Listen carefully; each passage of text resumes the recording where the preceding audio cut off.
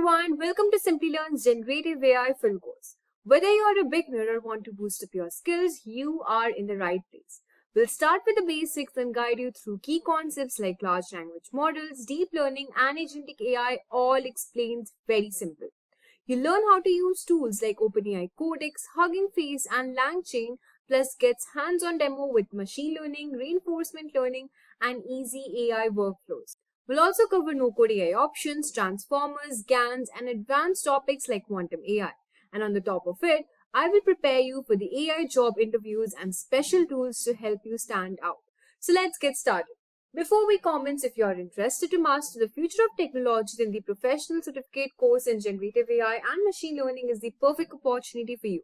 Offered in collaboration with the ICT Academy, IT Kanpur, this 11-month live and interactive program provides hands-on expertise in cutting-edge areas like generative AI, machine learning, and tools like ChatGPT, DALL-E 2, and even Hugging Face.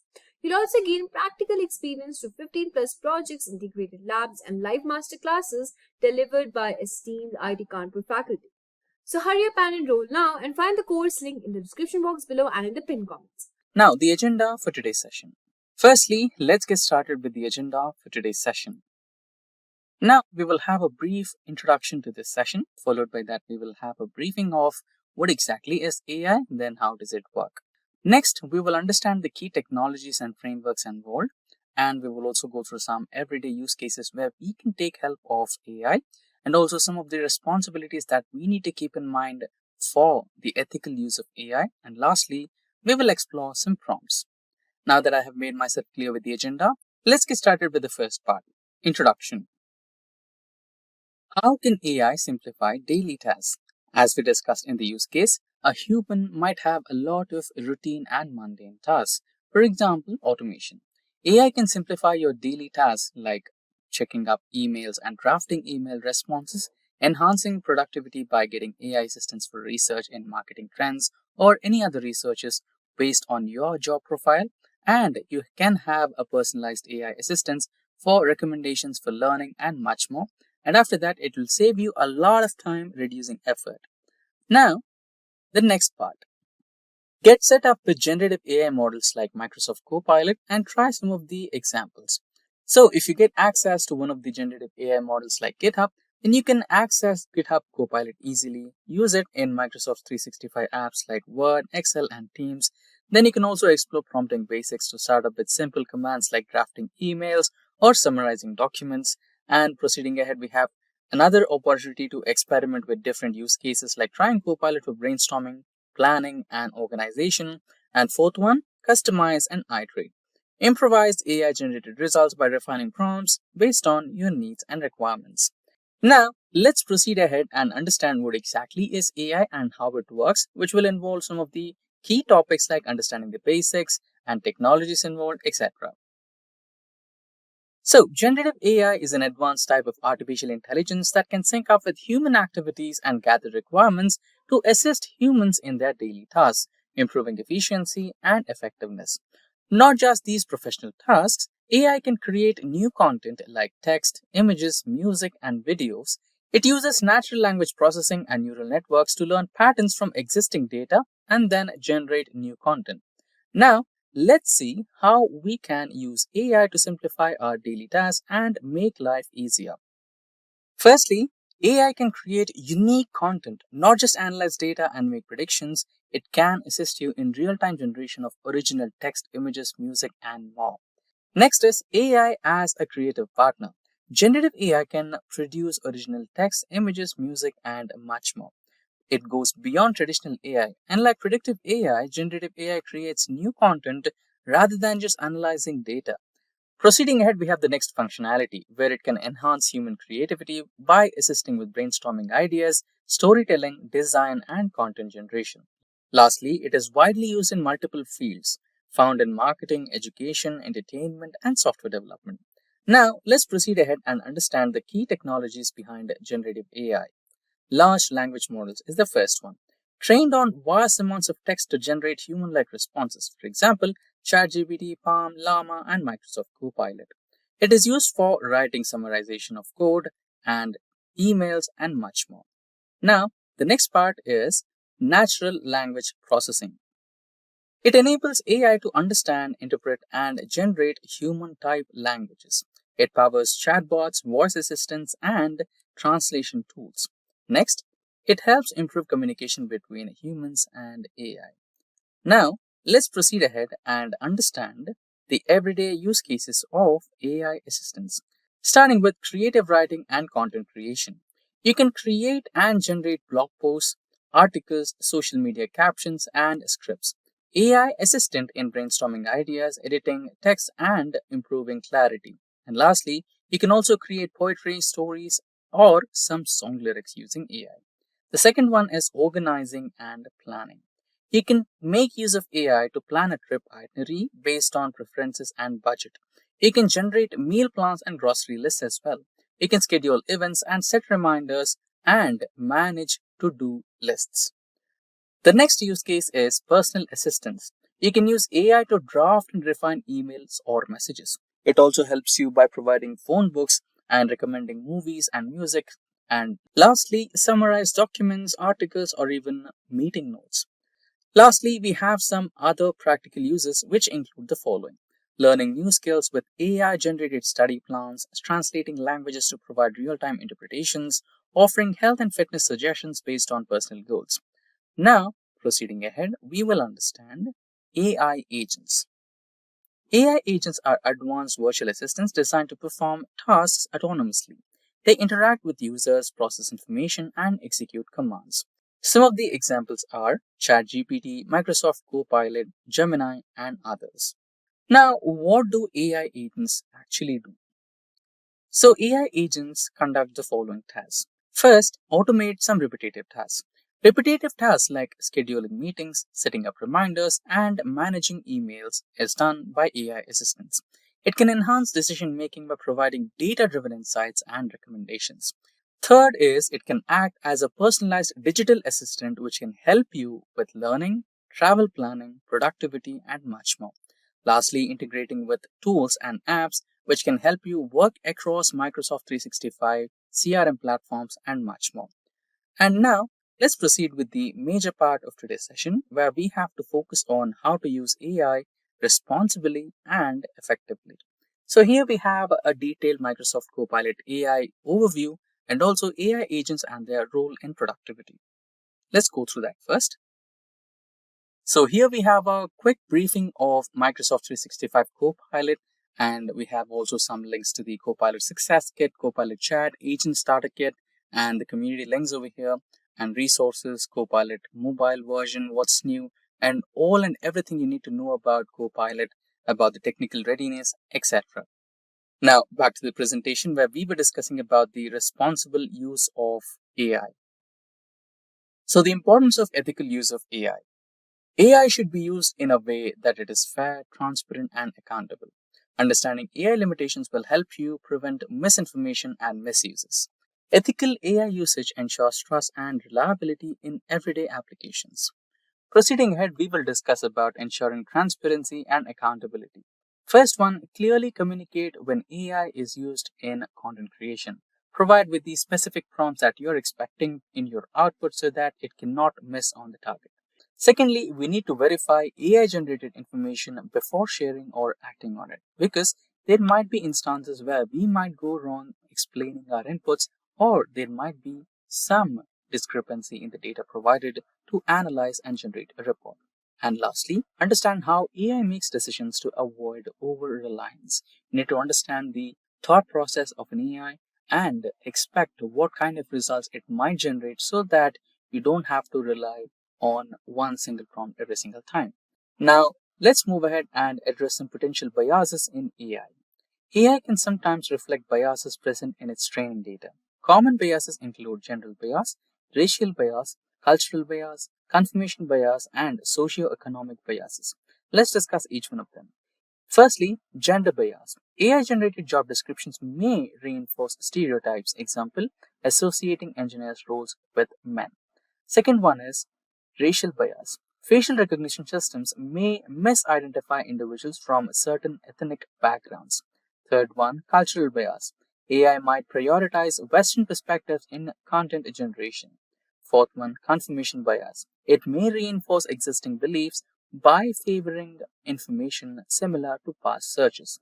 Lastly, socioeconomic bias. For example, AI generated loan approvals may favor individuals from higher income backgrounds. Now, you also need to focus on responsible prompting. Use clear and neutral language to avoid influencing biased results. Ask AI to provide diverse perspectives and sources when generating responses. Be mindful of data privacy and avoid sharing sensitive personal information. Now, let's go ahead and check some of the prompt examples. So now we are on the Microsoft Copilot prompt gallery, which will show you some of the sample prompts that you can make use of. For example, get a to-do list, add an image, quiz yourself, create a technology, write more confidently. For example, you might have a description. You can just add it to improvise or add more impact onto it. Find a specific information, draft an email, create a shopping list, and so on. So here you can also go through some other prompts as well by clicking on View All Prompts, and a whole new world of prompt gallery will open up for you. Try it out and let us know your experience in the comment section below.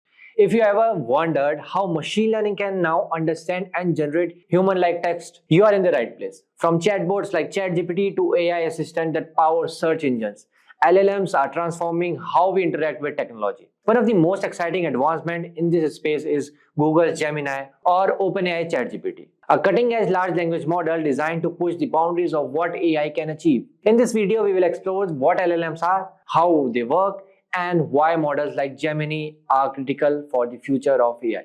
Google Gemini is part of a new wave of AI models that are smarter, faster, and more efficient. It is designed to understand context better, offer more accurate responses, and integrate deeply into services like Google Search and Google Assistant, providing more human-like interactions. So we will break down the science behind LLMs, including their massive training datasets, transformer architecture, and how models like Gemini use deep learning innovation to change industries. Plus, we will compare Google Gemini to other popular LLMs such as OpenAI ChatGPT models, showing how each of these technologies is used to power chatbots, virtual assistants, and other AI-driven applications. By the end of this video, you will have a clear understanding of how large language models like Gemini work, their key features, and what they mean for their future AI. Don't forget to like, subscribe, and hit the bell icon to never miss any update from Simplilearn. So what are the large language models? Large language models like ChatGPT 4, Generative Pre-trained Transformer 4, O, and Google Gemini are sophisticated AI systems designed to comprehend and generate human-like text. These models are built using deep learning techniques and are trained on vast datasets collected from the internet. They leverage self-attention mechanism to analyze the relationship between words or tokens, allowing them to capture context and produce coherent, relevant responses. LLMs have significant application, including powering virtual assistant, chatbots, content creation, language translation, and supporting research and decision making. Their ability to generate fluent and contextually appropriate text has advanced natural language processing and improved human-computer interaction. So now let's see what our large language model used for. Large language models are utilized in scenarios with limited or no domain-specific data available for training. These scenarios include both few-shot and zero-shot training approaches, which rely on the model's strong inductive bias and its capability to derive meaningful representation from a small amount of data or even no data at all. So now let's see how our large language model trained. Large language models typically undergo pre-training on a board, all-encompassing dataset that shares statistical similarities with the dataset specific to the target task. The objective of pre-training is to enable the model to acquire high-level features that can later be applied during the fine-tuning phase for specific tasks. So there are some training processes of LLM which involves several steps. The first one is text pre-processing. The textual data is transformed into a numerical representation that the LLM model can effectively process. This conversion may involve techniques like tokenization, encoding, and creating input sequences. The second one is random parameter initialization. The model's parameters are initialized randomly before the training process begins. The third one is input numerical data. The numerical representation of the text data is fed into the model of processing. The model's architecture, typically based on transformers, allows it to capture the contextual relationship between the words or tokens in the next. The fourth one is loss function calculation. A loss function calculation measures the discrepancy between the model's prediction and the actual next word or token in a syntax. The LLM model aims to minimize this loss during training. The fifth one is parameter optimization. The model's parameters are adjusted through optimization technique This involves calculating gradient and updating the parameters accordingly, gradually improving the model's performance.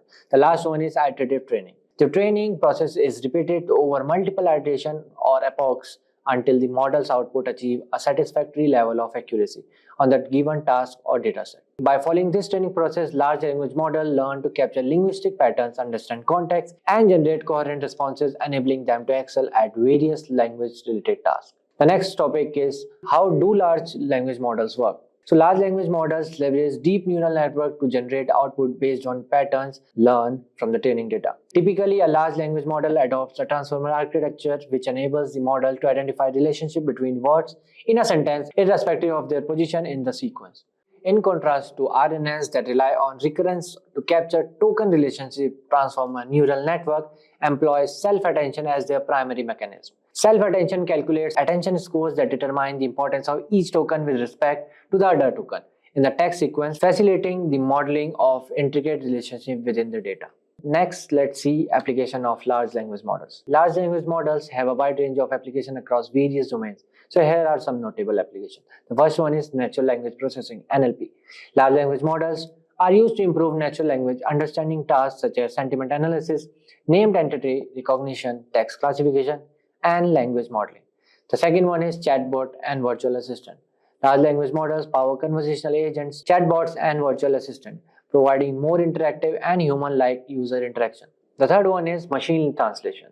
Large language models have been used for automatic language translation, enabling text translation between different languages with improved accuracy. The fourth one is sentiment analysis.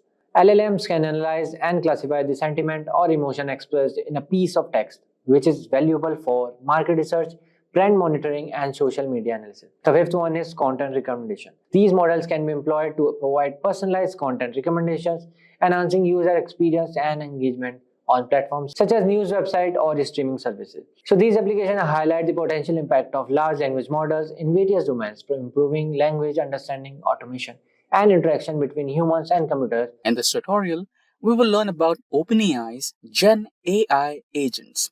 So generative AI agents are advanced AI-driven systems designed to autonomously perform tasks, generate content, and assist in decision-making by leveraging large language models, or also known as LLMs, and machine learning algorithms. Imagine an AI agent automating repetitive processes, enhancing productivity, and providing personalized recommendations across various domains, including customer support, marketing, and software development. By understanding context and generating human-like responses, they improve user engagement and streamline workflows. Businesses benefit from cost savings, faster problem solution, and improved efficiency. Such are a few out of many use cases of AI agents. Today, we will cover the OpenAI Gen AI agents and their facts, their challenges, and future implications. That's it. If these are the type of videos you'd like to watch, then hit that like and subscribe buttons and the bell icon to get notified. Also, just that you know, if you want to upskill yourself, master generative AI and artificial intelligence skills and land your dream job or grow in your career, then you must explore Simplilearn's cohort of various generative AI courses and certifications.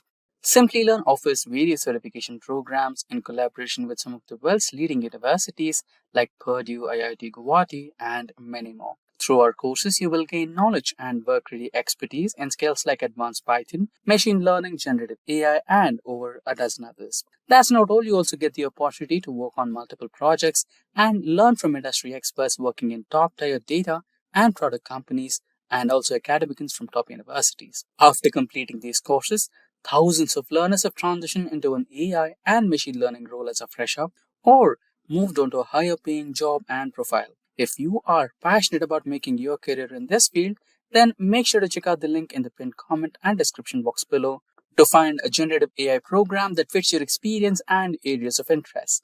Now, without further delay, let's get started. OpenAI Gen AI agents. So, first, let's get started with the agenda for today's session. We will have a brief introduction to generative AI agents. Followed by that, we will understand the core components of Gen AI agents, then how generative AI agents work, architectures and deployment, enhancing AI agents with external tools, challenges and limitations of Gen AI agents, future trends and advancements in AI agents will be the last one. So I hope I made myself clear with the agenda. Now let's get started with the first part, which is Introduction to Generative AI Agents. So basically, what exactly do you mean by the term generative AI agents? So an AI agent is just an LLM that can take actions, and it can do so autonomously without any human supervision, and now also reason about the tasks. An AI agent is software entity that autonomously interact with environments, make decisions, and execute tasks. Generative AI agents extend by leveraging large language models like OpenAI GPT to generate intelligent responses and perform tasks beyond rule based automation. Now, we will also look into the evolution of AI agents. Traditional rule based AI agents had limited to predefined rules. Like if you define a process and give the steps, it will just perform them and complete it. It will not take a step beyond it. And machine learning based AI agents can learn from data but need structured inputs. And then comes the generative AI agents, which are capable of understanding, reasoning, and generating human like responses autonomously. Like they understand the environment and learn through it and take their steps based on the principle they have been trained for. And also, they will provide the reason for which they have taken a certain step. Now, moving ahead, why generative AI agents matter a lot. So there are three key points to consider. Firstly, efficiency. They automate repetitive tasks with minimal human intervention. Next is high scalability. They handle large volumes of work, example customer support, content generation, and many more. And finally, intelligence. They can adapt to different use cases dynamically. Nobody has to write rules for them. Now let's focus on OpenAI and its latest release of agents. So OpenAI just released two new groundbreaking agents, the Operator Agent and Deep Research Agent. These two releases are absolutely massive for all AI agent developers. So Operator is the first AI agent released by OpenAI, and what it does is it mimics human actions on your browser. So it means it can scroll, type, click, and navigate Google web pages for you just like any other human would. But more importantly, and what many people have missed out is this agent is actually based on a completely new model called CUA, which stands for Computer Using Agent. So, this agent, unlike standard GPT models, wasn't trained to just output text. You like write a prompt and expect an output in the text format. Instead of that, it can go beyond it. This agent was actually trained to output mouse and keyboard clicks, which is exactly what makes this agent so powerful in your browser. But not only that, it can also reason about every single action. This is also something that we haven't seen before. This agent doesn't just perform actions in your browser, it actually reasons about every single step and what it should do next. Just like we discussed before about the generic overview of generative AI agents, same as the OpenAI operator here. It takes the step based on the environment, and also it will give you a particular reason for which or based on which it took a certain action, and it will also asks you what to do next. Let's say if you want to book a ticket, it'll navigate to all the websites. It can go through some better flight options for you. Let's say the low cost ones, the low hours of flight ones, and best timings, and then finally selects the best one for you based on your recommendations and asks you if it should proceed with booking or not. So that's how it works. Now, of course, there are some limitations as well. The first limitation is it has still a lower bit of accuracy. It's really high compared to other projects that we have seen in the past where people just prompt GPT models to perform actions in the browser that can browse web using GPT-4o vision capabilities, but it often struggles with other models. So whenever there was a model on a web page, like some other random model available working readily on a web page, it would just accidentally pop up and it would not be able to do anything because it would just get confused. It would not be able to close it, and then basically you would have to get involved yourself and close this model manually. And the second limitation is high cost. Right now, this particular operator agent is only available on $200 plus plan. So we can probably guess it's going to be pretty expensive in the API. Also, I do think that if you are focusing on the right thing, then costs are not going to be an issue. Now, let's talk about the second agent that OpenAI deployed. Now, the second agent which was deployed by OpenAI is called as Deep Research. So, this second agent released by OpenAI was trained to perform comprehensive research. It can search the web, it can pull up the necessary resources, and then it can compile all that information into a really comprehensive document or maybe a report as well. The groundbreaking thing about this agent is it's powered by the new O3 model. So again, similar to the operator agent, but it doesn't just search the web and provide you with the results. It actually reasons about every single source and then it thinks about what other information it needs to find out next, and it's really incredibly powerful. Deep research doesn't just output the most average thing on the internet just like some other standard GPT models. It would compile novel insights. Now, let's move on to the real world applications. There are a wide variety of real world applications. First one is customer support AI agents, which helps you in automating help desk responses. Next, powerful AI assistants like copilots for professionals. Third one is research and analysis agents for data summarization, literature reviews, and many more.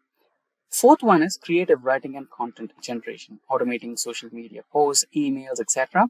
And lastly, AI-driven code assistants like GitHub Copilot, OpenAI Codex, and many more. Now, let's go through the next part, which is core components of these generative AI agents. Let's begin with the foundation models. So the foundation models are GPT-4, Dolly, and Whisper. GPT-4 for natural language processing, Dolly for image generation, and Whisper for speech to text conversion. The next one would be prompt engineering and context handling. So here, designing effective prompts for AI agents to generate relevant responses using few shot and zero shot learning for adaptability, and lastly, implementing context-aware AI agents that remember past interactions from the user. Now, next would be the memory and long-term context storage. AI agents typically process short-term prompts, but memory-based approaches, for example, LangChain's memory module, enable long-term reasoning as well. Now, storing and retrieving user-specific data for personal responses is also one of the priority. Next will be the tool use and API integrations. Using external API to fetch real-time data, for example, weather, stock prices, news, etc., and integrating databases for structured information retrieval. And proceeding further, we have autonomous decision making. AI agents evaluate multiple options before making a decision. Planning and reasoning techniques to enhance responses is a priority for them. Proceeding ahead, we will discuss how generative AI agents work. Starting with the first step, input processing and context awareness. AI agents analyze user input, detect intent, and extract entities. For example, in a travel booking AI agent, it identifies destination, date, and budget from user queries. Just like the example we discussed before, right? You provide the point A and point B, the best time for you to fly, and the best number of hours that you focus on flying, and lastly, the destination, right? All these things will be evaluated in real time. The cost, the number of hours, the flight, the options provided, the amenities provided on the flight, and all those things, and also budget as well. And based on that, they take a decision. Now proceeding ahead, generating intelligent responses. So here, RAG, or also known as Retrieval Augmented Generation. AI searches external databases for responding. Next, we have chain of thoughts reasoning, or also known as COT reasoning, and AI breaks down problems into fine steps. And last step is fine-tuning the models, custom trained AI for specific industries. For example, if you're preparing an AI agent for a dedicated sector like healthcare, legal, customer support, based on that, you will fine-tune your AI agent or model. Now, next is decision trees and multi-step reasoning. AI can simulate a thought process, breaking down complex questions into manageable steps. For example, whenever you open DeepSeek or whenever you open OpenAI ChatGPT for the most premium version, you will write a prompt and there will be an option called Think, right? If you just click on that, it will explain you the thought process it is going through and how is it planning on giving a reason for you, right? And followed by that, we have handling uncertainty and error correction. AI self-corrects through confidence scoring and human feedback loops. Last step in this particular stage is fine-tuning and reinforcement learning, or also known as RLHF. Human in the loop training to improve responses, and AI learns from real world interactions and adapts over time. So it's basically called overtime learning, where it adapts to the real world environment and learns things and provides the best feasible solution. Now, the next stage is architecture and deployment of AI agents. So, in the first one, we have standalone versus multi agent systems.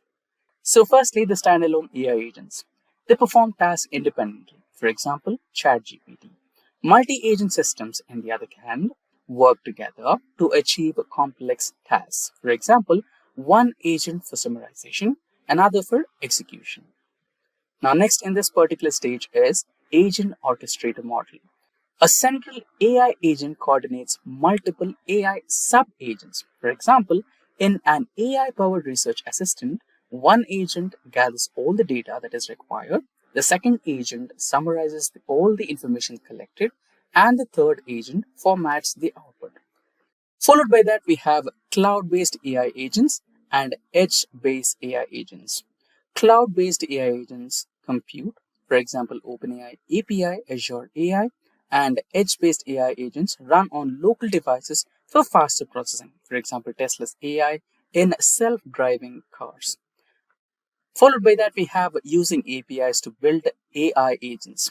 OpenAI's API for GPT-4 powered by AI agents, LangChain framework for AI agent orchestration, and Llama Index for document-based AI agents. The next stage, we will discuss about enhancing AI agents with external tools. In that, the first step is integrating with databases. AI agents can query SQL and non-SQL query databases for structured data retrieval. Proceeding ahead, we have connecting with web scrapers and APIs. AI agents can fetch real-time data using tools like Beautiful Soup, Scrappy, and OpenAI plugins. Next ahead, using vector databases for context recall. FAISS ChromaDB store long-term memory for AI agents. For example, legal AI agents retrieve case law from vector embeddings. Lastly, we have autonomous agents and workflows. AutoGPT and Baby AGI are best examples. These AI agents that self-improve by learning from previous tasks, and True AI, which is a set of multiple AI agents collaborating to solve a complex problem. Now, the main part, challenges and limitations of generative AI agents. In that, the first one will be the ethical considerations. AI bias and fairness concerns are the primary ones. Addressing AI hallucinations, which is false information generation, and then we have computational cost and efficiency, which is a major concern amongst all the industries. Large AI models require significant computational power. Strategies to optimize AI agent efficiency will also considered to be expensive to hire many training models or also human programmers. Followed by that, we have security risks and data privacy. Risk of data leaks or data breaches and AI jailbreaking is one of the highest security threat. Implementing secure AI architecture is one of the primary solutions that you need to focus on. And lastly, we have legal and compliance issues. This would majorly be concerned from the enterprise level. GDPR, HIPAA, and AI regulations compliance is mandatory, and AI liability in decision making is also important. And now, the last stage of today's discussion, which is future trends and advancements in AI agents. Starting with the first one, AI agents with emotional intelligence are also known as affective AI. AI is capable of detecting emotions and adapting responses accordingly. For example, if you have designed a therapeutic AI chatbot for mental health. Now, the next one, self-improving AI systems. So meta learning and auto ML are a few examples. AI agents that learn from new data autonomously, for example, AI adjusting marketing campaigns based on customer responses. And now the next one, AGI and roadmap to superintelligence. Well, this always ends up with question. Will AI agents evolve into AGI, or also known as artificial general intelligence? And are the implications of self-learning AI real? This is the major question. And lastly, the role of AI agents in the future of work.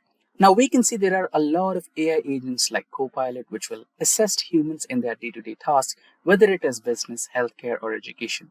And also, you have a lot of automation and transformation happening in the IT industry, which will reduce the work hours and stress on the employees by automating all those mundane tasks by the help of Copilots, also the generative AI agents. Are you feeling like every other video, article, or tweet you see these days is about generative AI?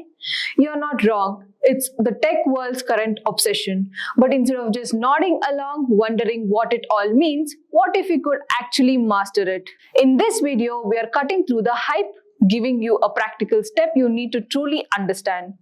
I will be breaking down the entire journey into manageable phases from fundamental knowledge to building your own Gen AI projects. Before we begin, let me tell you what generative AI or Gen AI means. As the name suggests, it is generating data. It's a technology where it uses existing data for creating new ones. It might be in the form of text, images, audio, video, code, or even 3D models. For better understanding, I will be dividing the entire roadmap into 4 phases plus one additional phase as a bonus phase for you to excel in this field. Phase 1 is all about laying the foundation, which includes the basics of AI and machine learning. Think of artificial intelligence as making computers smart enough to do things which people can do.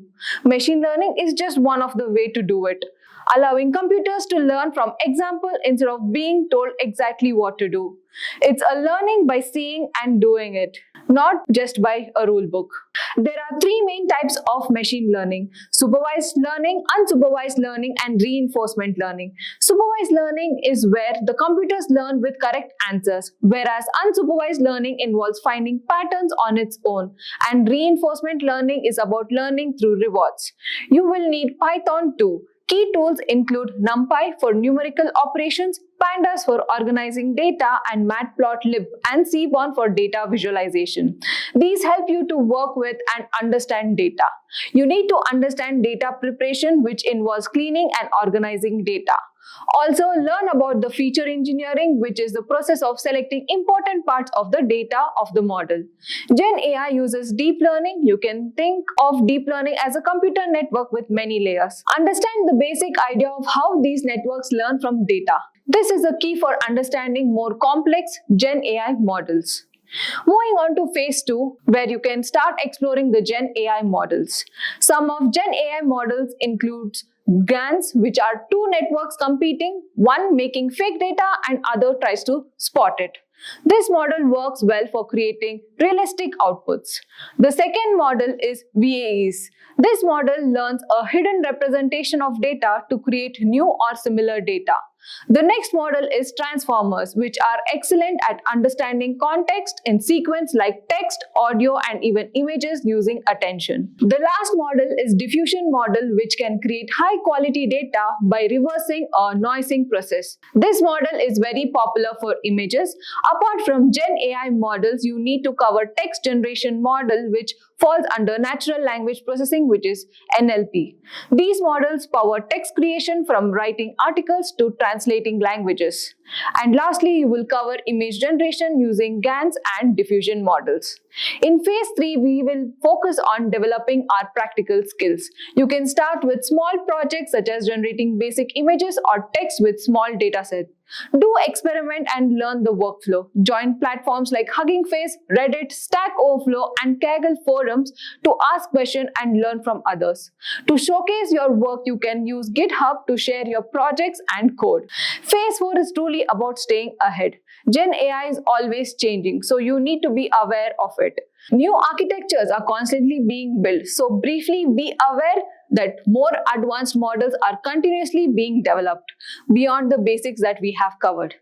I would also recommend learning about deploying models on cloud platforms like AWS, Google Cloud, or Azure, which will be useful for larger projects.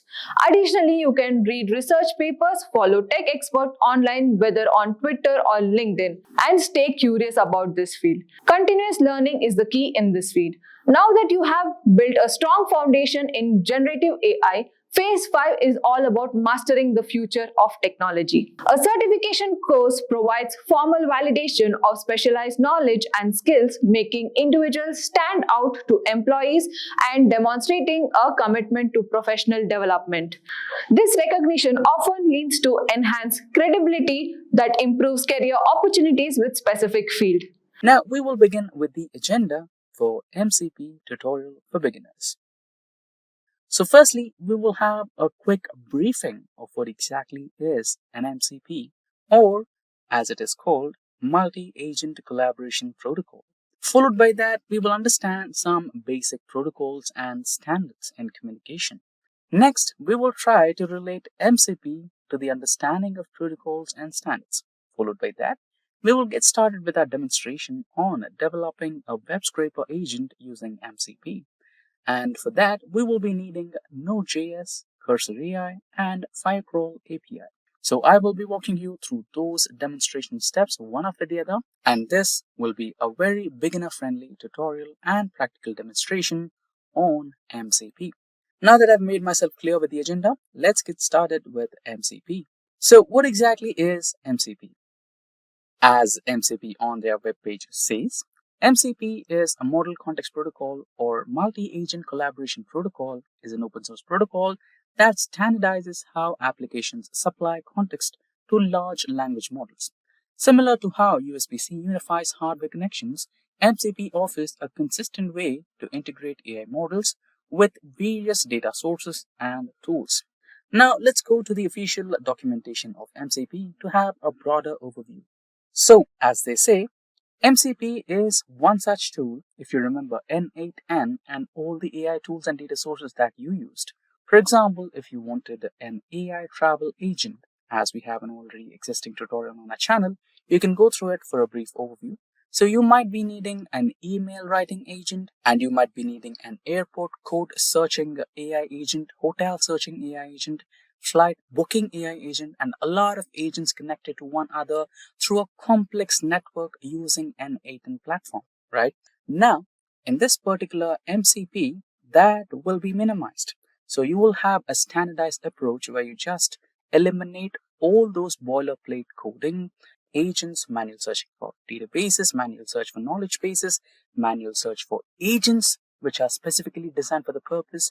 You just explain your initiative, attach the API keys, and MCP takes over and gives you a fully furnished and finished product within no time.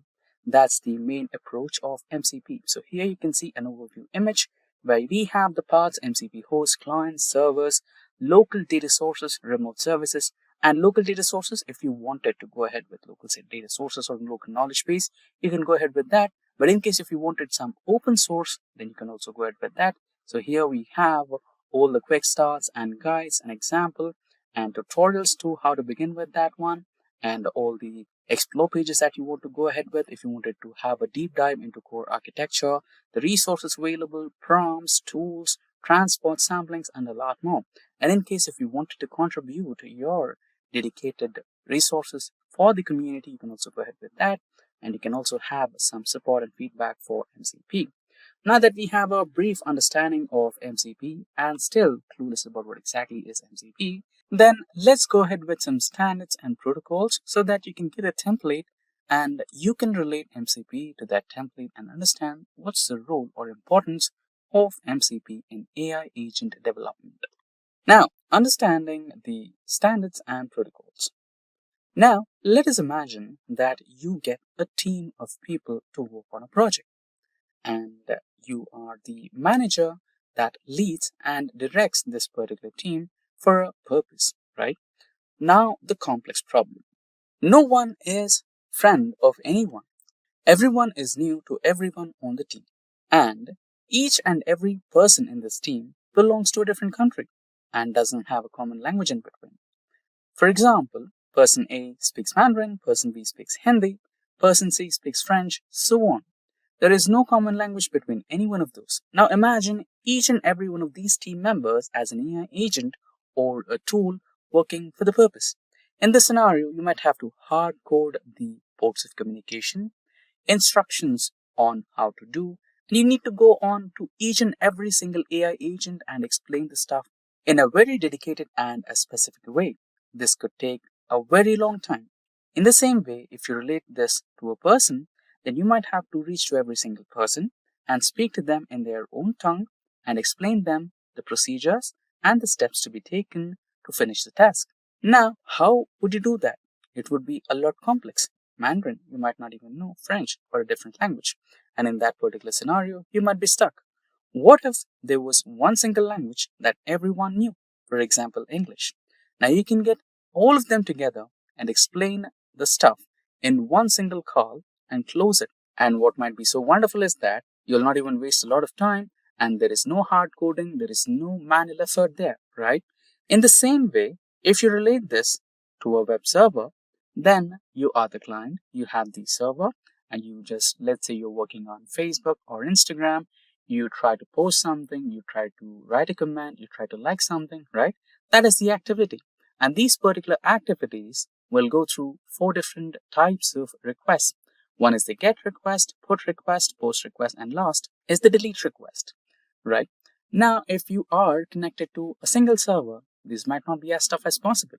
But if you are getting connected to multiple servers, then you might be requiring different protocols every single time. Now, this can be a combination of 2 parts, HTTP and the URL that you're trying to get connected to, right? Now, to eliminate the efforts between multiple servers and multiple requests at one go, you have one single tool called as API. And the most popular API is the REST API, which has a standard way of communicating. So here, the REST API works as the language English that we discussed before. In the same way, it has maintained a standard where each and every web client can have his communication to his dedicated server or multiple servers in one go using one single language or medium or standard, that is REST API. Without REST API and the standards and protocols, it might be very confusing and you might end up in a complex situation which might not yield in the type of result you're expecting. Now, if you can relate the development of multiple AI agents for a single purpose to the web communication and a meeting, you also expect if there were a template for development of AI agents which could make the process less complex, just like REST API did in a web service and just like English did in a team meeting, then MCP comes into the picture. MCP is your template for it, right? So just like your REST API and the meetings, you have a MCP.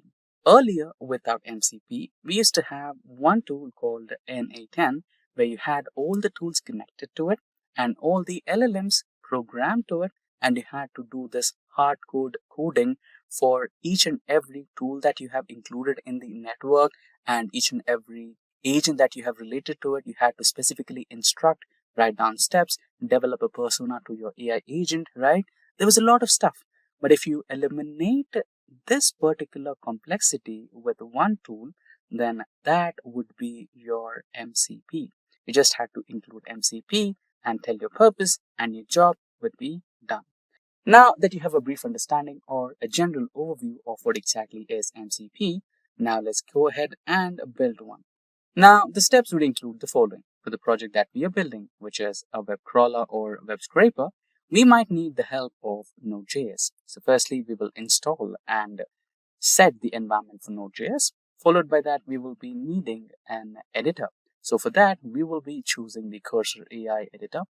And next, we will use an API. So for that, we will be using the Firecrawl API.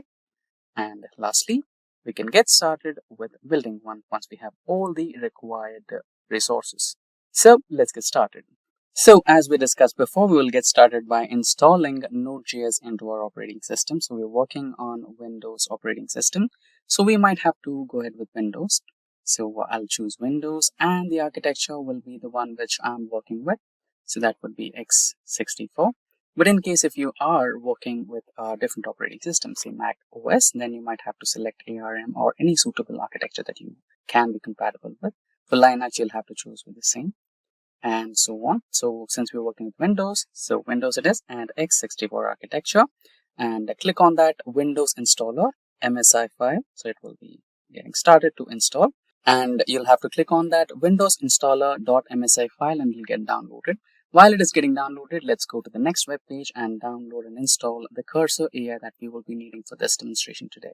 You'll have to log in, create an account and log in, and automatically it will give you the version that suits our operating system. Since we are in Windows, it gave me a Windows operating system.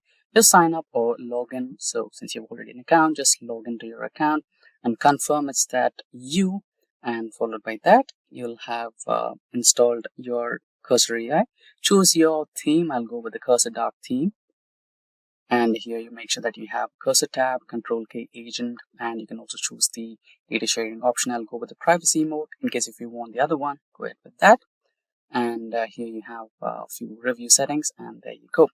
Now you're on the new window for Cursor AI, and meanwhile let's check on the Node.js installation. I think the wizard has already started installing the Node.js setup. So this is the window. Let's quickly go through each and every instance that we have gone through so far in this particular window from the beginning. So it started off with some packages that we would be needing. So yeah, chocolatey and KB299. Yeah, further we have, and the last one is Python 13, right? Version 3.13.3 is approved. So far so good. I think we can now get started with the next step. So here we are on the Cursor AI. So we might have to get started going through the Cursor AI settings to create our new MCP. So there are quite a few methods that you can try out to reach to settings. One is you can go to the file, and there you may have to choose the preferences, and then you have the cursor settings. You just can use that particular step, or you can go ahead with the search options as well. So you can use that step, or you can also use the other step where you can just go to the search window and search for the settings. Here you can see MCP on the left window.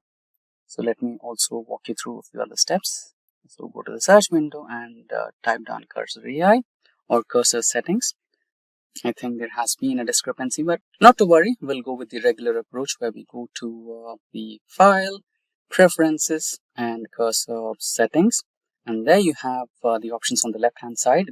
Go to MCP, and so far you don't have any MCP servers because this is the first time you've logged into Cursor AI. So you just have to add new global MCP server, which is available on the blue color button. Just click on that. And now you'll have a mcp.json file which is completely empty. You'll have to write down a few hard-coded codes here, which are not too complex related to the earlier ones that you have worked on in A10.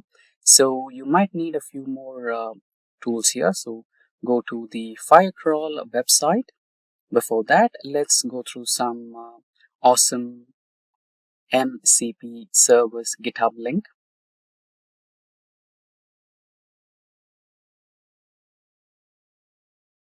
So here we have almost all information related to the MCP.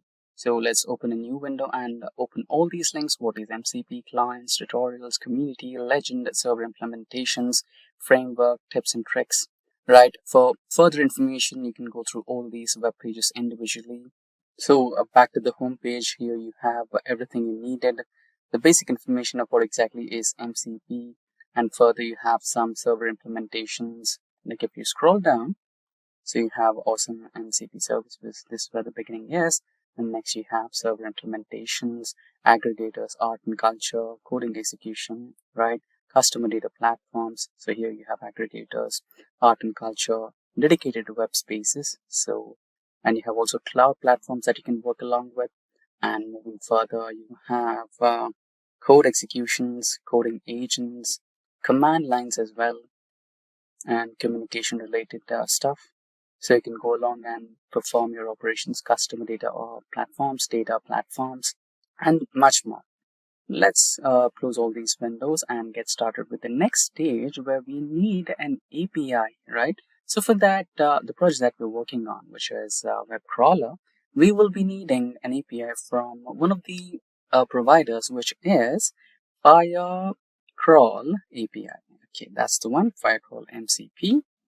So that's the one. Click on that particular link. Here, to generate an API, first you might have to sign up with Firecrawl. So before we sign up, let's go through the website of Firecrawl from the beginning. So that's the template code that you'll be working on. And also here we have a wide variety of crawl options, media parsing options, smart weight actions, right? Reliability first and all those things. And also we have the pricing details. For now, we'll go ahead with the free plan. And yeah, let me add down my details, my email address, and you might also have to add a password. So let me type down something. Yeah, so the password is not too strong enough. That's a good thing. They have a really strong website. So that's a sign you need to have strong passwords, and also make sure that you don't share your passwords and the API keys that you generate using Firecrawl. Now that my password is a little too longer, I think it should be access. Yeah, it's accessible and it is a successful account generation. Now you need to check your email and confirm that login credentials are right and everything. So once you are signed up, let's go through another website for generating our API keys. So Firecrawl API, scroll a little bit. So API documentation. So here you'll find some documentation related to Firecrawl and all the details that you need to go through for API key generation. So Firecrawl MCP server. Yeah, that's the website that we're looking for. Firecrawl MCP server. That's the one. And here you have overview, content, tools, and other resources that you're looking for. Now, this is the template server configuration that you'll be needing. So make sure that you have an eye on it. And now you will also have the details that you might have to go through. Like basically, it'll have the steps that you need to follow in the content page. Click on content. There you go. So it has all the features and details that you need to go ahead with. And tools, you have the crawling, extraction, scraping tools that you can work along with Firecrawl, and a few comments here.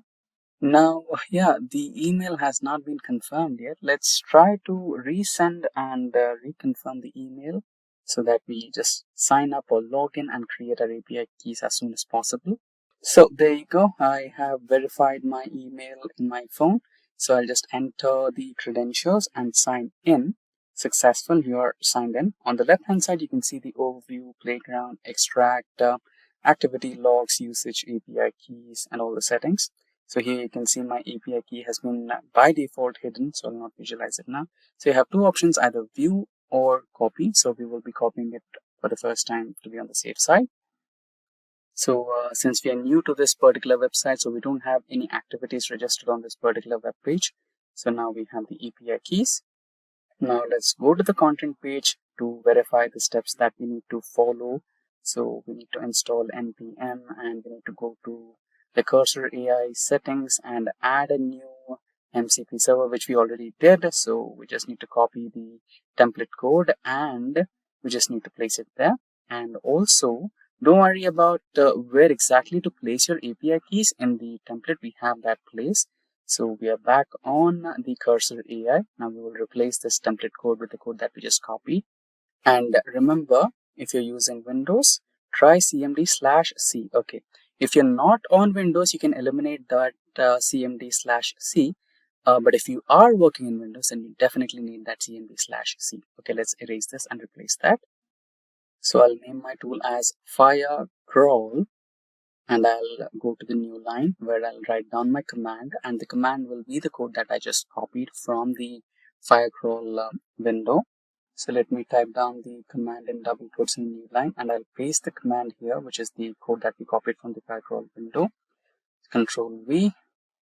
There you go. So the white stuff, which is in cmd/c, so that's the one you need to focus on. If you are working on Windows, that you definitely need it. If you're not working on Windows, then you can just omit it. Now, there might be some concerns with the codes, don't worry. Now, to cross-verify, you can just go back to the Firecrawl homepage and cross-verify it with the template for configuration that they have made us available. Let's go back to the Firecrawl window, and at the same time, you can see your API key here. So that's where you need to place your API key. So here we are on the Firecrawl window. You need to copy the API key and place it in the place where they have mentioned your API key. So if you have cross-verified with the configuration code, that's fine. And now you can just check the the double quotes. So that's the one you need to focus on. Let me if there is a way to zoom it in, let me try to zoom in. Yeah, that's the one, CMD/C. If you're on Windows, you definitely need this. If you're not on Windows, you can just choose to omit it. Now let me just do one last final check. I think I missed a double quote somewhere. Yeah, I need to remove it from this place and add it to the end. Just a second. Okay, remove the double quote at that place. Now it should be after MCP. And once everything is done, you can just quickly choose to save and close this particular window. Check the distance between the API key and the double ampersand places. That's fine. And saving is really simple. Choose those three dots, close, save. And once that is clicked, it's all done. You get to choose to close this particular mcp.json file and get back to your agent. So once you have closed it, you will have your new server that you've just created in the cursor settings. But in a few times you get no tool connected, no server connected, or there might be some errors. So in that case, you just need to cross-verify the npm installation, Node.js installation, and check all the files that are there or not. But even if everything is installed and you can see the versions available, and if you're still seeing this or watching that particular error, then don't worry, just close the cursor AI and restart it, or you can also choose the refresh option, which is right available there. So I've closed and restarted it, and the same procedure, go to File, Preferences, Cursor Settings, and there you'll see the MCP models, and there you'll find it right there, correct? Now close it and go to the window where you'll find the server. Yeah, that's the one. And here you choose the agent. Make sure that you choose the agent instead of anything else. Not manual, not ask. I choose the agent. And now I'll write down a simple prompt. Search for Simplilearn on Google. Now it should give me results which it finds on Google. Maybe it's a home page, maybe it's a social media handle like LinkedIn or YouTube or Instagram, anything that it finds related to Simplilearn. Only the term Simplilearn. So here you can see it has given me 3 different results. First one is Simplilearn website. Second one is Simplilearn YouTube channel, and the third one is LinkedIn page. So let's get started with the official web page. So click on the simplilearn.com. Now, it's asking me permission, open. Now we are on Simplilearn homepage. Similarly, let's go back and select for the YouTube page. So that's the one. Open again, get permissions. So you're on the Simplilearn YouTube page. Now I think it might ask for a login for LinkedIn. But anyways, let's try to check if it can open without logging in to LinkedIn or not. So yeah, you can see I've logged into the YouTube. Yeah, it is asking me to log in. So let's quickly log in. It might take a couple of seconds. So there you go. I've logged into LinkedIn. Now open. So I can see Simplilearn's homepage getting loaded in a second. Yeah, there you go. On LinkedIn, we have opened the Simplilearn's homepage successfully. OpenAI just dropped something huge. It's called Codex. If you're writing code or just love tech, this is about to blow your mind. This AI is not just smart, it rewrites how we write code like for real. But here's the thing, is all this hype actually worth it? That's what we are diving into today. We'll break down what Codex is, how it works, the cool features that make it special, how safe and reliable it really is, and how it stacks up against other AI coding tools out there. So if you're curious whether Codex is a game changer or just a fancy buzz, stick with me and let's get into it. Alright, so what exactly is Codex? Imagine having a supercharged AI developer in the cloud. It's like a team of experts who can juggle writing new features, fixing bugs, answering questions about your code, all at the same time. Codex runs in these safe, isolated sandboxes loaded with your exact code base. So it's working with your code just like a real teammate would. But what powers Codex? A special AI model called Codex 1, trained on tons of real coding projects to produce code that looks just like a human wrote it. It follows instructions carefully, keeps testing until everything works perfectly, and even adapts to your coding style. Oh, and there's a cool fact. In OpenAI's own coding benchmark test called SWE Bench, Codex nailed up to 85% accuracy solving real-world coding problems. That's a massive jump over other AI models. So it's not just a good-looking code, it's a trustworthy code. Now you might be wondering, how do I actually use Codex? Now, if you have got ChatGPT Pro, Team or Enterprise, Codex is right there in the sidebar. You just type what you want, maybe write me a login feature or fix this bug in the payment system and hit the code button easy. Want to ask questions about your code? Hit ask and get answers right away. Each task Codex handles run in its own secure cloud workspace. It reads your file, edits them, runs tests, linters, and checks type, basically everything a human dev does. Tasks take anywhere from a minute to half an hour depending on how tricky they are, and you can watch the whole process live. When it's done, Codex commits the changes and gives you all the receipt, terminal logs, and the results, citations, and so you can easily see what it did. You can review the work, ask for changes, create GitHub pull requests, or merge directly. You can even set up a Codex environment to match your real development setup for smoother results. Want Codex to work even better? Just add agents.md file to your repository, like kind of a guidebook telling Codex how your project works, what commands to run for testing, and your coding standards. Think of it like onboarding a new developer, giving clear instructions, and Codex becomes smarter and more helpful.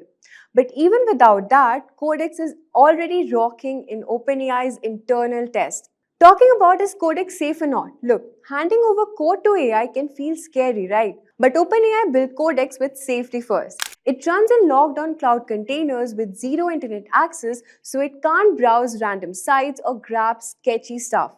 And Codex shows you everything it does.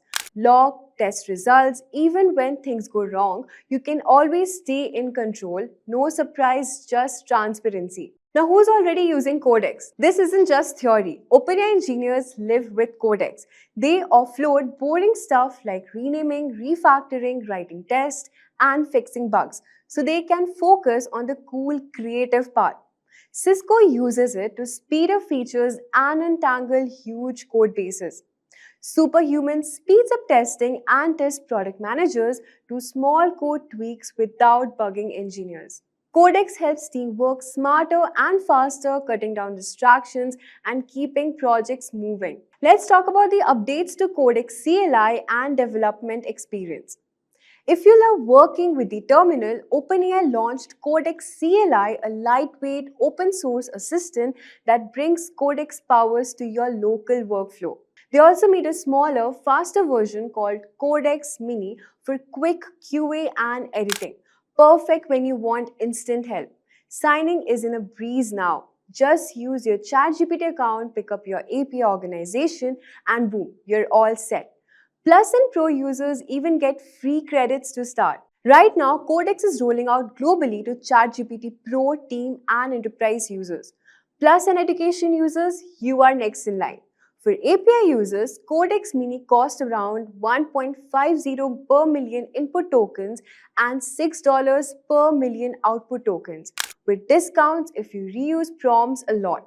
Heads up, Codex is still in early days. It can't yet process images or change course mid-task, and remote task delegation takes longer than quick edits, but it's evolving fast and will soon handle more complex work. What's next? The future. OpenAI vision. Developers own the work they love and delegate the rest to AI agents, boosting productivity like never before. Soon you'll chat with Codex mid-task, guide it, get progress updates, and assign jobs from your IDE, GitHub, or issue tracker. Imagine a smooth, unified workflow where AI is your teammate across all your tools. Now, how does Codex stacks up against other AI coding assistants? GitHub Copilot is amazing for real-time code suggestions while you type, like a buddy sitting next to you. Codex works more like a remote teammate that handles entire coding tasks asynchronously, writing features, fixing bugs, running tests, and submitting pull requests, freeing you up for bigger picture stuff. And GPT-4, it's great at code snippets and explanation, but Codex is trained specifically for software engineering, producing cleaner, more reliable code tailored to real projects. Together, these tools form an unstoppable AI coding dream team. But Codex's ability to multitask safely and transparently is pushing the limits of what AI coding can do. So whether you're a solo developer or a part at a team, Codex is here to change the way you build software. It's available now for ChatGPT Pro, Team, and Enterprise, with Plus and Education coming soon. Try it out, play with different tasks, and see how it speeds up with your workflow, cuts headaches, and makes coding way more fun. Now, if you like this deep dive, smash that like button, subscribe for more tech news, and drop your thoughts or questions about Codex below. Welcome to the short course on Generative AI Models for Beginners by Simplilearn. So in this course, we will learn about the basic understanding of Generative AI. Then we will move on to the C applications of the many GenAI tools. And thirdly, we will understand the GenAI models, and then we will create our first GenAI model. And then we will move on and see the real world impact of the generative AI models. And then we will create a chatbot using the GenAI model. And then we will conclude the course with the limitations of the GenAI models, and finally we will see the future of GenAI models. Now let us begin with the first chapter, that is basic understanding of generative AI. So let us begin with what is generative AI. So generative AI is a type of artificial intelligence that creates new content such as text, images, music, or even code from scratch based on what it has learned. So unlike the traditional AI, which just analyzes or classifies data, like recognizing faces or recommending products, generative AI creates. It's like the difference between a judge and an artist. One evaluates and the other one imagines and produces. So let's break it down with a simple real world examples. The first one is ChatGPT, that is a text generation. So what it does? So ChatGPT, like the one you are talking to right now, generates human-like conversations and answers. So you can ask it to write stories, emails, explain difficult topics, or even debug a code. For example, you say, write me a bedtime story about a robot and a unicorn. The ChatGPT creates an entire story for you on that particular spot. So let's move on and see DALL-E, that is for the image generation. So DALL-E creates pictures from words, that is the text prompts. Then artists and marketers use it to generate logos, illustrations, or more without hiring a designer. For example, you type a cat wearing a space suit on Mars, and DALL-E draws it instantly. Now moving on to GPT-3, that is text plus logic task. So what it does? So GPT-3 is a powerful language model that can create and write essays, summary books, translate languages, and even write computer code. So developers use it in apps to create smart features like the AI writing assistant. So then you give GPT-3 a blog title and it writes the full article with an intro, subheadings, and conclusion. So after knowing all this, let's move on and see why are generative models. So generative models are changing the way we create content across multiple fields. So under the text field, we are writing books, articles, reports, or even poetry. And then we are assisting in the customer support with the chatbots. And then under the images section, we are helping the artist generate concepts and visuals. And then we are even handling the speeding up design and marketing content creation. And then under the music part, we are composing the background scores for videos or games. And then we are helping musicians brainstorm the melodies or the lyrics. And then finally, we write the boilerplate code under this coding section, debugging, or even creating full web apps. So now moving on, we'll see traditional AI versus generative AI. So let's compare both side by side with the simple explanations. So the main goal of traditional AI is to analyze and make decisions. And the main goal of generative AI is create new content. For example, under traditional AI, predicting stock prices or recommending books. on movies. And the generative AI, we are writing stories, generating images, and so on. So traditional AI handles data. It uses data to classify or forecast, and generative AI learns from data to generate something new. The traditional AI, it labels, scores, and categories as output, and generative AI, the text, images, music videos, and so on. For example, traditional AI is face recognition, fraud detection, spam filters, and generative AI is ChatGPT, DALL-E, Music LM, and so on. So down the line in the next chapter, we will see the applications of some generative AI tools like the ChatGPT, DALL-E, and GPT-3. So imagine this. You are working on a college project. It's late at night and the deadlines is tomorrow. You need a well-written report and a poster design and a clear presentation. So total chaos, right? But what if I tell you that there's an AI assistant that can help you with all of this in just minutes? So welcome to the world of generative AI. Today we'll explore how tools like ChatGPT, DALL-E, and GPT-3 are being used by the students, content creators, and professionals to do amazing things faster, easier, and smarter. So let's break down each tool and see how you can actually use them in real life. So this is ChatGPT 4.0. If you're not aware of what ChatGPT is, so ChatGPT is an AI chatbot that can create, write essays, summaries, articles, explain topics, solve coding problems, and even conduct mock interviews all through one single chat. So let's look at real ways you can use it. So ChatGPT model, it uses this GPT-4, the latest in the generative AI pre-trained transformer that is a GPT family. So GPT-4 is designed for more nuanced and human-like conversation. So have a look at the real ways we can use it. So the first prompt we are going to try is explain the greenhouse effect like I am in class 12.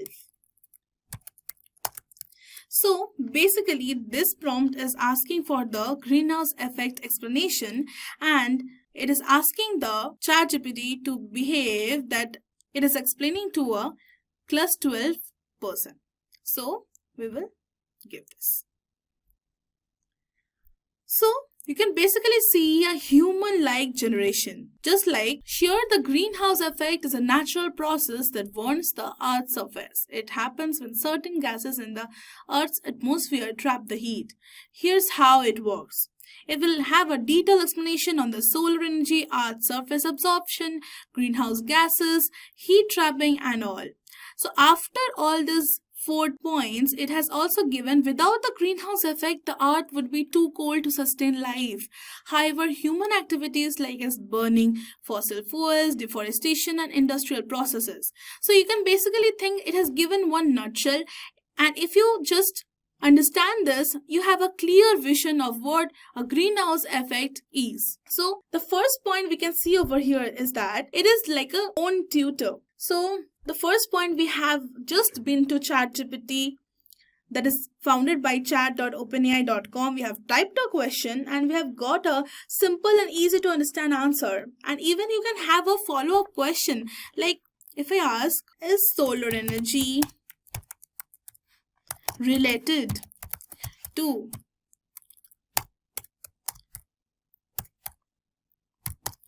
greenhouse effect? You can even have a follow-up question. Yes, solar energy is related to the greenhouse effect. So it's almost like its own tutor. So great for the late night cramming or the quick concept clarity. So this is it. And now moving on to the second thing that it can help with, that writing assignments or essays in just minutes. So we will ask ChatGPT, write a 350-word essay on climate change for college purpose. And you can see I have provided conditions. You can even customize it by saying make it simple and yet engaging and awesome. So it will basically it has even created a own title, a growing concern for our future. Climate change, it has created paragraphs, and basically you can even customize this word count and topic, then review the generated draft. You can even personalize it. Do you like this personality? And done and dusted. You can just have this. Now writing feels less stressful and it would be more fun. It can even give you an interview experience. For example, just imagine you are having your interview on the next Monday and you are preparing and you're very confused about what to prepare and what not. Then you can basically ask ChatGPT to behave like an interviewer for a particular job. You can even paste your job description from that particular company and you can ask that what are the probable questions I can have. So let's have a demo. Ask me 3 HR questions for a software development internship and suggest improvements. And we can even post this. And in no time, it has started generating. Here are the 3 HR questions for a software development internship. The first one, can you walk me through a recent coding project you have worked on and explain how you approach solving the problem? And you know what? This is a very, very common question. And it has given one tip also, suggestion. This question evaluates your problem solving skills, your technical ability, and how you approach development tasks. It gives the interviewer insight into your practical experience and thought process. So how do you manage the deadlines when working on the multiple projects or the tasks simultaneously? So this question assesses your time management skills and ability to prioritize the task. So the software development often involves juggling multiple assignments. So this gives the interviewer an idea of your organization skills. So this is very important. It has also written, how do you keep yourself updated with the latest programming languages and technologies? So basically this question looks after your own learning ability. So the self-improvement part. So it has even created one answer over it. And it has also suggestions for the improvement, provide specific examples, highlight the soft skills, prepare for the problem-solving questions, and so on. And for example, if I write, customize it with a data analyst fresher role, having no experience, what all the interviewer can ask me in the technical round, and it will give you answer in no time. HR questions for a data analyst fresher. Why are you interested in pursuing a career as a data analyst, and what are the steps you have taken to prepare yourself for this role? Can you describe a situation where you had to analyze data or solve a problem using numbers or data in your studies or personal projects? How do you approach learning new tools or technologies, especially when it comes to data analysis software? And then we have this technical question. What is the difference between the structured and unstructured data? What is data normalization? How comfortable are you with the data visualization tools? Can you describe a visualization you would use to represent sales data over time? Can you explain what a pivot table is when it is used in data analysis? And there are suggestions that you showcase your learning journey, focus on the problem solving skills, prepare for the basic technical questions. Since you are a fresher, the technical questions may focus on the fundamentals like the Excel, Python, that is the libraries, pandas, and so on. So in no time, it can even have a mock interview over here. So you can even create ideas over here. It can brainstorm you with the ideas available. For example, you have a group project and you want an idea. I'll type over here, give 5 creative ideas for a group project on sustainability.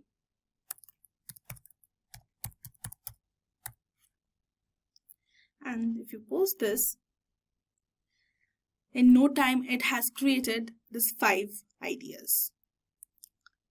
Sustainable packaging design challenge. Objectives: design a sustainable. It has created one objective, it has given one approach for you and one outcome. Then it has created community-based urban garden, and for each topic if you see, for each idea if you see, it has created the objective, the approach and the outcome. So these projects can not only be educational but also impactful. So you never run out of inspiration from ChatGPT. So ChatGPT is a lot, and here if you can actually see, it has various search, deep search and create image, and you can basically do everything you want from ChatGPT.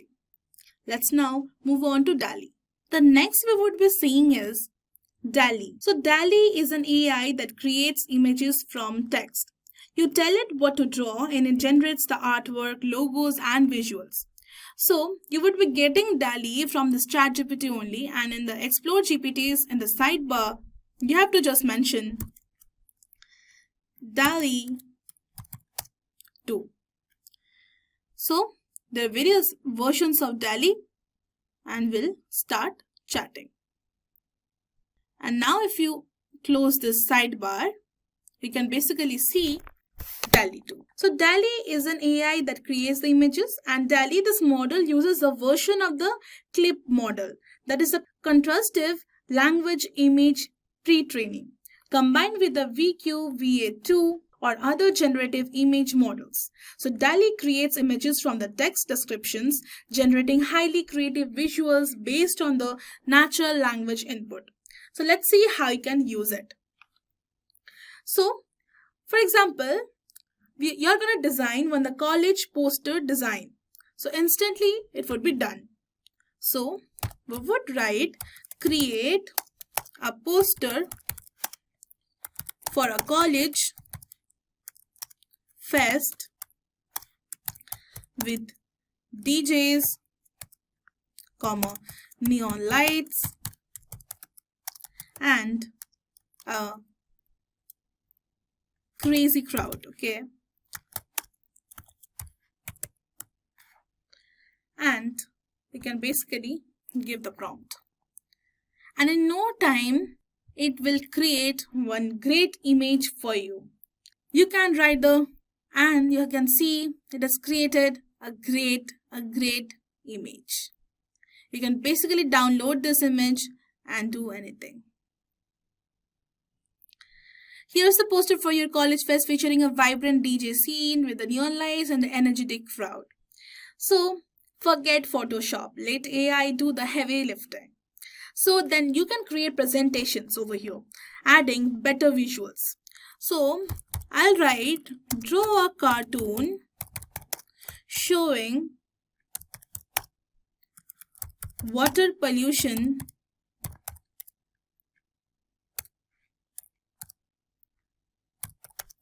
in a river. And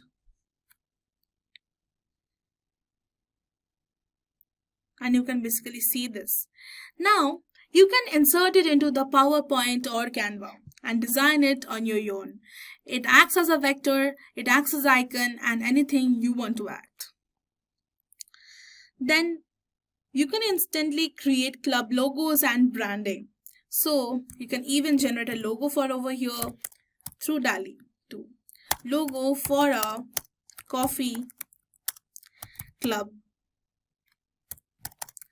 with books and steaming mugs.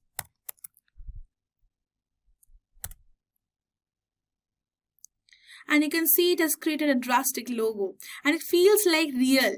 So you had just given one prompt and get 4 to 5 variations of logo. You can even ask it for a different version. So great for the student clubs or college events. Then you can even have it for the costume design or any ideas again. So we'll write futuristic costume design for a sci-fi play with glowing elements.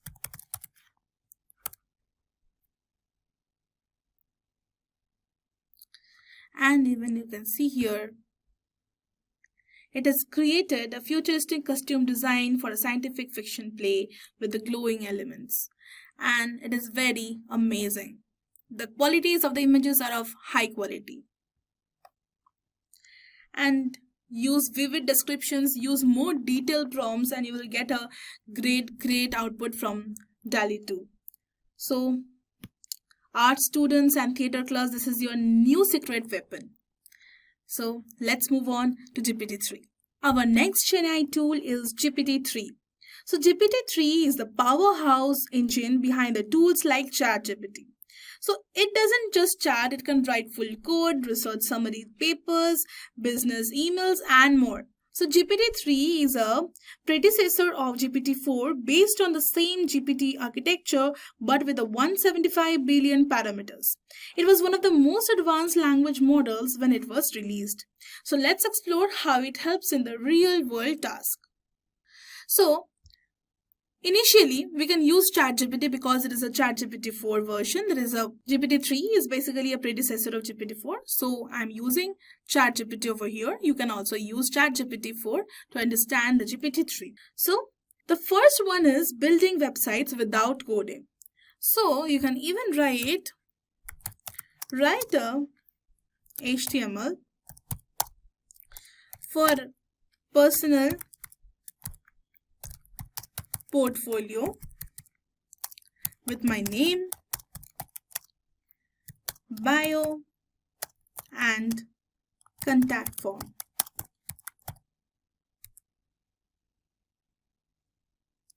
And in no time, it has generated this.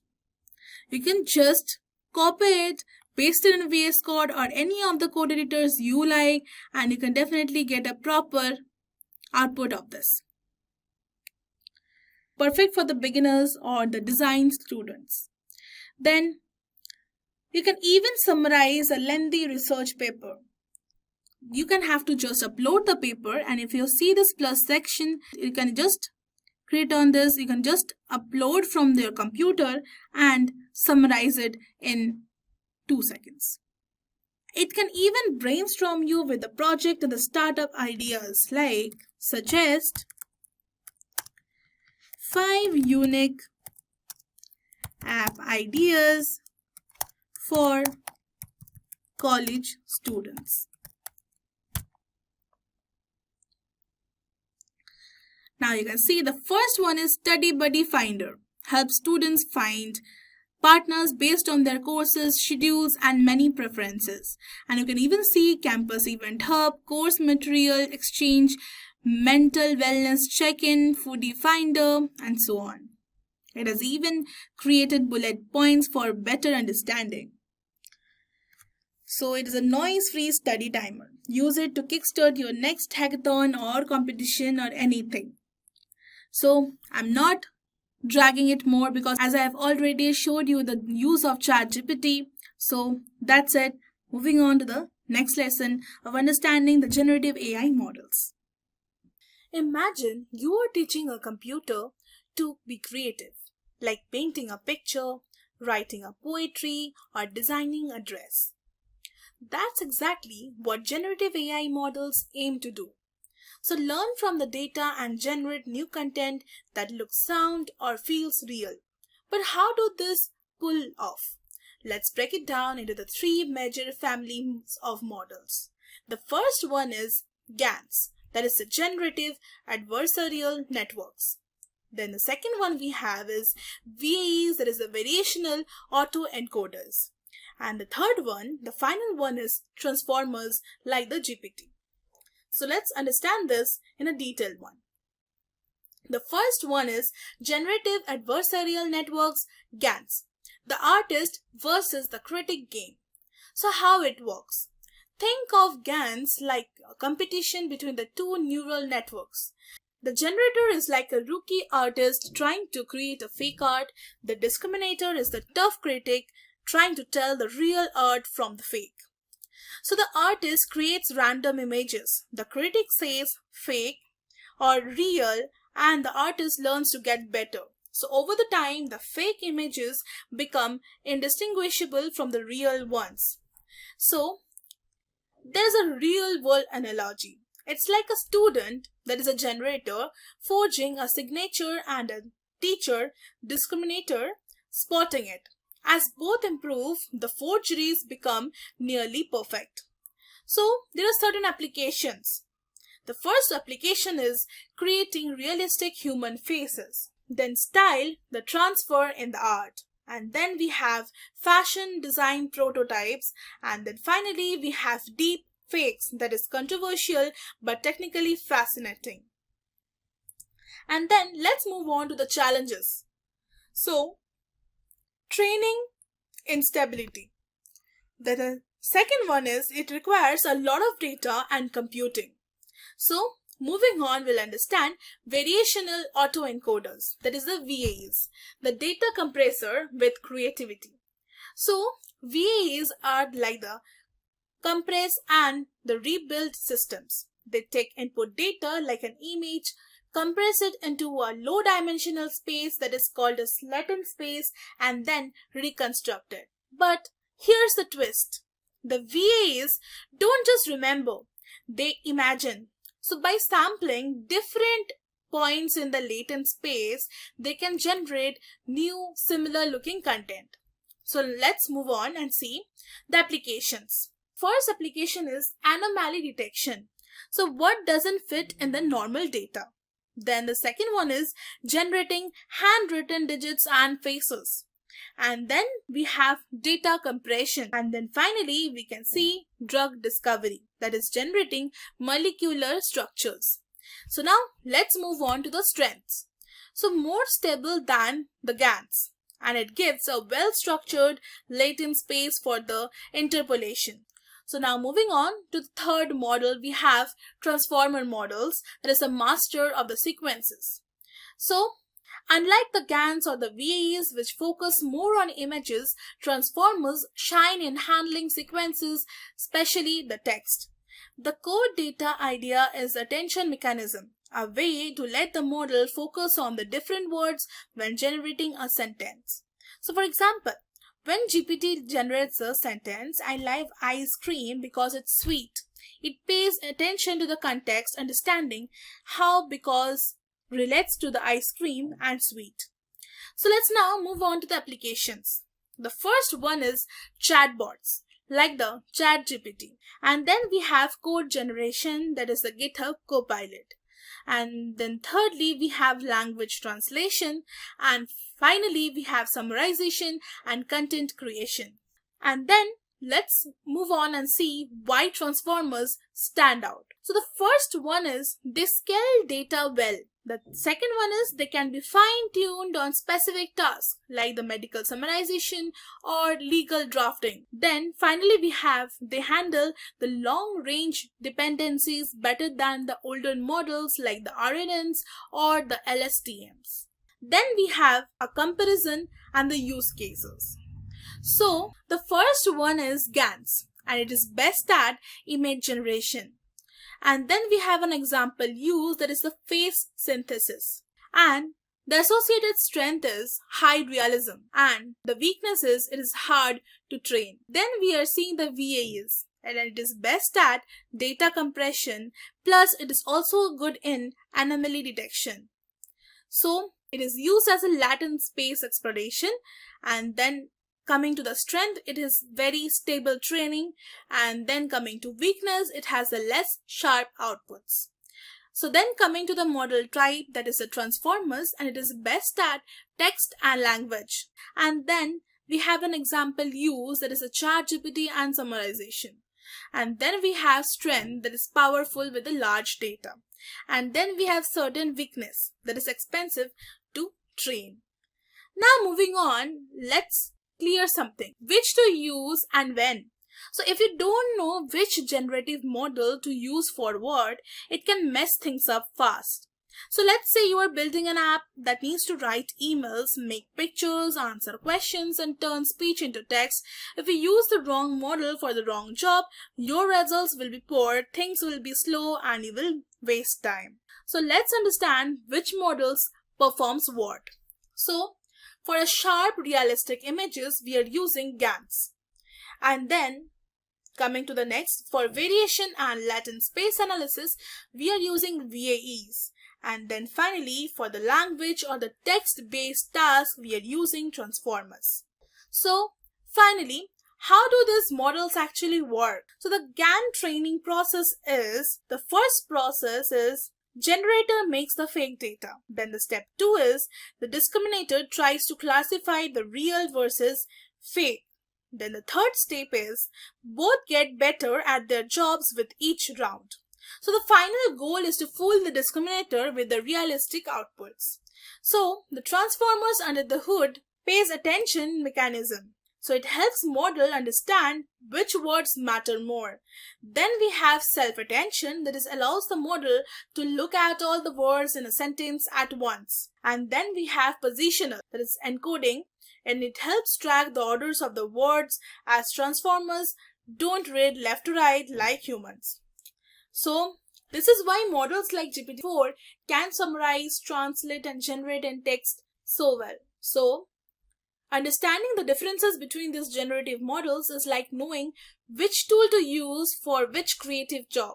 So GANs are your digital painters, VAs are the smart compressors with imagination, and transformers are your text wizards. So down the line we'll see how to create our first generative AI model. In this chapter, we will be creating our first generative AI model. So the objective of this lesson is breaking down the steps of building a generative AI model using a pre-trained model. So we are here not training a model from the scratch. So instead, we will fine-tune or directly use a pre-trained model. So this makes it fast and beginner-friendly. So if I tell the steps in nutshell, we will be first choosing a pre-trained model. For example, GPT-2 because it is lightweight and good for beginners. The source from which we will getting the model is Hugging Face's Model Hub, and then we will be setting up the environment in Google Colab as you can see. Then we will be installing the libraries, the transformers, torch, and then loading the pre-trained model and the tokenizer. Then we will be writing a prompt and generating a text. So here we will be using the pipeline API for simplicity and parameters like max length and temperature. So let's begin. So here I am inside this Google Colab and I have chosen a new notebook to begin with, and then I'll just insert exclamation pip install transformers and shift enter. And it may take some time, and you can see it has actually installing all the required transformers. So pip install means install this package in Colab, and transformers is a library by the Hugging Face. So it gives us access to the powerful AI models like GPT-2, BERT and more. And then we will install from transformers import pipeline, and then we will be using the loading generator GPT-2 text generator. So generator equal to, and you can see pipeline text generation and tab. So we'll execute this, and basically this pipeline is a shortcut tool. It hides all the complex code needed to run the AI models. So here the text generation tells like, hey, I want a model that can write text for me, and GPT-2 is the actual model name. It was trained by the OpenAI to predict what word comes next in a sentence. And then basically you can see that it has model 7 tensors, 100%, has loaded everything, and the storage is also enabled for this repository. And then we'll begin with the prompt. Okay, so let's give the prompt and let's keep it very simple. Prompt equal to once upon a time in a world full of AI, comma. And then in the next line I will be writing result is equal to generator, and we'll be passing the prompt inside it, and then we'll be giving the max length, one parameter, and I will be specifying it as 100, and I will be giving the number return sequence,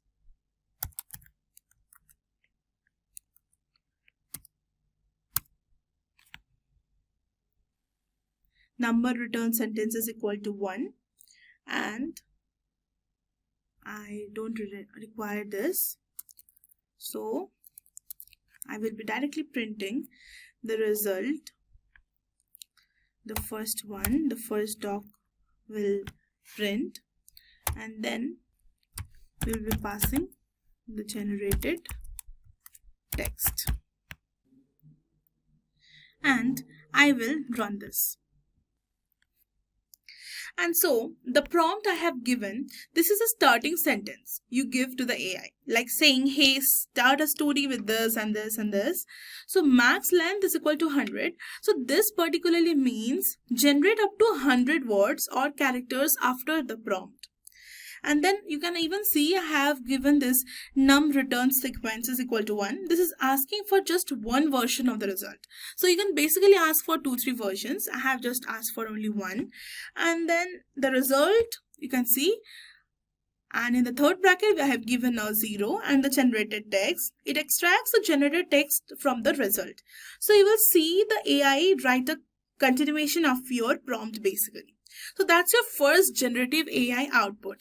You can basically see, once upon a time in the world of AI, your only limit was when you could kill monsters, but now you can for the first time ever. The new monsters are in the battle in the blood of elves now, not the usual black and white battles that you have experienced with the past couple of years, and it has created a great one. So you can even see the power of generative AI. It has that power of completing your text, your prompt. So then let's write result equal to generator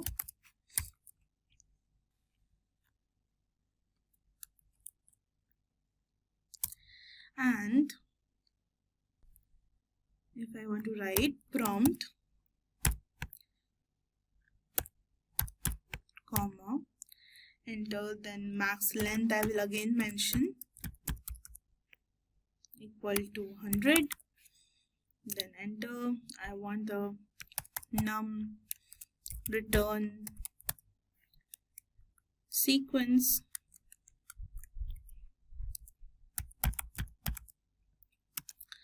equal to 1, and have to put a comma over here. Okay, so don't forget this, guys. And then temperature is equal to 0.7 comma top. Okay, don't worry, I'll explain one by one as I write.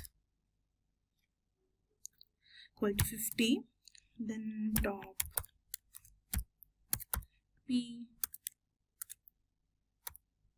equal to 0.95 comma, then I'll write do samples equal to true, basically a boolean value. So then after this I'll print the result, print result, and in third brackets will be the first one, and then again third brackets will give in generated text, and then we're basically gonna shift enter. So here basically we have parameters like temperature. So temperature, what it does, it controls the creativity. This the lower is equal to safe and higher is the wild, and creative is 0.7 medium. So this top underscore k is equal to 50. So pick from the top 50 likely next words instead of just the top one. Then we have this top underscore p is equal to 0. It is the nuclear sampling, that is a more natural randomness. Then we have do sample is equal to true, that is enables the randomness. So without this the output is too predictable. So once you run this code, you will see something like, once upon a time in a world full of AI, and with every advancement in AI machines, there has been a change in the way we think about the world, and we need to make sure that we can make sure, and it has repeated it so many times. So every time you run it, you might get a slightly different result. So over here, you have used the Hugging Faces Transformers library to load the GPT-2. Then you wrote a prompt, and then the AI continued it using its training. So you did it without any complex machine learning setup inside the Google Colab. So this is your very first generative AI model. In the next chapter, we will be seeing the real world of impact of generative AI models. So generative AI is not just about another buzzword. It's fundamentally changing how businesses operate, solve problems, and serve customers. From generating product descriptions to designing aircraft parts, generating AI is stepping into roles that once required human creativity and intelligence. So in this session, we will explore how industries across the board are using generative AI in meaningful and practical ways. The first one is healthcare. That is a faster diagnosis and drug discovery. So in healthcare, generative AI is helping doctors and scientists make faster decisions. The first one is medical imaging. So AI can analyze medical images like the X-rays or MRIs and create reports to help doctors quickly identify the problems. For example, a hospital uses AI to write reports for doctors, cutting down the time spent on each patient. Then we have drug discovery. So AI helps scientists discover new medicines faster by predicting how proteins fold, which is important for the creating drugs. For example, a company used AI to discover a new drug in just 18 months, which usually takes much longer time. Then moving on to the next one, we have finance, that is a smarter risk management and report generation. So in finance, AI is making it easier to analyze data and detect the problems. The first one is automated financial reports. So AI can create financial reports based on data, saving time for analysts. For example, a hedge fund uses AI to write the market reports in minutes. Then we have fraud detection. So AI helps banks detect fraud by generating the fake transaction data to test their security systems, making them more reliable. So for instance, MasterCard uses AI to create realistic transaction data to improve their fraud detection system. So now moving on to the third, we have retail, and that is the personalized shopping experience. So retailers use AI to create personalized shopping experiences for customers. The first one we have is product descriptions. So AI writes product descriptions that are customized for different customer groups, such as casual descriptions for young buyers and formal ones for the professionals. For example, a clothing brand uses AI to automatically write descriptions for thousands of products. And then we have virtual try-ons. So AI lets customers try on clothes or makeup virtually to see how it would look on them before buying. So for instance, Sephora's app uses AI to suggest makeup and lets users see how it looks on their face using their phone camera. So now moving on to the fourth one, we have manufacturing. There is a faster design and maintenance. So AI is also making manufacturing more efficient. The first one is AI generated designs. AI helps create lighter, stronger parts for products, reducing waste and material costs. For example, an airplane company used AI to design parts that were 50% lighter but just as strong as the traditional designs. Then moving on, we have predictive maintenance. So AI helps factories predict when machines will need maintenance, reducing downtime and improving efficiency. For example, a factory uses AI to automatically create maintenance schedules for machines based on their performance data. So now moving on to the fifth one, we have education. That is a personalized learning for students. So AI is making education more personalized and accessible. The first one is AI tutors. So AI-powered tutors can help students with the homework by guiding them step by step through problems. For example, a student stuck on a math problem can get hints and explanations from an AI tutor available at any time. Then we have automated feedback. So teachers use AI to create quizzes and provide feedback on assignments, saving them hours each week. For instance, a teacher uses AI to review essays and provide comments in just minutes instead of hours. So now moving on, we have sixth one is entertainment, that is creating content at a scale. So in entertainment, AI is being used to create content faster and cheaper. First one is script writing. AI can help writers come up with ideas, generate dialogues, and even create storyboards before filming. For example, a filmmaker uses AI to plan scenes and create visuals before they start shooting, save time in the pre-production. So then we have virtual characters. So AI can create virtual characters that speak and act, which is useful for movies, games, and social media content. For instance, AI is used to create virtual influencers who interact with their followers on social media. So now moving on down the line, we will see how to create a chatbot in Google Colab. So before we dive into the code, let's first understand what the Hugging Face Transformers library is. So the Hugging Face Transformers library is one of the most popular libraries for the natural language processing, and it provides the pre-trained models that can perform a variety of tasks like the text generation, text classification, named entity recognition, and more.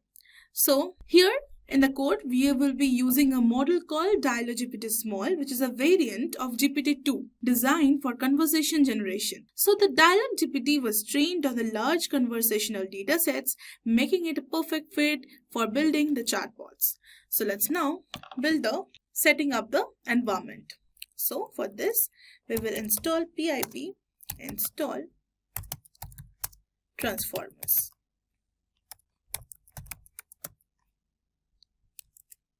So this line basically installs the transformers library. You need this to work with the pre-trained models provided by the Hugging Face. So this will allow you to load the models like the DialogGPT we will be using here, a conversational AI model, and use it to generate the chat responses. And here we will begin with importing the necessary libraries. From transformers, import the auto model.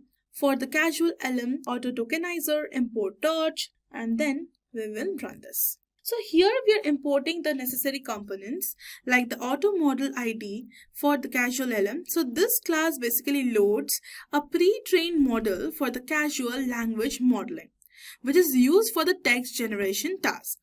So we will use it to load the DialogGPT model. And the auto tokenizer, the tokenizer converts the text into tokens which are known as numbers, that the model can process and then converts the model's output back into the human readable text. So the torch is then, PyTorch is the deep learning framework. used by the model. It's used for the tensor manipulations as models rely on these tensors for the input and output. So let's begin. Then we will begin with the loading the model and the tokenizer. So here this converts the raw text, that is the user input, into tokens. Into that model understands. So each word or phrase is mapped into the unique ID, making it easier for the model to process and generate a response. So then model is that pre-trained Dialog GPT small model is loaded over here. So this model has been trained on a large corpus of dialogues, which enables it to generate the relevant responses in a conversational manner. So then we will begin with the chat initialization. And before beginning with the chat initialization, we will see that the tokenizer config.json is 100% complete, and the best part of Collab is it will give you all the status of how it is complete and for which particular merges.text.vocab.json which is completing and what problem is there.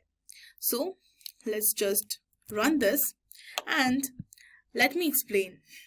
So chat history IDs. So this is a variable where we store the history of the conversation. So this helps the model maintain the context across multiple user inputs. Then we have having a print statement that start chatting with your AI, type quit to exit. So this provides a welcoming message to the user to start chatting and gives the exit command. So then we will begin with the chat loop, that is the main logic of the chatbot. So then we'll begin with this chat loop logic. So we have written for step in range 5, user input is equal to input and then u and then semicolon and then a space. And then we have written if user input dot lower is equal to quit, then I have to break it. Break the loop. Break. So then I'll run this, and this section of the code basically uses input to get the user's message and exit condition. If the user types quit, the loop will break and the chat ends. So let's see, and here basically you can see I have written hey and still it doesn't break. So let's write quit over here and let's see what happens. So you can see that it has stopped generating, means it has got out of the logic. So here we have this encoding user input. So encoding the user input is converted into token IDs using the tokenizer dot encode. So the EOS token, that is the end of sequence token, is added at the end of the user input. This tells the model that the input has ended and it prepares for generating a response. Then tensors. So this is the return underscore tensors equal to PT. That part ensures that the encoded input is returned as a PyTorch tensor. This is the format that the model expects. So we will run this. And then we will be moving on to managing the conversation in history. So here we are having this managing conversation history, and it is up to maintaining the context. So we want to keep the track of the conversation history so that the model can respond in context. So if there's previous chat history, that is the chat history IDs, it is concatenated with the new input, allowing the model to consider the entire conversation so far. So if there is no previous history, that is the first user input, the new input IDs are used directly. So then we will be moving on to generating a response. So here we are concentrating on generating a response. Chat history IDs is equal to model generated bot input IDs, max length equal to 1000, and pat token ID is equal to tokenizer dot EOS token ID. So model response, so this part sends the concatenated input to the model, that is model.generate, and generates a response. The maximum length specifies the maximum length of the generated text. So in this case, it is set to 1000 tokens. Then we have pad token ID, that is ensures the padding tokens are handed correctly. That is the model needs to know which tokens are just padding. Then we will be moving on to the decoding the response. And here we are seeing response is equal to tokenizer.decode chat history, IDs, there is a bot input IDs.shape and everything. So basically decoding this generated token IDs are converted back into the human readable text using the tokenizer.decode. Then we have skip the special tokens. The skipped special tokens is equal to true. It ensures that any special tokens like the EOS are not included in the final output. So we will run this. And then finally, we are actually printing the response, that is displaying the response. So the print, this generating the response is displayed to the user. So we'll run this and you can see bot, I'm so sorry. So what happens when you run this code? You initiate the chat and the bot welcomes you to start chatting. So every time you input something, the bot takes your message, encodes it and sends it to the model along with the conversation history. The model generates a response considering the entire conversation so far, and the bot outputs that response. So this loop continues until you type quit, ending the conversation. So, building a chatbot is essential because it enhances the user engagement by providing the real-time, personalized interactions, making it more dynamic and the user-friendly compared to the static content. So, chatbots are available 24/7, ensuring the users can get immediate responses at any time. So, by automating the repetitive tasks like answering common questions, processing orders, or providing basic customer support, chatbots free up valuable resources, allowing human employees to focus on more complex tasks. So then, additionally, chatbots can improve customer satisfaction by quickly resolving the inquiries, reducing the wait times, and enhancing the overall user experience. So implementing the context management allows the bot to remember the previous interactions, ensuring a continuous and more personalized experience for the user. So finally, enabling the multi-turn conversation handling means the chatbot can engage in back and forth dialogues rather than only answering the isolated questions, so making it feel more conversational and human-like. So these features collectively help create an intelligent, efficient, and engaging chatbot that can significantly improve user interactions and streamline the business operations. So you can even fine-tune your own model. So this could be your own dataset to make it more specific to a particular domain or a use case.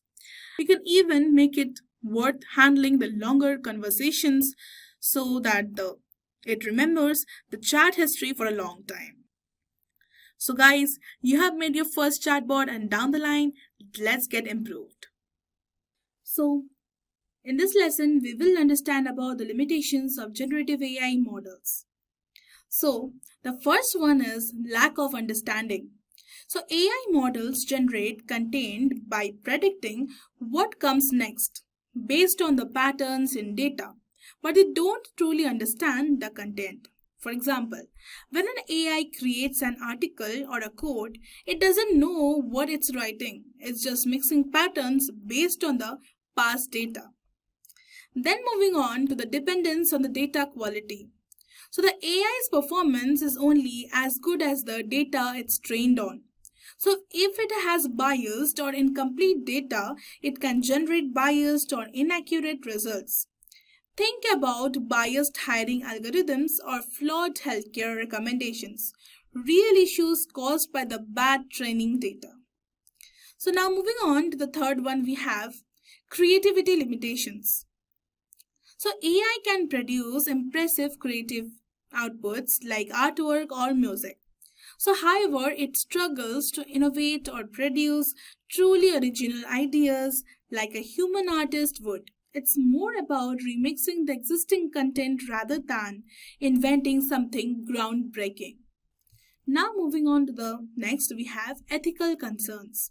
So AI models can sometimes generate harmful content, from offensive language to deep fakes that are hard to distinguish from the real footage. So this poses risk for misinformation and ethical dilemmas, especially in media and entertainment.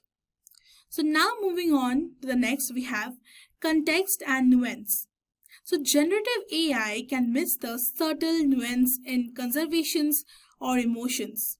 For instance, if you asked a model to help with the sensitive topics like mental health, it might offer advice that's generic and more tailored to the individual's emotional needs. Next, we have cost and resource intensive. So training a generative AI model requires huge amounts of computing power, time, and energy. So these models often run on the powerful servers, consuming a lot of resources, which raises concerns about the sustainability and the environmental impact. So now moving on to the next one, we have limited problem solving capabilities. While generative AI is great at tasks like writing essays or summarizing text, it's not well suited for the task requiring the deeper reasoning or the complex problem solving. It can simulate problem solving, but it doesn't truly understand the solution in the way humans do. Now, moving on to the next one, we have risk of over-reliance. So with AI generating more and more content, there's a risk of becoming too dependent on the technology. So people might rely on AI for the tasks that require human expertise or critical thinking, which could hinder the personal creativity or decision making. So now moving on, we have data privacy issues. So AI models can sometimes generate content based on the personal data, raising concerns about privacy. So this is especially problematic in the areas like healthcare, where sensitive data can be inadvertently shared or misused. So now moving on to the next one, we have generalization challenges. So generative models are great at specific tasks, but struggle with the broader generalization. For instance, a model trained to generate images of the cats may struggle to create the convincing images of a completely different animal, showing that AI is limited in its flexibility. Now moving on down the line, we will understand the future of Gen AI models. The first one is improved understanding and comprehension. So that the future of generative AI will likely see models that can understand the context more deeply, providing more relevant and meaningful outputs. So we might see AI models that can truly comprehend the meaning behind the responses, rather than just spitting out the data. So next, we'll move on to the enhanced creativity. So as AI models evolve, we can expect them to push boundaries and become more innovative.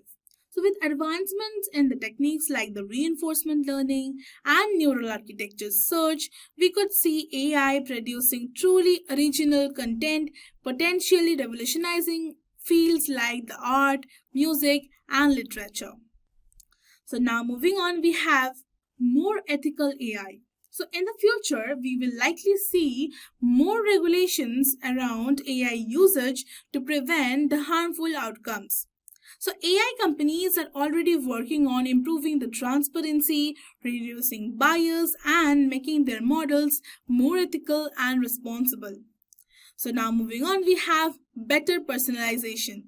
So the future holds AI that can offer more tailored, personalized experience. So imagine an AI that truly understands your needs and preferences. So providing you with the content, products, or services that feel personalized and relevant. Now moving on to the next one, we have energy efficiency. So as the demand for the generative AI grows, researchers are focusing on creating more energy efficient models. We may see smaller, more powerful models that can run on less computational power, reducing the environmental impact. So next we have human AI collaboration. So rather than replacing humans, the future of generative AI models is likely to be centered on collaboration. So we will see AI helping people be more productive, augmenting creativity, and providing insights that humans can use to make better decisions. So now moving on to the next, we have integration with the new technologies. So generative AI will continue to integrate with the new technologies like augmented reality, that is the AR, then the virtual reality, that is the VR, the blockchain, and opening up new possibilities for the immersive experiences and the decentralized applications. So now moving on, we have solving complex real world problems. So in the near future, we could see AI models working alongside scientists to tackle the big challenges like climate change, pandemics, and global food security. So AI could help analyze data, predict trends, and offer innovative solutions to these pressing problems. So now we'll see the next one. We have more accessible AI. So as technology advances, AI will become more accessible. Tools will be easier to use, and people from all the walks of life, not just the technical experts, will be able to harness the power of AI to create and innovate. So while generative AI models are still evolving, their potential to transform the industries, enhance creativity, and solve the complex problems is undeniable. But it's important to address their limitations and work towards creating more ethical, efficient, and responsible AI systems. So the future is exciting and we are just getting started. So guys, congratulations on completing the Gen AI Models for Beginners course by Simplilearn. You have now built a strong foundation on the generative AI models by learning what generative AI was, how it impacted the real world, then creating chatbots, creating your first Gen AI model, and then finally closing it with the future of Gen AI models. So as you move forward, continue experimenting with your own data sets and refining your own pipeline to unlock the full potential of Gen AI and creating smarter, context-aware Gen AI systems and models. In this video, we will walk you through how to set up and use OpenAI's powerful language model using Python. Whether you are a beginner or just looking to refresh your skills, you'll learn how to get your API key, configure your environment, write your first script, and interact with models like GPT-4o Mini, GPT-4o. So guys, if you want to learn more about it, watch this video till the end. So guys, let us start with first understanding what exactly is LLM. LLM stands for Large Language Model, which is a type of artificial intelligence trained on vast amount of text data to understand and generate human-like language. These models, such as OpenAI's GPT or Meta's Llama, use deep learning techniques to analyze context, predict the next word in a sentence, and also provide intelligent responses to text inputs. Unlike traditional rule-based systems, LLM learns patterns, grammar, facts, and even reasoning skills from the data they trained on. In simple terms, LLM can read and write text almost like humans, making them incredibly powerful tools for building intelligent applications. Now, let us move ahead and try to understand some of the real-world applications of LLM. So, the first one are chatbots and virtual assistants. Apps use LLMs to power smart conversation with users, whether it's customer support, booking assistance, or mental health guidance. LLM help deliver human-like, helpful interactions. The next one we have all over here is content generation. From blog intros to product descriptions, LLM can generate content at scale, making them valuable for marketing apps and writing tools.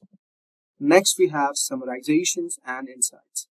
Apps like news aggregator or legal tools use LLMs to summarize long documents into digestible insights. Next one, we have code generation. Developers focus to use LLMs to auto-generate code snippets, help debug errors, or explain programming concepts. And finally, we have language translation and correction. Language apps leverage LLMs to provide real-time translation, grammar correction, and learning suggestions. Overall, LLMs enable apps to understand and respond to user inputs with remarkable fluency, making them central to next-gen user experiences. Now, let us discuss about some of tools and framework from where LLMs can be made. So guys, depending on your preferred programming language and project type, here are some of the key things.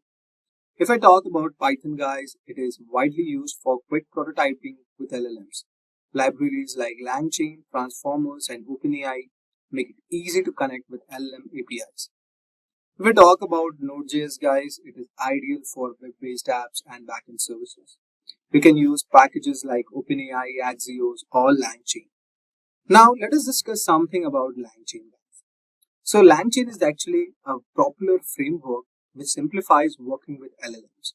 It handles prompt templates, chaining multiple steps, memory management and even data retrieval. And you could easily integrate with the front-end frameworks like React, Vue or Flutter for building the user interface that interacts with LLM via APIs. So guys, now let us set up our environment. But before that, you need to make sure that you have Python installed on the system. So I'm basically using Windows operating system and I'm at command prompt. So I will just type Python V, check the version of Python. So guys, as you can see, I have already installed Python in my system. But if you don't have Python on your system, then you need to install it. You can watch our Simplilearn's video where we have installed Python on Windows operating system. Now, after that, what you need to do is guys, you need to run this bash script. Now guys, let us create our virtual environment. So for creating our virtual environment, you can type python /m vnv llm env. This is the name of our virtual machine. Just right click on this. Okay. Now let us activate our virtual machine. Now after that, what you need to type is llm env, the name of your virtual environment, /script /activate. Now this will enable your virtual machine, which is llm env. Now after this, what we have to do is we have to download one of the important libraries. So let us download it. So guys, I'll tell you one of the most secure way. So you'll be using API keys of ChatGPT all over here. So I'm not using .env, but still I would suggest for security reason to always create a .env file. So for the same purpose, what we are going to do, I'm going to install OpenAI python.env. So this package will help you manage your APIs key very smoothly. Just right click on this and it is going to install the .env package. Now after that, let us set our API key. So guys, go all over here. So create a new secret key. Let us give it as name as LLM test. So you have to go on platform.openai/API/keys. So this is the link where you will create your secret key. Now you create your secret key all over here. Copy this, okay, and just add in your .env file in your project structure. So guys, after copying that, what you need to do is you need to set your API key. So there are two ways to do it. One is very simple way, which I would not suggest it. Like just create a variable and paste your secret key. The next is using .env. So by creating a .env file and setting your variables and then pasting your given API key. That is one of the good things. Now let us go all over here. Just copy this. Now guys, after creating this variable, just paste your given API key. Right click on this and our API key is set. Now guys, what you need to do is open a notepad and this is just for simple demonstration. You just type this code. Now let us discuss about this code for a minute to understand what is going on all over here. So guys, as you can see all over here, I have imported OpenAI and I have also imported operating system. Okay, so this OS module OpenAI repeat. So guys, this OpenAI Python library, you can use it with the OpenAI's API. Then we are also importing OS module to interact with the environment variables on our system. Now finally, what we are doing is OpenAPI.API key equals to os.getEnv and OpenAPI key. So this line gets your OpenAPI key from an environment variable called OpenAPI key. Okay, and and it also sets it to the library who knows how to authenticate your request. You need to have this key set up in your system environment variables before running the code. Now next, we have response equals to openai.chat.completions.create, and here I have added my model. So if you are not having paid account, then it will be bit troublesome for you, because there are different kind of models, and like 4.0 basically comes at a charged prices. So get your plan upgraded and your billing plans, so because based on that the number of tokens are there. In that way your API call is going to happen. Now here you could see I have written the messages as role, system, content, your helpful assistant, role, user, content, hello, can you assist me using GPT-4o mini model. So basically what we are doing all over here is I'm calling the OpenAI chat completion API to create a method. First of all, I specified my model, which is basically optimized for faster responses for mini, and then there is a message parameter which simulates a chat conversation. The system message sets the assistant's behavior, like you are a helpful assistant, and there is a user message which is asking the model, hello, can you assist me using the GPT-4o mini model. So basically this prints out the content of the first response message generated by model, and the API returns a list of choices, usually just one, and you can access the message text from the first choice. Now this script basically sends a chat message to the OpenAI GPT-4o mini model and prints the model's reply. It uses your API key stored in the environment to authenticate and perform the request. So this is how basically this is happening. I hope so guys you would have got a brief idea regarding this code. Okay. Now after this you need to go to your designated folder. Okay. So I have saved my given file in C users SLP13089. Now going to documents. Okay. So inside this I have this folder called app.py. Now I'm going to run the given file. Now just right click on this and let's see what happens. You can see we are getting some error. Okay, you could see the message here is code is 429 and my quota is exceeded. Okay, I need to upgrade my plan, and this is generally going to happen if you have not upgraded your plan, because a number of API calls are already set. But this is something very much feasible. Now let me tell you what will be the output of this program. So you could see all over here that in the user it's asking the content as hello, can you assist me using GPT-4o mini model. Now the answer would be yes, I can definitely assist you using the GPT-4o mini model. How can I help you today? So that is a kind of a simulated reply that we are going to see in our given output, and this is a very simple way of integrating LLM model. So in this way you are going to get the output. Okay, I hope so you would have got a brief idea how you could integrate LLM models into your given project. So that is one of the way. Now let us move ahead and discuss about some of the more key concepts all over here. Now let us discuss about designing effective prompts. Crafting a strong prompt is key to unlocking accurate, relevant, and context-aware responses from large language models. And here are some essential guidelines to help you write better prompts. First of all, be clear and specific. Vague instructions often lead to generic or confusing answers. So instead of asking explain AI, a clearer version would be explain artificial intelligence in simpler terms for a high school student. This not only narrows down the scope but also defines the complexity level and target audience, helping the model tailor its response accordingly. Next one we have define the role or tone. LLMs can adopt different styles or personas based on your prompt. For instance, saying you are a career coach, give advice to a fresher looking to enter data science will lead to more structured and empathetic guidance. You can also adjust tone, formal, casual, humorous, or technical tone based on your app's use case. Next one we have is called providing context.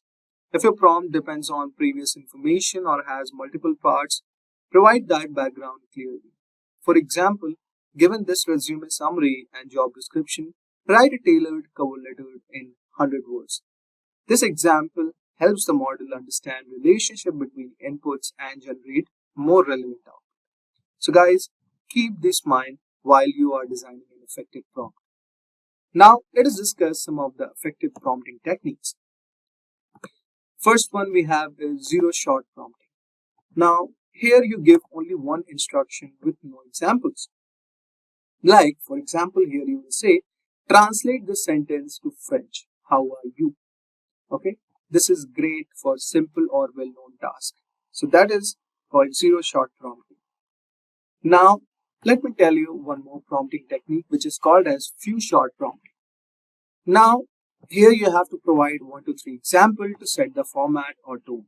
Like for example, English hello to Spanish hola, then good night to buenas noches, or basically you say hello and then in Spanish you add hola. So this helps guide the model and also it improves the consistency.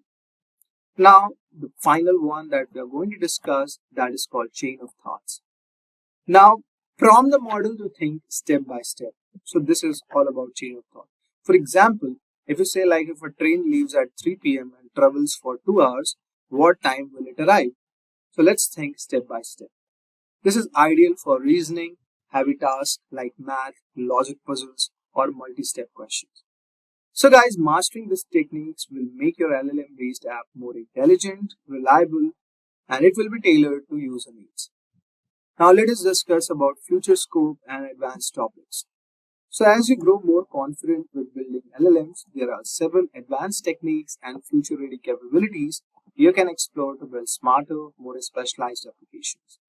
These methods help overcome limitations of generic LLMs, making them more accurate, efficient, and customized for your specific needs.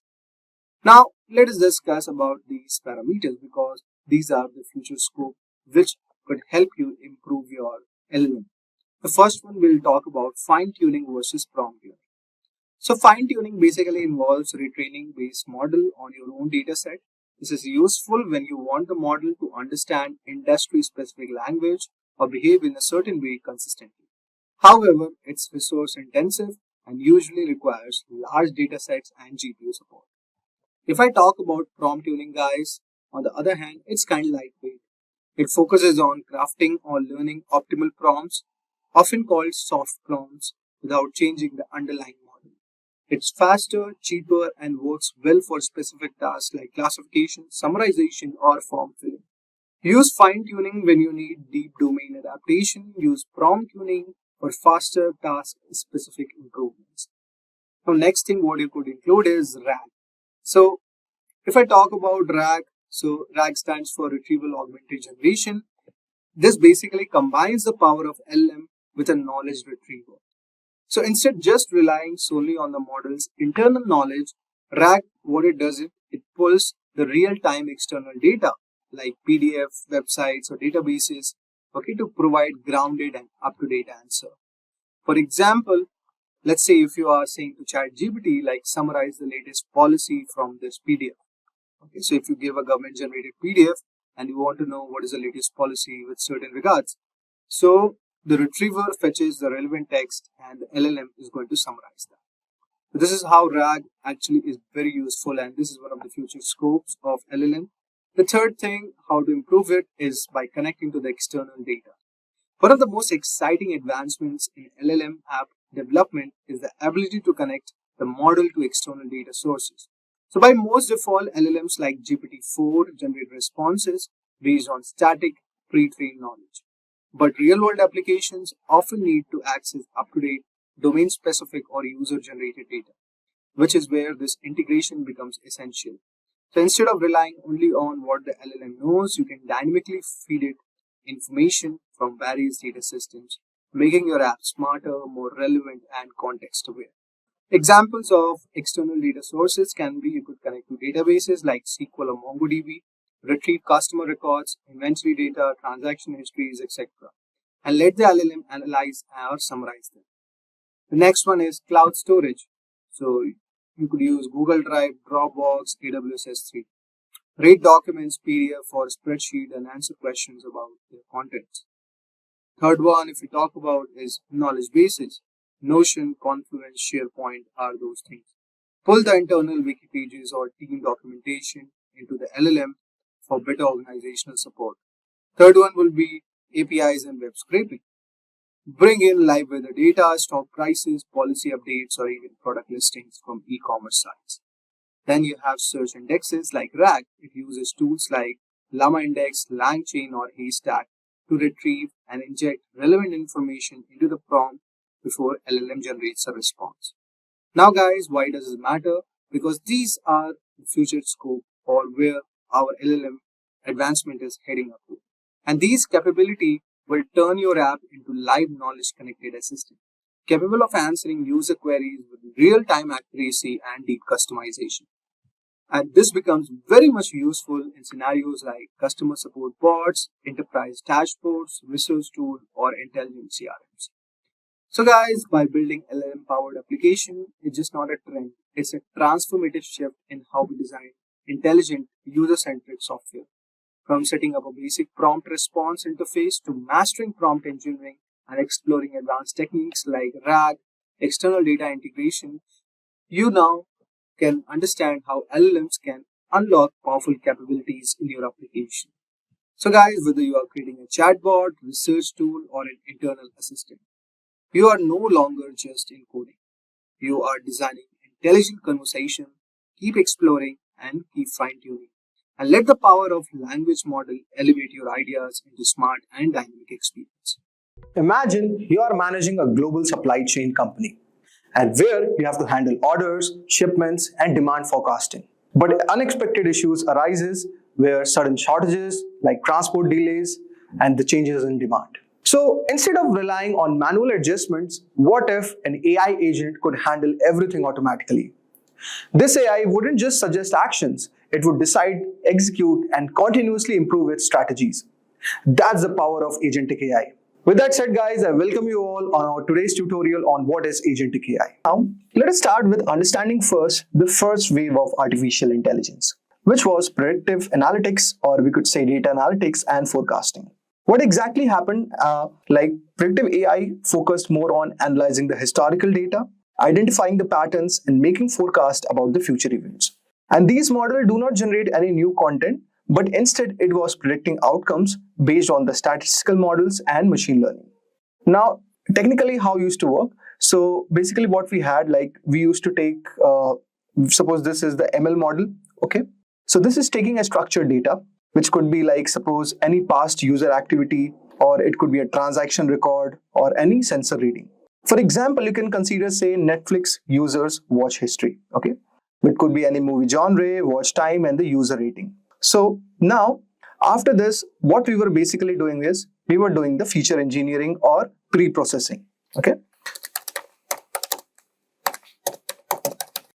Now, in the feature engineering process, we were extracting key features like user watch time trends, preferred genres, and watch frequency. And we could also apply scaling, normalization, and encoding techniques to basically make data more usable for the ML model. Then we were using the ML models. Suppose it could be a time series forecasting models like ARIMA, LSTM, and all those given algorithms, which was basically predicting the future movie preferences based on the historical data. And in the output, guys, Netflix AI recommends new shows or movie based on the similar user patterns. So this is how exactly the Netflix model was working, incorporating the machine learning model. So this was exactly the first wave of AI. Now, let us discuss about the second wave of AI. Now, if I discuss about the second wave, which was basically content creation and use of conversational AI. So, LLM models like ChatGPT became very much popular during the second wave of artificial intelligence.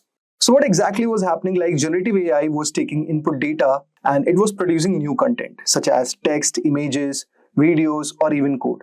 And these models learn from patterns in large data sets, and it was generating human-like outputs. Now, let us understand how exactly this technology was working. So basically, first there was a data input.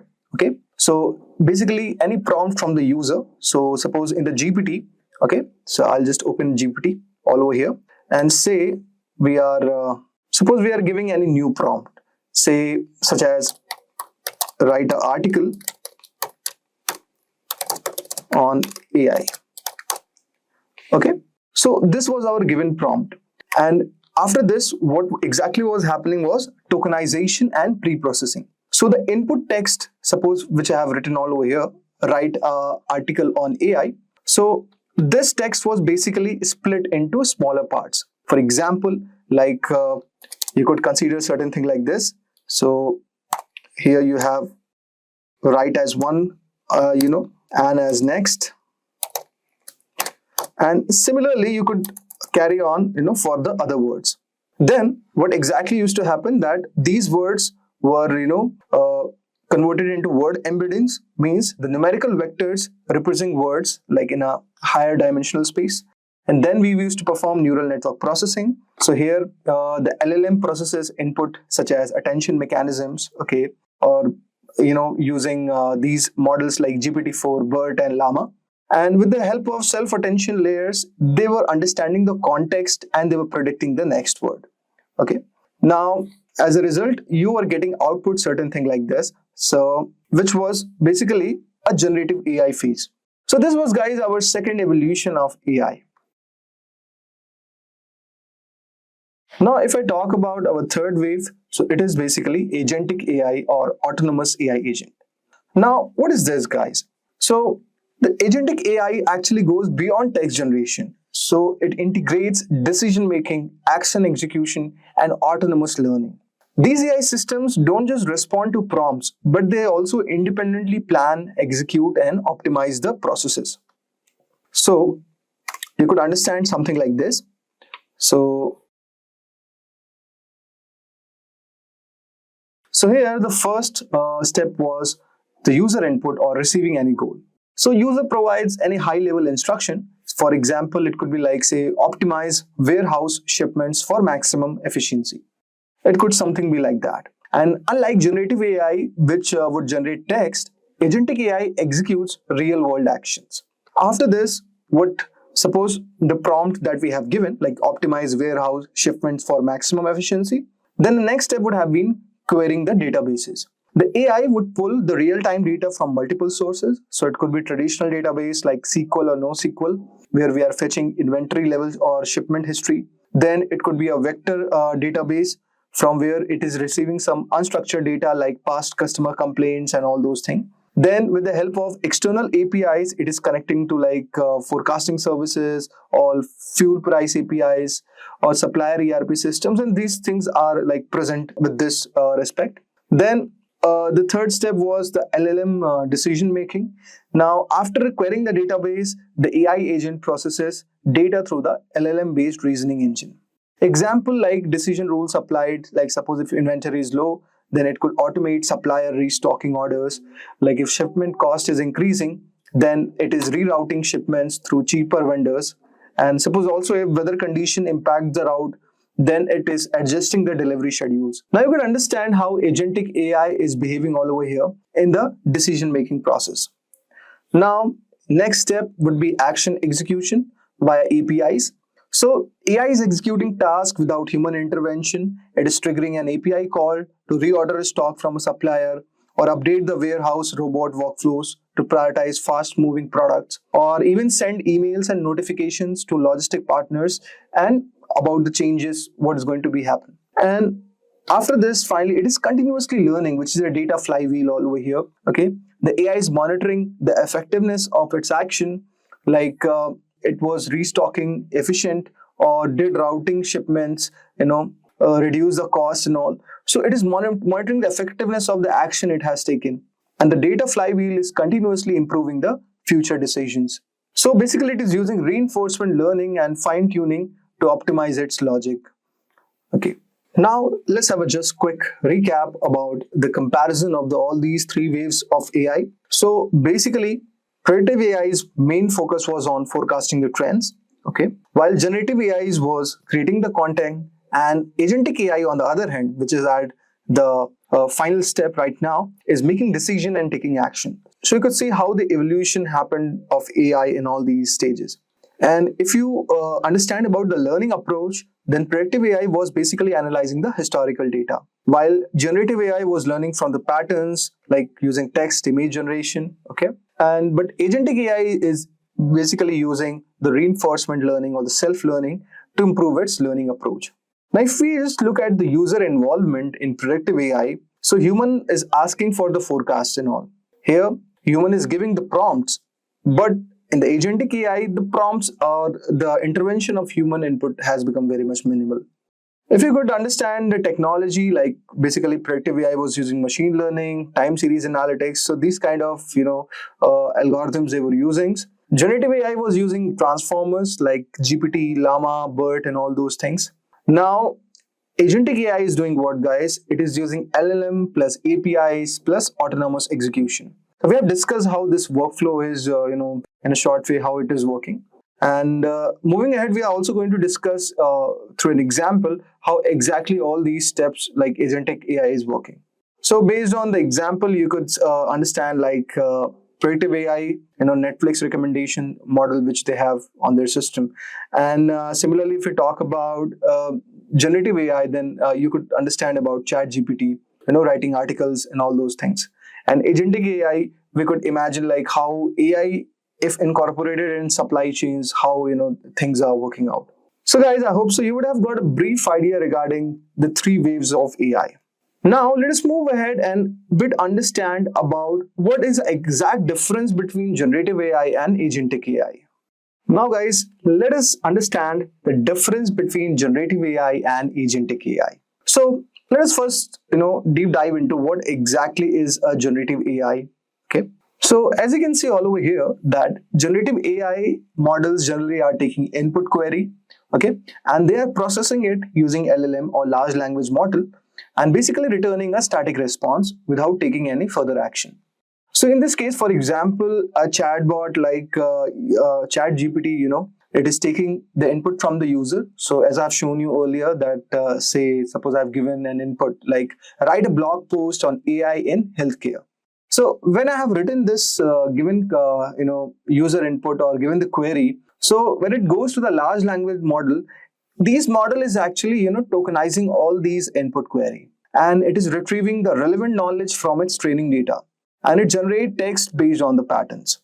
Now we give the prompt, then LLM processes it, okay, and then we are getting the given output. So now this is basically how generative AI is working. So you could see all over here, we have GPT model, we have DALI, we have Codex. So these are some of the, amazing, generative AI models. Okay. Now let us discuss a bit about DALI, which is actually a, realistic image generation, Gen AI. So like DALI is described as, the realistic image generation model by the OpenAI. And this actually is a part of, generative AI category alongside with GPT, which is basically for human-like language creation purposes. This model was created. And you could have also Codex for like, it could be used for advanced code generation purposes. So let us discuss a bit about DALI. So DALI is like a deep learning model, basically, which is designed to generate realistic images from the text prompt. And it can create highly detailed and creative visuals based on descriptions provided by the users. So some of the aspects of DALI, like you could have all over here, like text to image generation, where users can input text prompts and DALI can generate unique images based on those descriptions. The images generated by DALI are highly realistic and creative. Okay, and it can generate photorealistic images, artistic illustration, and even surreal or imaginative visuals. We will also have customization and variability, where it is allowing variation of an image edits based on text instruction and multiple styles. So this is also part of a generative AI model, and this tool is actually playing a very amazing role. So I will show you one example like how generative AI is actually working in the image generation purposes. So guys, as you can see all over here, I have opened this generative AI tool called DALI. Let us give a prompt to DALI and let's see how the image is generated. So let's say we want a futuristic city at sunset filled with neon skyscraper. Say have flying cars and holographic billboards. The streets are bustling with humanoid robots, and we can have people wearing let's just say high-tech, let's include some technology. Okay, now let us see how DALL-E is trying to create an image. So this is how actually generative AI is working. So let us wait for a few seconds as the output comes up. Now you can see all over here that this image which is generated, basically this is generated by AI, and you could see based on our prompt, it has given like the kind of the input we gave, and we got the output based on this. Now, so this is one of the amazing Gen AI tool. We could explore this, guys. Okay. Now, guys, let us discuss about agentic AI, or autonomous decision making and action execution. So you can see this diagram all over here. So agentic AI, unlike the generative AI, it is not generating responses, but it is also executing a task autonomously based on the given query. For example, like if you take AI in managing a warehouse inventory. Okay. Suppose we want to optimize the warehouse shipment for the next quarter. So here what is going to happen? So first the agent is going to receive its goal all over here. Okay. And this AI agent is going to query the external data sources. So it could for example, it could be your inventory databases or logistics API, and then it retrieves real-time inventory levels and it demands the given forecast. Okay. Now at here it is going to make the autonomous discussions, and the kind of output we are going to get will be kept in observation by this agent. Okay. So basically it is going to analyze the current warehouse stock, predict demand for the next quarter, check the supplier's availability, and automate the restocking if inventory is below the given threshold. So for example, you could imagine suppose based on the output what we are going to get all over here. So based on this output we could get certain thing like this, like say current inventory level, like say 75% capacity. Okay. Then it could have also other thing like say demand forecast, say 30% increase in expected in quarter 2, and also it is going to go say reordering initiated. So this is the output what we are going to get based on the supply chain management example what we are trying to get. So as we have seen in generative AI, user is giving the input, okay, prompt, then it is using a LLM model to generate the given output. But agentic AI is doing what, guys? It is going to take an action beyond just generating a text. So in this scenario, it is querying the inventory databases, it is automating the purchase order, it is going to select the optimal shipping providers, which could be suitable for the given company. It is going to continuously refine the strategies based on the real-time feedback. So guys, let's recap once more. So if we talk about the function base, then Gen AI is more concerned with producing a written content or a visual content, okay? And even it can code from the pre-existing input. But if we talk about agentic AI, guys, it is actually, it's all about decision making, taking actions towards a specific goal, and it is focused on achieving the objectives by interacting with the environment and making the autonomous decision. Gen AI is exactly relying on the existing data to predict and generate content based on, say, patterns it has learned during its training phase, but it does not adapt or evolve from its experiences. Whereas if I talk about agentic AI, it is adaptive. So it is learning from its actions and experiences. It is improving over time by analyzing the feedback, adjusting its behavior to meet objectives more effectively. With the help of GenAI, human input is essential to the prompt, so that basically with the help of that, it could go into the LLM model and it could generate the given output based on your prompt. Once you set up the agentic AI, it requires like minimum human involvement. It operates autonomously, making decisions and adapting to changes like without continuous human guidance. And it can even learn in real time. So that's what the beauty of agentic AI is. So we have given one example of Gen AI, like basically giving prompt to the ChatGPT or DALI. Okay. And agentic AI, one example could be your supply chain management system. Now, let us deep dive into understanding the technical aspects of how agentic AI is exactly working. Now, guys, let us try to understand how agentic AI is exactly working. So there is actually a 4-step process of how agentic AI exactly works.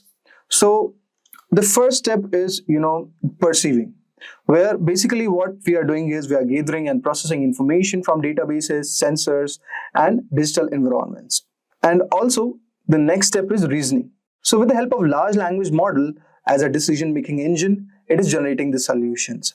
If we talk about the third step, which is acting, so it is integrating with external tools and softwares to autonomously execute the given task. And finally, it is learning continuously to improve through the feedback loop, which is also known as the data flywheel.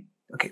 Now, let us explore each of the steps one by one and let us try to understand. So if we talk about perceiving, okay, so this is actually the first step where agentic AI is actually stepping up. So it is doing the perception, where what exactly is happening, guys, that AI is collecting data from multiple sources. So this data could be from database, okay, like your traditional and vector databases, okay.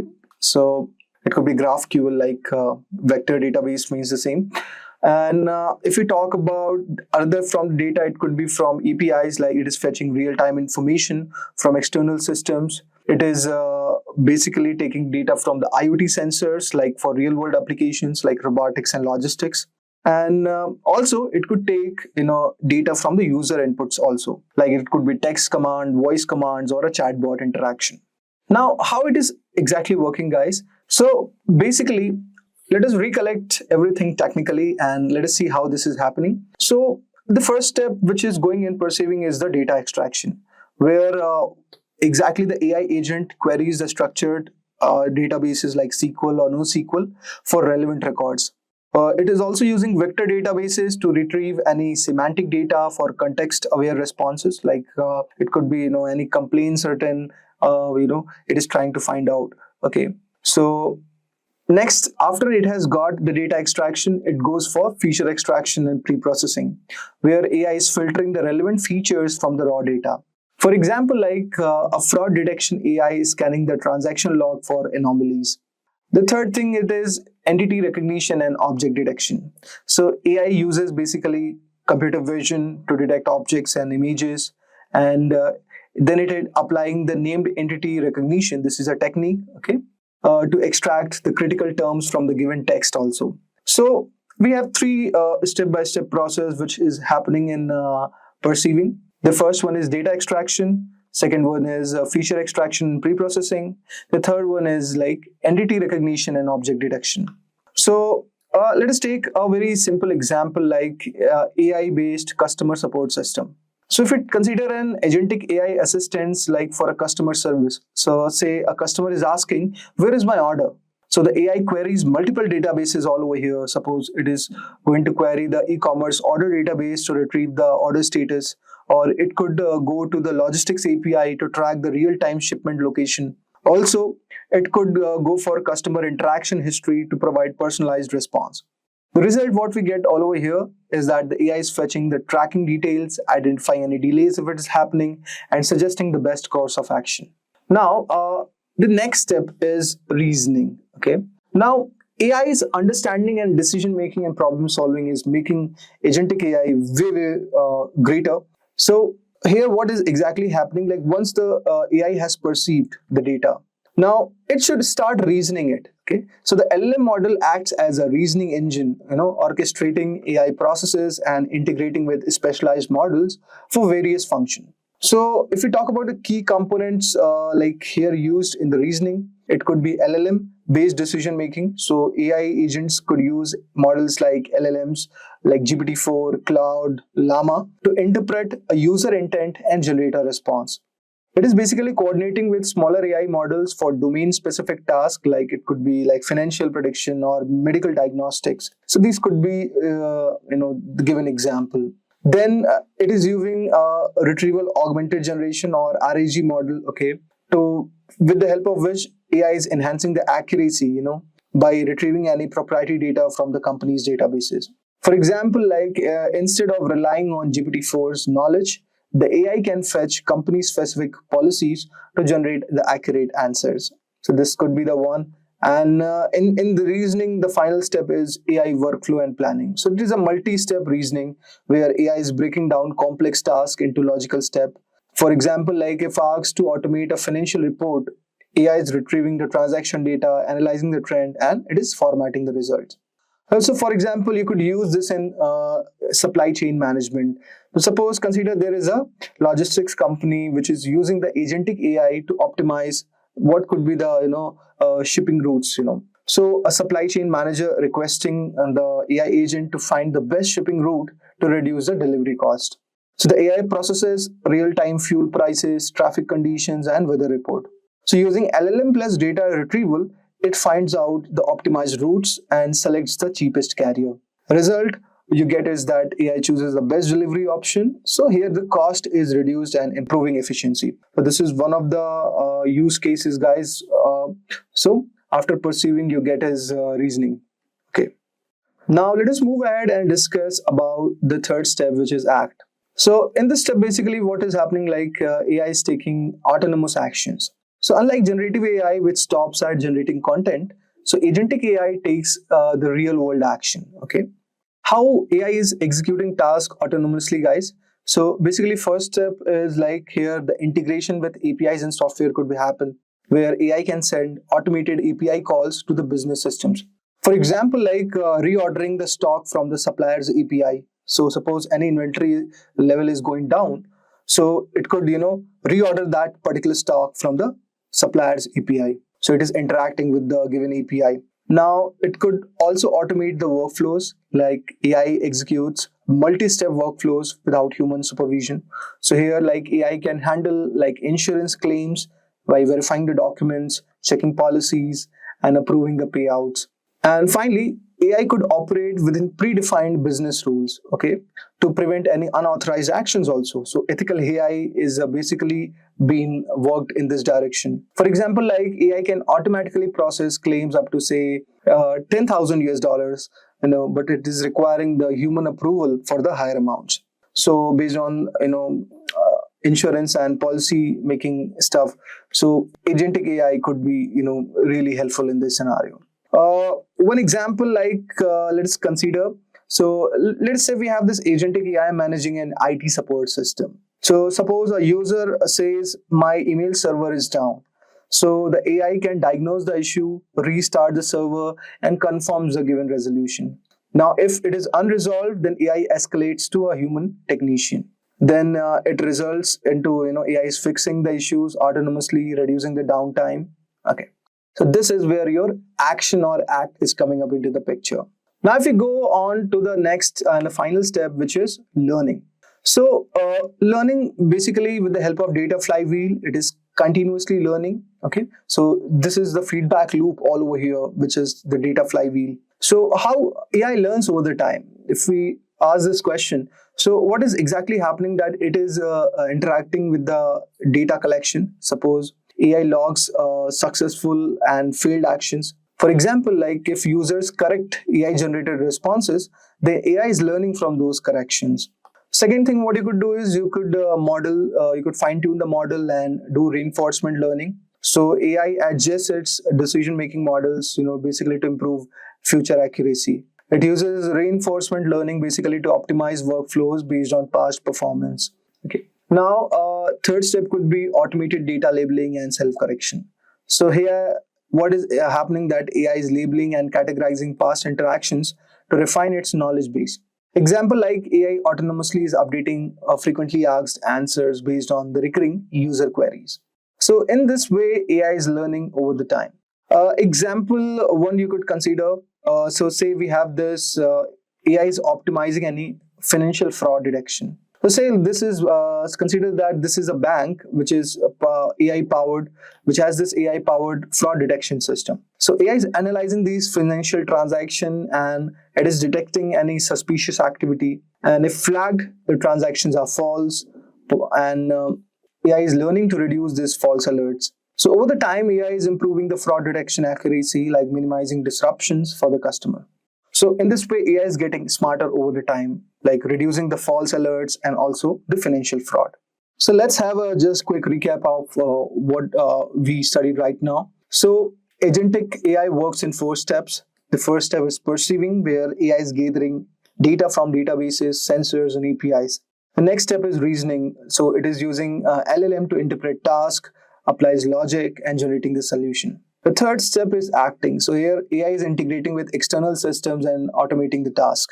And finally, it is learning. So AI is improving over the time, via feedback loop, or which is basically called as data flywheel.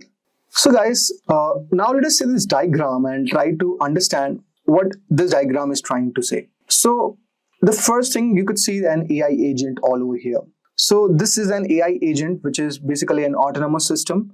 So which has the capability of perceiving its environment, making decisions, and executing actions without any human intervention. Now, AI agent is acting as the central intelligence, okay, in this given diagram, and it interacts with the user, okay, and various other data sources. It processes input, queries databases, makes decision using a large language model, and it is executing action, and it is learning from the given feedback.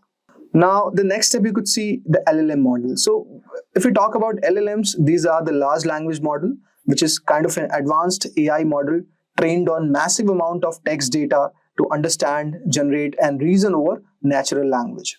Now, if I talk about this LLM, so this is actually acting as the reasoning engine all over here. And it is interpreting the user inputs and making informed decision. It is also retrieving relevant data from the databases, generating responses. It can also coordinate with multiple AI models for different tasks, like it could be content generation, okay, predictions, or decision making. Now, when the user is asking a chatbot, like for example, let's say, what is my account balance? So the LLM processes the query, retrieves the relevant data, and responds the given bank balance accordingly. But now, if you look at the kind of database the LLM is interacting, so we have the traditional database and the vector database. So here, if I say the database, like AI agent basically is querying the structured database. So suppose structured database, like it could be a customer records or inventory data, or it could be any transactional log also. So traditional databases basically store well-defined, structured information. Okay. So for example, like when a bank AI assistant is processing a query, like show my last 5 transactions, so it is basically fetching the information from a traditional SQL-based database. Next, we have this vector database also, guys. So vector database is a specialized kind of a database for storing unstructured data, which could be like text embeddings, images, or audio representations. So guys, like unlike traditional databases that store exact values, vector databases store in a high-dimensional mathematical space. It allows AI models to search semantically similar data instead of like exact matches. Now, AI is retrieving the contextual information from the vector databases, which is actually enhancing the decision making. It is improving the AI memory by allowing the system also to search for conceptually similar past interaction. Let's take an example to understand this. For example, we have discussed about a customer support chatbot. So suppose if it queries a vector database to find out similar past tickets, like when responding to a customer query. So a recommendation engine could use a vector database to find out similar products on a user's past preferences. So this could be done in that scenario. Also, some of the popular vector databases could be like Facebook's AI similarity search, Pinecone, or VV8. These are the certain amazing vector databases. Then you could see the next step is, after it has worked on these given data, it is performing the action. So the action component is referring where AI's agent has this ability to now execute tasks autonomously after the reasoning is done.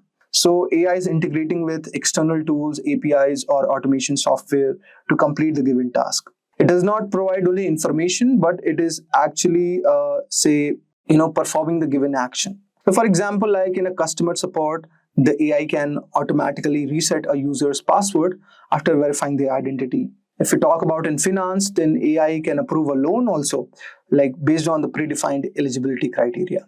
Now, finally, we have the data flywheel.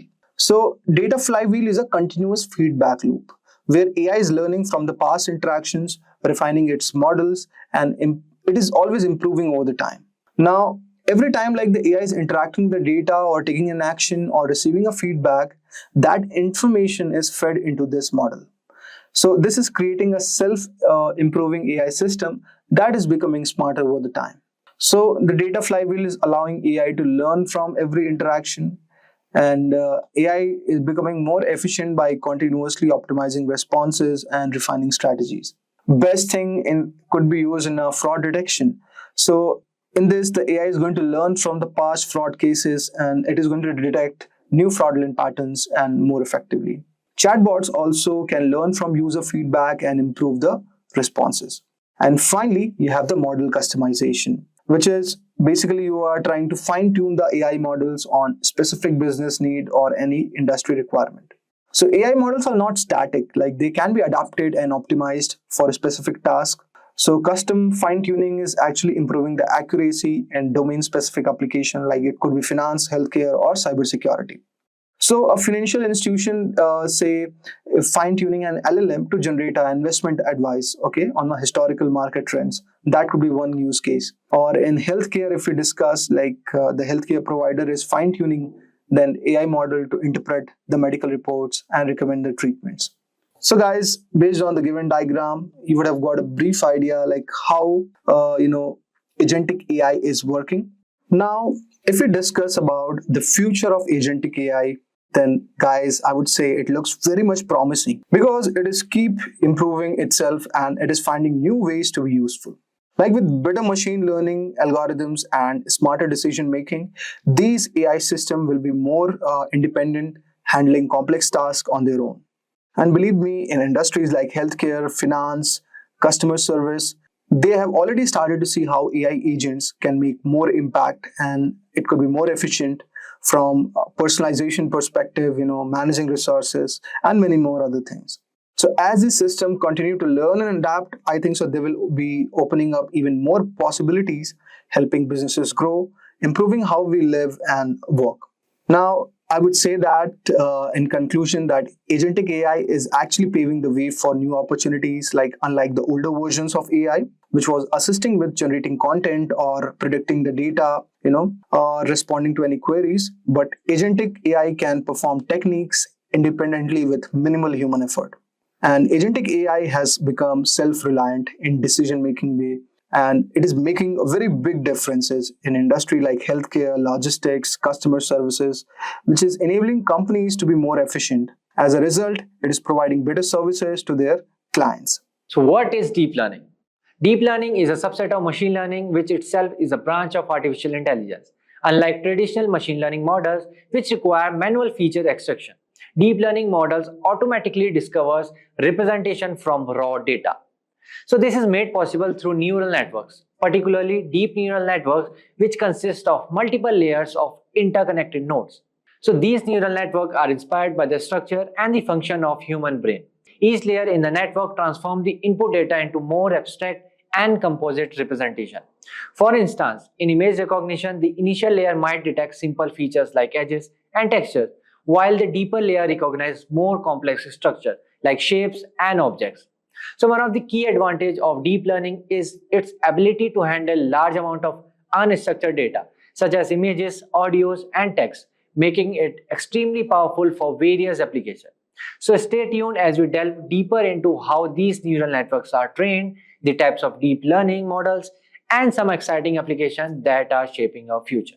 Types of deep learning. Deep learning AI can be applied supervised, unsupervised, and reinforcement machine learning using various methods for each. The first one, supervised machine learning. In supervised learning, the neural network learns to make prediction or classify that data using labeled datasets. Both input features and target variables are provided, and the network learns by minimizing the error between its prediction and the actual targets. A process called backpropagation. CNN and RNN are the common deep learning algorithms used for tasks like image classification, sentiment analysis, and language translation. The second one, unsupervised machine learning. In unsupervised machine learning, the neural network discovers patterns or clusters in unlabeled datasets without target variables. It identifies hidden pattern or relationship within the data. Algorithms like autoencoders and generative models are used for tasks such as clustering, dimensionality reduction, and anomaly detection. The third one, reinforcement machine learning. In this, an agent learns to make decisions in an environment to maximize a reward signal. The agent takes action, observes the records, and learns policies to maximize cumulative rewards over time. Deep reinforcement learning algorithms like deep Q networks and deep deterministic polygradient are used for tasks such as robotics and gameplay. Moving forward, let's see what are the artificial neural networks. Artificial neural networks, ANNs, inspired by the structure and the function of human neurons, consist of interconnected layers of artificial neurals or units. The input layer receives data from the external resources and it passes to one or more hidden layers. Each neuron in these layers computes a weighted sum of inputs and transfers the result to the next layer. During training, the weight of these connections are adjusted to optimize the network's performance. A fully connected artificial neural network includes an input layer or more hidden layers and an output layer. Each neuron in a hidden layer receives input from the previous layer and sends its output to the next layer. So this process continues until the final output layer produces a network response. So moving forward, let's see types of neural networks. So deep learning models can automatically learn features from data, making them ideal to tasks like image recognition, speech recognition, and natural language processing. So the most common architecture in deep learnings are the first one, feed-forward neural network, FNNs. So these are the simplest type of neural network where information flows linearly from the input to the output. They are widely used for tasks such as image classification, speech recognition, and natural language processing, NLP. The second one, convolutional neural network, designed specifically for image and video recognition. CNNs automatically learn features from images, making them ideal for image classification, object detection, and image segmentation. The third one, recurrent neural networks, RNNs, are specialized for processing sequential data time series and natural language. They maintain an internal state to capture information from previous input, making them suitable for tasks such as speech recognition, NLP, and language translation. So now let's move forward and see some deep learning application. The first one is autonomous vehicle. Deep learning is changing the development of self-driving car. Algorithms like CNNs process data from sensors and cameras to detect objects, recognize traffic signs, and make driving decisions in real time, enhancing safety and efficiency on the road. The second one is healthcare diagnostic. Deep learning models are being used to analyze medical images such as X-rays, MRIs, and CT scans with high accuracy. They help in early detection and diagnosis of diseases like cancer, improving treatment outcomes and saving lives. The third one is NLP. Recent advancement in NLP powered by deep learning models like Transformer, ChatGPT have led to more sophisticated and human-like text generation, translation, and sentiment analysis. So applications include virtual assistant, chatbots, and automated customer service. The fourth one, deepfake technology. So deep learning techniques are used to create highly realistic synthetic media known as deepfakes. While this technology has entertainment and creative application, it also raises ethical concern regarding misinformation and digital manipulation. The fifth one, predictive maintenance. In industries like manufacturing and aviation, deep learning models predict equipment failures before they occur by analyzing sensor data. Their proactive approach reduces downtime, lowers maintenance costs, and improves operational efficiency. So now let's move forward and see some advantages and disadvantages of deep learning. So first one is high computational requirements. So deep learning requires significant data and computational resources for training. Whereas advantage is high accuracy. achieves state-of-the-art performance in tasks like image recognition and natural language processing. Whereas deep learning needs large label datasets, often require extensive label dataset for training, which can be costly and time-consuming together. So second advantage of deep learning is automated feature engineering. Automatically discovers and learn relevant features from data without manual intervention. The third disadvantage is overfitting. So deep learning can overfit to training data, leading to poor performance on new unseen data. Whereas the third deep learning advantage is scalability. So deep learning can handle large complex dataset and learn from massive amount of data. So in conclusion, deep learning is a transformative leap in AI, mimicking human neural networks. It has changed healthcare, finance, autonomous vehicles, and NLP.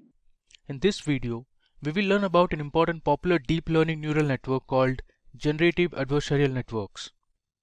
Yann LeCun, one of the pioneers in the field of machine learning and deep learning, described it as the most interesting idea in the last 10 years in machine learning. In this video, you will learn about what are generative adversarial networks and look in brief at generator and discriminator. Then, we'll understand how GANs work and the different types of GANs. Finally, we'll look at some of the applications of GANs. So let's begin. So what are generative adversarial networks? Generative Adversarial Networks or GANs, introduced in 2014 by Ian J. Goodfellow and co-authors, became very popular in the field of machine learning. GAN is an unsupervised learning task in machine learning. It consists of two models that automatically discover and learn the patterns in input data. The two models, called generator and discriminator, compete with each other to analyze, capture and copy the variations within a dataset. GANs can be used to generate new examples that possibly could have been drawn from the original dataset. In the image below, you can see that there is a database that has real 100 rupee notes. The generator, which is basically a neural network, generates fake 100 rupees notes. The discriminator network will identify if the notes are real or fake. Let us now understand in brief about what is a generator. A generator in GANs is a neural network that creates fake data to be trained on the discriminator. It learns to generate plausible data. The generated instances become negative training examples for the discriminator. It takes a fixed length random vector carrying noise as input and generates a sample. Now the main aim of the generator is to make the discriminator classify its output as real. The portion of the GAN that trains the generator includes a noisy input vector, the generator network, which transforms the random input into a data instance, a discriminator network which classifies the generated data, and a generator loss, which penalizes the generator for failing to dolt the discriminator. The backpropagation method is used to adjust each weight in the right direction by calculating the weight's impact on the output. The backpropagation method is used to obtain gradients, and these gradients can help change the generator weights. Now, let us understand in brief what a discriminator is. A discriminator is a neural network model that identifies real data from the fake data generated by the generator. The discriminator's training data comes from two sources. The real data instances, such as real pictures of birds, humans, currency notes, etc., are used by the discriminator as positive samples during the training. The fake data instances created by the generator are used as negative examples during the training process. While training the discriminator, it connects with two loss functions. During discriminator training, the discriminator ignores the generator loss and just uses the discriminator loss. In the process of training the discriminator classifies both real data and fake data from the generator. The discriminator loss penalizes the discriminator for misclassifying a real data instance as fake or a fake data instance as real. Now moving ahead, let's understand how GANs work. Now GANs consists of two networks, a generator which is represented as G of X and a discriminator which is represented as D of X. They both play an adversarial game where the generator tries to fool the discriminator by generating data similar to those in the training set. The discriminator tries not to be fooled by identifying fake data from the real data. They both work simultaneously to learn and train complex data like audio, video or image files. Now you are aware that GANs consists of two networks, a generator G of X and discriminator D of X. Now the generator network takes a sample and generates a fake sample of data. The generator is trained to increase the probability of the discriminator network to make mistakes. On the other hand, The discriminator network decides whether the data is generated or taken from the real sample using a binary classification problem with the help of a sigmoid function that gives the output in the range 0 and 1. Here is an example of a generative adversarial network trying to identify if the 100 rupee notes are real or fake. So first, a noise vector or the input vector is fed to the generator network. The generator creates fake 100 rupee notes. The real images of 100 rupee notes stored in a database are passed to the discriminator along with the fake notes.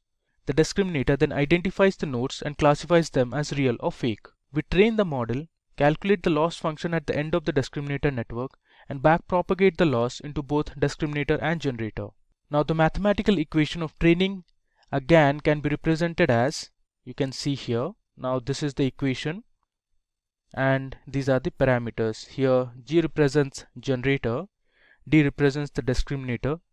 Now P data of X is the probability distribution of real data, P of Z is the distribution of generator, X is the sample of probability data of X, Z is the sample size from P of Z, D of X is the discriminator network, and G of Z is the generator network.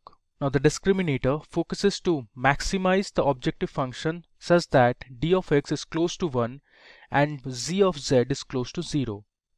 It simply means that the discriminator should identify all the images from the training set as real, that is 1, and all the generated images as fake, that is 0. The generator wants to minimize the objective function such that D of Z of Z is 1. This means that the generator tries to generate images that are classified as real, that is 1, by the discriminator network. Next, let's see the steps for training a neural network. So we have to first define the problem and collect the data. Then we'll choose the architecture of GAN. Now depending on your problem, choose how your GAN should look like. Then we need to train the discriminator on real data. That will help us predict them as real for n number of times. Next, you need to generate fake inputs for the generator. After that, you need to train the discriminator on fake data to predict the generated data as fake. Finally, train the generator on the output of discriminator. With the discriminator predictions available, train the generator to fool the discriminator. Let us now look at the different types of GANs. So first we have vanilla GANs. Now vanilla GANs have min-max optimization formula that we saw earlier, where the discriminator is a binary classifier and is using sigmoid cross entropy loss during optimization. In vanilla GANs, the generator and the discriminator are simple multi-layer perceptrons. The algorithm tries to optimize the mathematical equation using stochastic gradient descent. Up next, we have deep convolutional GANs or DC GANs. Now DC GANs support convolutional neural networks instead of vanilla neural networks at both discriminator and generator. They are more stable and generate higher quality images. The generator is a set of convolutional layers with fractional strided convolutions or transpose convolutions, so it unsamples the input image at every convolutional layer. The discriminator is a set of convolutional layers with strided convolutions, so it downsamples the input image at every convolutional layer. Moving ahead, the third type we have is conditional GANs or CGANs. Vanilla GANs can be extended into conditional models by using an extra label information to generate better results. In CGAN, an additional parameter called Y is added to the generator for generating the corresponding data. Labels are fed as input to the discriminator to help distinguish the real data from fake data generated. Finally, we have super resolution GANs. Now SR GANs use deep neural networks along with adversarial neural network to produce higher resolution images. Super resolution GANs generate a photorealistic high resolution image when given a low resolution image. Let's look at some of the important applications of GANs. So with the help of DC GANs, you can train images of cartoon characters for generating faces of anime characters and Pokemon characters as well. Next, GANs can be used on the images of humans to generate realistic faces. The faces that you see on your screens have been generated using GANs and do not exist in reality. Third application we have is GANs can be used to build realistic images from textual descriptions of objects like birds, humans, and other animals. We input a sentence and generate multiple images fitting the description. Here is an example of a text-to-image translation using GANs for a bird with a black head, yellow body, and a short beak. The final application we have is creating 3D objects.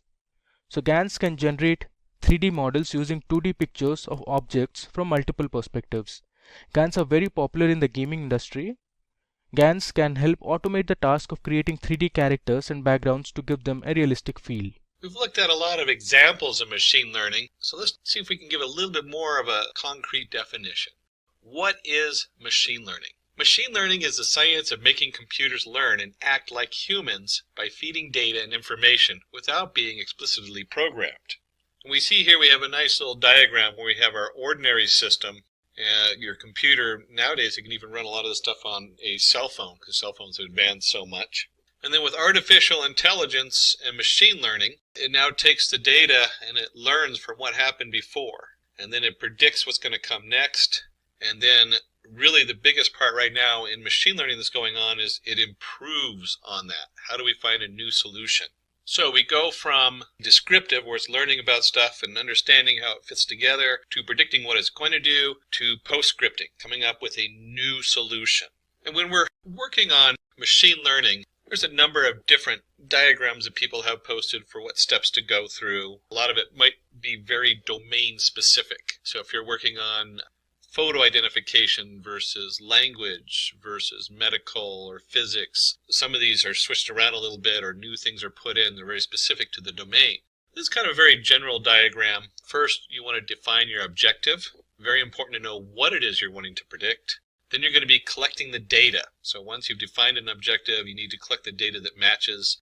You spend a lot of time in data science collecting data, and the next step, preparing the data. You got to make sure that your data is clean going in. There's the old saying, bad data in, bad answer out, or bad data out.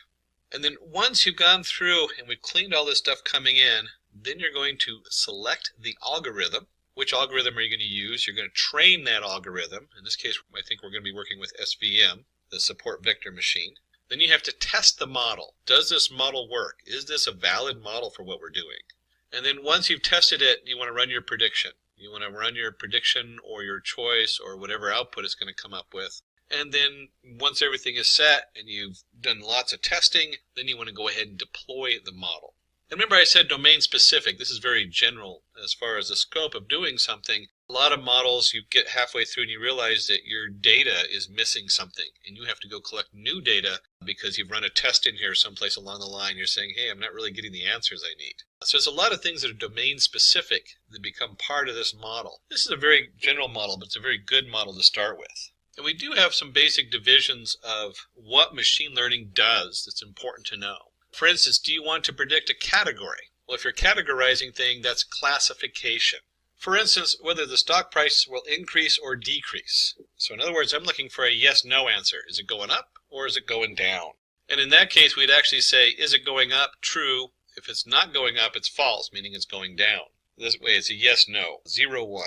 Do you want to predict a quantity? That's regression. So remember, we just did classification. Now we're looking at regression. These are the two major divisions in what data is doing. For instance, predicting the age of a person based on the height, weight, health, and other factors. So based on these different factors, you might guess how old a person is. And then there are a lot of domain-specific things, like do you want to detect an anomaly? That's anomaly detection. This is actually very popular right now. For instance, you want to detect money withdrawal anomalies. You want to know when someone's making a withdrawal that might not be their own account. We've actually brought this up because this is really big right now. If you're predicting the stock, whether to buy stock or not, you want to be able to know if what's going on in the stock market is an anomaly. Use a different prediction model because something else is going on. You got to pull out new information in there. Or is this just the norm? I'm going to get my normal return on my money invested. So being able to detect anomalies is very big in data science these days. Another question that comes up, which is on what we call untrained data, is do you want to discover structure in unexplored data? And that's called clustering. For instance, finding groups of customers with similar behavior given a large database of customer data containing their demographics and past buying records. And in this case, we might notice that anybody who's wearing a certain set of shoes goes shopping at certain stores, or whatever it is, they're going to make certain purchases. By having that information, it helps us to market or group people together so that we can now explore that group and find out what it is we want to market to them if you're in the marketing world. And that might also work in just about any arena. You might want to group people together, whether they're based on their different areas and investments and financial background, whether you're going to give them a loan or not. Before you even start looking at whether they're a valid customer for the bank, you might want to look at all these different areas and group them together based on unknown data. So you don't know what the data is going to tell you, but you want to cluster people together that come together. Let's take a quick detour for quiz time. Oh, my favorite. So we're going to have a couple questions here under quiz time. And we'll be posting the answers in the part 2 of this tutorial. So let's go ahead and take a look at these quiz times questions, and hopefully you'll get them all right, and it'll get you thinking about how to process data and what's going on. Can you tell what's happening in the following cases? Of course, you're sitting there with your cup of coffee and you have your checkbox and your pen trying to figure out what's your next step in your data science analysis. So the first one is grouping documents into different categories based on the topic and content of each document. Very big these days. You have legal documents, you have maybe it's a sports group documents, maybe you're analyzing newspaper postings, but certainly having that automated is a huge thing in today's world. B, identifying handwritten digits in images correctly. So we want to know whether they're writing an A or capital A, B, C. What are they writing out in their handwriting? C, behavior of a website indicating that the site is not working as designed. D, predicting salary of an individual based on his or her years of experience. Boy, HR hiring setup there.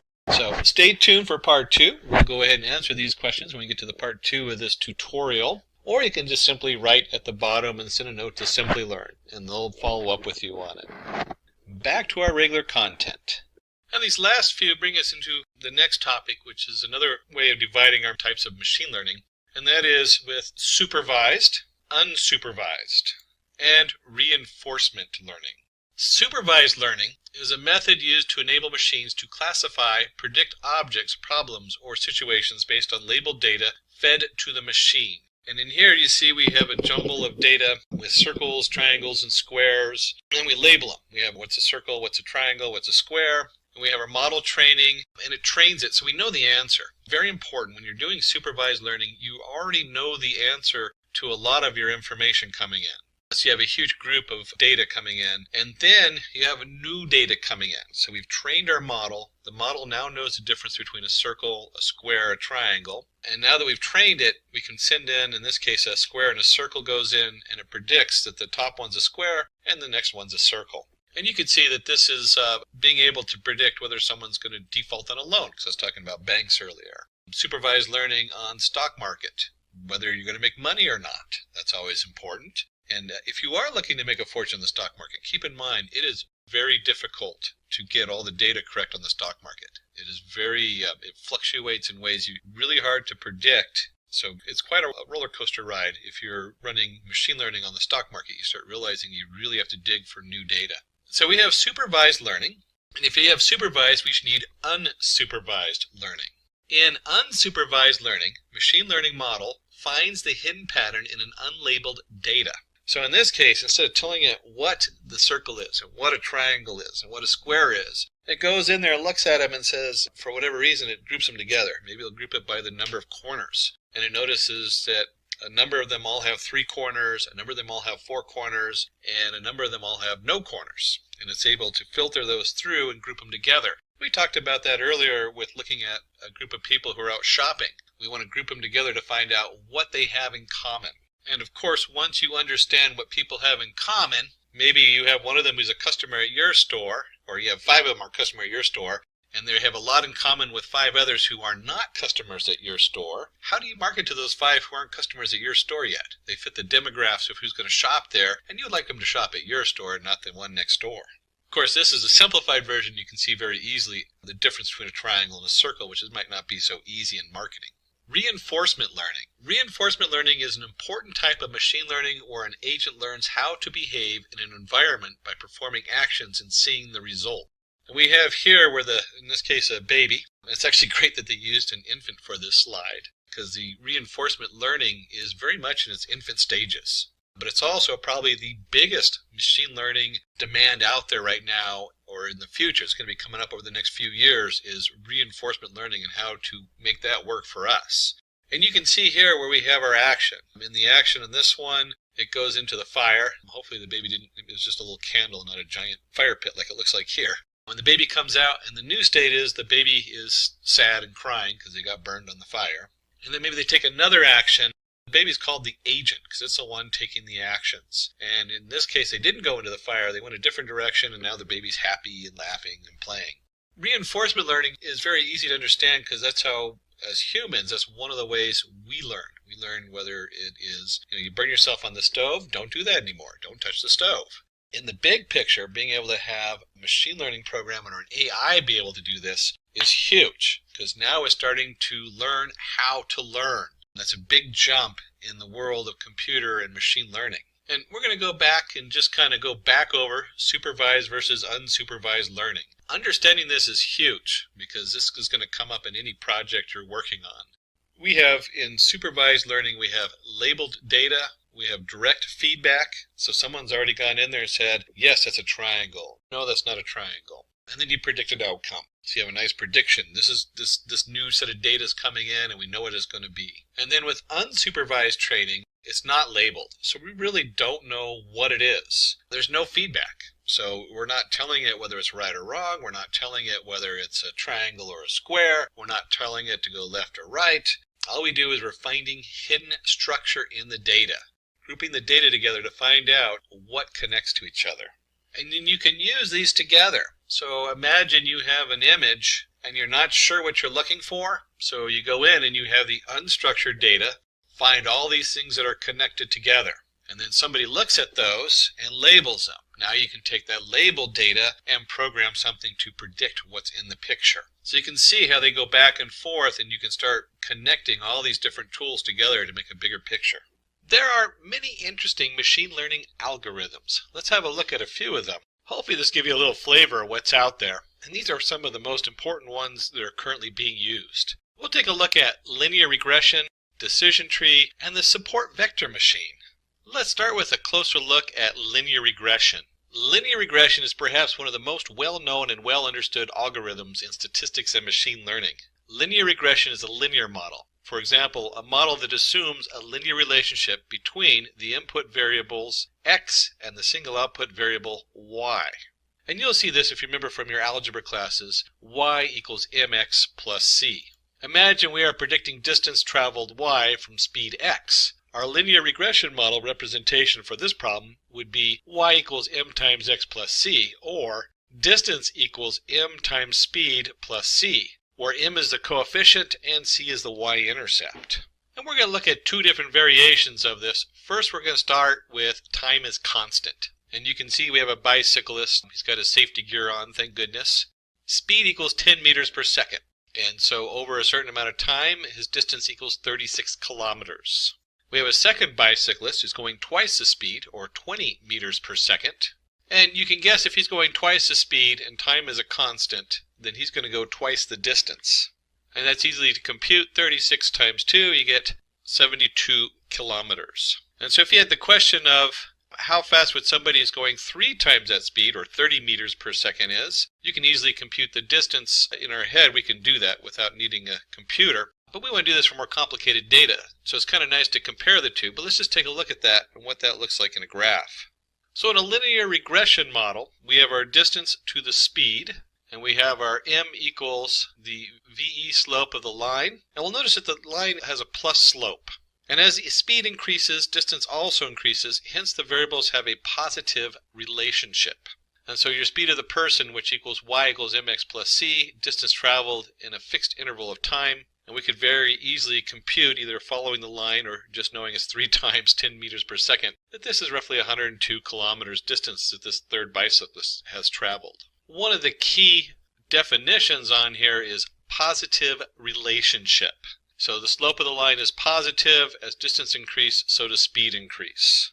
Let's take a look at our second example where we put distance is a constant. So we have speed equals 10 meters per second. They have a certain distance to go, and it takes them 100 seconds to travel that distance. And we have our second bicyclist who's still doing 20 meters per second. Since he's going twice the speed, we can guess that he'll cover the distance in about half the time. 50 seconds. And of course you could probably guess on the third one, 100 divided by 30, since he's going 3 times the speed. You could easily guess that this is 33.333 seconds time. When we put that into a linear regression model or a graph, if the distance is assumed to be constant, let's see the relationship between speed and time. And as time goes up, the amount of speed to go that same distance goes down. So now your m equals a minus VE slope of the line. As the speed increases, time decreases, hence the variable has a negative relationship. Again, there's our definition, positive relationship and negative relationship dependent on the slope of the line. And with a simple formula like this, and even a significant amount of data, let's see with the mathematical implementation of linear regression. And we'll take this data. So suppose we have this data set where we have x, y, x equals 1, 2, 3, 4, 5, standard series, and the y value is 3, 2, 2, 4, 3. When we take that and we go ahead and plot these points on a graph, you can see there's kind of a nice scattering, and you could probably eyeball a line through the middle of it. But we're going to calculate that exact line for linear regression. And the first thing we do is we come up here and we have the mean of xi. And remember, mean is basically the average. So we added 5 plus 4 plus 3 plus 2 plus 1 and divide by 5. And that simply comes out as 3. And then we'll do the same for y. We'll go ahead and add up all those numbers and divide by 5. And we end up with the mean value of y of I equals 2.8. Where the xi references it's an average or means value, and the yi also equals a means value of y. And when we plot that, you'll see that we can put in the y equals 2.8 and the x equals 3 in there on our graph. We kind of gave it a little different color so you could sort it out with the dashed lines on it. And it's important to note that when we do the linear regression model should go through that dot. Now let's find our regression equation to find the best fit line. Remember, we go ahead and take our y equals mx plus c, so we're looking for m and c. So to find this equation for our data, we need to find our slope of m and our coefficient of c. And we have y equals mx plus c, where m equals the sum of x minus x average times y minus y average, or y means and x means, over the sum of x minus x means squared. That's how we get the slope of the value of the line. And we can easily do that by creating some columns here where we have x, y. Computers are really good about iterating through data, and so we can easily compute this and fill in a graph of data. And in our graph, you can easily see that if we have our x value of 1, and if you remember the xi, or the means value, is 3, 1 minus 3 equals a negative 2, and 2 minus 3 equals a negative 1, so on and so forth. And we can easily fill in the column of x minus xi, y minus yi, and then from those we can compute x minus xi squared and x minus xi times y minus yi. And you can guess it that the next step is to go ahead and sum the different columns for the answers we need. So we get a total of 10 for our x minus xi squared, and a total of 2 for x minus xi times y minus yi. And we plug those in, we get 2/10, which equals 0.2. So now we know the slope of our line equals 0.2. So we can calculate the value of c. That'd be the next step, is we need to know where it crosses the y-axis. And if you remember, I mentioned earlier that the linear regression line has to pass through the means value, the one that we showed earlier. We can just flip back up there to that graph, and you can see right here there's our means value, which is 3, x equals 3 and y equals 2.8. And since we know that value, we can simply plug that into our formula, y equals 0.2x plus c. So we plug that in, and we get 2.8 equals 0.2 times 3 plus c, and you can just solve for c. So now we know that our coefficient equals 2.2. And once we have all that, we can go ahead and plot our regression line. Y equals 0.2 times x plus 2.2. And then from this equation, we can compute new values. So let's predict the values of y using x equals 1, 2, 3, 4, 5 and plot the points. Remember, the 1, 2, 3, 4, 5 was our original x values. So now we're going to see what y thinks they are, not what they actually are. And when we plug those in, we get y of designated with y of p. You can see that x equals 1 equals 2.4, x equals 2 equals 2.6, and so on and so on. So we have our y predicted values of what we think it's going to be when we plug those numbers in. And when we plot the predicted values along with the actual values, we can see the difference. And this is one of the things that's very important with linear regression in any of these models, is to understand the error. And so we can calculate the error on all of our different values. And you can see over here we plotted x and y predict. And we drawn a little line so you can sort of see what the error looks like there between the different points.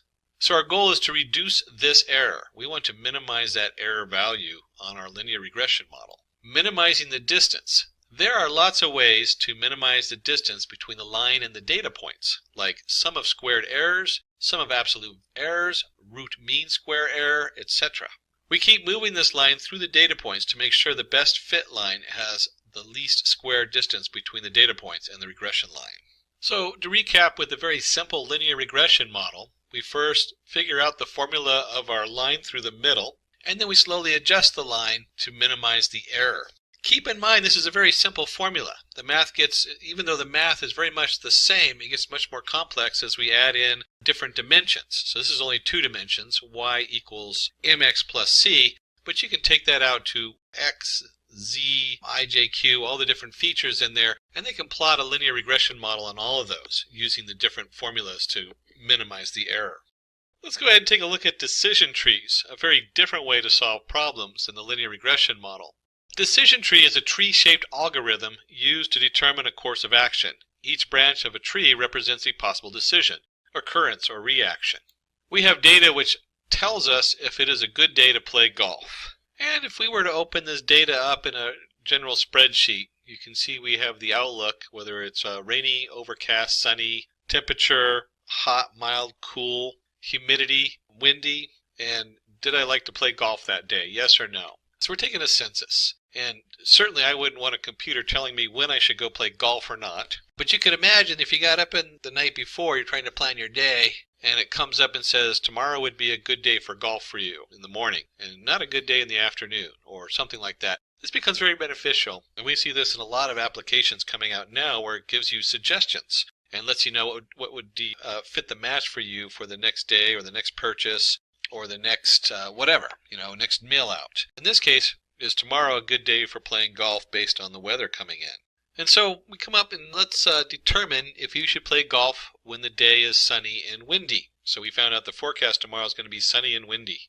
And suppose we draw our tree like this. We're going to have our humidity, and then we have our normal, which is if you have a normal humidity, you're going to go play golf. And if the humidity is really high, then we look at the outlook. And if the outlook is sunny, overcast, or rainy, it's going to change what you choose to do. So if you know that it's a very high humidity and it's sunny, you're probably not going to play golf because you're going to be out there miserable, fighting off the mosquitoes that are out joining you to play golf with you. Maybe if it's rainy, you probably don't want to play in the rain. But if it's slightly overcast and you get just the right shadow, that's a good day to play golf and be outside, out on the green. Now in this example, you can probably make your own tree pretty easily because it's a very simple set of data going in.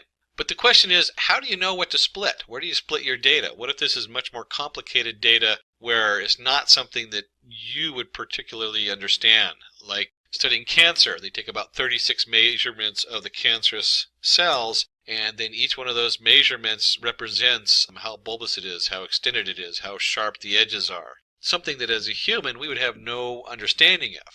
So how do we decide how to split that data up? And is that the right decision tree? So that's a question that's going to come up. Is this the right decision tree? For that, we should calculate entropy and information gain. 2 important vocabulary words there are the entropy and the information gain. Entropy. Entropy is a measure of randomness or impurity in the data set. Entropy should be low. So we want the chaos to be as low as possible. We don't want to look at it and be confused by the images or what's going on there with mixed data.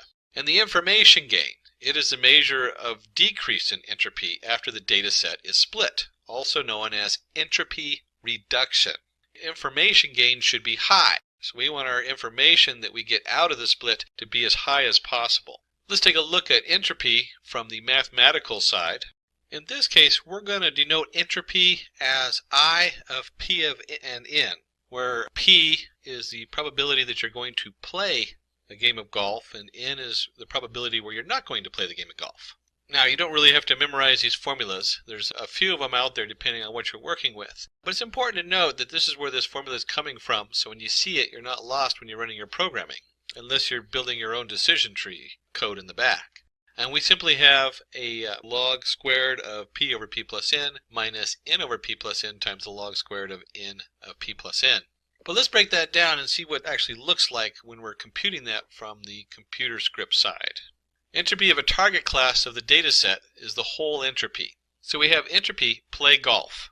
And when we look at this, if we go back to the data, you can simply count how many yeses and no in our complete data set for playing golf days. In our complete set, we find we have 5 days we did play golf and 9 days we did not play golf. And so our I equals, if you add those together, 9 plus 5 is 14. And so our I equals 5 over 14 and 9 over 14. That's our P and N values that we plug into that formula. And you can go to 5 over 14 equals 0.36, 9 over 14 equals 0.64. And when you do the whole equation, you get the minus 0.36 log root squared of 0.36 minus 0.64 log squared root of 0.64. And we get a set value. We get 0.94. So we now have a full entropy value for the whole set of data that we're working with. And we want to make that entropy go down. And just like we calculated the entropy out for the whole set, we can also calculate entropy for playing golf and the outlook. Is it going to be overcast or rainy or sunny? And so when we look at the entropy, we have P of sunny times E of 3 of 2. And that just comes out how many sunny days yes and how many sunny days no over the total, which is 5. Don't forget to put we'll divide that 5 out later on. Equals P overcast equals 4 comma 0 plus rainy equals 2 comma 3. And then when you do the whole setup, we have 5 over 14. Remember I said there was a total of 5? 5 over 14 times the I of 3 of 2 plus 4 over 14 times the 4 comma 0 and 514 over I of 2, 3. And so we can now compute the entropy of just the part that has to do with the forecast. And we get 0.693. Similarly, we can calculate the entropy of other predictors like temperature, humidity, and wind. And so we look at the gain outlook. How much are we going to gain from this? Entropy play golf minus entropy play golf outlook.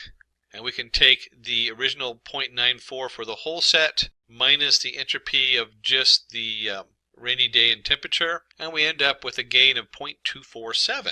So this is our information gain. Remember, we define entropy and we define information gain. The higher the information gain, the lower the entropy, the better. The information gain of the other 3 attributes can be calculated in the same way. So we have our gain for temperature equals 0.029. We have our gain for humidity equals 0.152. And our gain for a windy day equals 0.048. And if you do a quick comparison, you'll see the 0.247 is the greatest gain of information, so that's the split we want.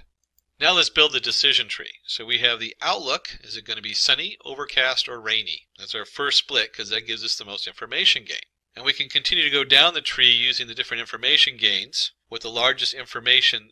We can continue down the nodes of the tree where we choose the attribute with the largest information gain as the root node and then continue to split each subnode with the largest information gain that we can compute. And although it's a little bit of a tongue twister to say all that, you can see that it's a very easy to view visual model. We have our outlook, we split it 3 different directions. If the outlook is overcast, we're going to play. And then we can split those further down if we want. So if the outlook is sunny, but then it's also windy, if it's windy, we're not going to play. If it's not windy, we'll play. So we can easily build a nice decision tree to guess what we would like to do tomorrow and give us a nice recommendation for the day. So we want to know if it's a good day to play golf when it's sunny and windy. Remember the original question that came out? Tomorrow's weather report is sunny and windy. You can see by going down the tree, we go outlook sunny, outlook windy. We're not going to play golf tomorrow. So our little smartwatch pops up and says, I'm sorry, tomorrow's not a good day for golf. It's going to be sunny and windy. And if you're a huge golf fan, you might go, uh-oh, it's not a good day to play golf. We can go in and watch a golf game at home. So we'll sit in front of the TV instead of being out playing golf in the wind. Now that we looked at our decision tree, let's look at the third one of our algorithms we're investigating. Support vector machine. Support vector machine is a widely used classification algorithm. The idea of support vector machine is simple. The algorithm creates a separation line which divides the classes in the best possible manner. For example, dog or cat, disease or no disease. Suppose we have a labeled sample data which tells height and weight of males and females. A new data point arrives and we want to know whether it's going to be a male or a female. So we start by drawing a line. We draw decision lines, but if we consider decision line 1, then we will classify the individual as a male. And if we consider decision line 2, then it will be a female. So you can see this person kind of lies in the middle of the two groups, so it's a little confusing trying to figure out which line they should be under. We need to know which line divides the classes correctly, but how? The goal is to choose a hyperplane, and that is one of the key words they use when we talk about support vector machines. Choose a hyperplane with the greatest possible margin between the decision line and the nearest point within the training set. So you can see here we have our support vector, we have the two nearest points to it, and we draw a line between those 2 points. And the distance margin is the distance between the hyperplane and the nearest data point from either set. So we actually have a value, and it should be equally distant between the 2 points that we're comparing it to. When we draw the hyperplanes, we observe that line 1 has a maximum distance. So we observe that line 1 has a maximum distance margin, so we'll classify the new data point correctly. And our result on this one is going to be that the new data point is male. One of the reasons we call it a hyperplane versus a line is that a lot of times we're not looking at just weight and height. We might be looking at 36 different features or dimensions. And so when we cut it with a hyperplane, it's more of a three-dimensional cut in the data, or multi-dimensional. It cuts the data a certain way. And each plane continues to cut it down until we get the best fit or match. Let's understand this with the help of an example. Problem statement. I always start with a problem statement when you're going to put some code together. We're going to do some coding now. Classifying muffin and cupcake recipes using support vector machines. So the cupcake versus the muffin. Let's have a look at our data set. And we have the different recipes here. We have a muffin recipe that has so much flour. I'm not sure what measurement 55 is in, but it has 55, maybe it's ounces? But it has a certain amount of flour, a certain amount of milk, sugar, butter, egg, baking powder, vanilla, and salt. And so based on these measurements, we want to guess whether we're making a muffin or a cupcake. And you can see in this one, we don't have just 2 features. We don't just have height and weight as we did before between the male and female. In here, we have a number of features. In fact, in this, we're looking at 8 different features to guess whether it's a muffin or a cupcake. What's the difference between a muffin and a cupcake? Turns out muffins have more flour, while cupcakes have more butter and sugar. So basically the cupcake's a little bit more of a dessert, where the muffin's a little bit more of a fancy bread. But how do we do that in Python? How do we code that to go through recipes and figure out what the recipe is? And I really just want to say cupcakes versus muffins, like some big professional wrestling thing. Before we start in our cupcakes versus muffins, we are going to be working in Python. There's many versions of Python, many different editors. That is one of the strengths and weaknesses of Python, is it just has so much stuff attached to it, and it's one of the more popular data science programming packages you can use. In this case, we're going to go ahead and use Anaconda and Jupyter Notebook. The Anaconda Navigator has all kinds of fun tools. Once you're into the Anaconda Navigator, you can change environments. I actually have a number of environments on here. We'll be using Python 3.6 environment. So this is in Python version 3.6. Although it doesn't matter too much which version you use. I usually try to stay with the 3x because they're current, unless you have a project that's very specifically in version 2x. 2.7 I think is usually what most people use in the version 2. And then once we're in our Jupyter Notebook editor, I can go up and create a new file. And we'll just jump in here. In this case, we're doing SVM muffin versus cupcake. And then let's start with our packages for data analysis. And we almost always use there's a few very standard packages we use. We use import numpy. That's for number Python. And they usually denote it as NP. That's very common. And then we're going to import pandas as PD. And NumPy deals with number arrays. There's a lot of cool things you can do with the NumPy setup as far as multiplying all the values in an array, in a NumPy array, data array. Pandas, I can't remember if we're using it actually in this data set. I think we do as an import. It makes a nice data frame. And the difference between a data frame and a NumPy array is that a data frame is more like your Excel spreadsheet. You have columns, you have indexes, so you have different ways of referencing it, easily viewing it. And there's additional features you can run on a data frame. And Pandas kind of sits on NumPy, so you need them both in there. And then finally, we're working with the support vector machine. So from sklearn, we're going to use the sklearn model, import svm, support vector machine. And then as a data scientist, you should always try to visualize your data. Some data obviously is too complicated or doesn't make any sense to the human. But if it's possible, it's good to take a second look at it so that you can actually see what you're doing. Now for that, we're going to use two packages. We're going to import matplotlibary.pyplot as PLT, again very common, and we're going to import Seaborn as SNS. And we'll go ahead and set the font scale in the SNS right in our import line. That's what this semicolon followed by a line of data. We're going to set the SNS. And these are great because the Seaborn sits on top of matplotlibary, just like Pandas sits on NumPy. So it adds a lot more features and uses and control. We're obviously not going to get into matplotlibary and Seaborn. That'd be its own tutorial. We're really just focusing on the SVM, the support vector machine from sklearn. And since we're in Jupyter Notebook, we have to add a special line in here for our matplotlibary. And that's your %sign or ampersand matplotlibary in line. Now, if you're doing this in just a straight code project, a lot of times I use like Notepad++, and I'll run it from there. You don't have to have that line in there because it'll just pop up as its own window on your computer, depending on how your computer's set up.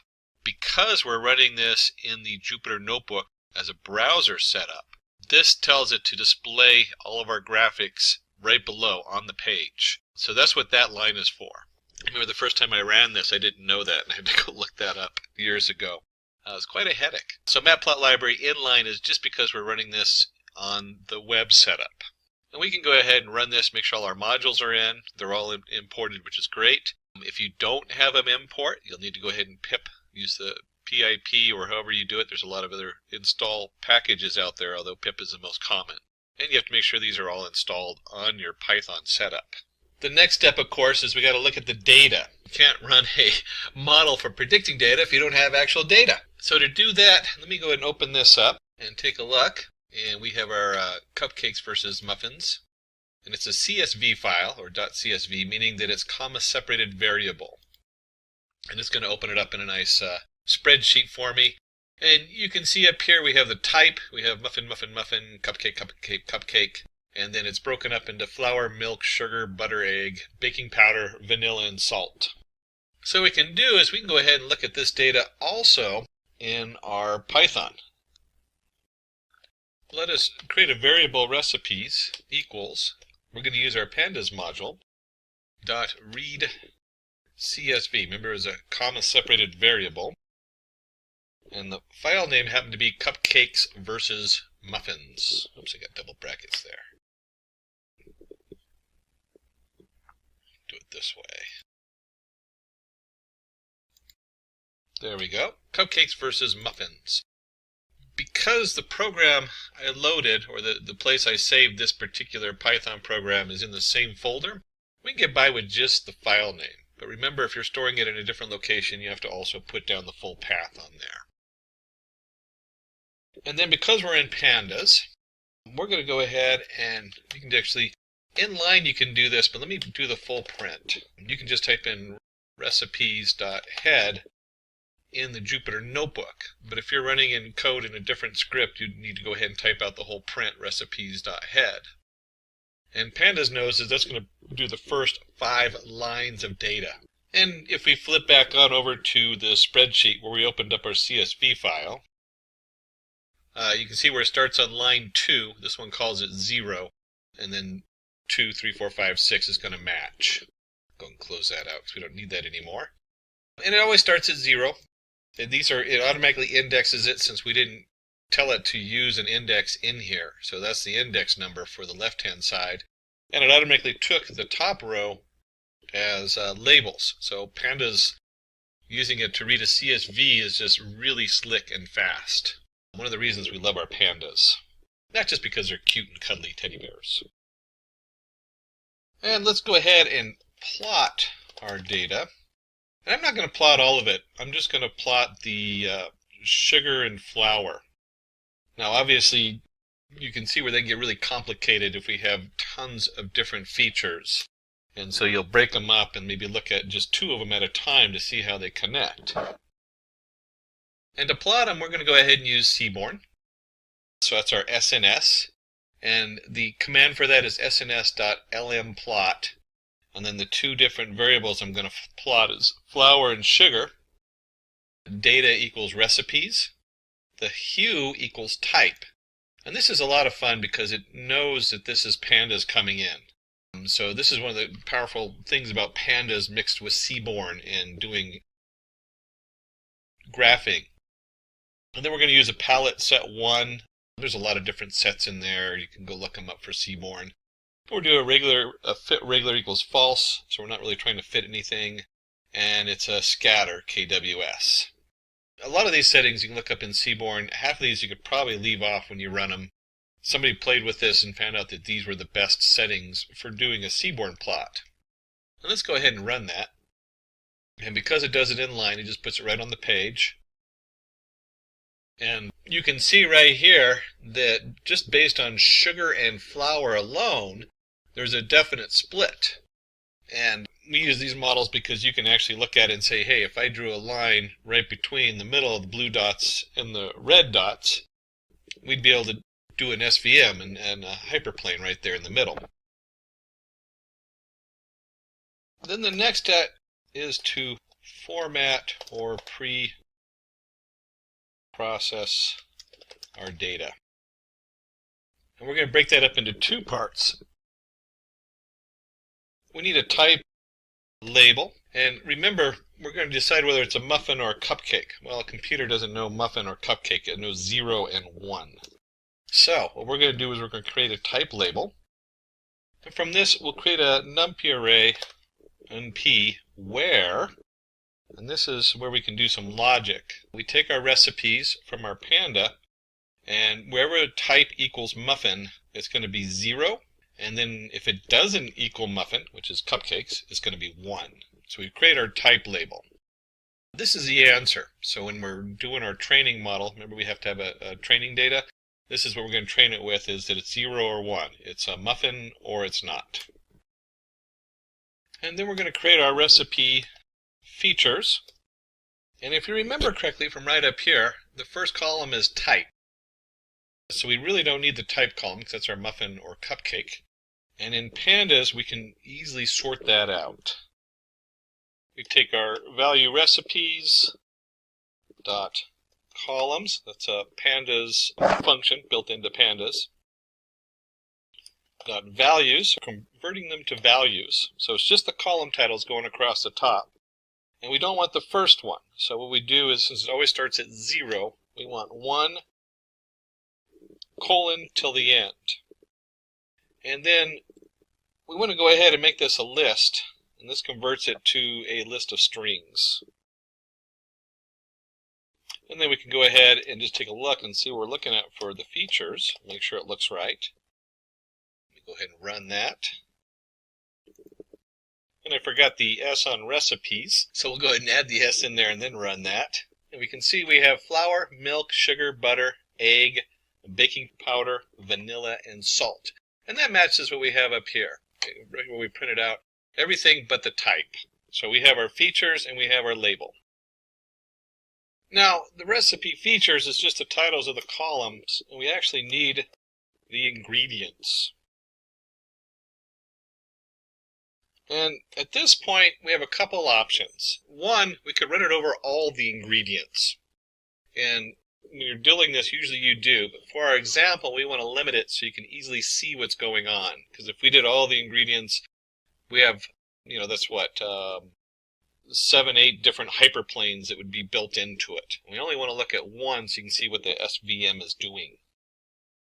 And so we'll take our recipes and we'll do just flour and sugar.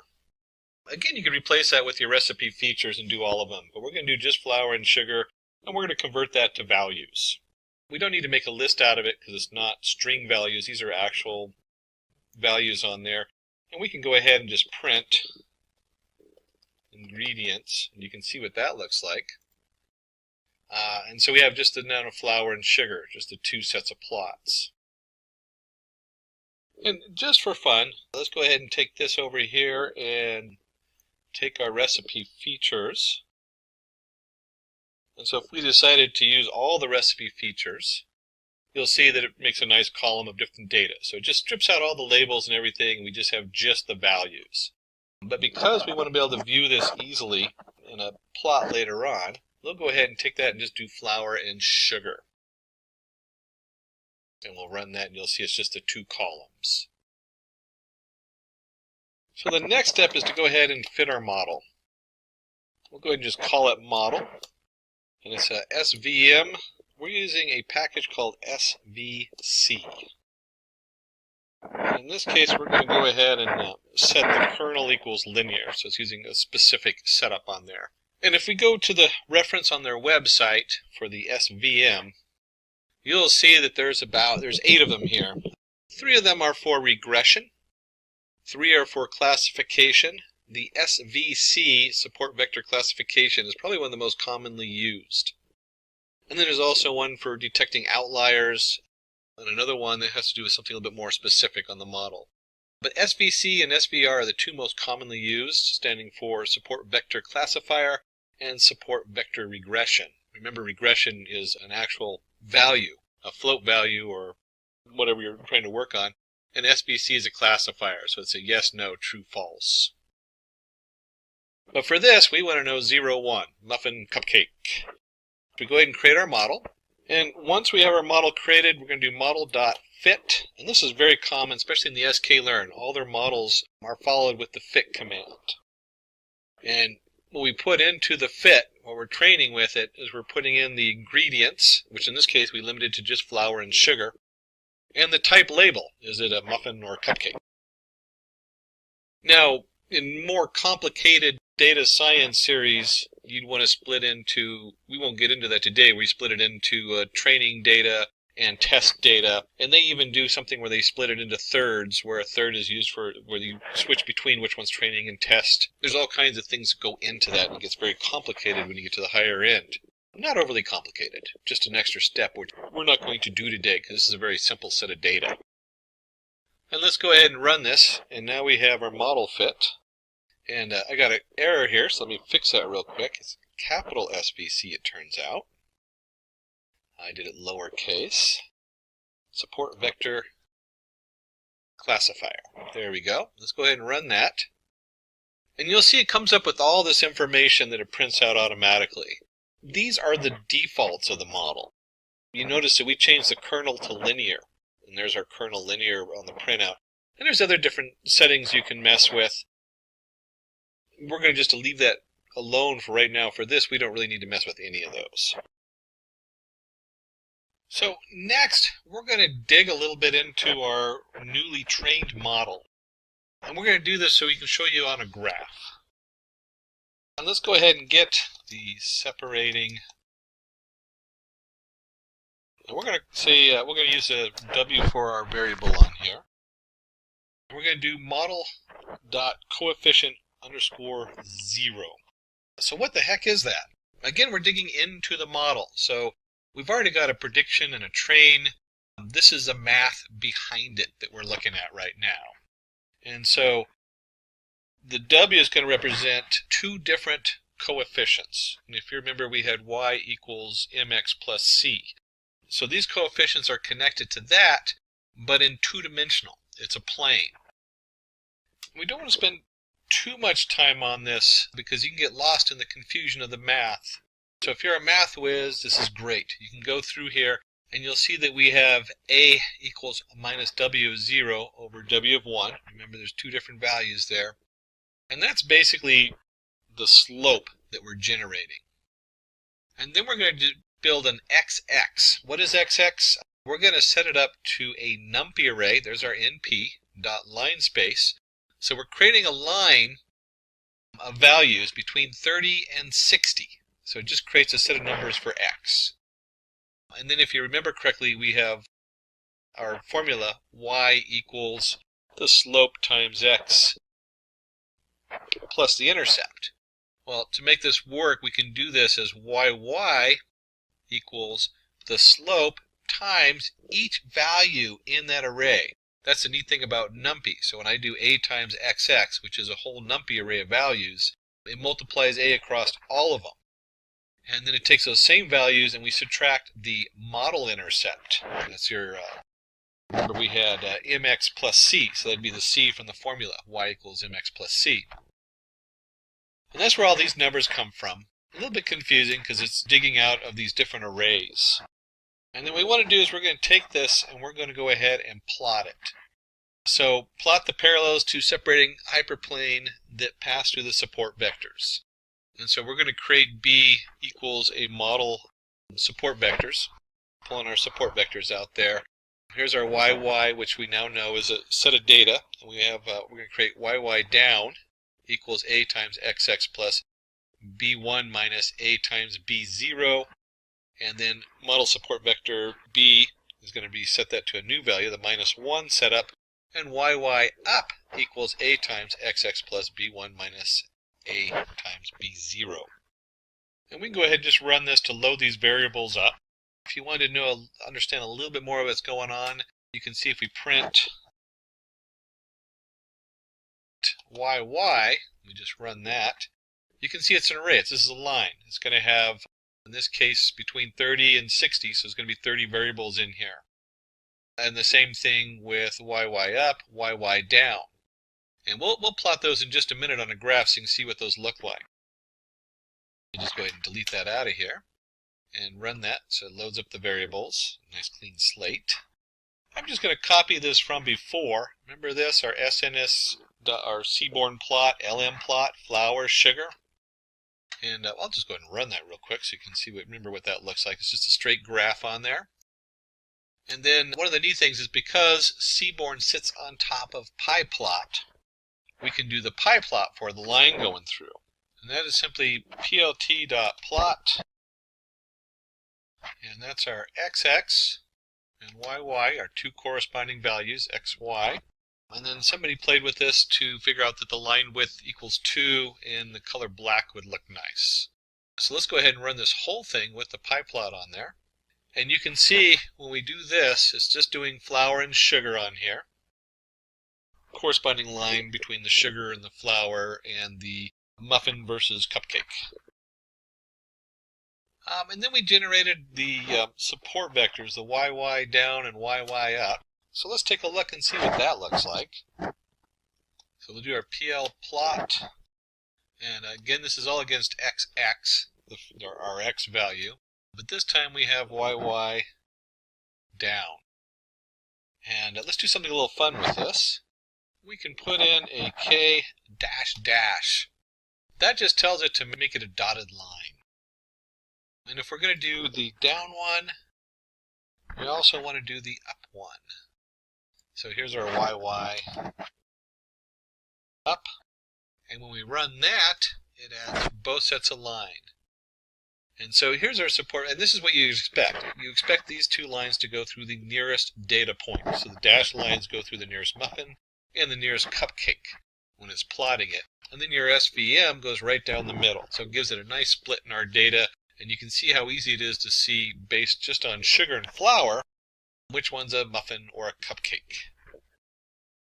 Let's go ahead and create a function to predict muffin or cupcake.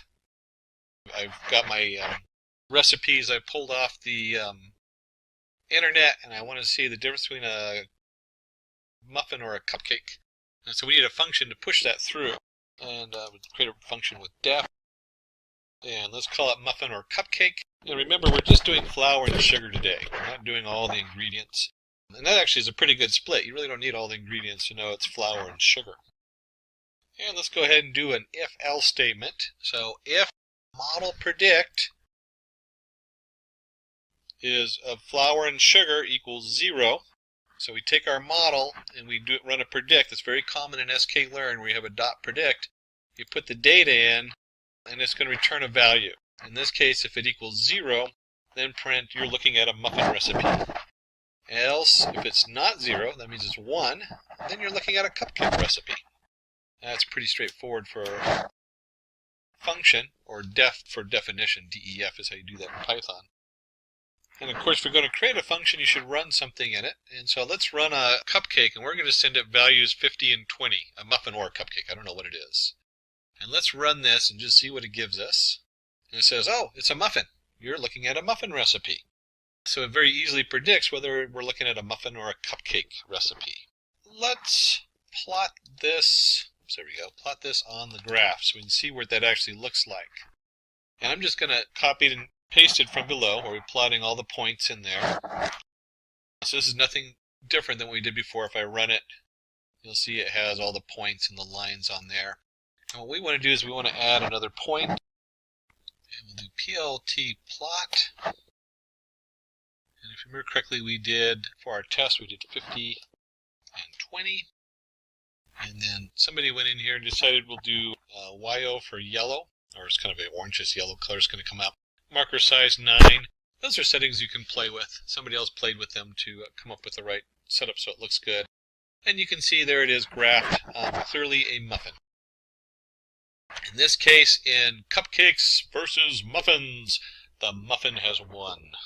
And if you'd like to do your own muffin cupcake contender series, you certainly can send a note down below, and the team at Simplilearn will send you over the data they use for the muffin and cupcake. And that's true of any of the data. We didn't actually run a plot on it earlier. We had men versus women. You can also request that information to run it on your data setup so you can test that out. So to go back over our setup, we went ahead for our support vector machine code. We did a predict 40 parts flour, 20 parts sugar. I think it was different than the one we did, whether it's a muffin or a cupcake. Hence, we have built a classifier using SVM, which is able to classify if a recipe is of a cupcake or a muffin, which wraps up our cupcake versus muffin. What's in it for you? We're going to cover clustering. What is clustering? K-means clustering, which is one of the most common used clustering tools out there, including a flowchart to understand K-means clustering and how it functions. And then we'll do an actual Python live demo on clustering of cars based on brands. Then we're going to cover logistic regression. What is logistic regression? Logistic regression curve and sigmoid function.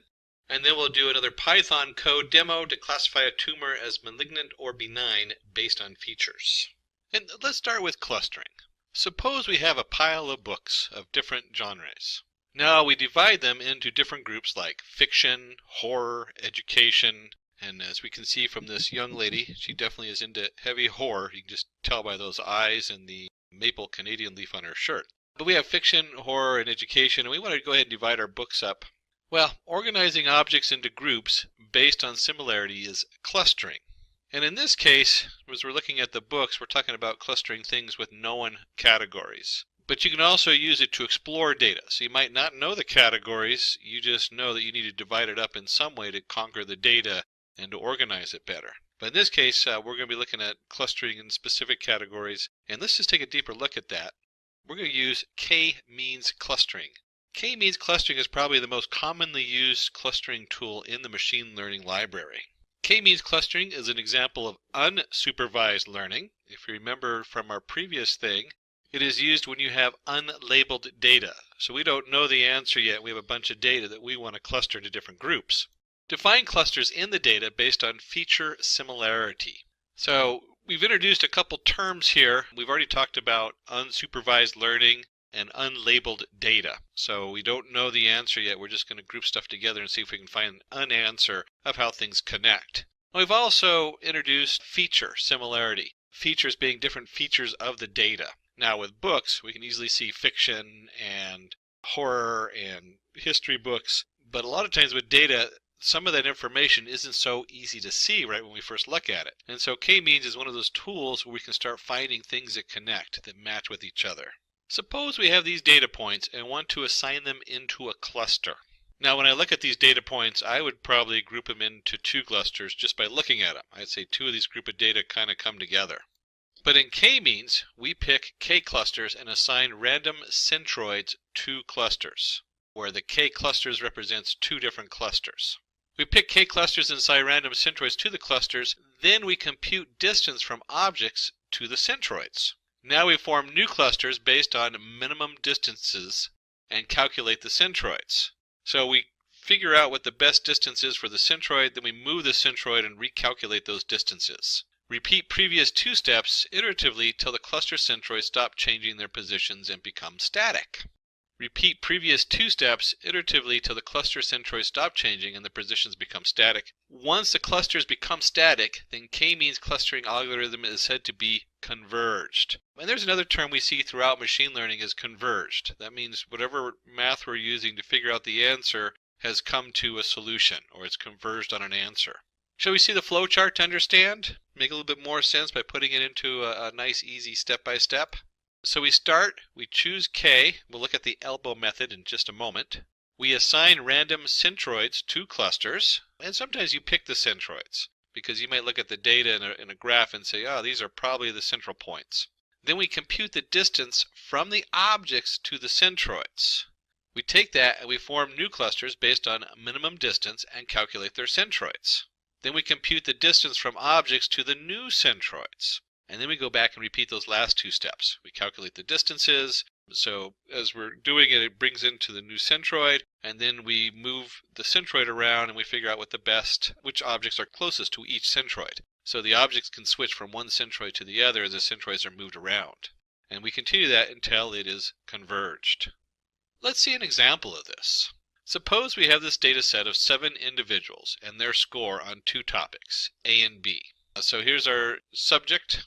In this case, referring to the person taking the test.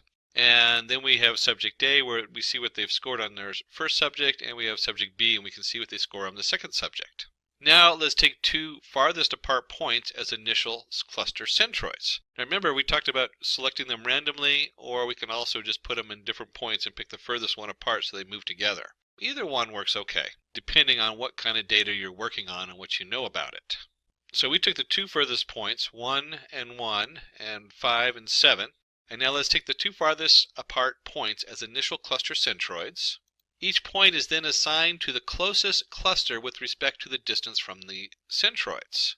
So we take each one of these points in there, we measure that distance, and you can see that if we measured each of those distances, and you use the Pythagorean theorem for a triangle in this case, because you know the x and the y, and you can figure out the diagonal line from that. Or you can just take a ruler and put it on your monitor. That'd be kind of silly, but it would work if you're just eyeballing it. You can see how they naturally come together in certain areas.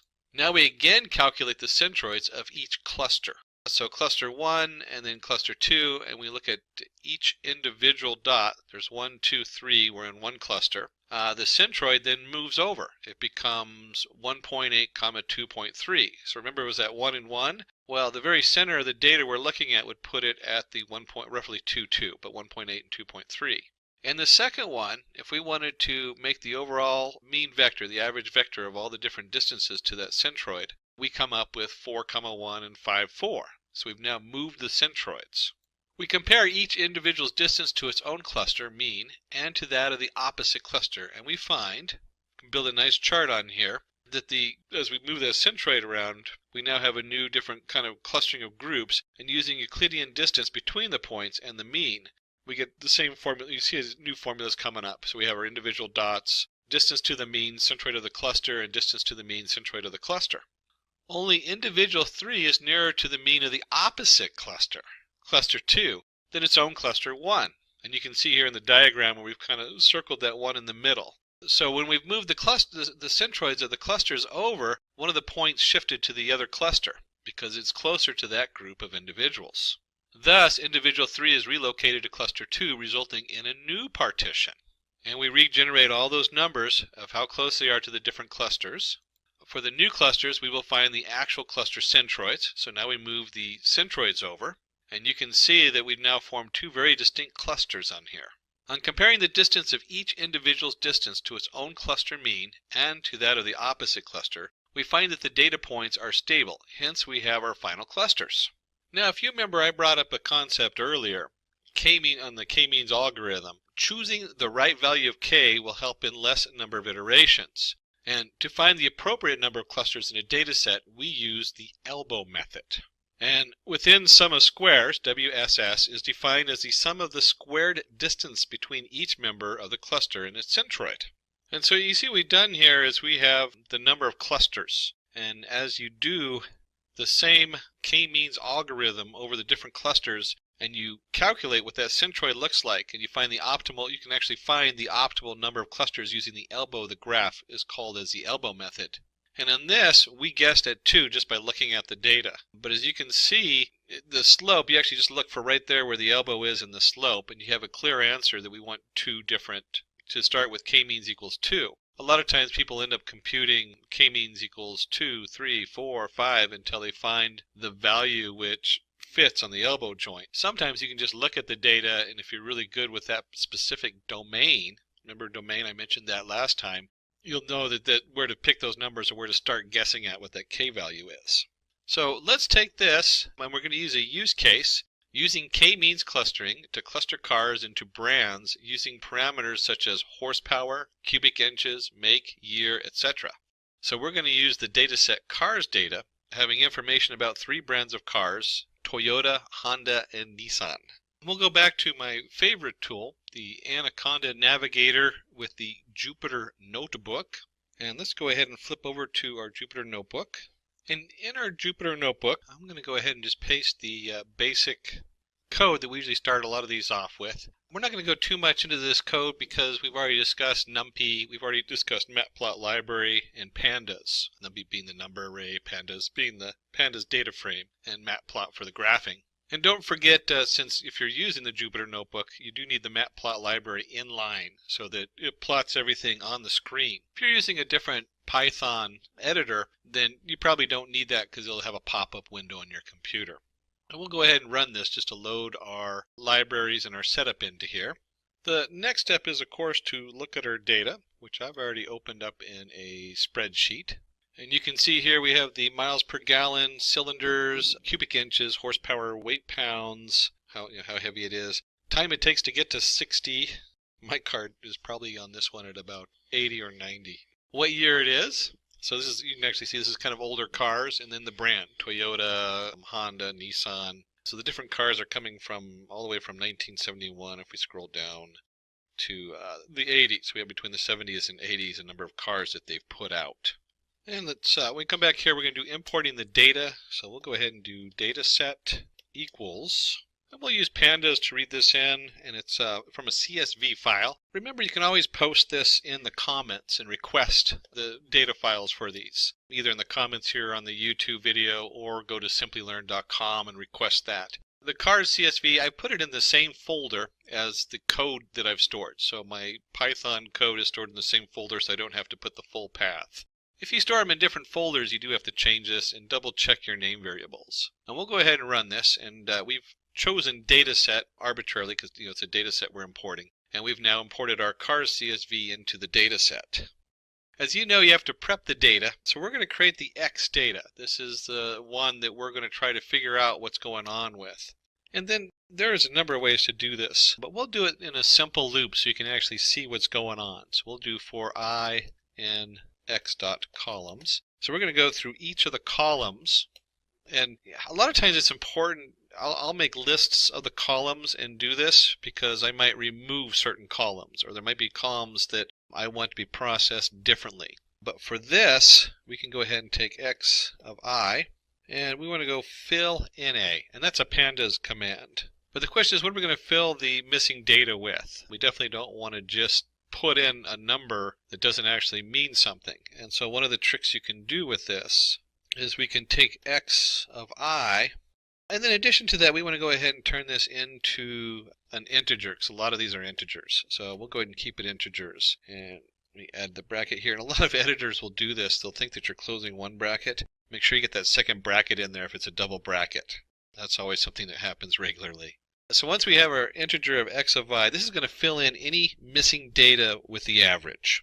And I was so busy closing one set of brackets, I forgot that the mean also has brackets in there for the pandas. So we can see here we're going to fill in all the data with the average value for that column. So if there's missing data, it's in the average of the data it does have. And then once we've done that, we'll go ahead and loop through it again. and just check and see to make sure everything is filled in correctly. And we'll print, and then we take x is null, and this returns a set of the null value, or the how many lines are null, and we'll just sum that up to see what that looks like. And so when I run this, and so with the x, what we want to do is we want to remove the last column because that had the models. That's what we're trying to see, if we can cluster these things and figure out the models. There is so many different ways to sort the x out. For one, we could take the x and we could go data set, our variable we're using, and use the iLocation, one of the features that's in pandas. And we could take that and then take all the rows and all but the last column of the data set. And at this time we could do values. We just convert it to values. So that's one way to do this. And if let me just put this down here and print x, it's a capital X we chose, and I run this, you can see it's just the values. We could also take out the values and it's not going to return anything because there's no values connected to it. What I like to do with this is, instead of doing the iLocation, which does integers, more common is to come in here and we have our data set, and we're going to do dataset dot columns. And remember, that lists all the columns. So if I come in here, let me just mark that as red, and I print dataset dot columns. You can see that I have my index here. I have my MPG, cylinders, everything, including the brand, which we don't want. So the way to get rid of the brand would be to do data columns of everything but the last one, -1. So now if I print this, you'll see the brand disappears. And so I can actually just take dataset columns -1, and I'll put it right in here for the columns we're going to look at. And let's unmark this and unmark this. And now if I do an x.head, I now have a new data frame, and you can see right here we have all the different columns except for the brand at the end of the year. And it turns out when you start playing with the data set, you're going to get an error later on, and it'll say cannot convert string to float value. And that's because for some reason these things, the way they recorded them, must have been recorded as strings. So we have a neat feature in here on pandas to convert. And it is simply convert objects. And for this we're going to do convert underscore numeric equals true. And yes, I did have to go look that up. I don't have it memorized, the convert numeric in there. If I'm working with a lot of these things, I remember them, but depending on where I'm at, what I'm doing, I usually have to look it up. And we run that. Oops, I must have missed something in here. Let me double check my spelling. And when I double check my spelling, you'll see I missed the first underscore in the convert objects. And when I run this, it now has everything converted into a numeric value, because that's what we're going to be working with, is numeric values down here. And the next part is that we need to go through the data and eliminate null values. Most people, when they're doing small amounts, working with small data pools, discover afterwards that they have a null value and they have to go back and do this. So, be aware, whenever we're formatting this data, things are going to pop up, and sometimes you go backwards to fix it. And that's fine. That's just part of exploring the data and understanding what you have. And I should have done this earlier, but let me go ahead and increase the size of my window one notch. There we go. Easier to see. So we'll do for I in working with x dot columns. We'll page through all the columns. And we want to take x of I, and we're going to change that, and we're going to alter it. And so with this, we want to go ahead and fill in x of I. Pandas has the fill in a, and that just fills in any non-existent missing data. And we'll put my brackets up, and there's a lot of different ways to fill this data. If you have a really large data set, some people just void out that data and then look at it later in a separate exploration of data. One of the tricks we can do is we can take our column and we can find the means. And the means is in our quotation marks. So when we take the columns, we're going to fill in the non-existing one with the means. The problem is that returns a decimal float. So some of these aren't decimals. Certainly Let me be a little careful of doing this, but for this example, we're just going to fill it in with the integer version of this. It keeps it on par with the other data that isn't a decimal point. And then what we also want to do is we want to double check. A lot of times you do this first part first to double check, then you do the fill, and then you do it again just to make sure you did it right. So we're going to go through and test for missing data. And one of the ways you can do that is simply go in here and take our x of I column. So it's going to go through the x of I column. It says is null. So it's going to return any place there's a null value. It actually goes through all the rows of each column is null, and then we want to go ahead and sum that. So we take that and we add the sum value, and these are all pandas. So is null is a panda command, and so is sum. And if we go through that and we go ahead and run it, and we go ahead and take and run that, you'll see that all the columns have 0 null values. So we've now tested and double checked, and our data is nice and clean. We have no null values. Everything is now a number value. We turned it into numeric. And we've removed the last column in our data. And at this point, we're actually going to start using the elbow method to find the optimal number of clusters. So we're now actually getting into the sklearn part, the k-means clustering on here. I guess we'll go ahead and zoom it up one more notch so you can see what I'm typing in here. And then from sklearn, we're going to our sklearn cluster, we're going to import k-means. I always forget to capitalize the k and the m when I do this. So it's capital K, capital M, k-means. And we'll go ahead and create a array, WCSS equals, we'll make it an empty array. If you remember from the elbow method from our slide, within the sum of squares, WSS is defined as the sum of square distance between each member of the cluster and its centroid. So we're looking at that change in differences as far as a square distance. And we're going to run this over a number of k-mean values. In fact, let's go for I in range, we'll do 11 of them. Range 0 of 11. And the first thing we're going to do is we're going to create the actual, we'll do it all lowercase. And so we're going to create this object from the k-means that we just imported. And the variable that we want to put into this is in clusters. And we're going to set that equals to I. That's the most important one because we're looking at how increasing the number of clusters changes our answer. There are a lot of settings to the k-means. Our guys in the back did a great job just kind of playing with some of them. The most common ones that you see in a lot of stuff is how you init your k-means. So we have k-means plus plus. This is just a tool to let the model itself be smart how it picks its centroids to start with, its initial centroids. We only want to iterate no more than 300 times. We have a max iteration we put in there. We have the nth init, the random state equals 0.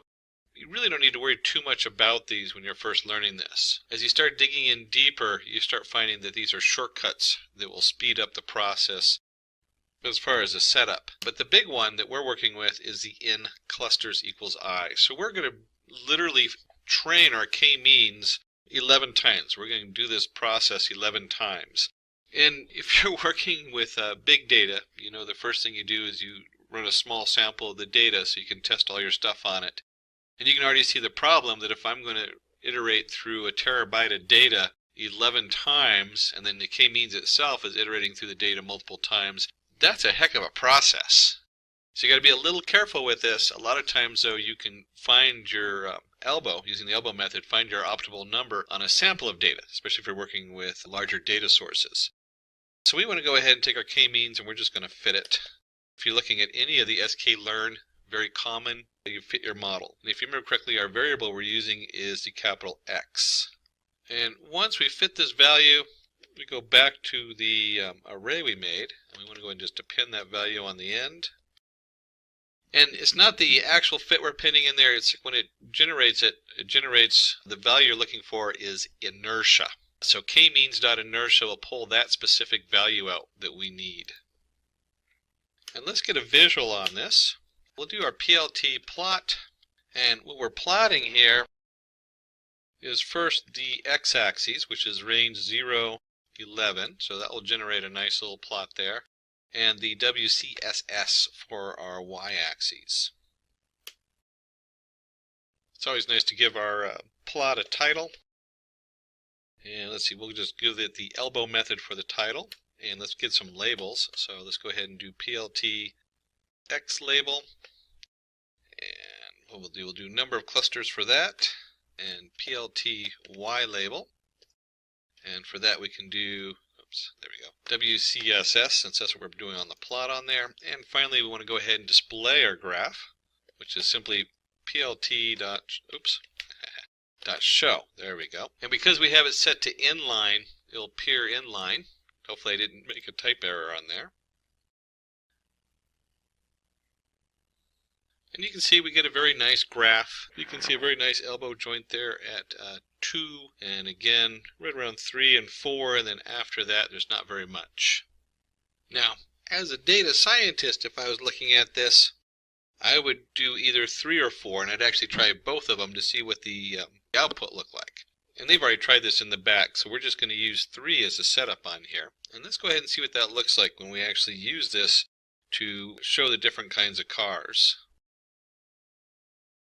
And so let's go ahead and apply the k-means to the cars data set. And basically we're going to copy the code that we looped through up above, where k-means equals k-means number of clusters, and we're just going to set the number of clusters to 3, since that's what we're going to look for. And you could do 3 and 4 on this and graph them just to see how they come up differently. It'd be kind of curious to look at that. But for this we're just going to set it to 3. Go ahead and create our own variable y k-means for our answers. And we're going to set that equal to, whoops, a double equal there, to k-means, but we're not going to do a fit. We're going to do a fit predict is the setup you want to use. And when you're using untrained models, you'll see a slightly different, because usually you see fit and then you see just the predict. But we want to both fit and predict the k-means on this. And that's fit underscore predict, and then our capital X is the data we're working with. And before we plot this data, we're going to do a little pandas trick. We're going to take our x value and we're going to set x as matrix. So we're converting this into a nice rows and columns kind of setup, but we're going to have columns equals none, so it's just going to be a matrix of data in here. And let's go ahead and run that. Like a little warning. You'll see these warnings pop up because things are always being updated. So there's like minor changes in the versions and future versions. Instead of matrix, now it's more common to set it dot values instead of doing as matrix. But as matrix works just fine for right now, and you'll want to update that later on. But let's go ahead and dive in and plot this and see what that looks like. And before we dive into plotting this data, I always like to take a look and see what I am plotting. So let's take a look at y k-means, and I'm just going to print that out down here. And we see we have an array of answers. We have 2, 1, 0, 2, 1, 2. So it's clustering these different rows of data based on the 3 different spaces it thinks it's going to be. And then let's go ahead and print x and see what we have for x. And we'll see that x is an array, it's a matrix, so we have our different values in the array. And what we're going to do, it's very hard to plot all the different values in the array. So we're only going to be looking at the first 2, or positions 0 and 1. And if you were doing a full presentation in front of the board meeting, you might actually do a little different and dig a little deeper into the different aspects, because this is all the different columns we looked at. But we'll only look at columns 1 and 2 for this to make it easy. So let's go ahead and clear this data out of here, and let's bring up our plot. And we're going to do a scatter plot here. So PLT scatter, and this looks a little complicated, so let's explain what's going on with this. We're going to take the x values, and we're only interested in y of k-means equals 0, the first cluster. Okay? And then we're going to take value 0 for the x-axis, and then we're going to do the same thing here. We're only interested in k-means equals 0, but we're going to take the second column. So we're only looking at the first 2 columns in our answer, or in the data. And then the guys in the back played with this a little bit to make it pretty. And they discovered that it looks good if it has a size equals 100. That's the size of the dots. We're going to use red for this one. And when they were looking at the data and what came out, it was definitely the Toyota on this. We're just going to go ahead and label it Toyota. Again, that's something you really have to explore in here as far as playing with those numbers and see what looks good. We'll go ahead and hit enter in there. And I'm just going to paste in the next 2 lines, which is the next 2 cars. And this is our Nissan and Honda. And you'll see with our scatter plot, we're now looking at where y_k means equals 1. And we want the 0 column and yk means equals 2. Again, we're looking at just the first 2 columns, 0 and 1. And each of these rows then corresponds to Nissan and Honda. And I'll go ahead and hit enter on there. And finally, let's take a look and put the centroids on there. Again, we're going to do a scatter plot.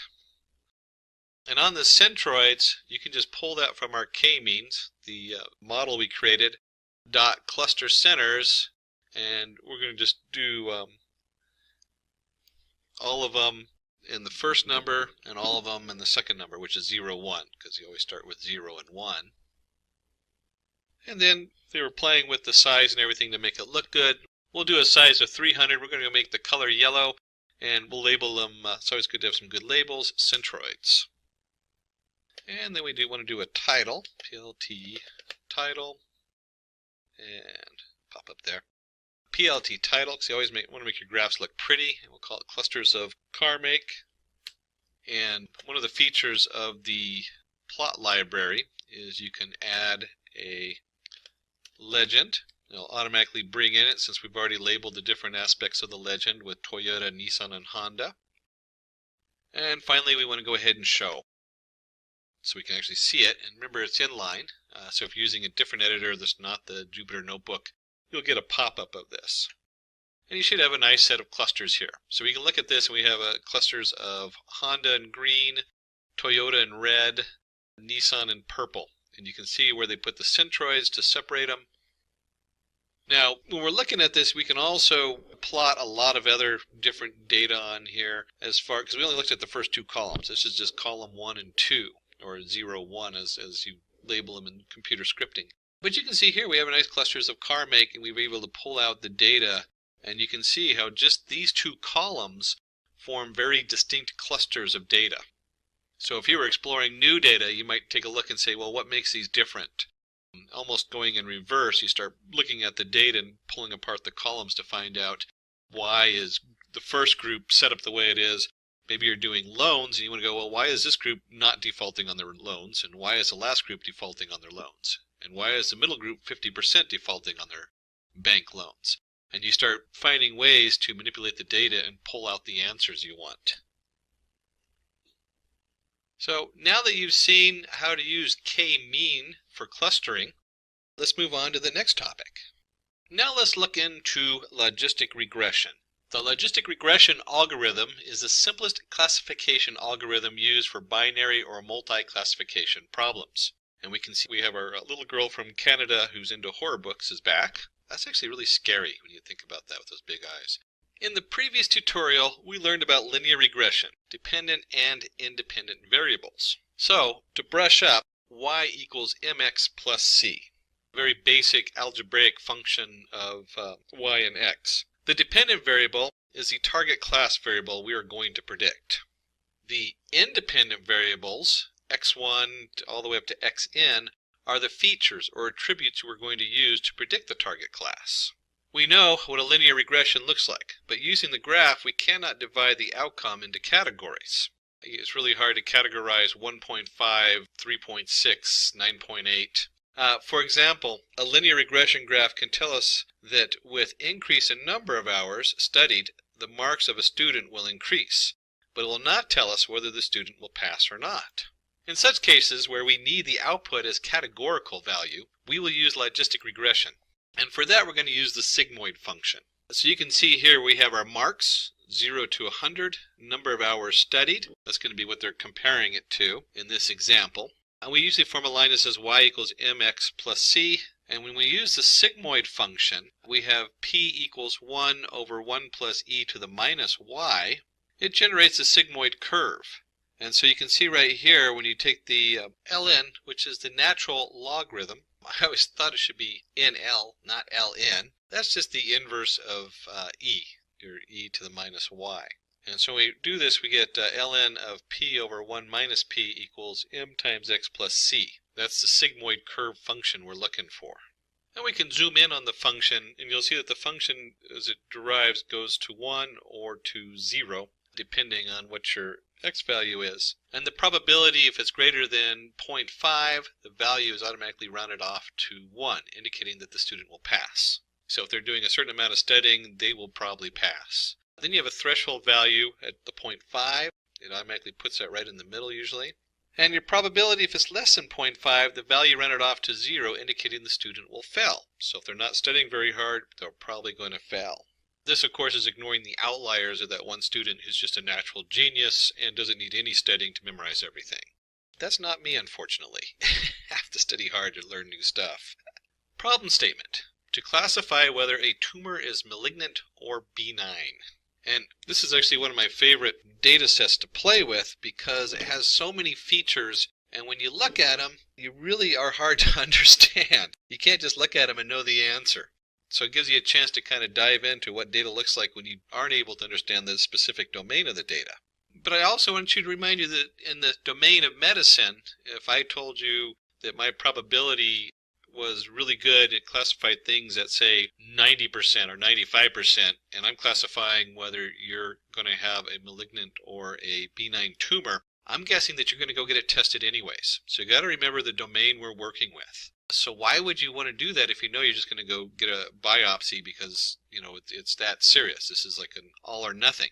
Just referencing the domain, it's important. It might help the doctor know where to look just by understanding what kind of tumor it is. So it might help them or aid them in something they missed from before. So let's go ahead and dive into the code, and I'll come back to the domain part of it in just a minute. So use case, and we're going to do our normal imports here, where we're importing NumPy, Pandas, Seaborn, the Matplot library, and we're going to do Matplot library inline since I'm going to switch over to Anaconda. So let's go ahead and flip over there and get this started. So I've opened up a new window in my Anaconda Jupyter Notebook. And by the way, Jupyter Notebook, you don't have to use Anaconda for the Jupyter Notebook. I just love the interface and all the tools that Anaconda brings. So we got our import NumPy as in P for our NumPy number array. We have our Pandas PD. We're going to bring in Seaborn to help us with our graphs as SNS. So many really nice tools in both Seaborn and Matplot library. Then we'll do our Matplot library.pyplot as PLT. And then, of course, we want to let it know to do it in line. And let's go ahead and just run that so it's all set up. And we're just going to call our data, not creative today, equals PD. And this happens to be in a CSV file. So we'll use the pd.read_CSV. And I happen to name the file, I renamed it, data for p2.csv. You can, of course, write in the comments below the YouTube and request for the data set itself, or go to the Simplilearn website, and we'll be happy to supply that for you. And let's just open up the data before we go any further, and let's just see what it looks like in a spreadsheet. So when I pop it open in a local spreadsheet, and this is just a CSV file, comma separated variables, we have an ID, so I guess they categorize this for reference or what ID, which test was done. The diagnosis, M for malignant, B for benign, so there's two different options on there. And that's what we're going to try to predict is the M and B and test it. And then we have like the radius mean or average, the texture average, perimeter mean, area mean, smoothness. I don't know about you, but unless you're a doctor in the field, most of the stuff, I mean, you can guess what concave means just by the term concave, but I really wouldn't know what that means in the measurements they're taking. So they have all kinds of stuff like how smooth it is, the symmetry, and these are all float values. We can just page through them real quick, and you'll see there's, I believe, 36 if I remember correctly in this one. So there's a lot of different values they take and all these measurements they take when they go in there and they take a look at the different growth, the tumorous growth. So back in our data, and I put this in the same folder as the code, so I saved this code in that folder. Obviously, if you have it in a different location, you want to put the full path in there. And we'll just do pandas first 5 lines of data with the data.head. When we run that, we can see that we have pretty much what we just looked at. We have an ID, we have a diagnosis. If we go all the way across, you'll see all the different columns coming across displayed nicely for our data. And while we're exploring the data, our Seaborn, which we referenced as SNS, makes it very easy to go in here and do a joint plot. You'll notice very similar to, because it is sitting on top of the plot library, so the joint plot does a lot of work for us. And we're just going to look at the first two columns that we're interested in, the radius mean and the texture mean. We'll just look at those two columns. And data equals data. So that tells it which two columns we're plotting and that we're going to use the data that we pulled in. And let's just run that. And it generates a really nice graph on here. And there's all kinds of cool things on this graph to look at. I mean, we have the texture mean and the radius mean, obviously the axes. You can also see, one of the cool things on here is you can also see the histogram. They show that for the radius mean. Where is the most common radius mean come up and where the most common texture is. So we're looking at on each growth its average texture, and on each radius its average radius on there. It gets a little confusing because we're talking about the individual object's average, and then we can also look over here and see the histogram showing us the median, or how common each measurement is. And that's only two columns, so let's dig a little deeper into Seaborn. They also have a heat map. And if you're not familiar with heat maps, a heat map just means it's in color. That's all that means. Heat map, I guess the original ones were plotting heat density on something, and so ever since then it's just called a heat map. And we're going to take our data and get our corresponding numbers to put that into the heat map. And that's simply data.corr. For that, that's a pandas expression. So remember, we're working in a pandas data frame, so that's one of the cool tools in pandas for our data. And let's just pull that information into a heat map and see what that looks like. And you'll see that we're now looking at all the different features. We have our ID, we have our texture, we have our area, our compactness, concave points. And if you look down the middle of this chart, diagonal, going from the upper left to bottom right, it's all white. That's because when you compare texture to texture, they're identical. So they're 100%, or in this case, a perfect 1 in their correspondence. And you'll see that when you look at, say, area, or right below it, it has almost a black on there when you compare it to texture. So these have almost no corresponding data. They don't really form a linear graph or something that you can look at and say how connected they are. They're very scattered data. This is really just a really nice graph to get a quick look at your data. It doesn't so much change what you do, but it changes verifying. So when you get an answer or something like that, or you start looking at some of these individual pieces, you might go, hey, that doesn't match. According to showing our heat map, this should not correlate with each other. And if it is, you're going to have to start asking, well, why? What's going on? What else is coming in there? But it does show some really cool information on here. I mean, we can see from the ID, there's no real one feature that just says, if you go across the top line, that lights up. There's no one feature that says, hey, if the area is a certain size, then it's going to be benign or malignant. It says there's some that sort of add up. And that's a big hint in the data that we're trying to ID this, whether it's malignant or benign. That's a big hint to us as data scientists to go, okay, we can't solve this with any one feature. It's going to be something that includes all the features, or many of the different features, to come up with a solution for it. And while we're exploring the data, let's explore one more area, and let's look at data.isNull. We want to check for null values in our data. If you remember from earlier in this tutorial, we did it a little differently where we added stuff up and summed them up. You can actually, with pandas, do it really quickly, data.isNull and sum it, and it's going to go across all the columns. So when I run this, you're going to see all the columns come up with no null data. So we've just to rehash these last few steps, we've done a lot of exploration. We have looked at the first two columns and seen how they plot with the Seaborn, with a joint plot, which shows both the histogram and the data plotted on the XY coordinates. And obviously, you can do that more in detail with different columns and see how they plot together. And then we took and did the Seaborn heat map, the SNS heat map of the data. And you can see right here where it did a nice job showing us some bright spots where stuff correlates with each other and forms a very nice combination or points of scattering points. And you can also see areas that don't. And then finally, we went ahead and checked the data. Is the data null value? Do we have any missing data in there? Very important step because it'll crash later on. If you forget to do this step, it will remind you when you get that nice error code that says null values. Okay, so not a big deal if you miss it, but it's no fun having to go back when you're in a huge process and you've missed this step, and now you're 10 steps later and you got to go remember where you were pulling the data in. So we need to go ahead and pull out our x and our y. So we just put that down here, and we'll set the x equal to, and there's a lot of different options here. Certainly we could do x equals all the columns except for the first two, because if you remember, the first two is the ID and the diagnosis. So that certainly would be an option. But what we're going to do is we're actually going to focus on the worst radius, the worst texture, parameter, area, smoothness, compactness, and so on. One of the reasons to start dividing your data up when you're looking at this information is sometimes the data will be the same data coming in. So if I have two measurements coming into my model, it might overweigh them. It might overpower the other measurements because it's basically taking that information in twice. That's a little bit past the scope of this tutorial.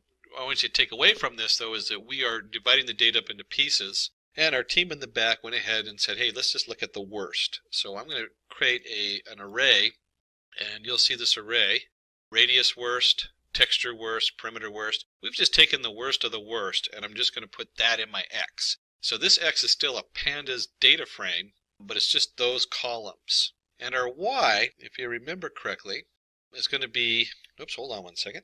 It's not X, it's data. There we go. So X equals data, and then it's a list of the different columns, the worst of the worst. And if we're going to take that, then we have to have our answer for our Y, for the stuff we know. And if you remember correctly, we're just going to be looking at the diagnosis. That's all we care about, is what is it diagnosed? Is it benign or malignant? And since it's a single column, we can just do diagnosis. Oh, I forgot to put the brackets. There we go. Okay. So it's just diagnosis on there. And we can also real quickly do like x.head if you want to see what that looks like, and y.head, and run this. And you'll see it only does the last one. I forgot about that if you don't do print. You can see that the y.head is just MMM because the first ones are all malignant. And if I run this, the x.head is just the first 5 values of radius worst, texture worst, parameter worst, area worst, and so on.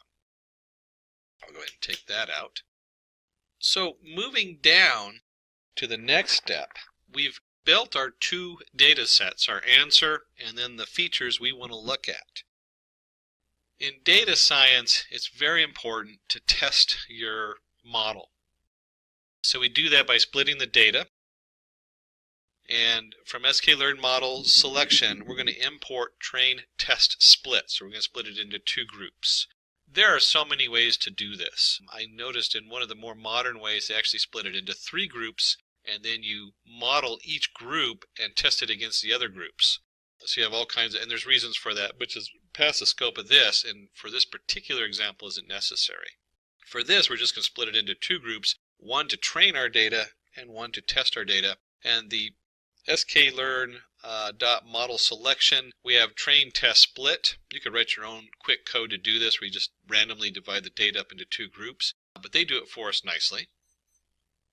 And we can actually do it in one statement with this, where we're going to generate 4 variables: capital X train, capital X test. So we have our training data we're going to use to fit the model, and then we need something to test it. And then we have our Y train, so we're going to train the answer, and then we have our test. So this is the stuff we want to see how good it did on our model. And we'll go ahead and take our train test split that we just imported, and we're going to do X and our Y, our 2 different data that's going in for our split. And then the guys in the back came up and wanted us to go ahead and use a test size equals 0.3. That's test underscore size. Random state. It's always nice to kind of switch your random state around, but not that important. What this means is that the test size is we're going to take 30% of the data and we're going to put that into our test variables, our y test and our x test. And we're going to do 70% into the x train and the y train. So we're going to use 70% of the data to train our model and 30% to test it. Let's go ahead and run that and load those up. So now we have all our stuff split up and all our data ready to go. And now we get to the actual logistics part. We're actually going to create our model.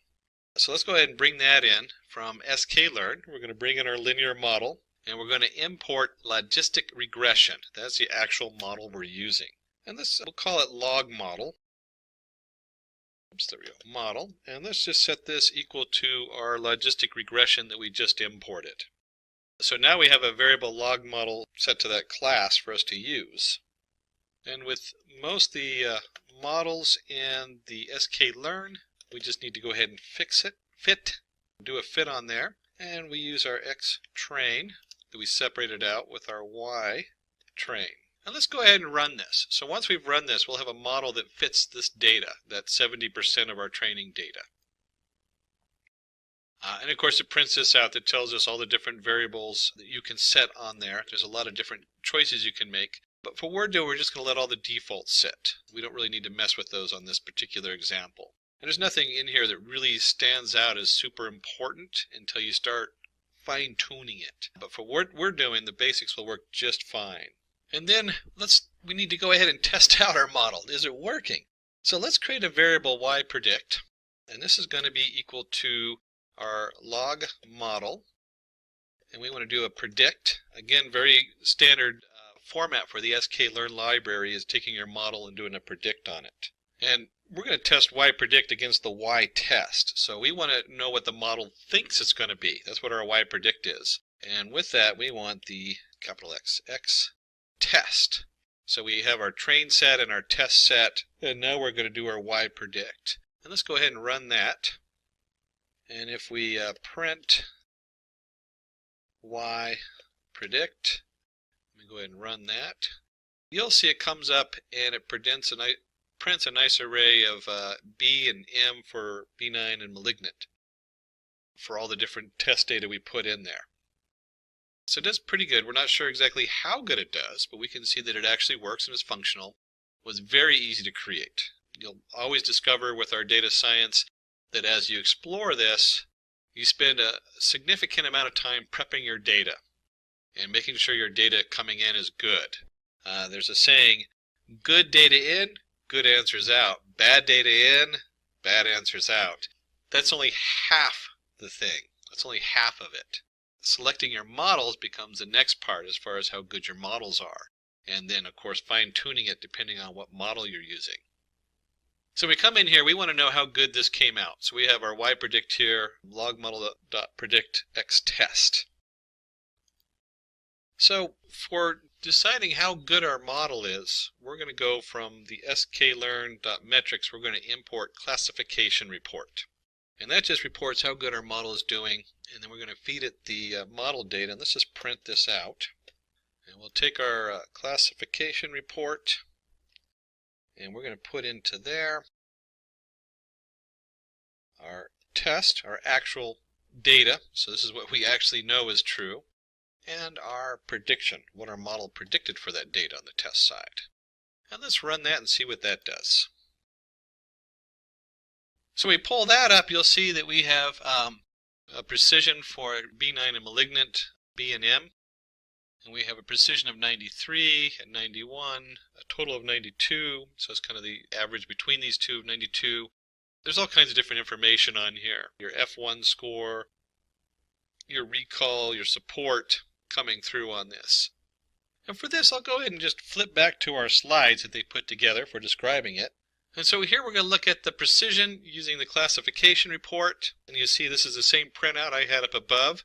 Some of the numbers might be different because it does randomly pick out which data we're using. So this model is able to predict the type of tumor with 91% accuracy. So we look back here, you'll see where we have benign and malignant. It actually is 92 coming up here. But we're looking at about a 92, 91% precision. And remember, I reminded you about domains. So when we're talking about the domain of a medical domain with a very catastrophic outcome, at 91 or 92% precision, you're still going to go in there and have somebody do a biopsy on it. Very different than if you're investing money and there's a 92% chance you're going to earn 10% and 8% chance you're going to lose 8%. You're probably going to bet the money, because at that odds it's pretty good that you'll make some money, and in the long run, you do that enough, you definitely will make money. And also with this domain, I've actually seen them use this to identify different forms of cancer. That's one of the things that they're starting to use these models for, because then it helps the doctor know what to investigate.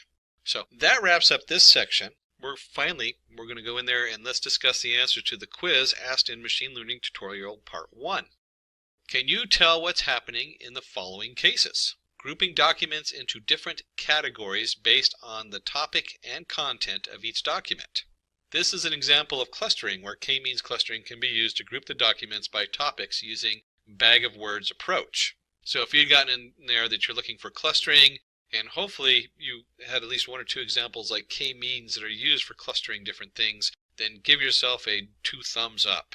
B. Identifying handwritten digits in images correctly. This is an example of classification. The traditional approach to solving this would be to extract digit-dependent features like curvature of different digits, etc., and then use a classifier like SVM to distinguish between images. Again, if you got the fact that it's a classification example, give yourself a thumb up, and if you're able to go, hey, let's use SVM or another model for this, give yourself those 2 thumbs up on it. C. Behavior of a website indicating that the site is not working as designed. This is an example of anomaly detection. In this case, the algorithm learns what is normal and what is not normal, usually by observing the logs of the website. Give yourself a thumbs up if you got that one. And just for a bonus, can you think of another example of anomaly detection? One of the ones I use it for in my own business is detecting anomalies in stock markets. Stock markets are very fickle and they behave very erratic. So finding those erratic areas and then finding ways to track down why they're erratic. Was something released in social media? Was something released? You can see where knowing where that anomaly is can help you to figure out what the answer is to it in another area. D. Predicting salary of an individual based on his or her years of experience. This is an example of regression. This problem can be mathematically defined as a function between independent, years of experience, and dependent variables, salary of an individual. And if you guessed that this was a regression model, give yourself a thumbs up. And if you're able to remember that it is between independent and dependent variables and that terms, give yourself 2 thumbs up. Summary. So to wrap it up, we went over what is k-means. And we went through also the chart of choosing your elbow method and assigning a random centroid to the clusters, computing the distance, and then going in there and figuring out what the minimum centroids is and computing the distance and going through that loop until it gets the perfect centroid. And we looked into the elbow method to choose k based on running our clusters across a number of variables and finding the best location for that. We did a nice example of clustering cars with k-means, even though we only looked at the first 2 columns to make it simple and easy to graph. You can easily extrapolate that and look at all the different columns and see how they all fit together. And we looked at what is logistic regression. We discussed the sigmoid function, what is logistic regression, and then we went into an example of classifying tumors with logistics. I hope you enjoyed part 2 of machine learning. In this video, we are going to learn how to automate Google Sheets using n8n. It is a very powerful workflow automation tool. We will start by setting up a webhook trigger to receive data from external sources, then connect it to Google Sheets to automatically store and update data in real time. By the end of this tutorial, guys, you will be able to capture form submissions, automate data entry without manual work, or set up live workflow that runs seamlessly. So whether you are a beginner or an automation pro, this tutorial is must-see for you. First, understanding what exactly is n8n. So I'm at the official website of n8n, and n8n is an open source workflow automation tool that allows you to connect various applications like APIs and databases without writing extensive code. It provides a visual editor where you can create workflows by linking different nodes. Think of it an alternative to Zapier and Apache Airflow. But this tool has more control and flexibility, and also it has self-hosting capabilities. Now if you see, the key features of n8n are as follows. It has this amazing visual editor where you can drag and drop nodes to create workflows no complex coding is required. It has over 350 plus integrations, and it supports APIs, databases, messaging apps, AI tools, and cloud services.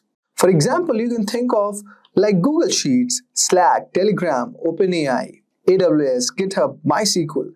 So it has integration to these tools. And apart from that, it has self-hosting and cloud options. You can run it on your own server for data privacy, also available as cloud service. It has also conditional logic and data transformation. It supports if condition loops, branching. You could also modify API responses, filter data, and perform calculations. And guys, this feature is very amazing. For real-time automation, it has webhooks. So n8n can receive data from webhooks to trigger instant actions. For example, when a form is submitted in Typeform and send an email via Gmail. So it can automate in real time. Now you'd be wondering, how does n8n works? Now let us try to understand how n8n works exactly. So you can think of n8n as a digital assistant that automates your task without requiring you to write complex codes.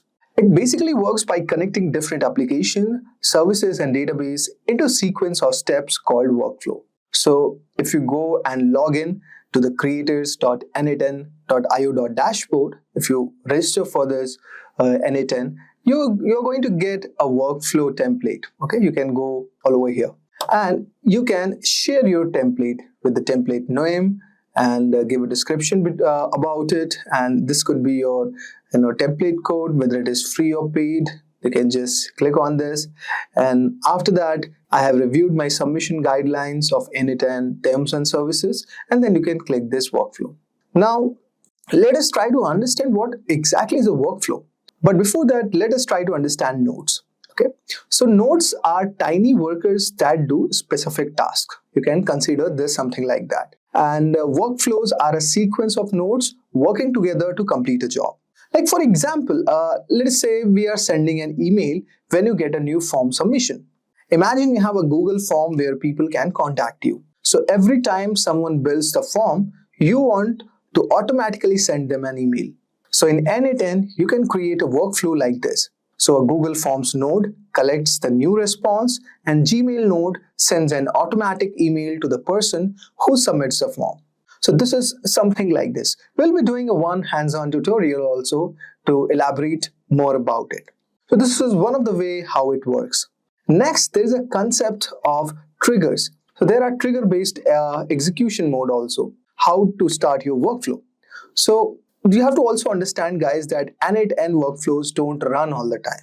They only start when something happens. So there are three ways to trigger a workflow.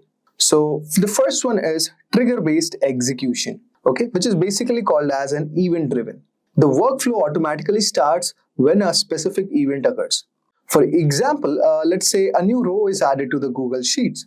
Now the workflow starts to run. Or you can think about it something like that. When a customer fills out a type form survey, the workflow runs. Think of it like a doorbell. When someone rings a bell, like for example, submits a form or updates a database, the workflow wakes up and does its jobs.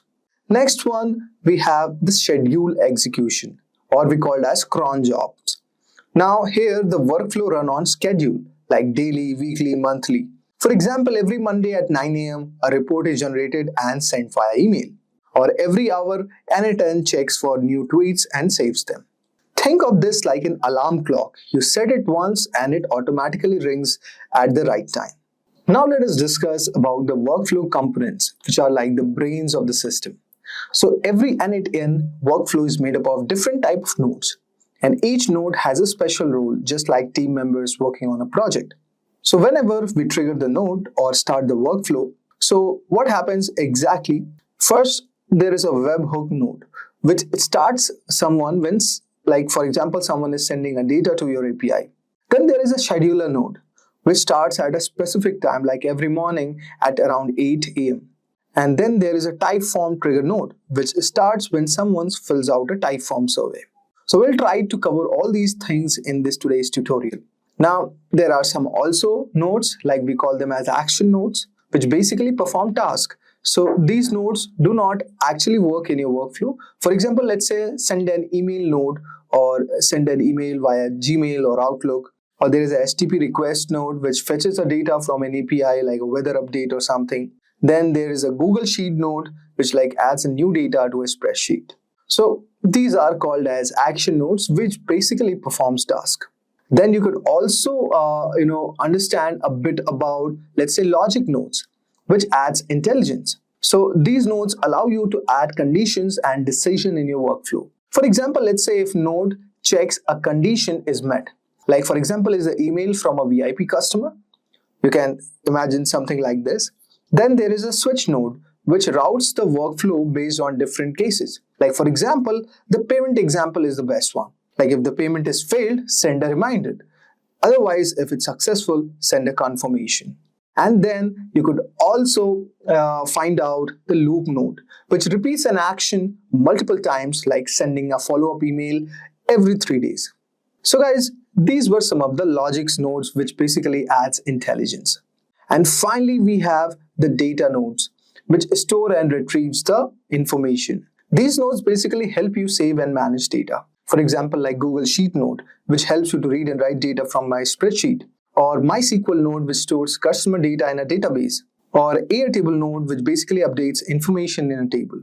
Think of it like filing cabinet. It organizes and stores important documents or data for future use. So putting up all together, let's say you run an online store and you want to notify your team on Slack when a new order is placed in Shopify. So here is how your init and workflow would look like. There is a trigger node, like Shopify will trigger, like it is going to detect a new order. Then the action node is going to come up, which is going to fetch order details from Shopify. Then there is a logic node. If the order is above $1,000, it marks it as a high priority. An action node which basically sends a Slack message to your sales team. So this is like the entire process which runs automatically, saving your time and effort. Now guys, you would be wondering, why should you use n8n? See guys, there is no need for coding skills. You can just drag and drop nodes. It saves a lot of time by automating repetitive tasks. And it works with hundreds of apps and APIs like Google, Slack, Shopify, ChatGPT, etc. It also has self-hosting option which ensures privacy and full control. And finally, it is free and open source, unlike some other tools which have some strict limits. Now we are going to move forward and do a small hands-on to make you more understand about this platform. So guys, now let us create an automation using n8n. So first click on the first step. And let's say we want to use a trigger, let's say on a webhook call. So basically when we will be sending any HTTP request like get, post, put or delete, it is going to trigger our webhook on n8n. So just click on this and you could see our method is, let's say, post, and we want to post a data on using this post request. And after selecting this, guys, just click for listen for test event. Let's test our webhook API. Copy this and then you can go to this online tool which is called as Recuben. Okay. And it is just a very simple tool where you could just do one thing. You could paste the same URL which you have copied it from here. Okay. Now, after going all from here, what are you going to do? Just click on the send request. Now, you could see we have got a successful message that the workflow has started. But how to be sure of that this thing is working? Because in the output section, you will be seeing these kind of output. Okay. So our webhook API is working very much fine. Now, what next thing you could do? So the next thing, let's say, let us add a node all over here. So for example, let's add a Google Sheet. Okay. And let us trigger an API. Okay. Let us say append a row in a sheet, or we want to update a row. So now you could see all over here, we have this option called append or update a row from this list. And let's say we have this document called monthly expense. And you could also choose it, let's say from expense, and we want to add these properties, what values to send. Suppose name, we could say the name as Neil, and all over here, that's one thing. Okay.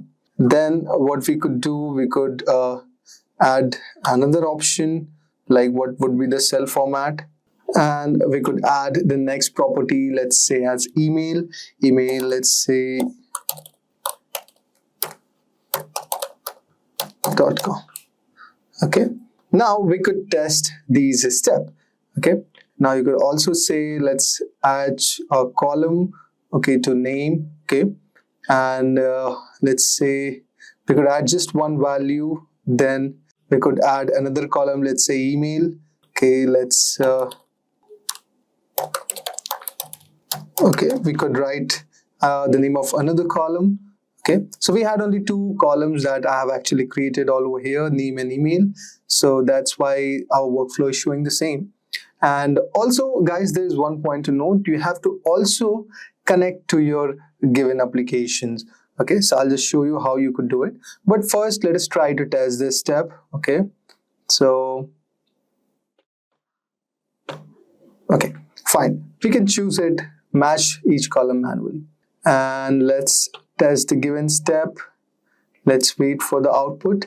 And if I open my Google Sheet, you could see, we can see, the name, email, and it's already mentioned here. So this is like how you are basically creating your workflow. So if you go back to your canvas, you could see our workflow has been created using the webhook call. Similarly, you can trigger a lot of, in a very different ways. Suppose you could add a next node, like you could add AI and all those things, and you can create this automation using N8N. Guys, this is a very amazing tool, and this automation tool is definitely going to save a lot of time for you. In this video, we will learn about an important popular deep learning neural network called Generative Adversarial Networks. Llm LeCun, one of the pioneers in the field of machine learning and deep learning, described it as the most interesting idea in the last 10 years in machine learning. In this video, you will learn about what are generative adversarial networks and look in brief at generator and discriminator. Then, we'll understand how GANs work and the different types of GANs. Finally, we'll look at some of the applications of GANs. So let's begin. So what are generative adversarial networks? Generative Adversarial Networks, or GANs, introduced in 2014 by Ian J. Goodfellow and co-authors, became very popular in the field of machine learning. GAN is an unsupervised learning task in machine learning. It consists of two models that automatically discover and learn the patterns in input data. The two models, called generator and discriminator, compete with each other to analyze, capture, and copy the variations within a dataset. GANs can be used to generate new examples that possibly could have been drawn from the original dataset. In the image below, you can see that there is a database that has real 100 rupee notes. The generator, which is basically a neural network, generates fake 100 rupees notes. The discriminator network will identify if the notes are real or fake. Let us now understand in brief about what is a generator. A generator in GANs is a neural network that creates fake data to be trained on the discriminator. It learns to generate plausible data. The generated instances become negative training examples for the discriminator. It takes a fixed length random vector carrying noise as input and generates a sample. Now the main aim of the generator is to make the discriminator classify its output as real. The portion of the GAN that trains the generator includes a noisy input vector, the generator network, which transforms the random input into a data instance, a discriminator network which classifies the generated data, and a generator loss, which penalizes the generator for failing to dolt the discriminator. The backpropagation method is used to adjust each weight in the right direction by calculating the weight's impact on the output. The backpropagation method is used to obtain gradients, and these gradients can help change the generator weights. Now, let us understand in brief what a discriminator is. A discriminator is a neural network model that identifies real data from the fake data generated by the generator. The discriminator's training data comes from two sources. The real data instances, such as real pictures of birds, humans, currency notes, etc., are used by the discriminator as positive samples during the training. The fake data instances created by the generator are used as negative examples during the training process. While training the discriminator, it connects with two loss functions. During discriminator training, the discriminator ignores the generator loss and just uses the discriminator loss. In the process of training the discriminator, the discriminator classifies both real data and fake data from the generator. The discriminator loss penalizes the discriminator for misclassifying a real data instance as fake or a fake data instance as real. Now moving ahead, let's understand how GANs work. Now GANs consists of two networks, a generator which is represented as G of X and a discriminator which is represented as D of X. They both play an adversarial game where the generator tries to fool the discriminator by generating data similar to those in the training set. The discriminator tries not to be fooled by identifying fake data from the real data. They both work simultaneously to learn and train complex data like audio, video, or image files. Now you are aware that GANs consists of two networks, a generator G of X and discriminator D of X. Now the generator network takes a sample and generates a fake sample of data. The generator is trained to increase the probability of the discriminator network to make mistakes. On the other hand, the discriminator network decides whether the data is generated or taken from the real sample using a binary classification problem with the help of a sigmoid function that gives the output in the range 0 and 1. Here is an example of a generative adversarial network trying to identify if the 100 rupee notes are real or fake. So first, a noise vector or the input vector is fed to the generator network. The generator creates fake 100 rupee notes. The real images of 100 rupee notes stored in a database are passed to the discriminator along with the fake notes. The discriminator then identifies the notes and classifies them as real or fake. We train the model, calculate the loss function at the end of the discriminator network, and backpropagate the loss into both discriminator and generator. Now the mathematical equation of training a GAN can be represented as, you can see here. Now this is the equation and these are the parameters. Here G represents generator, D represents the discriminator.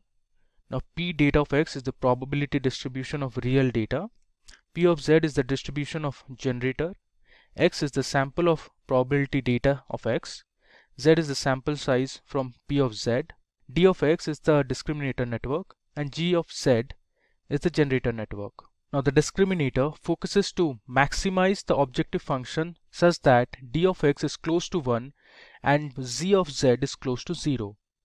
It simply means that the discriminator should identify all the images from the training set as real, that is 1, and all the generated images as fake, that is 0. The generator wants to minimize the objective function such that D of Z of Z is 1.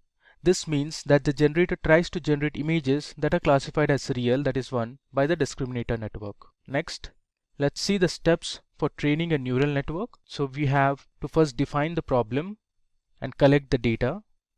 Then we'll choose the architecture of GAN. Now depending on your problem, choose how your GAN should look like. Then we need to train the discriminator on real data. Now that will help us predict them as real for n number of times. Next, you need to generate fake inputs for the generator. After that, you need to train the discriminator on fake data to predict the generated data as fake. Finally, train the generator on the output of discriminator. With the discriminator predictions available, train the generator to fool the discriminator. Let us now look at the different types of GANs. So first we have vanilla GANs. Now vanilla GANs have min-max optimization formula that we saw earlier, where the discriminator is a binary classifier and is using sigmoid cross entropy loss during optimization. In vanilla GANs, the generator and the discriminator are simple multi-layer perceptrons. The algorithm tries to optimize the mathematical equation using stochastic gradient descent. Up next, we have deep convolutional GANs or DC GANs. Now DC GANs support convolutional neural networks instead of vanilla neural networks at both discriminator and generator. They are more stable and generate higher quality images. The generator is a set of convolutional layers with fractional strided convolutions or transpose convolutions, so it unsamples the input image at every convolutional layer. The discriminator is a set of convolutional layers with strided convolutions, so it downsamples the input image at every convolutional layer. Moving ahead, the third type we have is conditional GANs or CGANs. Vanilla GANs can be extended into conditional models by using an extra label information to generate better results. In CGAN, an additional parameter called Y is added to the generator for generating the corresponding data. Labels are fed as input to the discriminator to help distinguish the real data from fake data generated. Finally, we have super resolution GANs. Now, SR GANs use deep neural networks along with adversarial neural network to produce higher resolution images. Super resolution GANs generate a photorealistic high resolution image when given a low resolution image. Let's look at some of the important applications of GANs. So with the help of DC GANs, you can train images of cartoon characters for generating faces of anime characters and Pokemon characters as well. Next, GANs can be used on the images of humans to generate realistic faces. The faces that you see on your screens have been generated using GANs and do not exist in reality. Third application we have is GANs can be used to build realistic images from textual descriptions of objects like birds, humans, and other animals. We input a sentence and generate multiple images fitting the description. Here is an example of a text-to-image translation using GANs for a bird with a black head, yellow body, and a short beak. The final application we have is creating 3D objects. So GANs can generate 3D models using 2D pictures of objects from multiple perspectives. GANs are very popular in the gaming industry.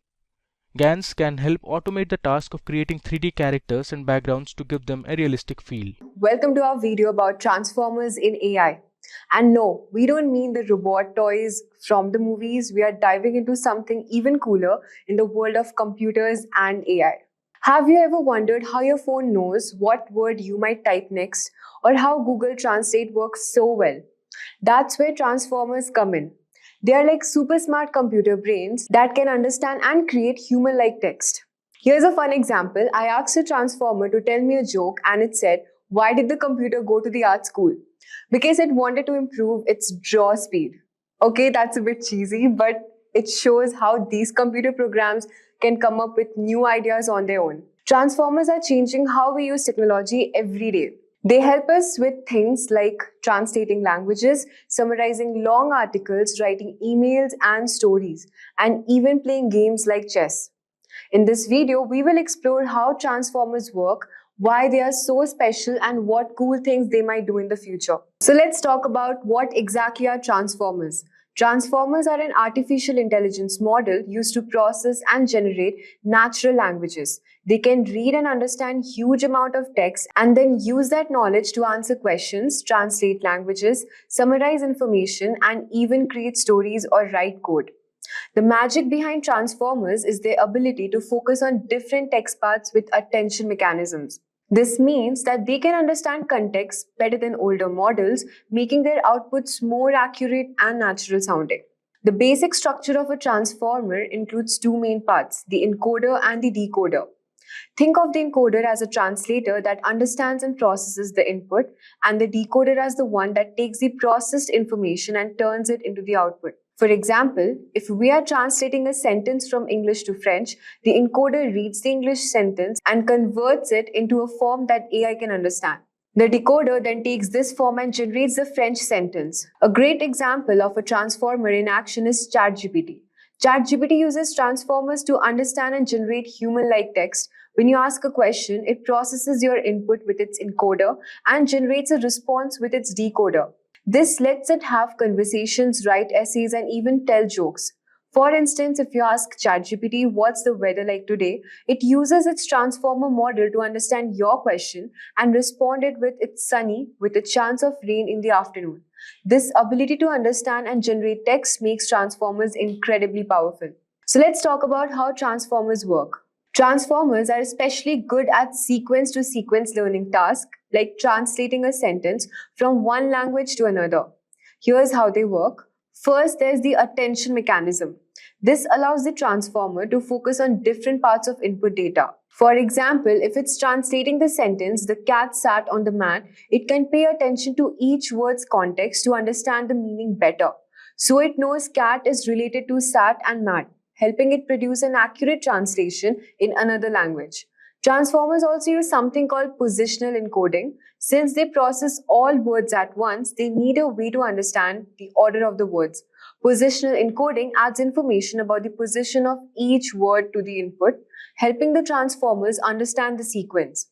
Another key feature is like parallel processing. Unlike older models like recurrent neural network, which is RNNs, the process text words by word. Transformers can process the entire sentence at once.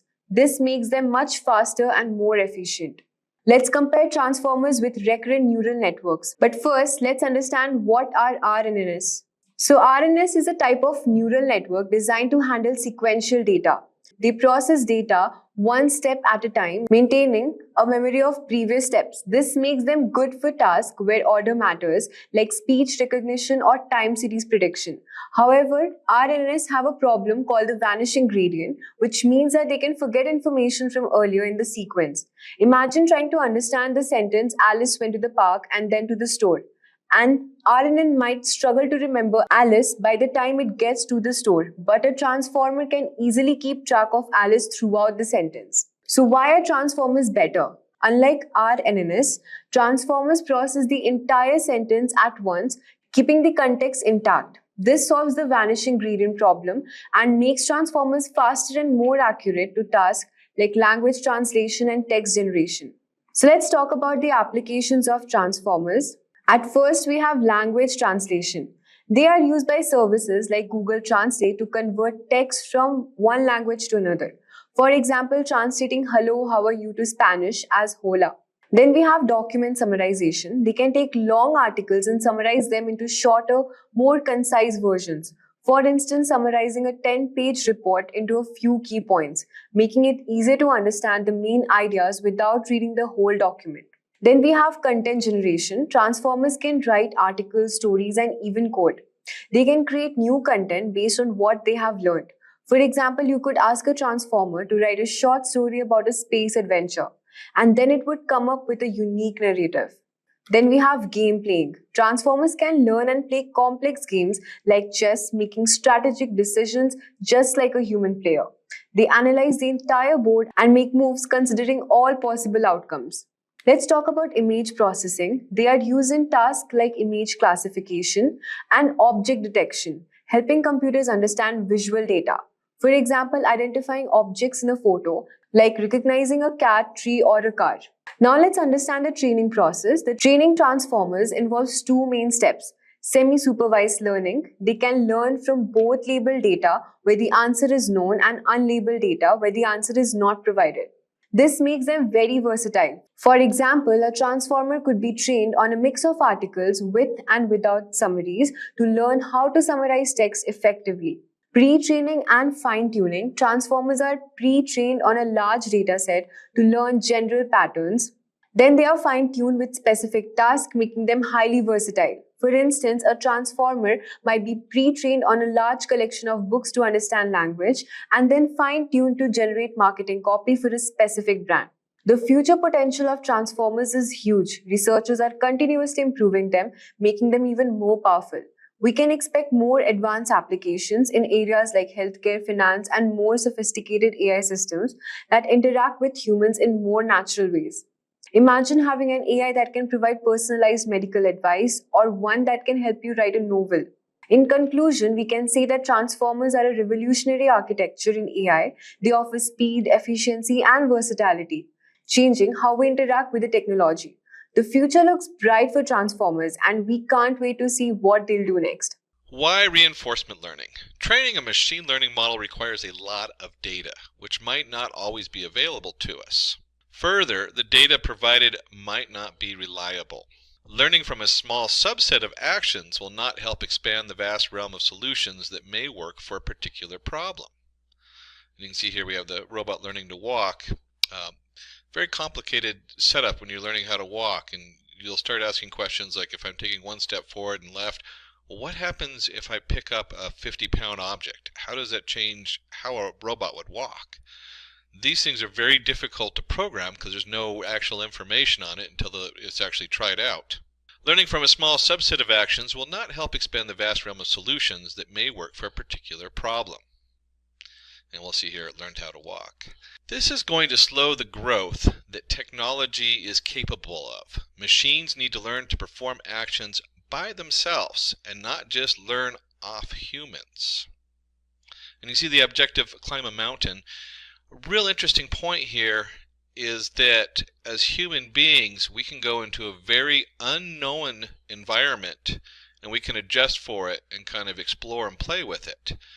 Most of the models, the non-reinforcement models in computer machine learning aren't able to do that very well. There's a couple of them that can be used or integrated. To see how it goes is what we're talking about with reinforcement learning. So what is reinforcement learning? Reinforcement learning is a sub-branch of machine learning that trains a model to return an optimum solution for a problem by taking a sequence of decisions by itself. Consider a robot learning to go from one place to another. The robot is given a scenario and must arrive at a solution by itself. The robot can take different paths to reach the destination. It will know the best path by the time taken on each path. It might even come up with a unique solution all by itself. And that's really important, as we're looking for unique solutions. We want the best solution, but you can't find it unless you try it. So when we're looking at our different systems, our different model, we have supervised versus unsupervised versus reinforcement learning. And with the supervised learning, that is probably the most controlled environment. We have a lot of different supervised learning models, whether it's linear regression, neural networks, there's all kinds of things in between, decision trees. The data provided is labeled data with output values specified. And this is important because when we talk about supervised learning, you already know the answer for all this information. You already know the picture has a motorcycle in it, so you're supervised learning. You already know that the outcome for tomorrow, for going back a week, you're looking at stock, you can already have like the graph of what the next day looks like, so you have an answer for it. And you have labeled data which is used, you have an external supervision, and solves problems by mapping labeled input to known output. So very controlled. Unsupervised learning, and unsupervised learning is really interesting because it's now taking part in many other models. They start with, you can actually insert an unsupervised learning model in almost either supervised or reinforcement learning as part of the system, which is really cool. Data provided is unlabeled data. The outputs are not specified. Machine makes its own predictions. Used to solve association with clustering problems. Unlabeled data is used. No supervision. Solves problems by understanding patterns and discovering output. So you can look at this and you can think some of these things go with each other. They belong together. So it's looking for what connects in different ways. And there's a lot of different algorithms that look at this. When you start getting into those, there's some really cool images that come up of what unsupervised learning is. How it can pick out, say, the area of a donut. One model will see the area of the donut, and the other one will divide it into 3 sections based on its location versus what's next to it. So there's a lot of stuff that goes in with unsupervised learning. And then we're looking at reinforcement learning. Probably the biggest industry in today's market in machine learning, or growing market. It's very infant stage as far as how it works and what it's going to be capable of. The machine learns from its environment using rewards and errors. Used to solve reward-based problems. No predefined data is used. No supervision.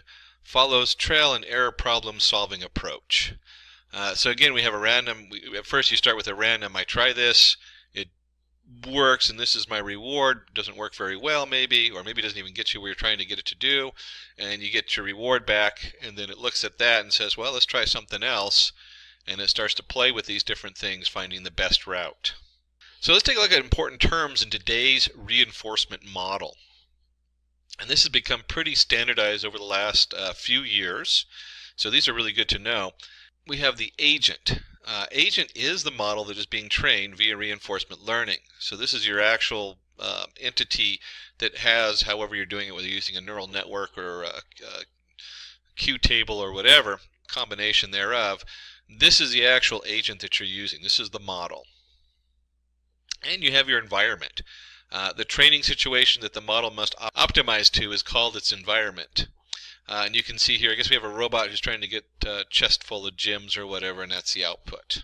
And then you have your action. This is all possible steps that can be taken by the model, and it picks one action. And you can see here that it's picked 3 different routes to get to the chest of diamonds and gems. We have a state, the current position condition returned by the model. And you could look at this if you're playing like a video game. This is the screen you're looking at. So when you go back here, the environment is a whole game board. So if you're playing one of those Mobius games, you might have the whole game board going on, but then you have your current position. Where are you on that game board? What's around that? What's around you? If you were talking about a robot, the environment might be moving around the yard, where it is in the yard and what it can see, what input it has in that location. That would be the current position condition returned by the model. And then the reward. To help the model move in the right direction, it is rewarded. Points are given to it to appraise some kind of action. So, yeah, you did good, or if didn't do as good, trying to maximize the reward and have the best reward possible. And then policy. Policy determines how an agent will behave at any time. It acts as a mapping between action and present state. This is part of the model. What is your action that you're going to take? What's the policy you're using to have an output from your agent? One of the reasons they separate policy as its own entity is that you usually have a prediction of different options, and then the policy, well, how am I going to pick the best? Based on those predictions, I'm going to guess at different options, and we'll actually weigh those options in and find the best option we think will work. So it's a little tricky, but the policy thing is actually pretty cool how it works. Let's go ahead and take a look at a reinforcement learning example. And just in looking at this, we're going to take a look, consider what a dog that we want to train. So the dog would be like the agent. So you have your puppy or whatever. And then your environment is going to be the whole house or whatever it is where you're training them. And then you have an action. We want to teach the dog to fetch. So action equals fetching. And then we have a little biscuit. So we can get the dog to perform various actions by offering incentives such as a dog biscuit as a reward. The dog will follow a policy to maximize this reward, and hence will follow every command and might even learn new actions like begging by itself. So you have, so we start off with fetching. It goes, oh, I get a biscuit for that. It tries something else, and you get a handshake or begging or something like that, and it goes, oh, this is also reward based, and so it kind of explores things to find out what will bring it as biscuit. And that's very much like how a reinforced model goes. Is it looks for different rewards. How do I find? Can I try different things and find a reward that works? The dog also will want to run around and play and explore its environment. This quality of model is called exploration. So there's a little randomness going on in exploration. And it explores new parts of the house. Climbing on the sofa doesn't get a reward. In fact, it usually gets kicked off the sofa. So let's talk a little bit about Markov's decision process. Markov's decision process is a reinforcement learning policy used to map a current state to an action where the agent continuously interacts with the environment to produce new solutions and receive rewards. And you'll see here's all of our different vocabulary we just went over. We have a reward, our state, our agent, our environment, and our action.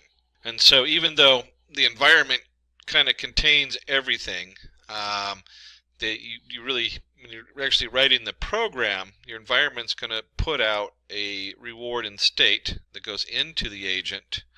The agent then looks at this state, or it looks at the reward usually first, and it says, okay, I got rewarded for whatever I just did, or I didn't get rewarded.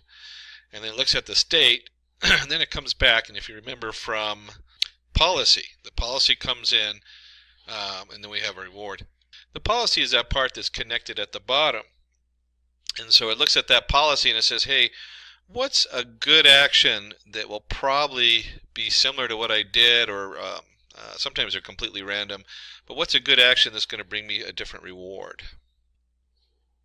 So taking the time to just understand these different pieces as they go is pretty important in most of the models today. And so a lot of them actually have templates based on this that you can pull in and start using.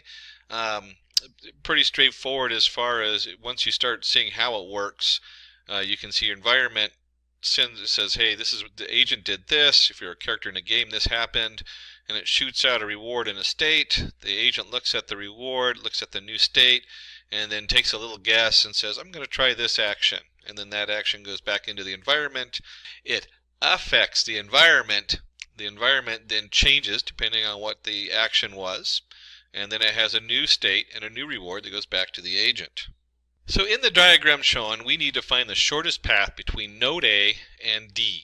Each path has a reward associated with it, and the path with a maximum reward is what we want to choose. The nodes A, B, C, D denote the nodes to travel from node A to B is an action. Reward is the cost of each path, and policy is each path taken. And you can see here A can go to B, or A can go to C right off the bat, or it can go right to D.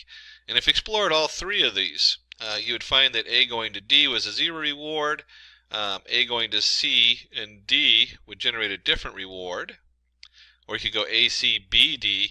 There's a lot of options here. And so when we start looking at this diagram, you start to realize that even though today's reinforced learning models do really good at finding an answer, they end up trying almost all the different directions you see.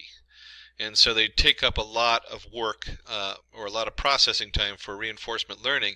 They're right now in their infant stage, and they're really good at solving simple problems. And we'll take a look at one of those in just a minute in a tic-tac-toe game. But you can see here, once it's gone through these and it's explored, it's going to find the A, C, D is the best reward. It gets a full 30 points for it. So let's go ahead and take a look at a reinforcement learning demo. In this demo, we're going to use reinforcement learning to make a tic-tac-toe game. You will be playing this game against the machine learning model.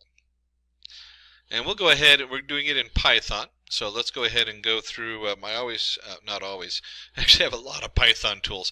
Let's go through Anaconda, which will open up a Jupyter notebook. Seems like a lot of steps, but it's worth it to keep all my stuff separate, and it also has a nice display when you're in the Jupyter notebook for doing Python.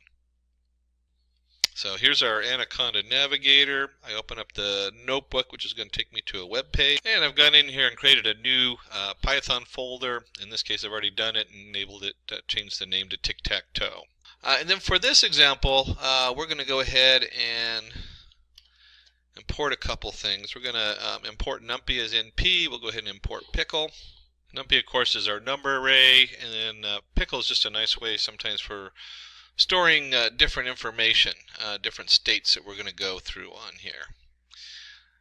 And so we're going to create a class called state. We're going to start with that. And there's a lot of lines of code to this class that we're going to put in here. Don't let that scare you too much. There's not as much here. It looks like there's going to be a lot here, but there really is just a lot of setup going on in our class state. And so we have up here, we're going to initialize it. We have our board. It's a tic-tac-toe board, so we're only dealing with 9 spots on the board. We have player 1, player 2 is end. We're going to create a board hash. We'll look at that in just a minute. We're just going to store some information in there. Symbol of player equals 1. So there's a few things going on as far as the initialization. Then something simple, we're just going to get the hash of the board. We're going to get the information from the board on there, which is columns and rows. We want to know when a winner occurs. So if you get 3 in a row, that's what this whole section here is for. Let me go ahead and scroll up a little bit. And you can get a copy of this code if you send a note over to Simplilearn. We'll send you over this particular file, and you can play with it yourself and see how it's put together. I don't want to spend a huge amount of time on this because this is just some real general Python coding. But you can see here we're just going through all the rows, and you add them together, and if it equals 3 in a row, same thing with columns. Diagonal, so you got to check the diagonal. That's what all this stuff does here, is it just goes through the different areas. Actually, let me go ahead and put, there we go. And then it comes down here and we do our sum, and it says true, -3 just says did somebody win, or is it a tie? So you got to add up all the numbers on there anyway, just in case they're all filled up. And next we also need to know available positions. These are ones that no one's ever used before. This way when you try something, or the computer tries something, it's not going to give it an illegal move. That's what the available positions is doing. Then we want to update our state. And so you have your position going in. We're just sending in the position that you just chose. And you'll see there's a little user interface we put in there. You can pick the row and column in there. And again, I mean, this is a lot of code. So really it's kind of a thing you'd want to go through and play with a little bit and just read through it, get a copy of it. A great way to understand how this works. And here is a given reward. So we're going to give a reward, result equals self winner. This is one of the hearts of what's going on here, is we have a result self.winner. So if there's a winner, then we have a result. If the result equals 1, here's our feedback. If it doesn't equal 1, then it gets a 0. So it only gets a reward in this particular case if it wins. And that's important to know because different systems of reinforced learning do rewarding a lot differently depending on what you're trying to do. This is a very simple example with a 3x3 board. Imagine if you're playing a video game, certainly you only have so many actions, but your environment is huge. You have a lot going on in the environment. And suddenly a reward system like this is going to be just, is going to have to change a little bit. It's going to have different rewards and different setup. And there's all kinds of advanced ways to do that as far as weighing, you add weights to it. And so they can add the weights up depending on where the reward comes in. So it might be that you actually get a reward. In this case, you get the reward at the end of the game. And I'm spending just a little bit of time on this because this is an important thing to note. But there's different ways to add up those rewards. It might have, like if you take a certain path, the first reward is going to be weighed a little bit less than the last reward because the last reward is actually winning the game or scoring or whatever it is. So this reward system gets really complicated in some of the more advanced setups. In this case, though, you can see right here that they give a 0.1 and a 0.5 reward just for picking the right value and something that's actually valid instead of picking an invalid value. So rewards, again, that's like key. It's huge. How do you feed the rewards back in? Then we have a board reset. That's pretty straightforward. It just goes back and resets the board to the beginning because it's going to try out all these different things while it's learning. It's going to do it by trial and error, so you have to keep resetting it. And then, of course, there's the play. We want to go ahead and play rounds equals 100. Depends on what you want to do on here. You can set this different. You can obviously set that to higher level.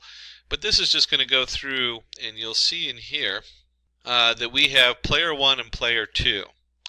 This is the computer playing itself. One of the more powerful ways to learn to play a game or even learn something that isn't a game is to have two of these models that are basically trying to beat each other. And so they keep explore new things. This one works for this one, so this one tries new things. It beats this. We've seen this in chess, I think was a big one, where they had the two players in chess with reinforcement learning. It was one of the ways they trained one of the top computer chess playing algorithms. So this is just what this is. It's going to choose an action, it's going to try something, and the more it tries stuff, the more we're going to record the hash. We actually have a board hash where you yourself get the hash set up on here where it stores all the information. And then once you get to a win, one of them wins, it gets the reward. Then we go back and reset and try again. And then kind of the fun part we actually get down here is we're going to play with a human. So we'll get a chance to come in here and see what that looks like when you put your own information in. And then it just comes in here and does the same thing it did above. It gives it a reward for its things, or sees if it wins or ties, looks at available positions, all that kind of fun stuff. And then finally we want to show the board. So it's going to print the board out each time.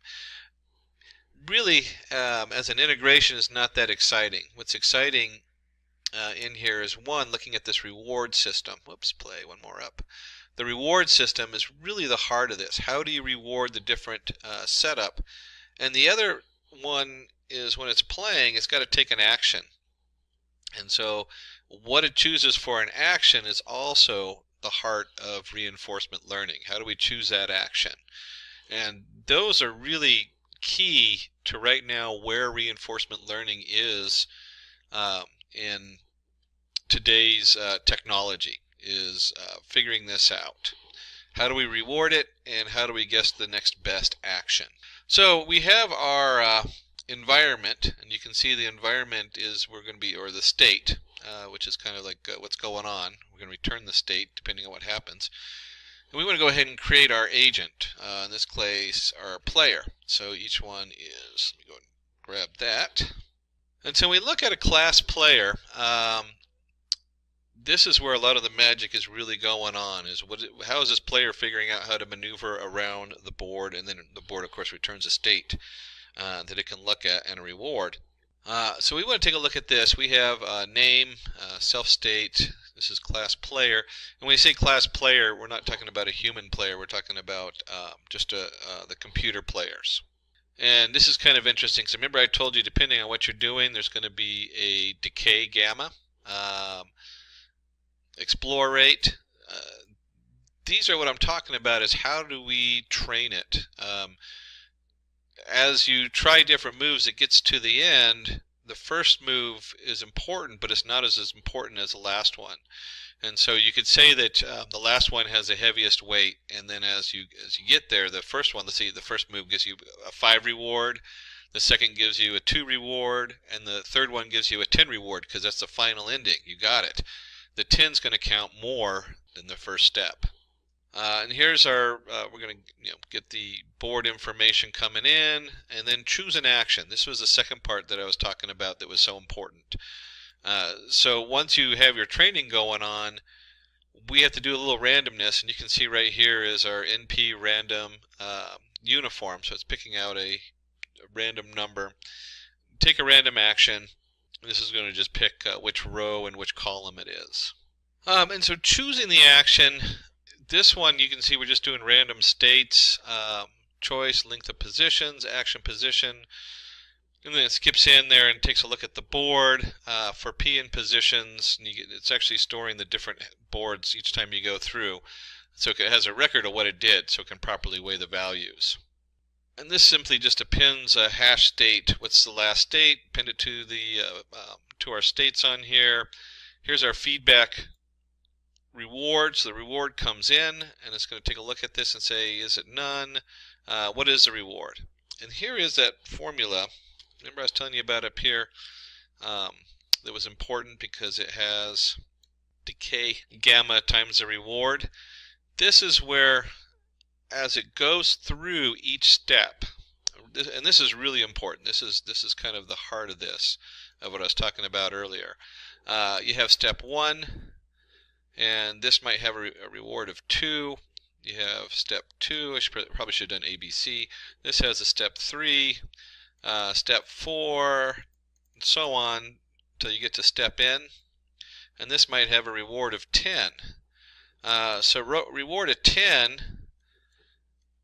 we're going to add that, but we're not adding, let's say this one right here, let's say this reward here right before 10 was, let's say it's also 10. That just makes the math easy. So we had 10 and 10. We had 10, this is 10 and 10n, whatever it is, but it's 0.9. So instead of putting a full 10 here, we only do 9. That's 0.9 times 10.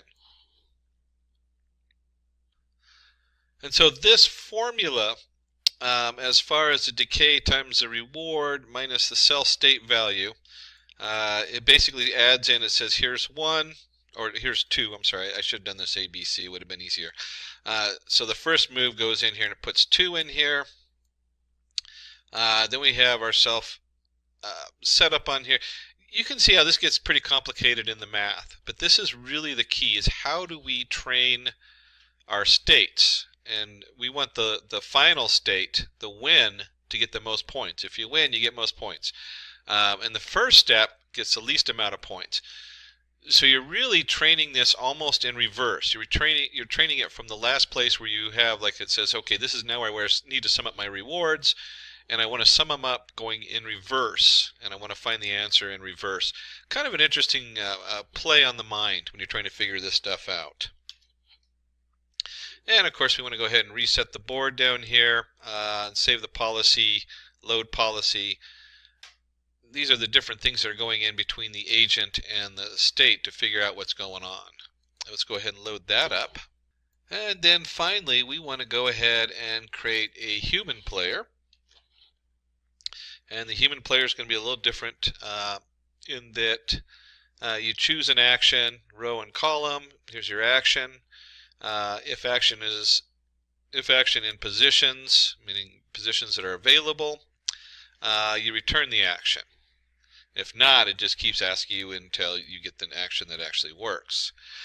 And then we're going to go ahead and append to the hash state, which we don't need to worry about because it returns the action up here. And feed forward. Again, this is because it's a human. At the end of the game, backpropagate and update state values. This part isn't being done because it's not programming the model. The model is getting its own rewards. So we've gone ahead and loaded this in here. So here's all our pieces, and the first thing we want to do is set up P1 player 1, P2 player 2, and then we're going to send our players to our state. So now it has P1, P2, and it's going to play, 50,000 rounds.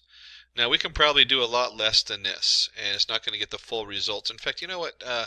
Let's go ahead and just do 5, just to play with it, because I want to show you something here. Oops, somewhere in there I forgot to load something. There we go. I must have forgot to run this. Run. Oops, forgot a reference there for the board, rows and columns, 3 by 3. There's actually in the state, it references that. We can just tack it on the end. It was supposed to be at the beginning. So now I've only set this up with, let's see, where are we going here? I've only set this up to train 5 times. And the reason I did that is we're going to come in and actually play it, and then I'm going to change that, and we can see how it differs on there. There we go, and it didn't even make it through a run, and we're going to go ahead and save the policy. So now we have our player 1 and our player 2 policy. The way we set it up, it has 2 separate policies loaded up in there. And then we're going to come in here, and we're going to do player 1 is going to be the computer, experience rate 0, load policy 1, human player human, and we're going to go ahead and play this.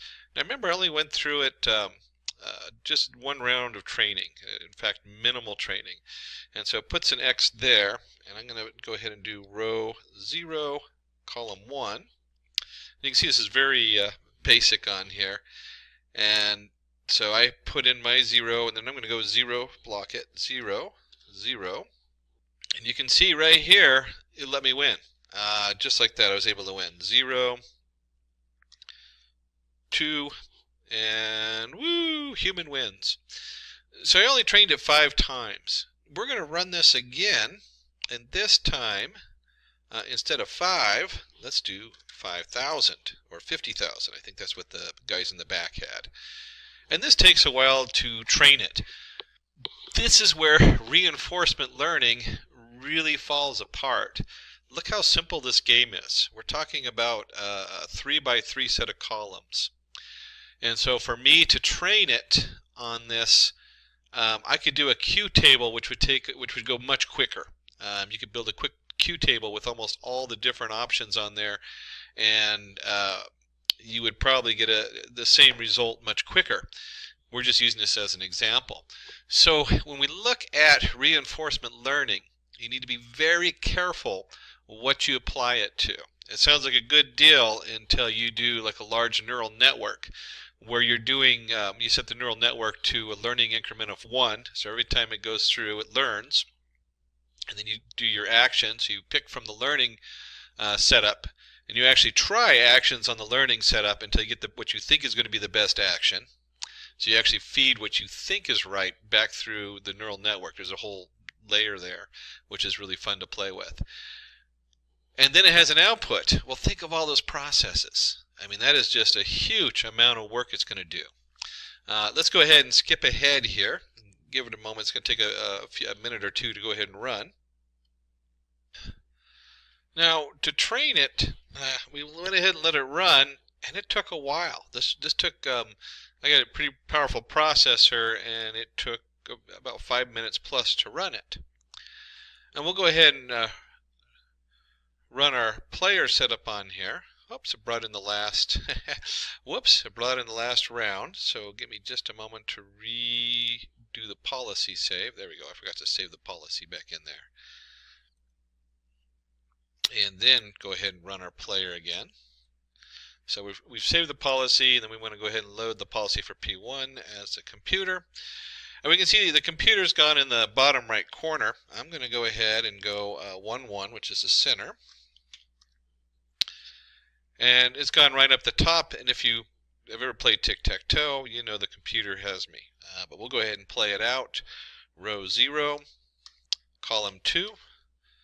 There it is, and then it's gone here, and so I'm going to go ahead and go row 0, 1, 2, no, 0, 1, there we go, and column 0. That's where I wanted. Oh, and it says, okay, your action, there we go, boom. So you can see here, we've got didn't catch the win on this, it said tie. Kind of funny that it didn't catch the win on there.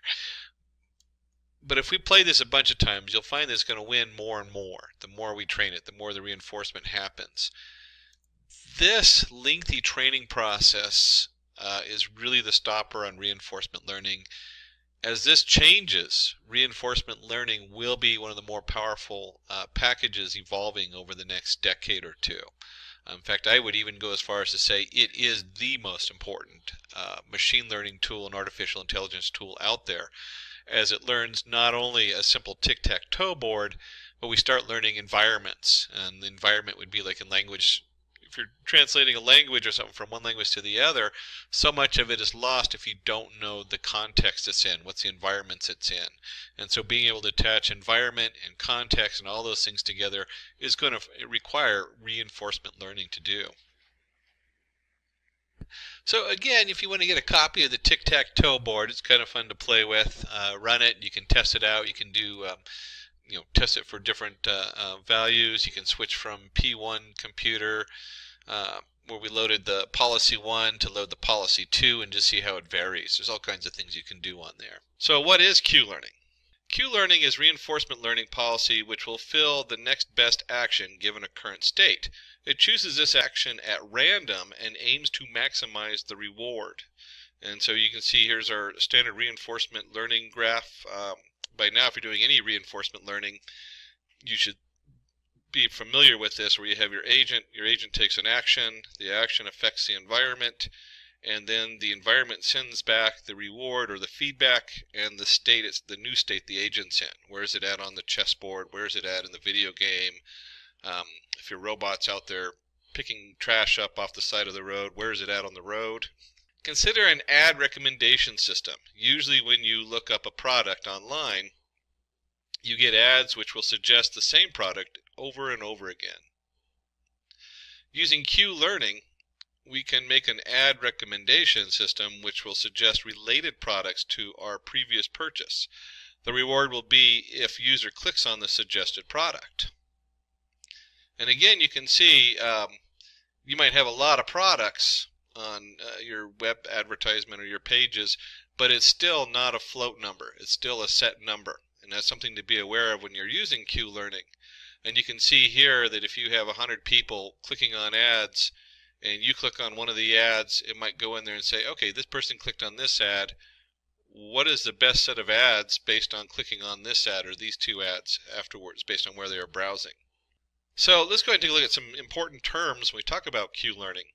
We have state. The state S represents the current position of an agent in an environment. The action A is the step taken by the agent when it is particular state. Rewards. For every action, the agent will get a positive or negative reward.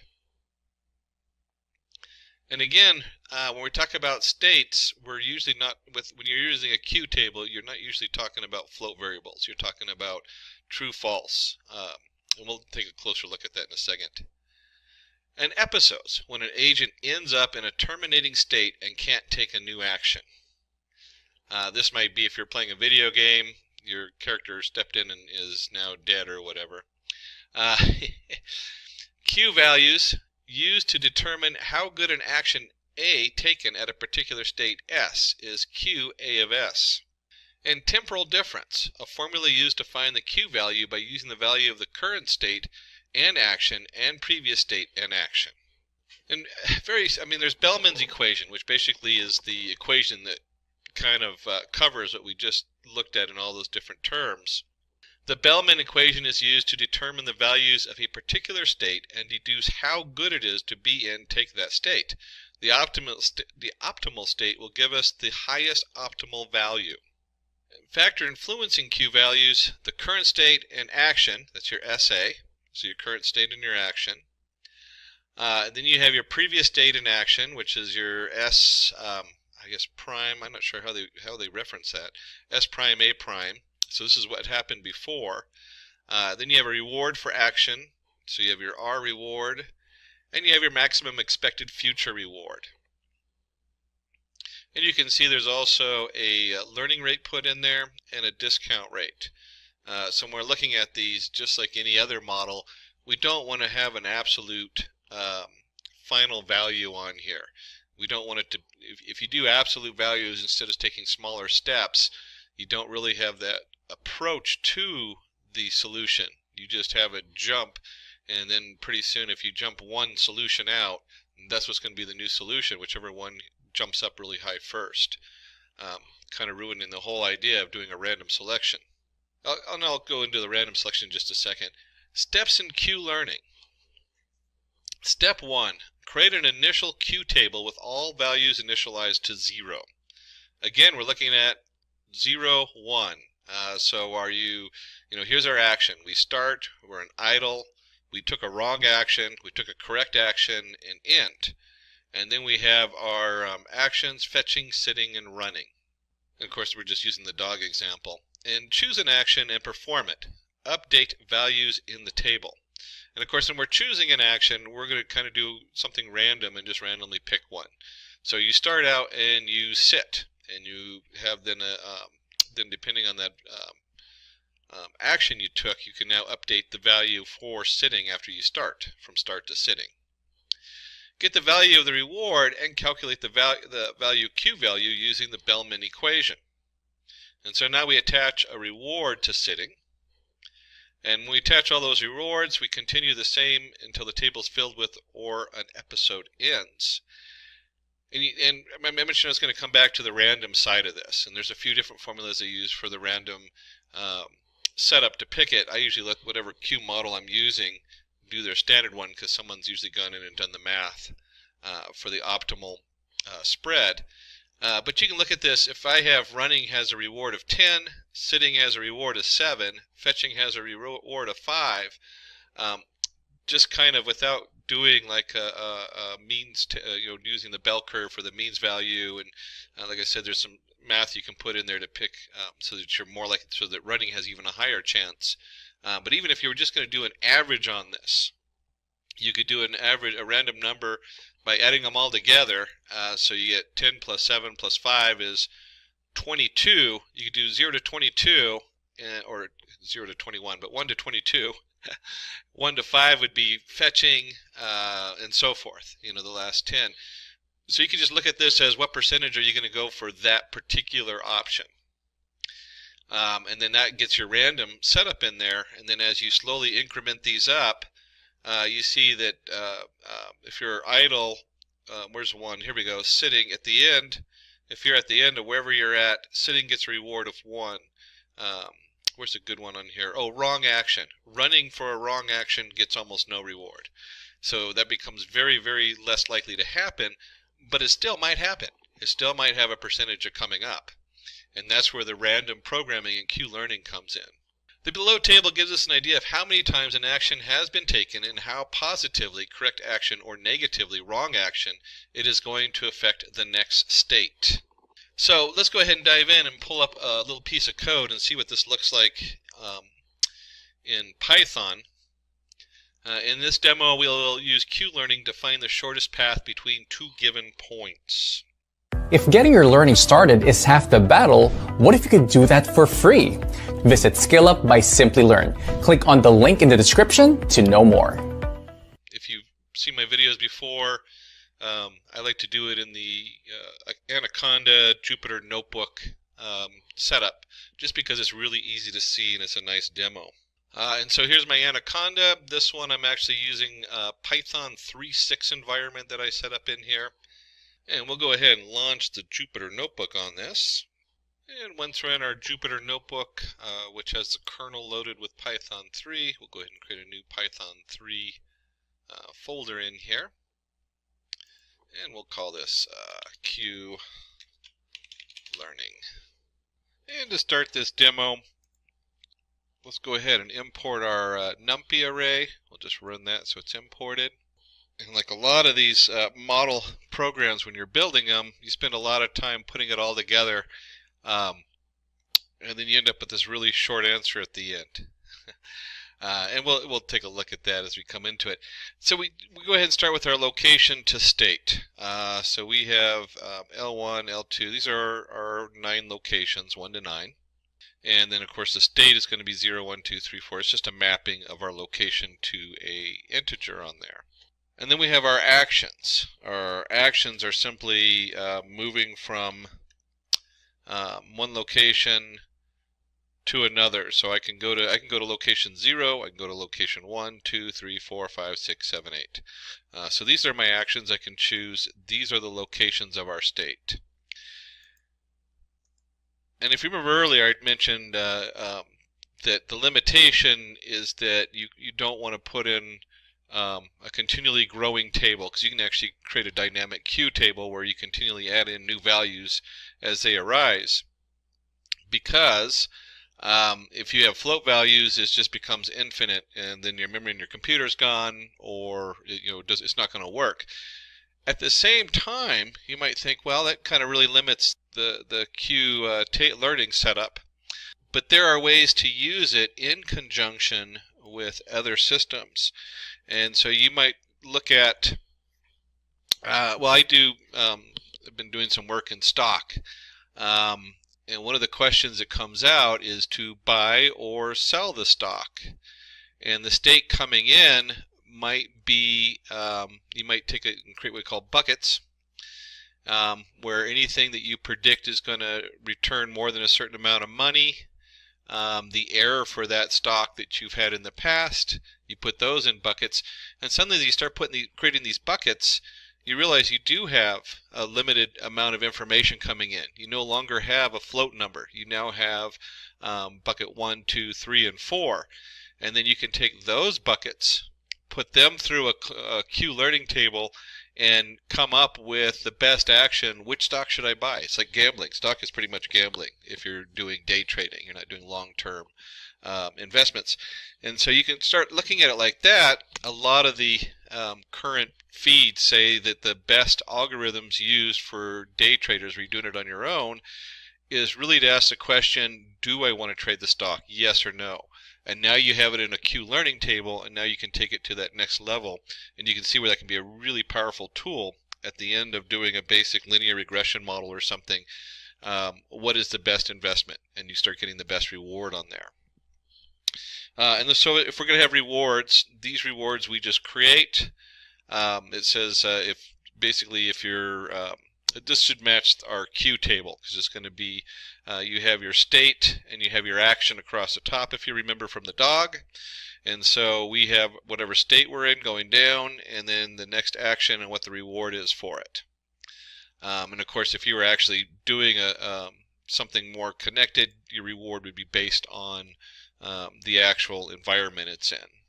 And then we want to go ahead and create a state to location so we can map the indexes. So just like we defined our rewards, we're going to go ahead and do state to location. And you can see here it's a dictionary setup for location state and location to state with items. And we also need to define what we want for learning rates. You remember we had our 2 different rates as far as like learning from the past and learning from the current. So we'll go ahead and set those to 0.75 and the alpha set to 0.9. And we'll see that when we do the formula. And of course, any of this code, send a note to our Simplilearn team. They'll get you a copy of this code on here. And let's go ahead and pull.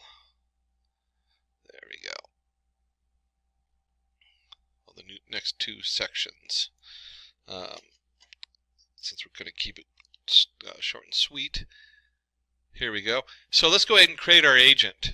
So our agent is going to have our initialization where we send it all the information. We'll define our self gamma equals gamma. We could have just set the gamma rate down here instead of submitting it. It's kind of nice to keep them separate because you can play with these numbers on our self alpha. Then we have our location state. We'll set that in here. We have our choice of actions.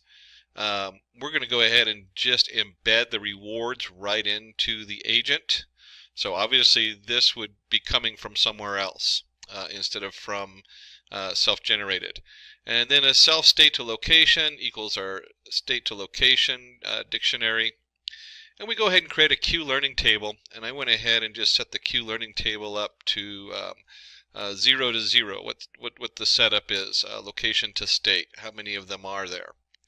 And this just creates an array of 0 to 0 setup on there. And then the big part is the training.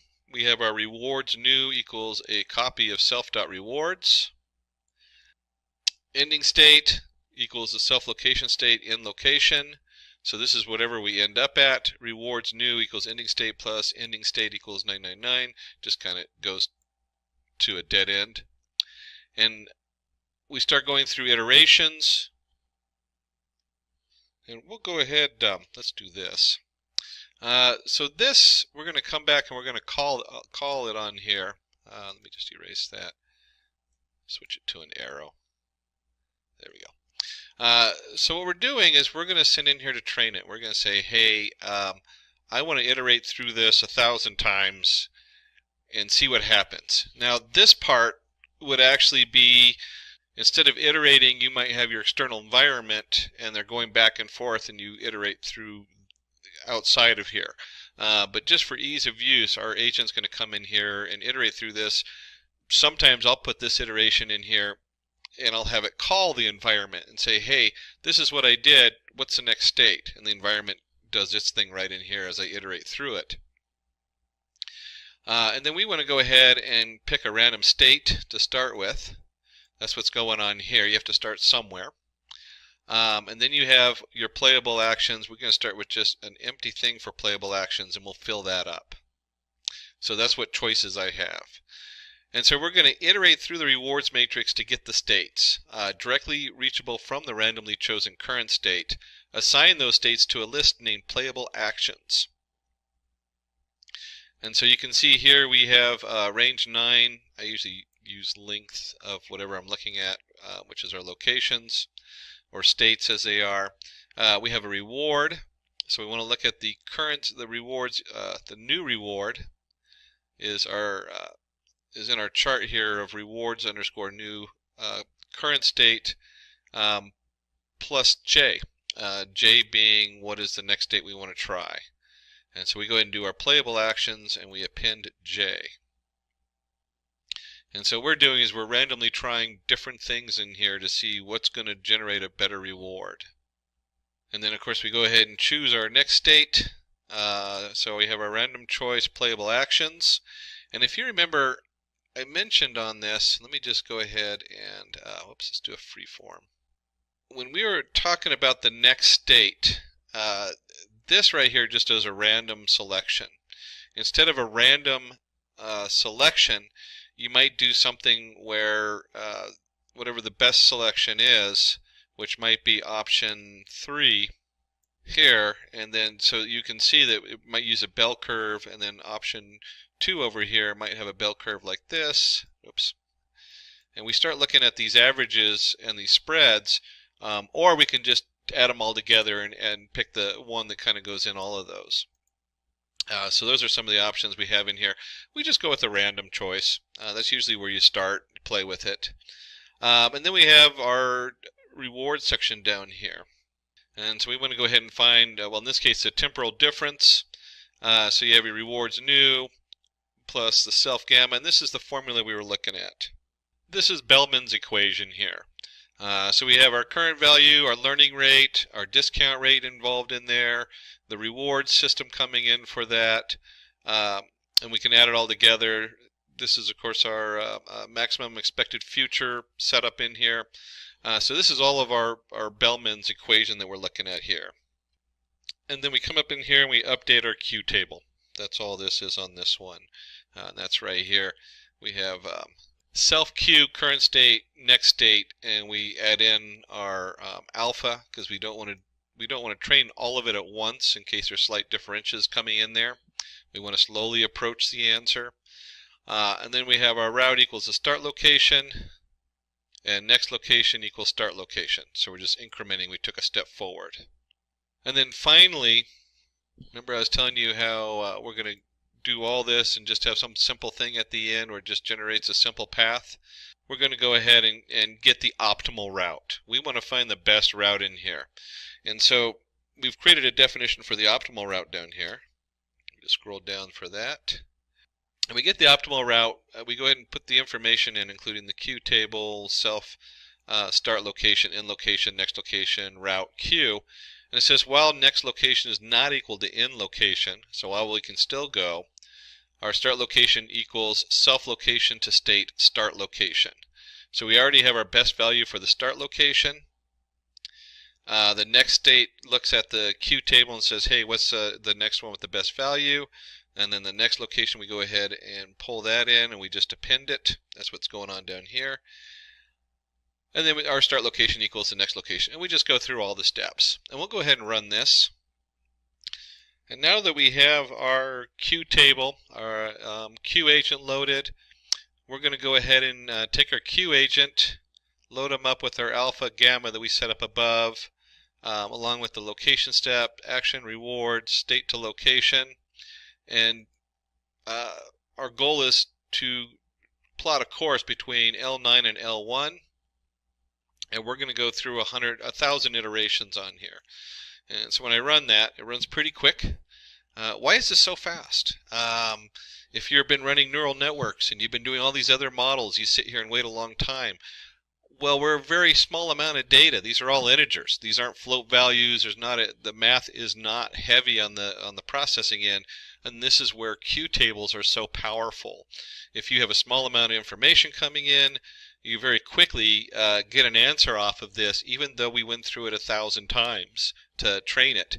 And you'll see here we have L9, 8, 5, 2, and 1, and that's based on our reward table we had set up on there.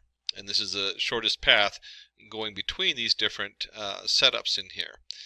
And if you remember on our reward table, you can see that if you start here, you can go to here. There's places you can't go. That's how this reward table was set up. So I can only go to certain places. So kind of a little maze set up in there. And you can play with it. This is really fun setup to play with.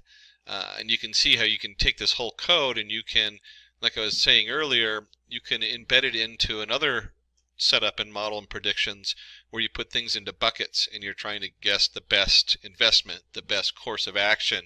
Long as you can take that course of action and reduce it down to a yes, no.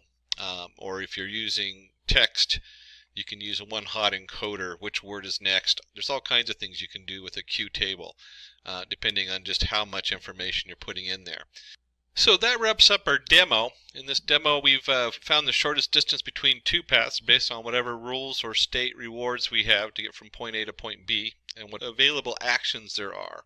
Hello and welcome to this tutorial on deep learning. My name is Mohan, and in the next about 1.5 hours I will take you through what is deep learning and into TensorFlow environment to show you an example of deep learning. Now, there are several applications of deep learning, really very interesting and innovative applications, and one of them is identifying the geographic location based on a picture. And how does this work? The way it works is pretty much we train an artificial neural network with millions of images which are tagged, their geolocation is tagged, and then when we feed a new picture, it will be able to identify the geolocation of of this new image. For example, you have all these images, especially with maybe some significant monuments or significant locations, and you train with millions of such images, and then when you feed another image, it need not be exactly one of those that you have trained. It can be completely different. That is the whole idea of training. It will be able to recognize, for example, that this is a picture from Paris because it is able to recognize the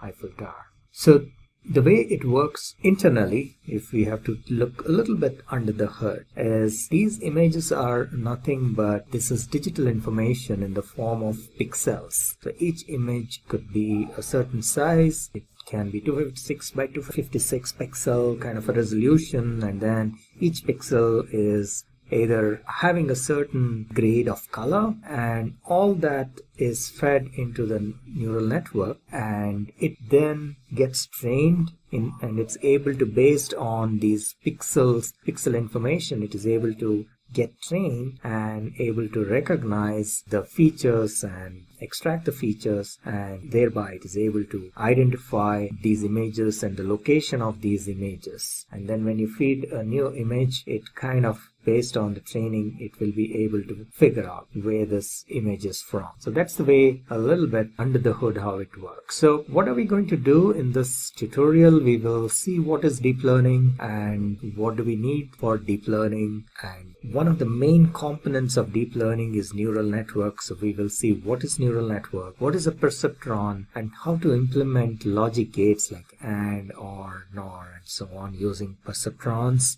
The different types of neural networks and then applications of deep learning, and we will also see how neural networks works. So how do we do the training of neural networks?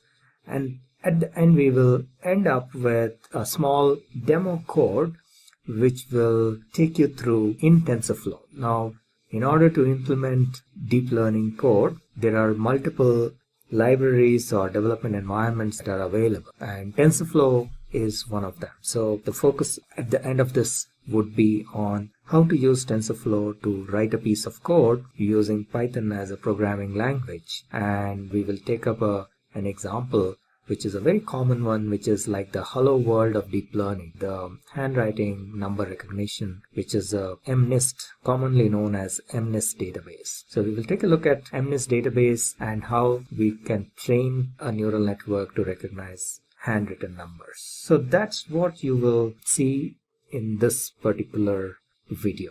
So let's get started. What is deep learning? Deep learning is like a subset of what is known as a high-level concept called artificial intelligence. You must be already familiar, must have heard about this term, artificial intelligence. So artificial intelligence is like the high-level concept, if you will. And in order to implement artificial intelligence applications, we use what is known as machine learning. And within machine learning, a subset of machine learning is deep learning. Machine learning is a little bit more generic concept, and deep learning is one type of machine learning, if you will. And we will see a little later in maybe the following slides a little bit more in detail how deep learning is different from traditional machine learning. But to start with, we can mention here that deep learning uses one of the differentiators between deep learning and traditional machine learning is that deep learning uses neural networks. And we will talk about what are neural networks and how we can implement neural networks and so on and so forth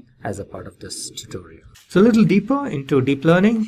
Deep learning primarily involves working with complicated unstructured data compared to traditional machine learning where we normally use structured data. In deep learning, the data would be primarily images or voice or maybe text file.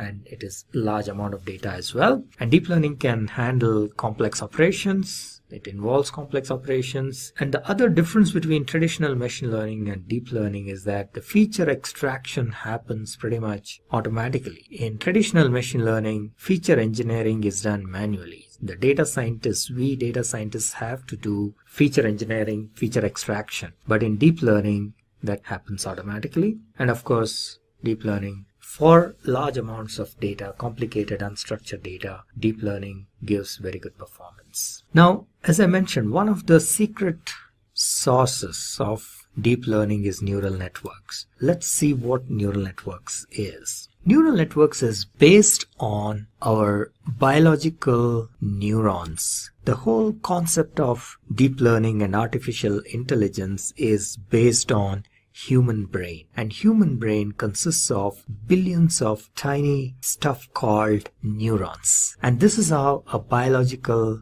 neuron looks, and this is how an artificial neuron looks. So neural networks is like a simulation of our human brain. Human brain has billions of biological neurons, and we are trying to simulate the human brain using artificial neurons. This is how a biological neuron looks. It has dendrites, and the corresponding component with an artificial neural network is, or an artificial neuron, are the inputs. They receive the inputs through dendrites. And then there is the cell nucleus, which is basically the processing unit in a way. So in artificial neuron also there is a piece which is an equivalent of this cell nucleus, and based on the weights and biases, we will see what exactly weights and biases are as we move. The input gets processed, and that results in an output. In a biological neuron, the output is sent through a synapse, and in an artificial neuron there is an equivalent of that in the form of an output. And biological neurons are also interconnected. So there are billions of neurons which are interconnected. In the same way, artificial neurons are also interconnected. So this output of this neuron will be fed as an input to another neuron, and so on. Now, in neural network, one of the very basic units is a perceptron. So what is a perceptron? A perceptron can be considered as one of the fundamental units of neural networks. It can consist at least of one neuron, but sometimes it can be more than one neuron. But you can create a perceptron with a single neuron, and it can be used to perform certain functions. It can be used as a basic binary classifier. It can be trained to do some basic binary classification, and this is how a basic perceptron looks like. And this is nothing but a neuron. You have inputs x1, x2, to xn, and there is a summation function, and then there is what is known as an activation function. And based on this input, what is known as the weighted sum, the activation function either gives an output like a 0 or a 1. So we say the neuron is either activated or not. So that's the way it works. So you get the inputs. These inputs are, each of the inputs are multiplied by a weight, and there is a bias that gets added, and that whole thing is fed to an activation function, and then that results in an output. And if the output is correct, it is accepted. If it is wrong, if there is an error, then that error is fed back, and the neuron then adjusts the weights and biases to give a new output, and so on and so forth. So that's what is known as the training process of a neuron or a neural network. There's a concept called perceptron learning. So perceptron learning is again one of the very basic learning processes. The way it works is somewhat like this. So you have all these inputs like x1 to xn, and each of these inputs is multiplied by a weight, and then that sum, this is the formula, the equation. So that sum, wi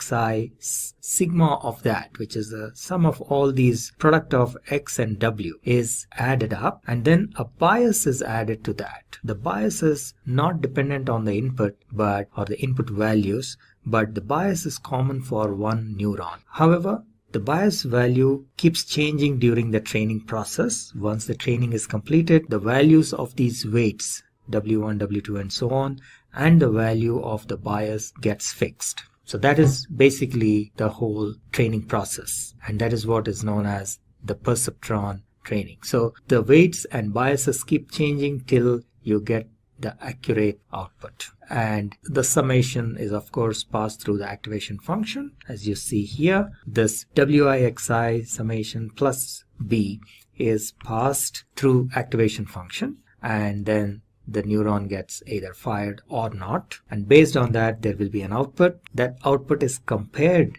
with the actual or expected value, which is also known as labeled information. So this is the process of supervised learning. So the output is already known, and that is compared, and thereby we know if there is an error or not. And if there is an error, the error is fed back and the weights and biases are updated accordingly till the error is reduced to the minimum. So this iterative process is known as perceptron learning or perceptron learning rule, and this error needs to be minimized. So till the error is minimized, this iteratively the weights and biases keep changing, and that is what is the training process. So the whole idea is to update the weights and the bias of the perceptron till the error is minimized. The error need not be zero.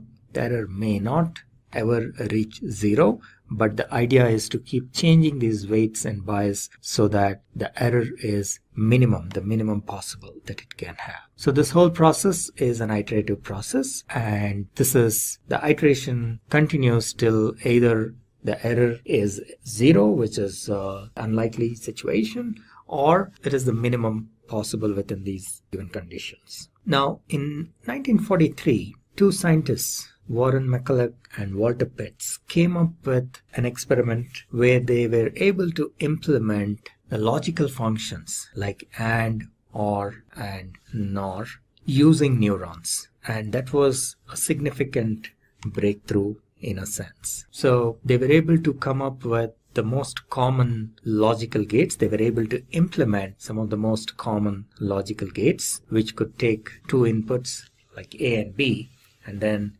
give a corresponding result. So for example, in case of an AND gate, A and B, and then the output is AB. In case of an OR gate, it is A plus B, and so on and so forth. And they were able to do this using a single layer perceptron. Now, most of these gates, it was possible to use single layer perceptron except for XOR, and we will see why that is in a little bit. So this is how an AND gate works. The inputs A and B, the output should be fired, or the neuron should be fired only when both the inputs are 1. So if you have 0, 0, the output should be 0. For 0, 1, it is again 0, 1, 0, again 0, and 1, 1, the output should be 1. So how do we implement this with a neuron? So it was found that by changing the values of weights, it is possible to achieve this logic. So for example, if we have equal weights like 0.7, 0.7, and then if we take the sum of the weighted product, so for example 0.7 into 0, and then 0.7 into 0 will give you 0, and so on and so forth. And in the last case, when both the inputs are 1, you get a value which is greater than 1, which is the threshold. So only in this case the neuron gets activated and the output is, there is an output. In all the other cases, there is no output because the threshold value is 1. So this is implementation of an AND gate using a single perceptron or a single neuron. Similarly, an OR gate. In order to implement an OR gate, in case of an OR gate, the output will be 1 if either of these inputs is 1. So for example, 0, 1 will result in 1, or rather, in all the cases it is 1 except for 0, 0. So how do we implement this using a perceptron? Once again, if you have a perceptron with weights, for example 1.2, now if you see here, if in the first case when both are 0, the output is 0. In the second case, when it is 0 and 1, 1.2 into 0 is 0, and then 1.2 into 1 is 1. And in the second case, similarly, the output is 1.2. In the last case, when both the inputs are 1, the output is 2.4. So during the training process, these weights will keep changing, and then at one point where the weights are equal to W1 is equal to 1.2 and W2 is equal to 1.2, the system learns that it gives the correct output. So that is implementation of OR gate using a single neuron or a single layer perceptron. Now XOR gate. This was one of the challenging ones. They tried to implement an XOR gate with a single level perceptron, but it was not possible. And therefore, in order to implement an XOR, so this was like a roadblock in the progress of neural network. However, subsequently they realized that this can be implemented, an XOR gate can be implemented using a multi-level perceptron or MLP. So in this case, there are 2 layers instead of a single layer, and this is how you can implement an XOR gate. So you will see that X1 and X2 are the inputs, and there is a hidden layer, and that's why it is denoted as H3 and H4, and then you take the output of that and feed it to the output at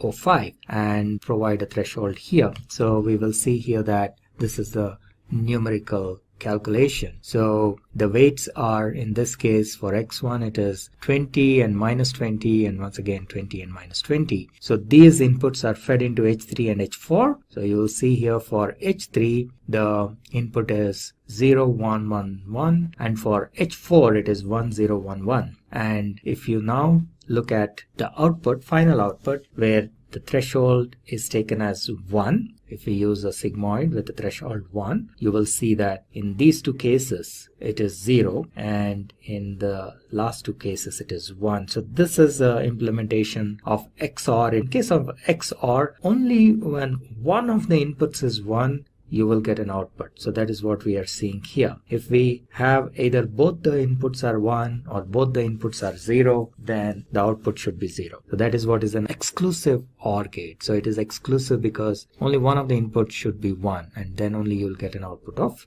1, which is satisfied by this condition. So this is a special implementation. XOR gate is a special implementation of perceptron. Now that we got a good idea about perceptron, let's take a look at what is a neural network. So we have seen what is a perceptron, we have seen what is a neuron, so we will see what exactly is a neural network. So neural network is nothing but a network of these neurons, and they are different types of neural networks. There are about 5 of them. These are artificial neural network, convolutional neural network, then recursive neural network or recurrent neural network, deep neural network, and deep belief network. So, and each of these types of neural networks have a special, they can solve a special kind of problems. For example, convolutional neural networks are very good at performing image processing and image recognition and so on, whereas RNN are very good for speech recognition and also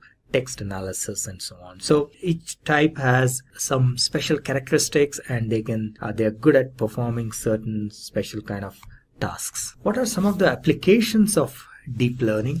Deep learning is today used extensively in gaming. You must have heard about AlphaGo, which is a game created by a startup called DeepMind, which got acquired by Google. And AlphaGo is an AI which defeated the human world champion Lee Sedol in this game of Go. So gaming is an area where deep learning is being extensively used, and a lot of research happens in the area of gaming as well. In addition to that, nowadays there are neural networks or special type called Generative Adversarial Networks, which can be used for synthesizing either images or music or text and so on, and they can be used to compose music. So the neural network can be trained to compose a certain kind of music. And autonomous cars, you must be familiar with Google's self-driving car, and today a lot of automotive companies are investing in this space, and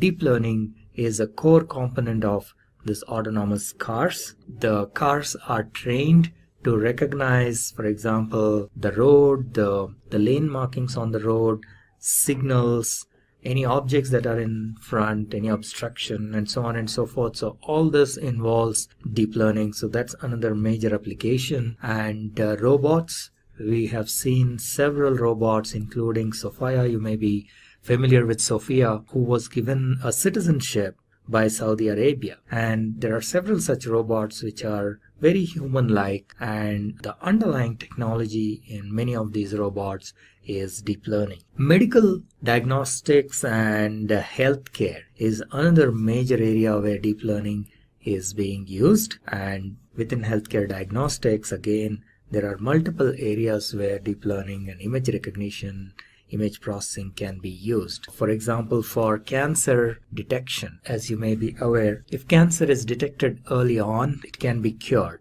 And one of the challenges is in the availability of specialists who can diagnose cancer using these diagnostic images and various scans and so on and so forth. So the idea is to train neural network to perform some of these activities so that the load on the cancer specialist doctors or oncologists comes down. And there is a lot of research happening here, and there are already quite a few applications that are claimed to be performing better than human beings in this space. It can be lung cancer, it can be breast cancer, and so on and so forth. So healthcare is a major area where deep learning is being applied. Let's take a look at the inner working of a neural network. So how does an artificial neural network, let's say, can we train a neural network to identify the shapes like squares and circles and triangles when these images are fed? So this is how it works. Any image is nothing but it is a digital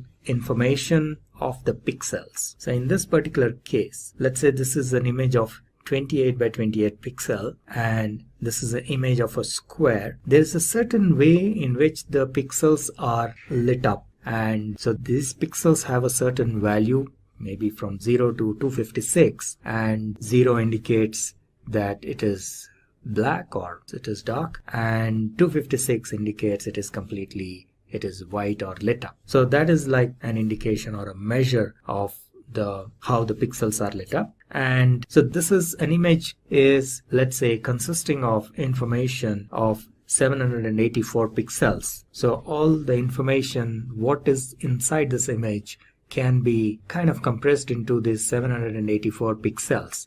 The way each of these pixels is lit up provides information about what exactly is the image. So we can train neural networks to use that information and identify the images. So let's take a look how this works. So each neuron, the value, if it is close to 1, that means it is white, whereas if it is close to 0, that means it is black. Now this is an animation of how this whole thing works. So these pixels, one of the ways of doing it is we can flatten this image and take this complete 784 pixels and feed that as input to our neural network. The neural network can consist of probably several layers. There can be a few hidden layers, and then there is an input layer and an output layer. Now the input layer takes these 784 pixels as input, the values of each of these pixels, and then you get an output which can be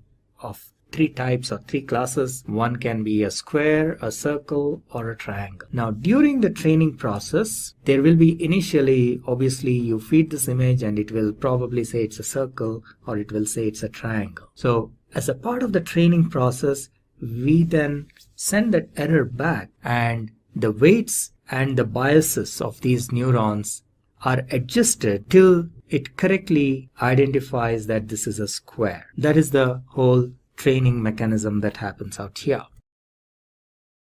Now let's take a look at a circle. Same way. So you feed these 784 pixels. There is a certain pattern in which the pixels are lit up, and the neural network is trained to identify that pattern. And during the training process, once again, it would probably initially identify it incorrectly, saying this is a square or a triangle, and then that error is fed back and the weights and biases are adjusted finally till it finally gets the image correct. So that is the training process. So now we will take a look at same way a triangle. So now if you feed another image which is consisting of triangles. So this is the training process. Now we have trained our neural network to classify these images into a triangle or a circle and a square. So now this neural network can identify these 3 types of objects. Now if you feed another image, and it will be able to identify whether it's a square or a triangle or a circle. Now what is important to be observed is that when you feed a new image, it is not necessary that the image or the triangle is exactly in this position.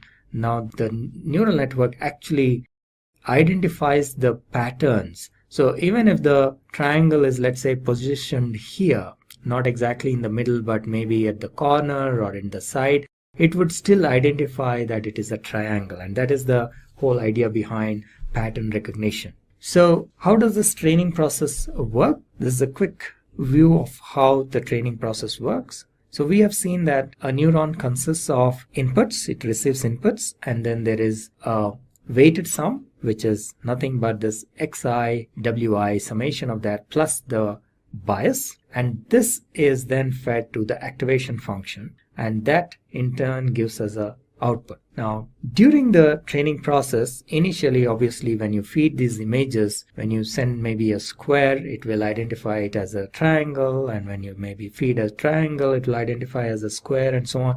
So that error information is fed back, and initially these weights can be random. Maybe all of them have 0 values, and then it will slowly keep changing. So as a part of the training process, the values of these weights, W1, W2 up to Wn, keep changing in such a way that towards the end of the training process, it should be able to identify these images correctly. So till then, the weights are adjusted, and that is known as the training process. So, and these weights are numeric values.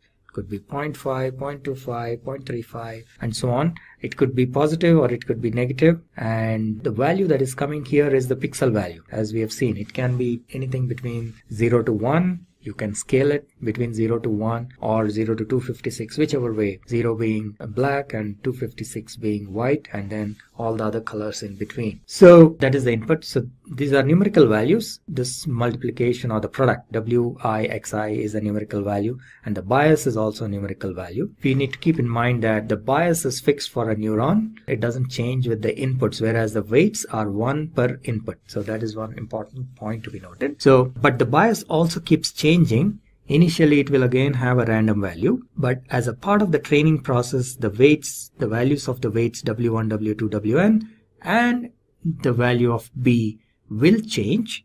And ultimately, once the training process is complete, these values are fixed for this particular neuron. W1, W2 up to Wn, and plus the value of the B is also fixed for this particular neuron. And in this way, there will be multiple neurons, and there may be multiple levels of neurons here, and that's the way the training process works. So this is another example of multi-layer. So there are 2 hidden layers in between, and then you have the input layer, values coming from the input layer, then it goes through multiple layers, hidden layers, and then there is an output layer. And as you can see, there are weights and biases for each of these neurons in each layer, and all of them keeps changing during the training process. And at the end of the training process, all these weights have a certain value, and that is a trained model, and those values will be fixed once the training is completed.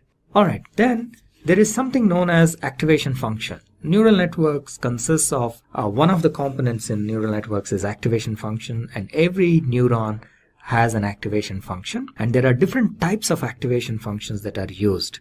It could be a ReLU, it could be sigmoid, and so on and so forth. And the activation function is what decides whether a neuron should be fired or not. So whether the output should be 0 or 1 is decided by the activation function. And the activation function in turn takes the input, which is the weighted sum. Remember, we talked about WIXI plus B. That weighted sum is fed as an input to the activation function, and then the output can be either a 0 or a 1. And there are different types of activation functions which are covered in an earlier video you might want to watch. Alright, so as a part of the training process, we feed the inputs, the labeled data or the training data, and then it gives an output, which is the predicted output by the network, which we indicate as y hat. And then there is a labeled data, because for supervised learning, we already know what should be the output. So that is the actual output. And in the initial process, before the training is complete, obviously there will be error. So that is measured by what is known as a cost function. So the difference between the predicted output and the actual output is the error. And the cost function can be defined in different ways. There are different types of cost functions. So in this case, it is like the average of the squares of the error. So, and then all the errors are added, which can sometimes be called as sum of squares, sum of square errors, or SSE, and that is then fed as a feedback in what is known as backward propagation or back propagation, and that helps in the network adjusting the weights and biases. And so the weights and biases get updated till this value, the error value or the cost function, is minimum. Now there is a optimization technique which is used here called gradient descent optimization, and this algorithm works in a way that the error, which is the cost function, needs to be minimized. So there's a lot of mathematics that goes behind this. For example, they find the local minima, the global minima using the differentiation and so on and so forth. But the idea is this. So as a training process, as the part of training, the whole idea is to bring down the error, which is like, let's say this is the function, the cost function. At certain levels it is very high, the cost value of the cost function, the output of the cost function is very high. So the weights have to be adjusted in such a way, and also the bias of course, that the cost function is minimized. So there is this optimization technique called gradient descent that is used, and this is known as the learning rate. Now gradient descent, you need to specify what should be the learning rate, and the learning rate should be optimal, because if you have a very high learning rate, then the optimization will not converge, because at some point it will cross over to the side. On the other hand, if you have very low learning rate, then it might take forever to convert. So you need to come up with the optimum value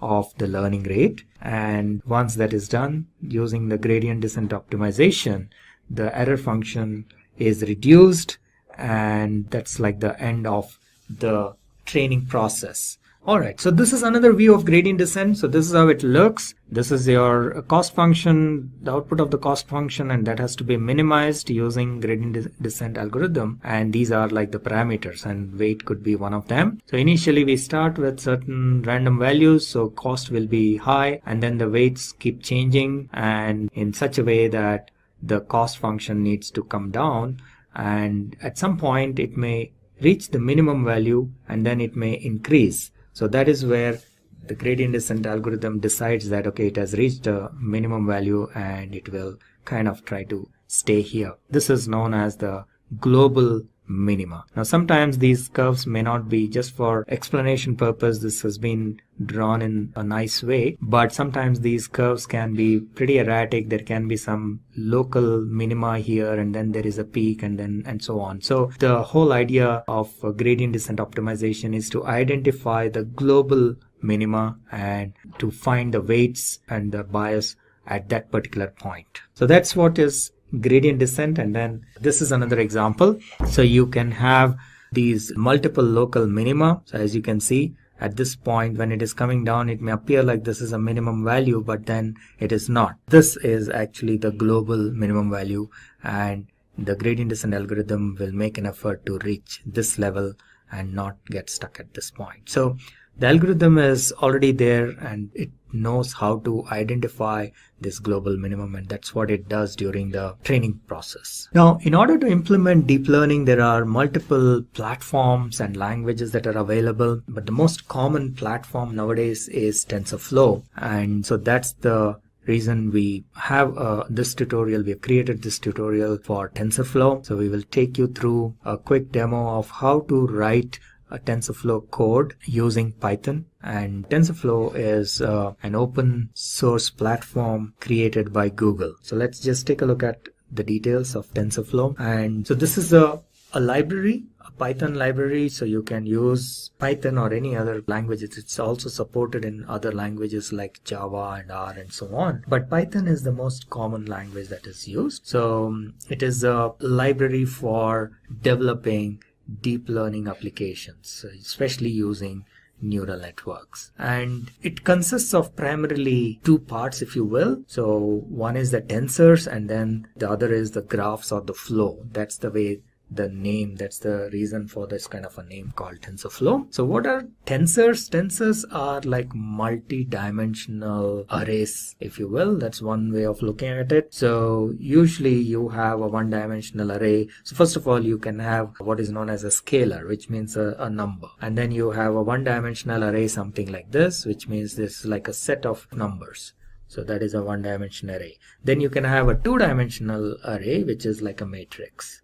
And beyond that, sometimes it gets difficult. So this is a three-dimensional array, but TensorFlow can handle many more dimensions. So it can have multi-dimensional arrays. That is the strength of TensorFlow, and which makes computation, deep learning computation, much faster. And that's the reason why TensorFlow is used for developing deep learning applications. So TensorFlow is a deep learning tool, and this is the way it works. So the data basically flows in the form of tensors, and the way the programming works as well is that you first create a graph of how to execute it, and then you actually execute that particular graph in the form of what is known as a session. We will see this in the TensorFlow code as we move forward. So all the data is managed or manipulated in tensors, and then the processing happens using these graphs. There are certain terms called, like for example, ranks of a tensor. The rank of a tensor is like a dimensionality in a way. So for example,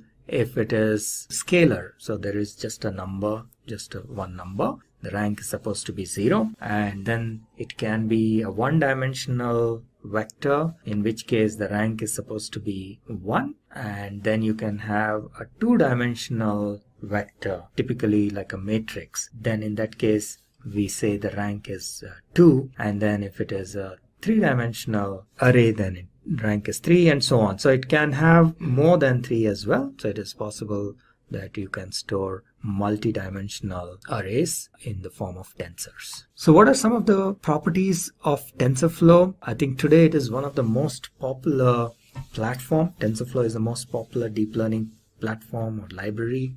It is open source. It's developed by Google, developed and maintained by Google, but it is open source. One of the most important things about TensorFlow is that it can run on CPUs as well as GPUs.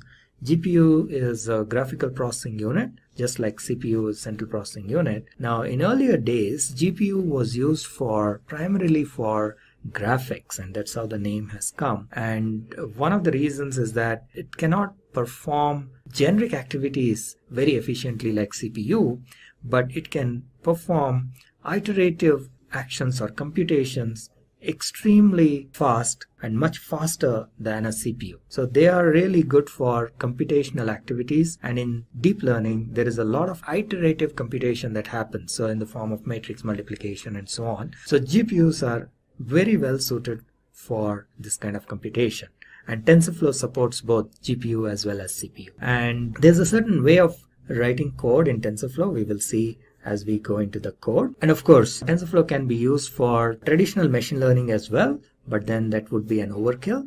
But just for understanding, it may be a good idea to start writing code for a normal machine learning use case, so that you get a hang of how TensorFlow code works, and then you can move into neural networks. So that is just a suggestion, but if you're already familiar with how TensorFlow works, then probably you can go straight into the neural networks part. So in this tutorial, we will take the use case of recognizing handwritten digits. This is like a hello world of deep learning, and this is a nice little MNIST database is a nice little database that has images of handwritten digits, nicely formatted, because very often in deep learning and neural networks, we end up spending a lot of time in preparing the data for training. And with MNIST database, we can avoid that.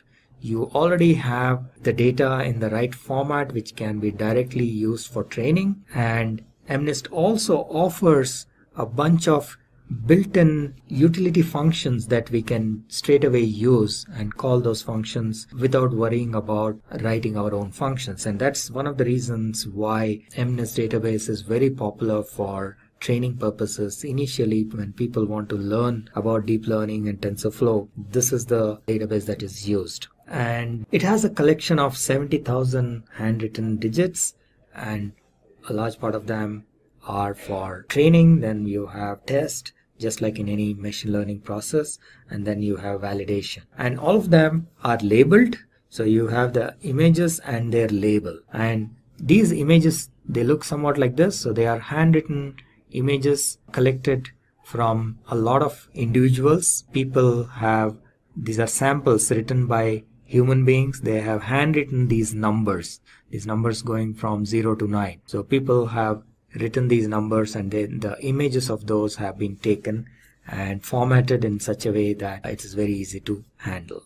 So that is MNIST database, and the way we are going to implement this in our TensorFlow is we will feed this data, especially the training data, along with the label information. And the data is basically, these images are stored in the form of the pixel information, as we have seen in one of the previous slides. All the images are nothing but, these are pixels.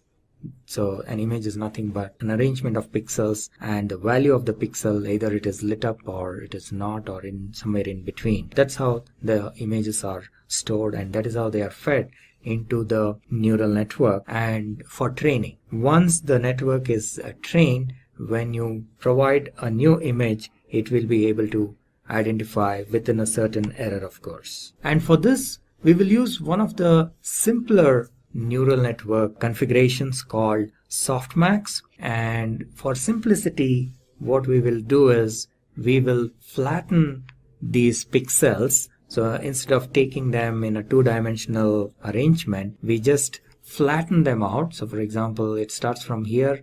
It is a 28 by 28, so there are 784 pixels. So pixel number 1 starts here, it goes all the way up to 28, then 29 starts here and goes up to 56 and so on. And the pixel number 784 is here. So we take all these pixels, flatten them out, and feed them like one single line into our neural network. And this is what is known as a softmax layer. What it does is, once it is trained, it will be able to identify what digit this is. So there are, in this output layer, there are 10 neurons, each signifying a digit. And at any given point of time, when you feed an image, only one of these 10 neurons gets activated.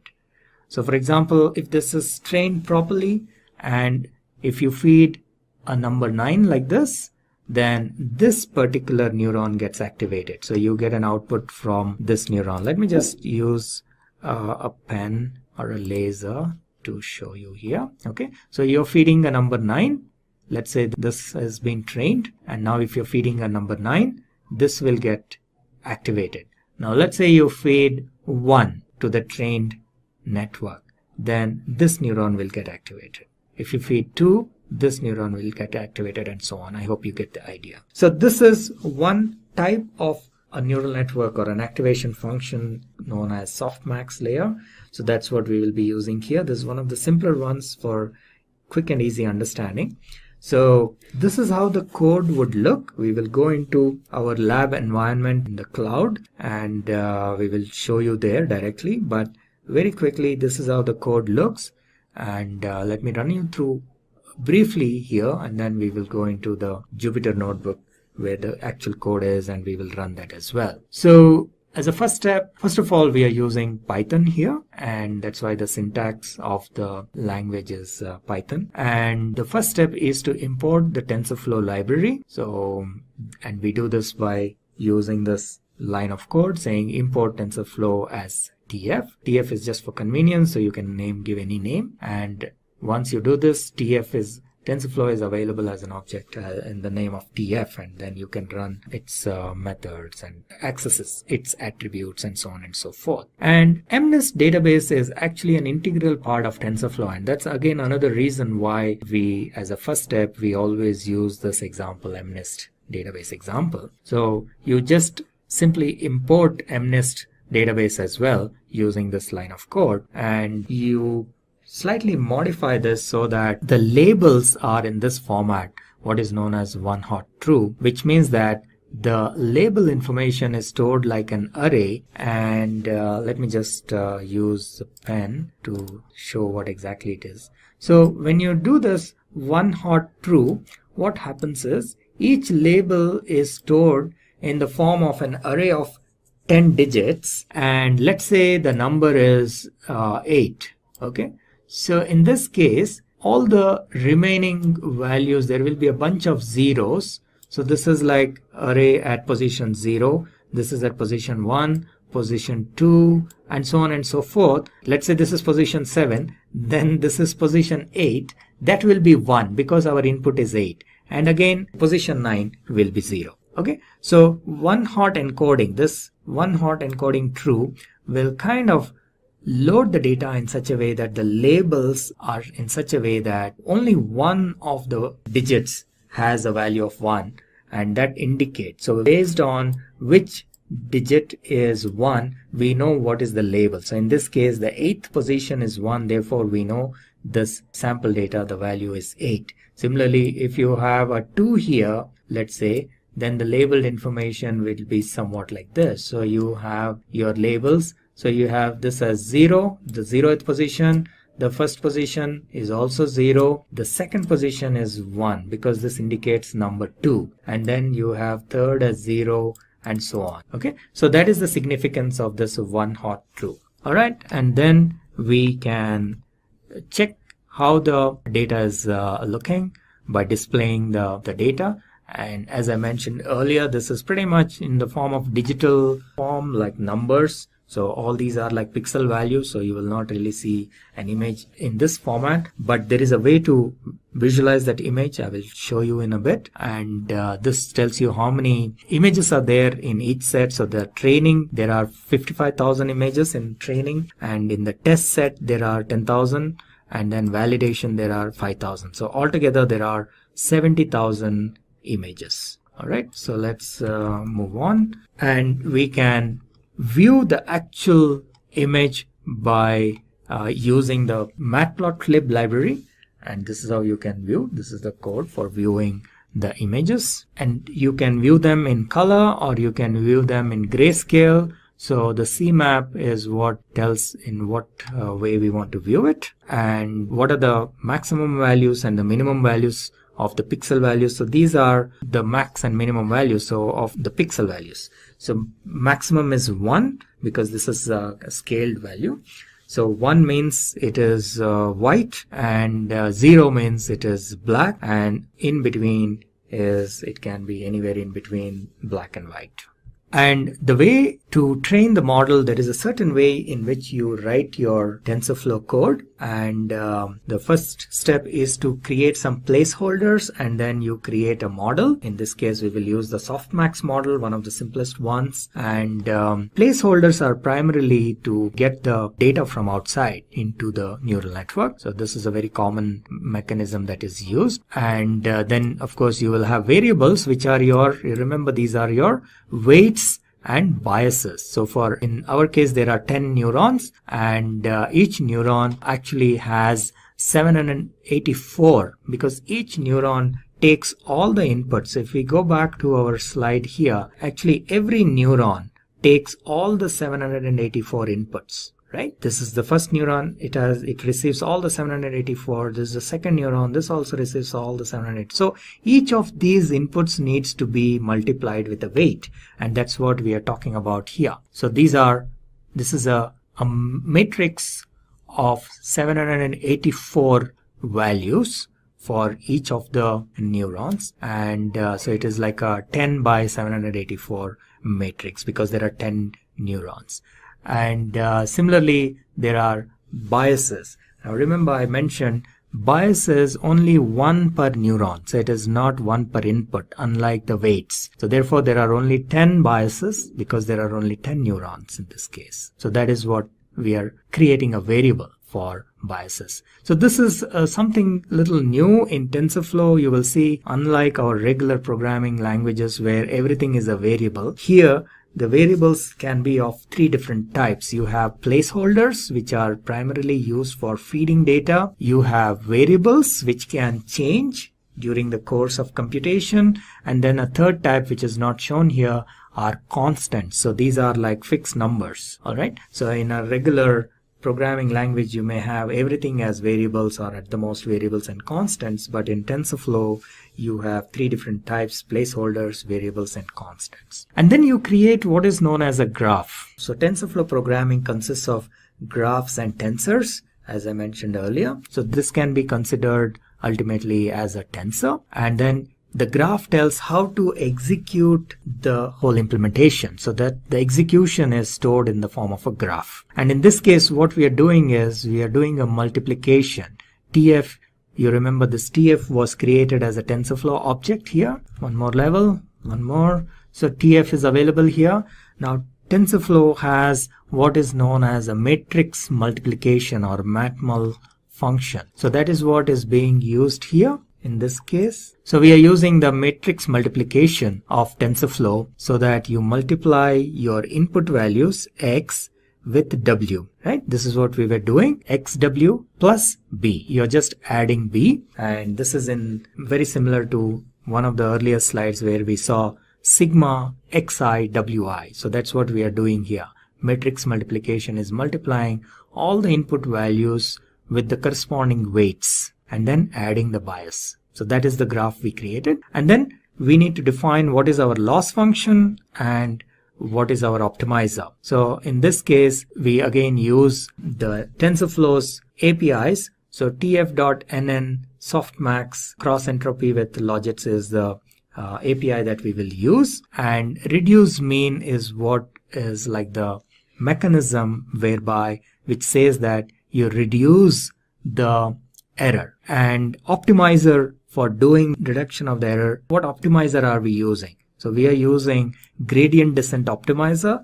We discussed about this in a couple of slides earlier, and for that you need to specify the learning rate. You remember we saw that there was a slide somewhat like this, and then you define what should be the learning rate, how fast you need to come down. That is the learning rate, and this again needs to be tested and tried, and to find out the optimum level of this learning rate. It shouldn't be very high, in which case it will not converge, or shouldn't be very low, because it will, in that case it will take very long. So you define the optimizer and then you call the method minimize for that optimizer, and that will kickstart the training process.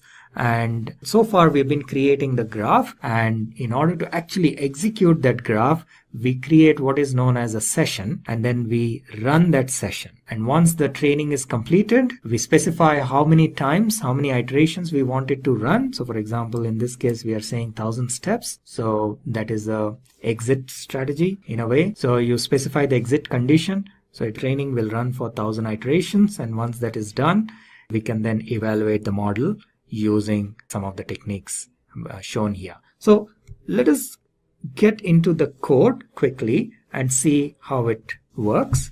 So this is our cloud environment. Now you can install TensorFlow on your local machine as well. I'm showing this demo on our existing cloud, but you can also install TensorFlow on your local machine, and there is a separate video on how to set up your TensorFlow environment. You can watch that if you want to install your local environment. Or you can go for any cloud service, like for example Google Cloud, Amazon, or Cloud Labs. Any of these you can use and run and try the code. Okay, so it has got started. We will log in.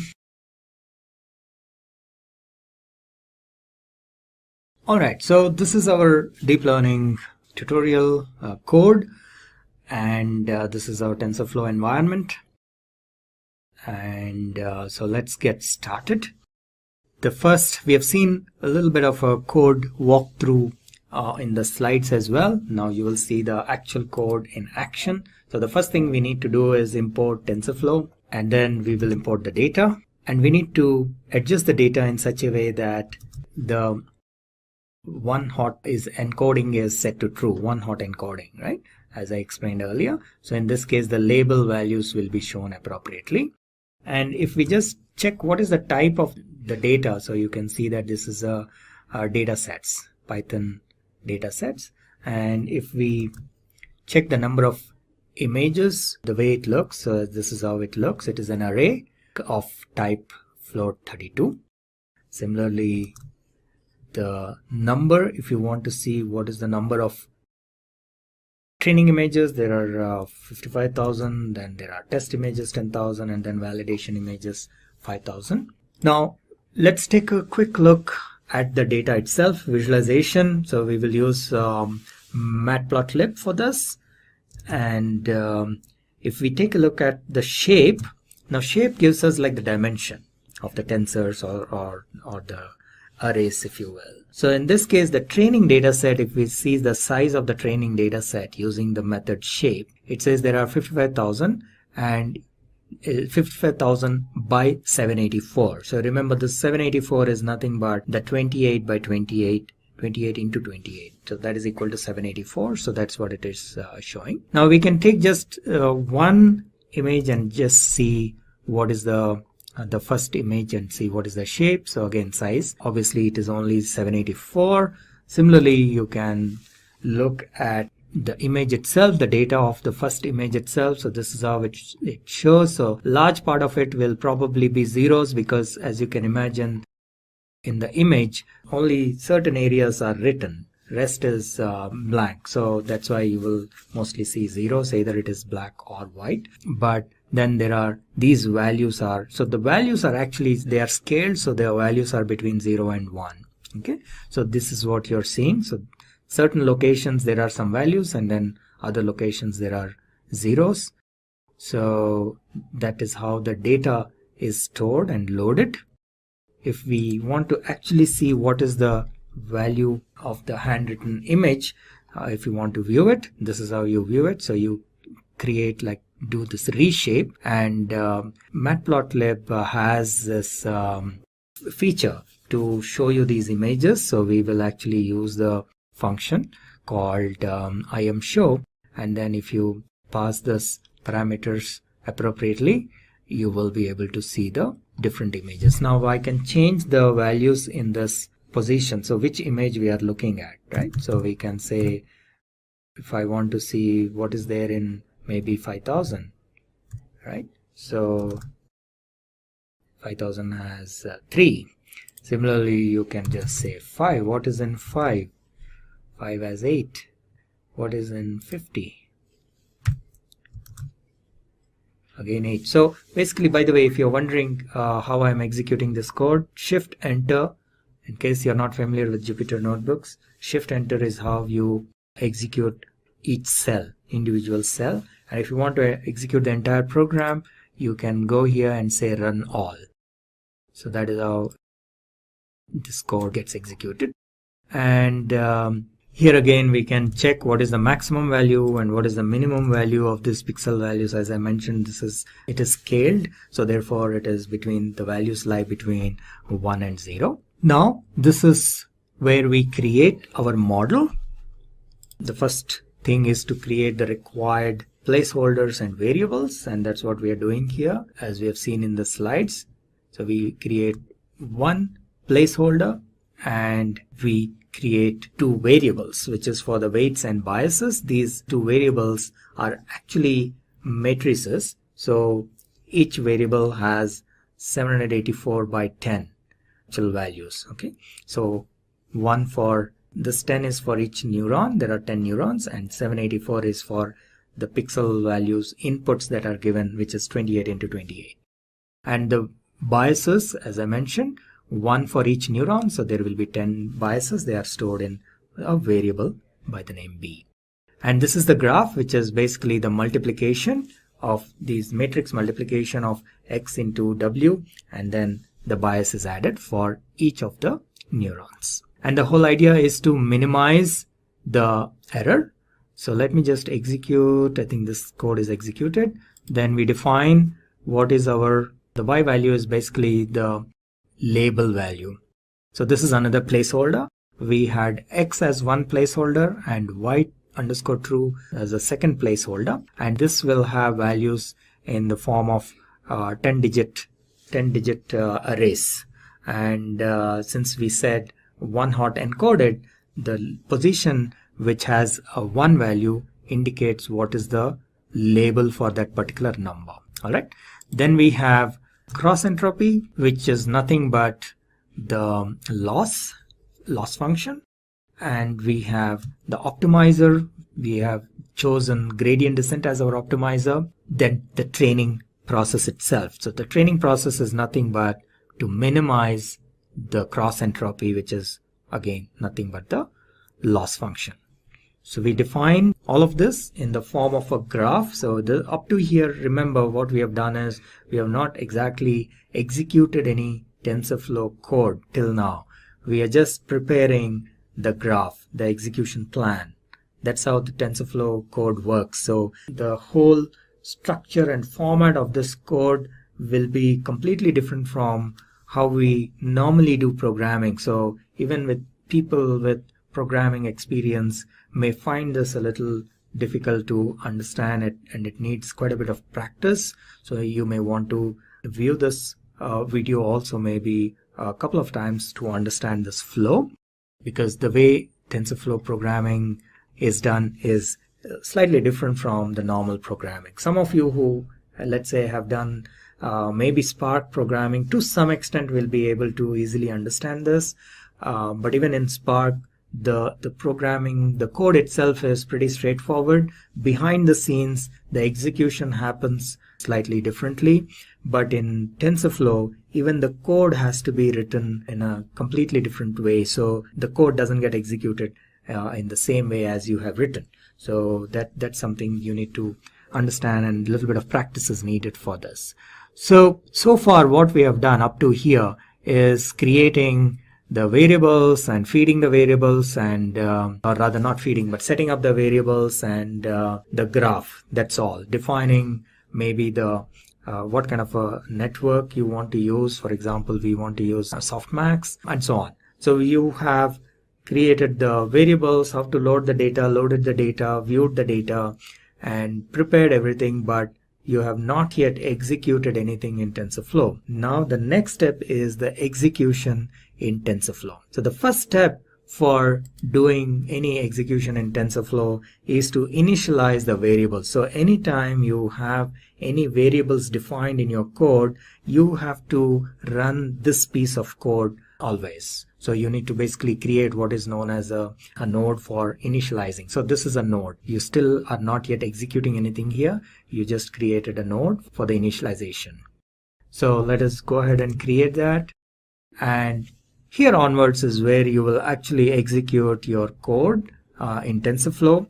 And in order to execute the code, what you will need is a session, TensorFlow session. So tf.session will give you a session, and there are a couple of different ways in which you can do this, but one of the most common methods of doing this is with what is known as a with loop. So you have with tf.session as ses and with a colon here, and this is like a block, starting of the block, and these indentations tell how far this block goes, and this session is valid till this block gets executed. So that is the purpose of creating this with block. This is known as a with block. So with tf.session as ses, you say ses.run init. Now ses.run will execute a node that is specified here. So for example, here we are saying ses.run. Ses is basically an instance of the session, right? So here we are saying tf.session. So an instance of the session gets created and we are calling that ses. And then we run a node within that, one of the nodes in the graph. So one of the nodes here is init.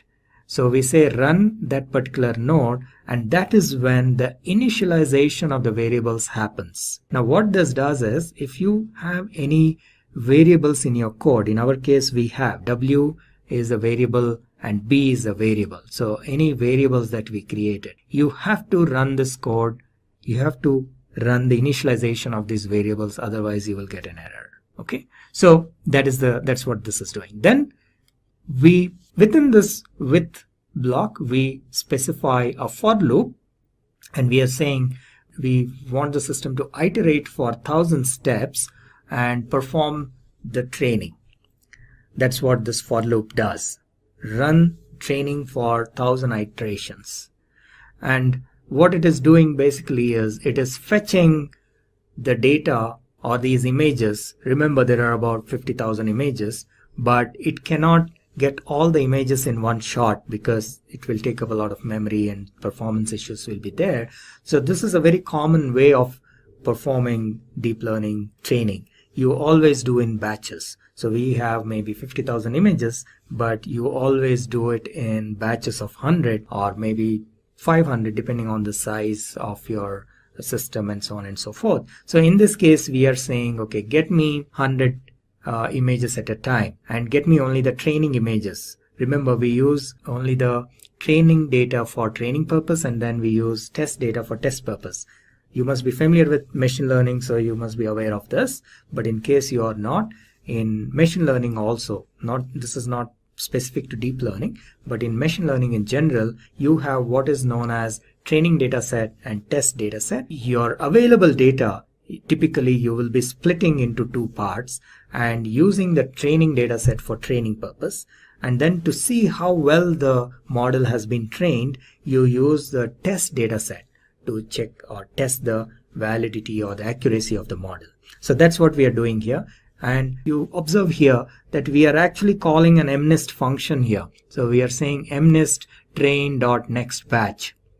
Right? So this is the advantage of using MNIST database because they have provided some very nice helper functions which are readily available. Otherwise, this activity itself, we would have had to write a piece of code to fetch this data in batches. That itself is a lengthy exercise. So we can avoid all that if we are using MNIST database, and that's why we use this for the initial learning phase. Okay, so when we say fetch, what it will do is it will fetch the images into X and the labels into Y, and then you use this batch of 100 images and you run the training. So ses.run, basically what we are doing here is we are running the training mechanism, which is nothing but it passes this through the neural network, passes the images through the neural network, finds out what is the output, and if the output, obviously initially it will be wrong, so all that feedback is given back to the neural network,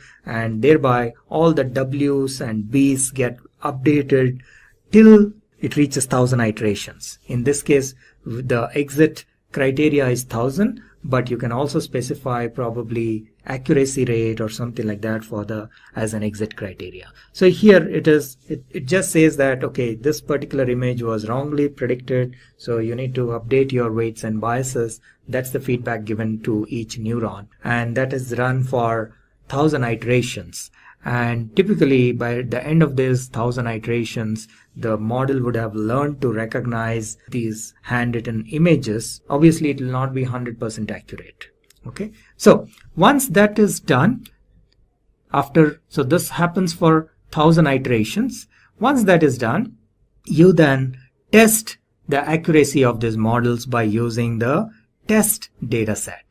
Right? So this is what we are trying to do here. The code may appear a little complicated because if you're seeing this for the first time, you need to understand the various methods of TensorFlow and so on. But it is basically comparing the output with what is actually there. That's all it is doing. So you have your test data and you're trying to find out what is the actual value and what is the predicted value and seeing whether they are equal or not, tf.equal, right? And how many of them are correct and so on and so forth.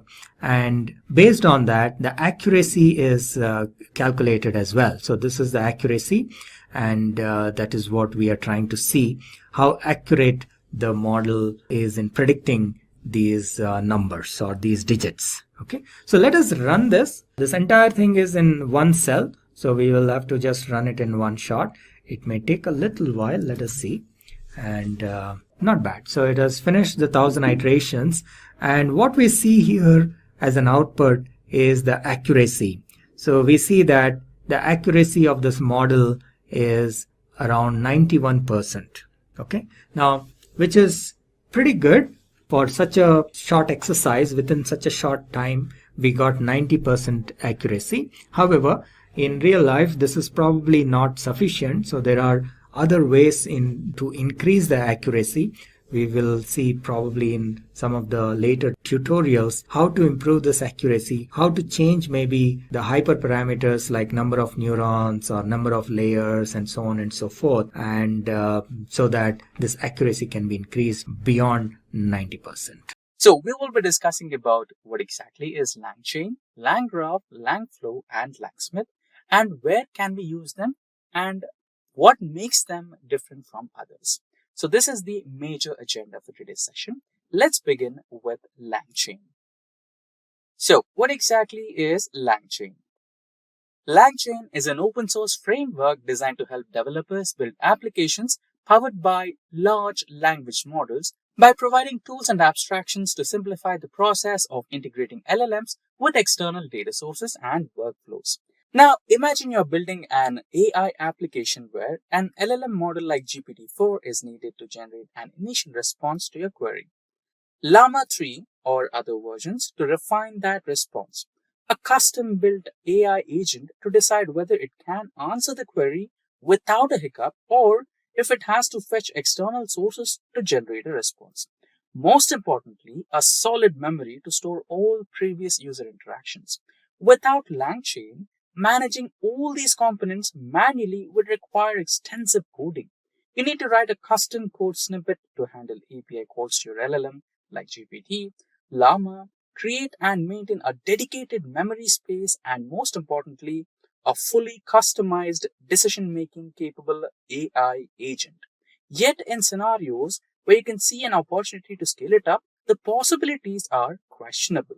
This approach leads to a lot of boilerplate code and makes the system complex. LangChain simplifies this by providing an open source framework that helps developers build applications powered by large language models. It enables training prompts, interacting with external data, and adding memory for contextual understanding. Now, let's discuss some of the key features of LangChain. Firstly, LLM support. It works with both closed source GPT-4 and open source models like Llama 3 with simple API integrations. Prompt templates. It allows dynamic prompt customization instead of hard coding queries. Third one is chains. It helps connect multiple tasks like querying an LLM, retrieving data, and processing responses in a seamless workflow. Fourth one is indexes. Supports document loaders and vector databases to pull in external data. Fifth one is memory. It enables applications to retain past interactions, improving contextual awareness. And lastly, the agents. It uses LLMs as reasoning engines to dynamically decide the next step in the workflow. With LangChain, developers can efficiently build AI-powered applications without reinventing the wheel. You can have a detailed briefing on LangChain on the official website. Also, should you wish to try it out, take a quick look at Quick Start page to steps to follow to set up the environment and run LangChain in your local system. Now, let's proceed with the next one in this tutorial, which is Langgraph. So what exactly is Langgraph? By definition, Langgraph is a library within the LangChain's ecosystem. It is a framework for building and managing complex stateful multi-agent LLM applications by modeling workflows as graphs, where nodes represent tasks or states and edges represent a transition between them. Now, let us imagine this. You are in a situation where you need to work with not one, but multiple agents in parallel. But LangChain can just assist you with one. You need much more enhanced platform for this. That's where Langgraph comes into the picture. Langgraph is built upon the existing LangChain and designed for managing agents and multi-agent workflows. While LangChain is excellent for chaining prompts, Langgraph excels at handling structured interactions between multiple agents. If you are building a system where multiple agents collaborate, such as a research assistant or an automation workflow, Langgraph is a great choice. So let's discuss these core components of Langgraph. First one, state. A state is a shared data structure that stores user inputs, agent outcomes, and workflows history. Now, the next one is nodes. You can have one node or also multiple nodes. These nodes are individual components or actions that execute LLM calls, run functions, or interact with external tools. Now, let's go to the third part, which is edges. Edges are nothing but connections between nodes that define execution flow.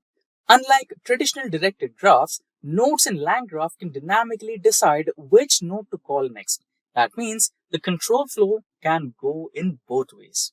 Langgraph is ideal when you need agents to interact in cyclical workflows or collaborate on complex tasks. You can have a detailed briefing on Langgraph on the official website.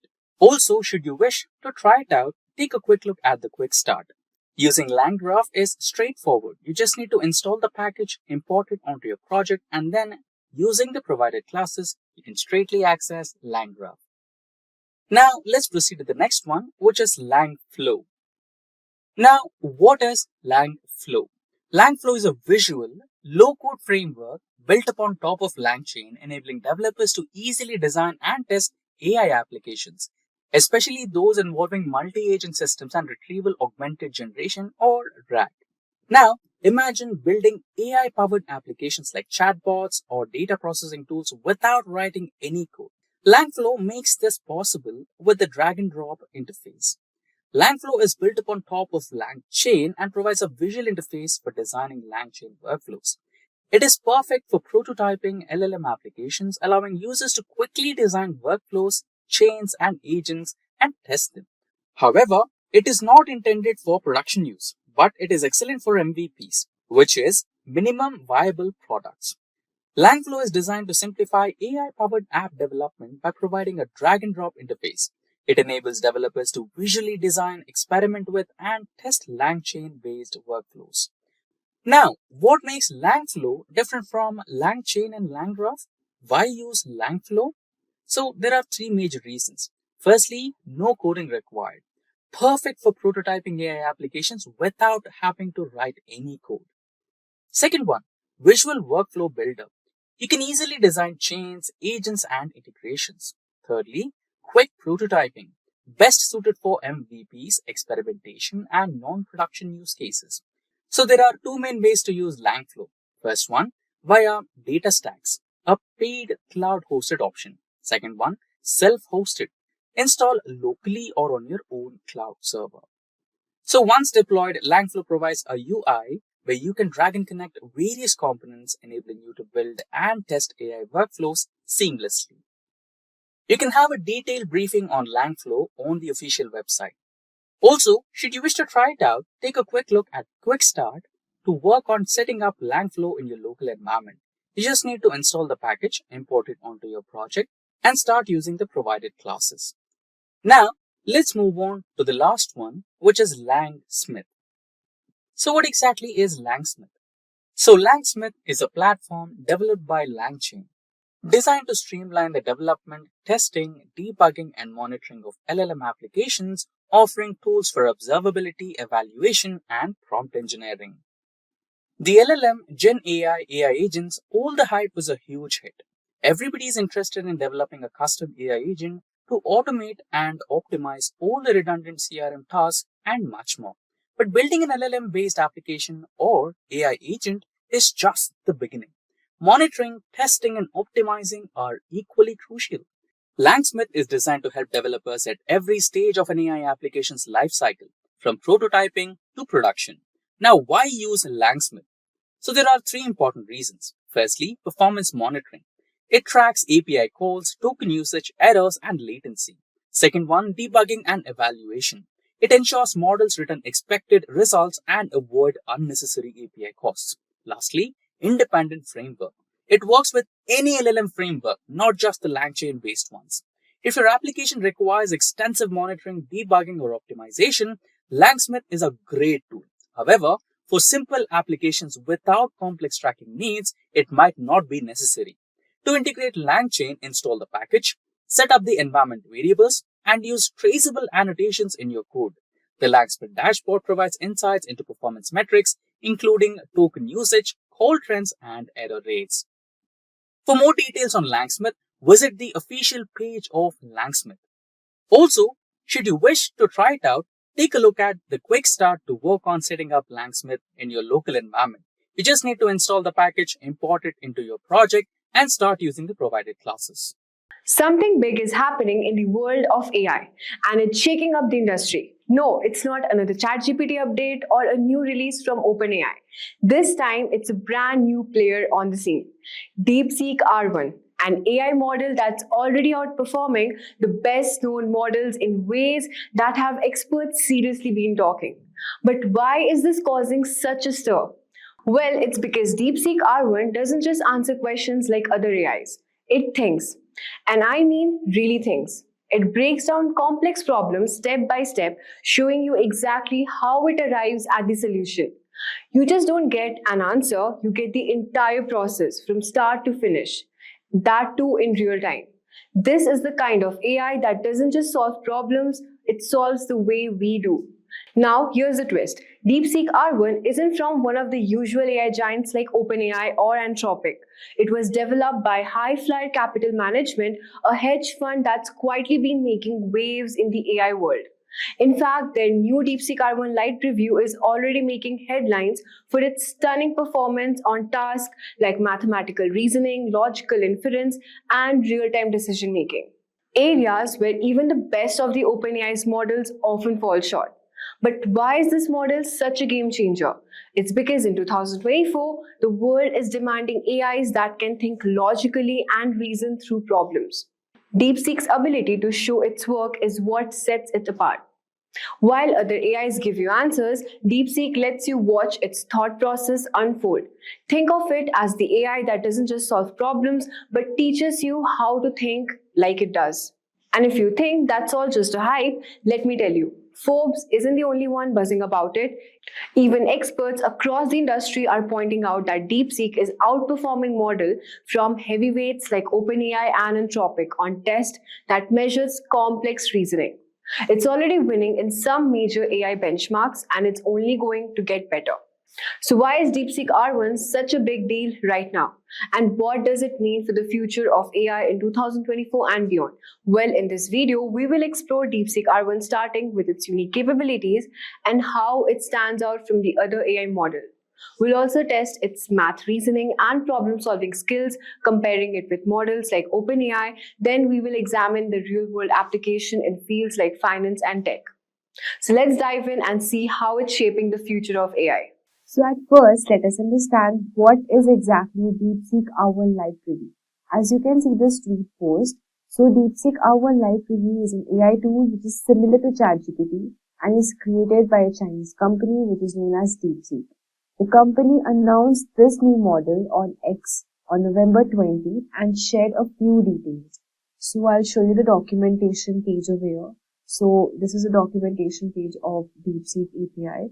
And DeepSeek R1 Lite Preview is meant to be really good at solving problem reasoning in maths, coding, and logic. It shows you how to think step by step so that you can understand how it comes up with answers and which help people to build trust more.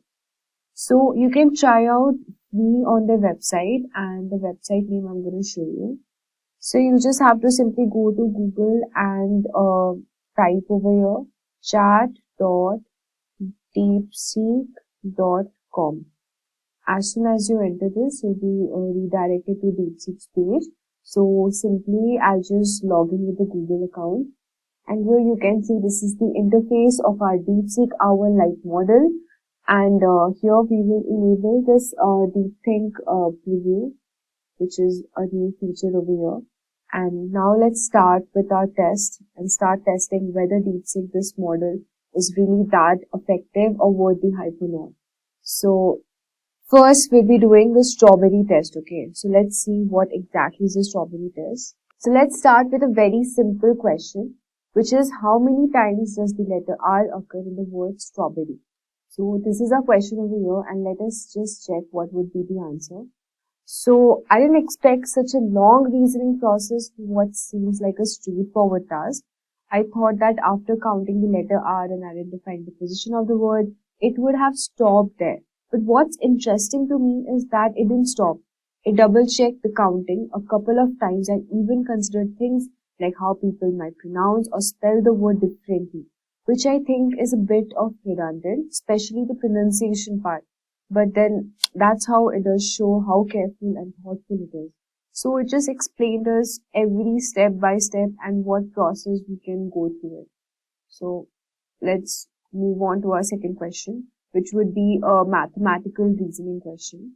So our next question would be if a triangle has sides of 3, 4, 5, what would be its area? So let's just check. So as you can see here, the DeepSeek R1 model is getting our answers, and it performs the checks I predicted, although in a different order.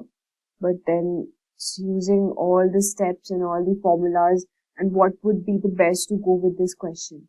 So both the explanation and the output are particularly clear and easy to follow, which makes me think that this would be a fantastic model to embed in math students' assistant. For example, this is a particular use case. Maybe the thought process could be shown first and the student could interact with acknowledging whether they understood it or not. So that's a pretty fast answer. Let's move on to our third question. So now let's ask a DeepSeek model a geometrical type of question, which is a bit tough, and let's see what answer would it generate for us and how it is taking the logic building and the process.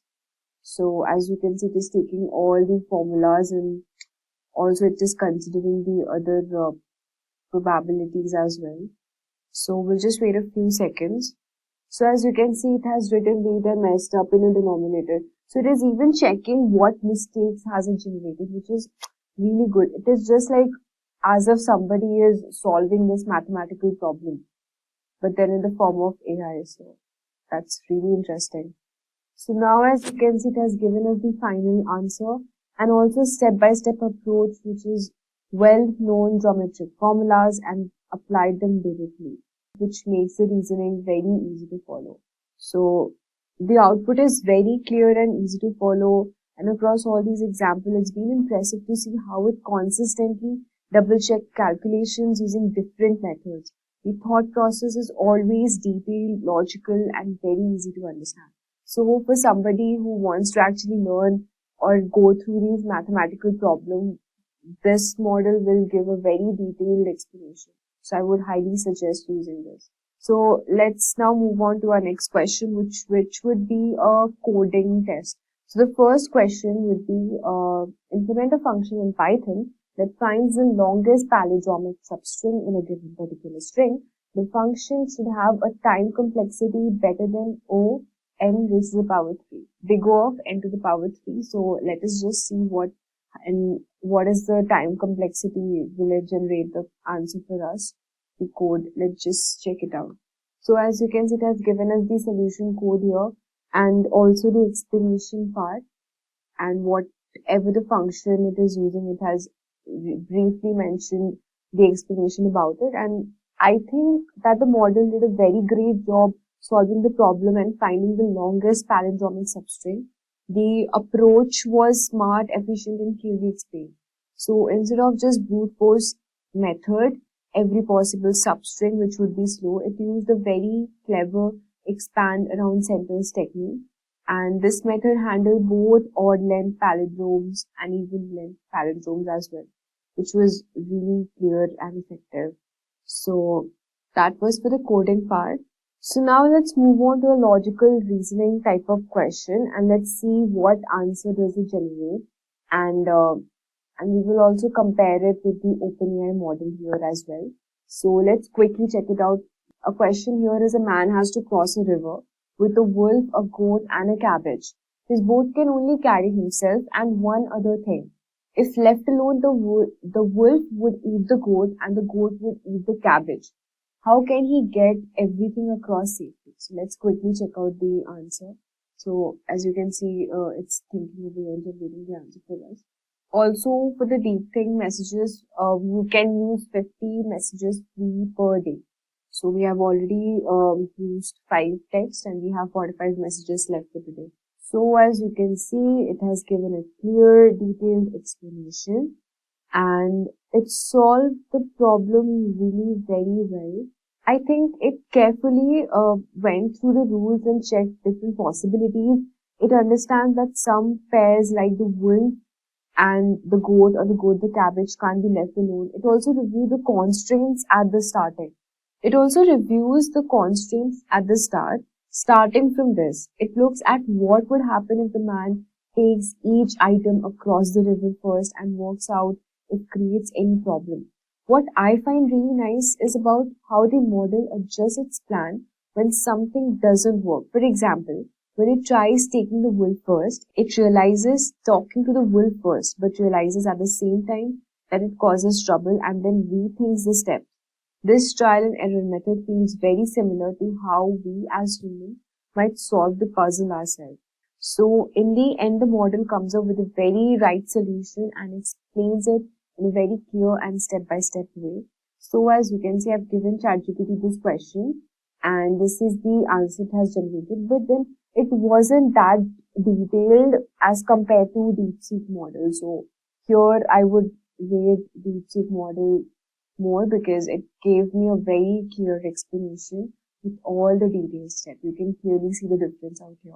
So for anyone who wants to understand from depth, this DeepSeek model would be a great help. So let's quickly have a look on the DeepSeek R1 live preview benchmarks. So we have tested the model in real world conditions, but how does it stack up against other AIs on benchmarks like AIME, math and competitive programming languages?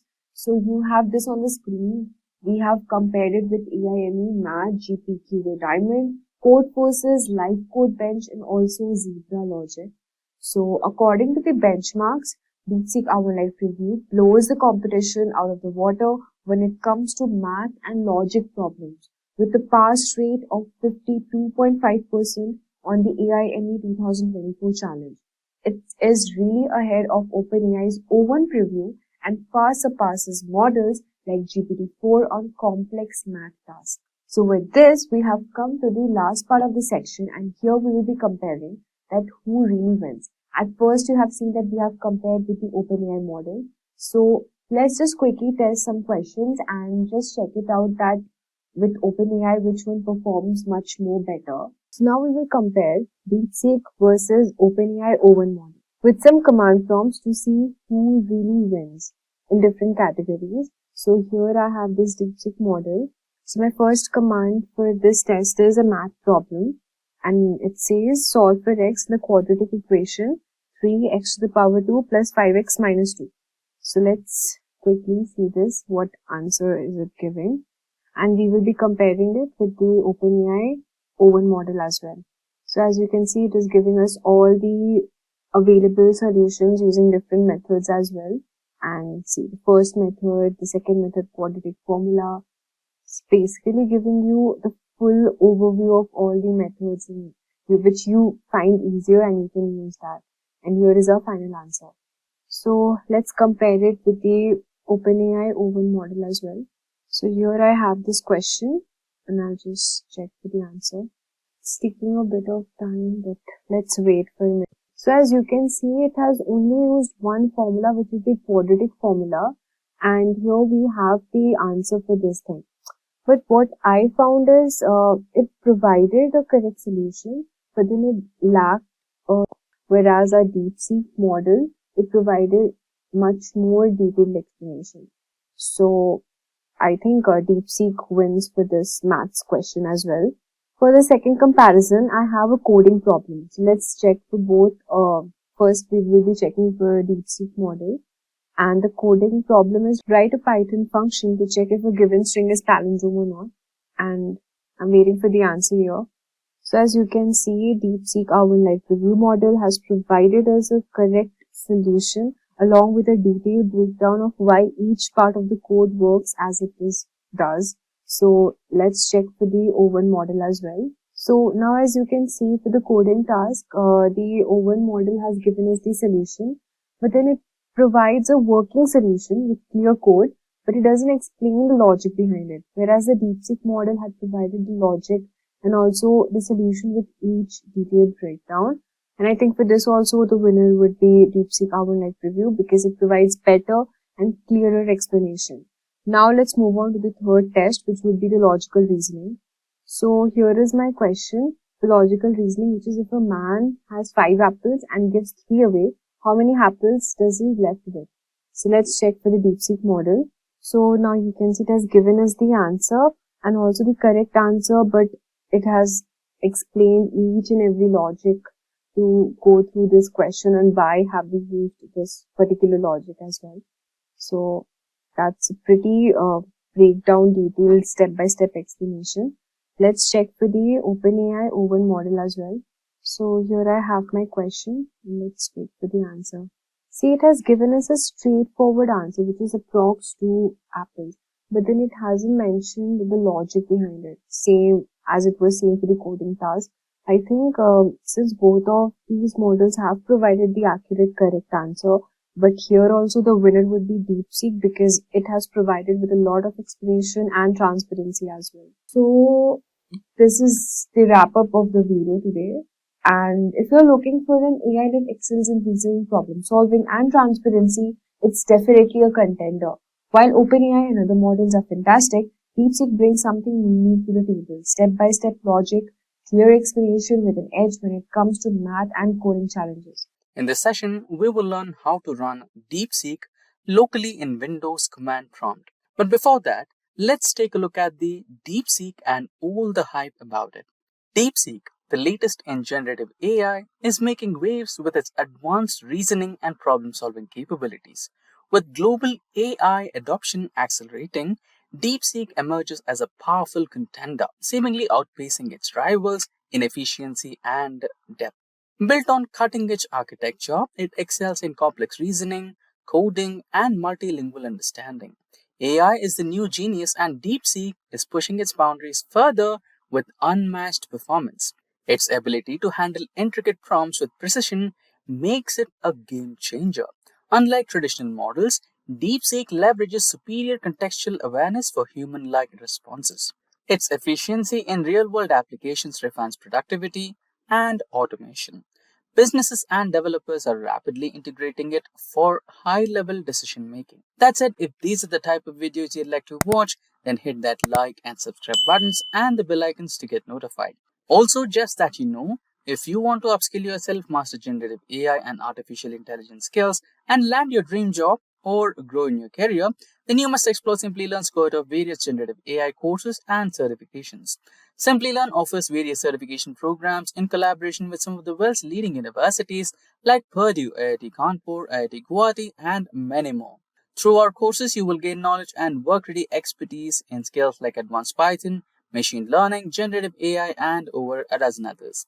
That's not all, you also get the opportunity to work on multiple projects and learn from industry experts working in top-tier data and product companies, and also academics from top universities. After completing these courses, thousands of learners have transitioned into an AI and machine learning role as a fresher or moved on to a higher paying job and profile. If you are passionate about making your career in this field, then make sure to check out the link in the pinned comment and description box below to find a generative AI program that fits your experience and areas of interest. Now, without further delay, let's get started. Now, before we get started, we need to check the space first. Let me explore the file explorer once. So you can see the downloads is almost full. Now we have another volume D which has a little bit of space. Let's use that. Now let's change the location of downloads to drive D. For that, go to downloads, open properties, and here go to location. Maybe if you want to create a new file, that's also okay. Let's try that. So here, let's create a file and I'll name this as temporary downloads. Maybe you can also use underscore to avoid confusion. And this might ask for some permissions, like let's say you already downloaded an application or something like that, and you set environment for that, right? So let's see, that's the one. So automatically the computer will change all the environment variables for you, just in case if you have any other applications running from downloads directly. Meanwhile, while this particular files are copying, let's wait for a moment. Let's minimize everything and open a new tab on Google. So to run DeepSeek locally, we might want to use a few things. Firstly, Llama. So let's download Llama. Go to the Llama thing in the third link. That's the one we need. Now we need to download Llama into our local system. For that, let's explore the models. So this is the first one, the first link. This is the one we are looking for. So before downloading that, let's enable Llama. For that, we need to download and install Llama. Download for Windows. So the downloading and installation might take a little bit of time. Don't worry about it. And we have started the download. Now we will explore the DeepSeek before all this download thing settles down. Let's explore a little bit about the DeepSeek models. So here you can see we have 7B, 1.5B, 8B, 14B, and let's also view all. So the B stands for billion parameters. So DeepSeek has a lot of modules based on the learning parameters, right? A couple of them have 8 billion. 671 is the highest, I guess, 400 GB. And because of space constraints, we will go with the first one, which is 1.5 billion parameters one. You can choose the model based on your space in your computer. So I'll go with the 1.5B1. So just click there and you'll get all the drop down options. Go with the one you want. And for that, just copy that code there. Llama run DeepSeek -R1 1.5B, right? That's the one. And let's open the command prompt.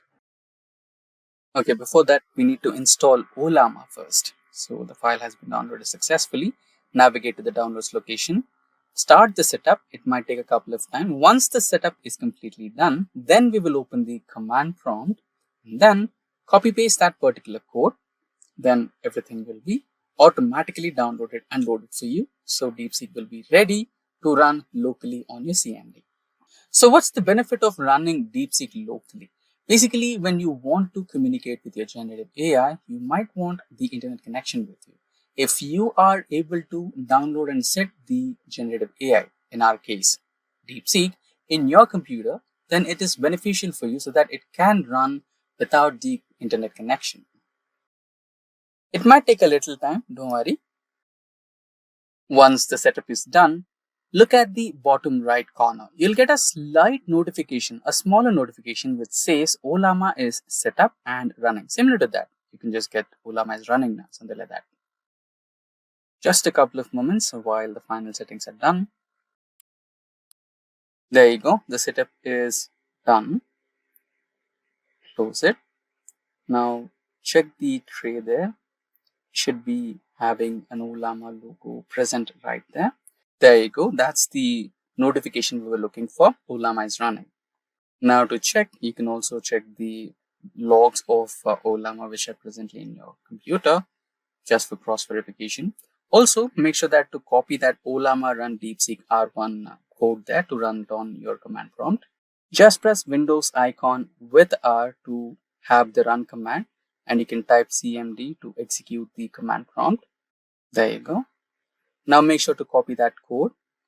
Once the Windows command prompt is active, you just have to paste it and hit enter. Command prompt is loading. It might take a little glitch. Let's wait until it shows up. Let's try again. CMD, hit OK. Let's wait for a moment while the command prompt pops in. Let's check if there are any other activities. There you go. We have multiple prompts. Let's close all the other ones which we don't need. I think it's still loading. Let's close this as well. Let's give it a retry. CMD, OK. And let's wait. So here is the log file which we were looking at earlier. Let's close the log file which we don't need it. Yeah, the command prompt is active. Paste, enter. Now you should be getting something called manifesting. So that means the package is getting downloaded, pulling manifest. There you go. So based on the model that we chose, which is 1.5 billion parameters, it's typically a smaller version of the DeepSeek that we were looking at. The biggest one was 675 billion parameters, which is close to 400 GB. If you have enough space in your PC, then you can go with the highest version. So due to space constraints, I'm going with the smaller one. The procedure is same. You just have to paste the code and run. So at the last where you have 1.5B, right? In place of that, you'll be having 675B. That's the only difference. It might take a little bit of time to download based on the package you're using. If you're going with the higher package, a bigger package, then the download time might even end up more than 24 hours. And if you don't have enough space, it might collapse in between. So I'd recommend select the one which suits with your memory space. Now the files are downloading. It might take a little time. Let's wait for that. The first one is downloaded, second, third. So I think it's downloading in terms of packages. So we have the fifth package, verifying. There you go, successfully downloaded. Now we can type in a message. Let's say, let's type hi DeepSeek or hello DeepSeek to verify. So hi DeepSeek. So you can see when you open the prompt, you'll have that thinking mode, right? You can see it is also thinking. Now let me type my request here. So it also said as hello, how can I assist you? So my request is I wish to learn neural networks. So you can see that when you open DeepSeek on Windows browser or Google browser, Firefox, any of the browsers, it'll show you the thinking process, right? Here also you can see that thinking process, start of think and end of think. The only thing is unable to display the thought process over here. But fine. Now let's continue with the command prompt, which is I wish to learn neural networks, and hit enter. Now let's say it will help you to learn neural networks in a stage-by-stage process in the learning order. What exactly is neural networks? What are the key components of neural networks? Neurons, activation, weights and biases and everything, right? Similar to ChatGPT or even other competitors in terms of generative AI. And it is also giving you procedures and sample codes here, right? If you wanted to execute these codes on Jupyter Notebook, then you can just import NumPy as NP from TensorFlow, etc. And also you have some sample codes for generating a model, how to execute that, everything.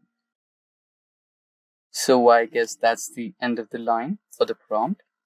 Now, this was the trial run on how to run DeepSeek locally on your Windows command prompt. Now, you can also develop a completely new user interface and experience for your DeepSeek to run on locally. So far, so good. For the sample purpose, this is good. Now, let's type in buy and see how it responds to the text. There you go. It might be confused, but it might give you an alternate approach. Yeah. So it looks like your message got cut off. Okay, could you clarify? Today we are exploring Hugging Face, an amazing tool that makes working with language and AI super easy. If you are curious about using advanced technology to understand or create text, this video is perfect for you. Hugging Face is a company that helps people use AI models for language tasks like translation, text analysis, or even generating new text. They have created a library called Transformer, which comes with pre-trained models, so you don't have to build everything from scratch. It's simple, powerful, and perfect for developers, researchers, or even beginners. So in this video, I will show you 3 cool things you can do with Hugging Face. Speech to text, turn spoken words into written text easily, great for captions or voice apps. Second one is sentiment analysis. Find out if a text is positive, negative, or neutral. Helpful for understanding reviews or comments. The third one is text generation. Create human-like text that sounds natural. Perfect for chatbots or creative writing. I will also explain some important basics like how pipelines make using Hugging Face models super easy and how tokenization helps AI understand text. By end of this video, you will know how to use Hugging Face to start building your own projects. It's simple, fun, and really powerful. Before we move forward, unlock the future of AI with comprehensive program in collaboration with ENICT Academy, IIT Guwahati. In just a few months, you will master cutting-edge skills in generative AI, large language models, and machine learning from learning tools like ChatGPT and DALL-E 2 to gaining hands-on experience with Python and TensorFlow. This course will equip you to lead AI projects and qualify for top roles like machine learning engineer or data scientist. Plus, with an IIT certificate on your resume, you will stand out to the best employers in tech. So don't forget to check out the course link from the description box below and the pinned comment. So without any further ado, let's get started. So welcome to this demo part of this video. So here, as you know, we will be doing 3 things. First thing, speech to text recognition. The second thing, text generation from a particular sentence or a word. And the third thing, we will do sentiment analysis. Okay, so we will perform this one by one. So let's start with something called speech to text recognition. Okay, using Hugging Face. So first I will rename this. I will write here Hugging Face speech to text. Okay, yeah. So first I will install transformers library. It is already installed on my system, but again, just for you guys, I'm doing this. Okay, pip install transformer. So now let's see what is transformers. So transformers is a powerful Python library created by Hugging Face. So that allows you to download, manipulate, and run thousands of pre-trained open source AI model. Fine. So as you can see, requirement already satisfied. It means like already installed.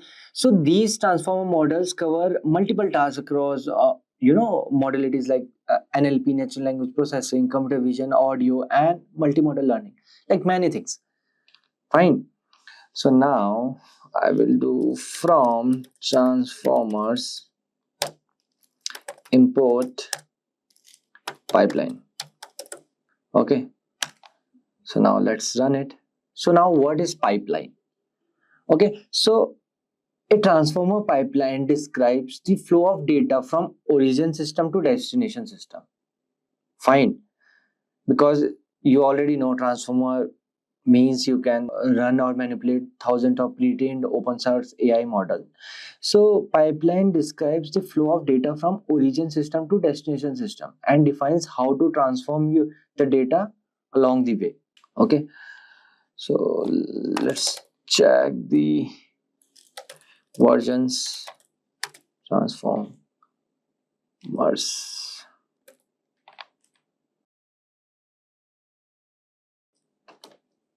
version.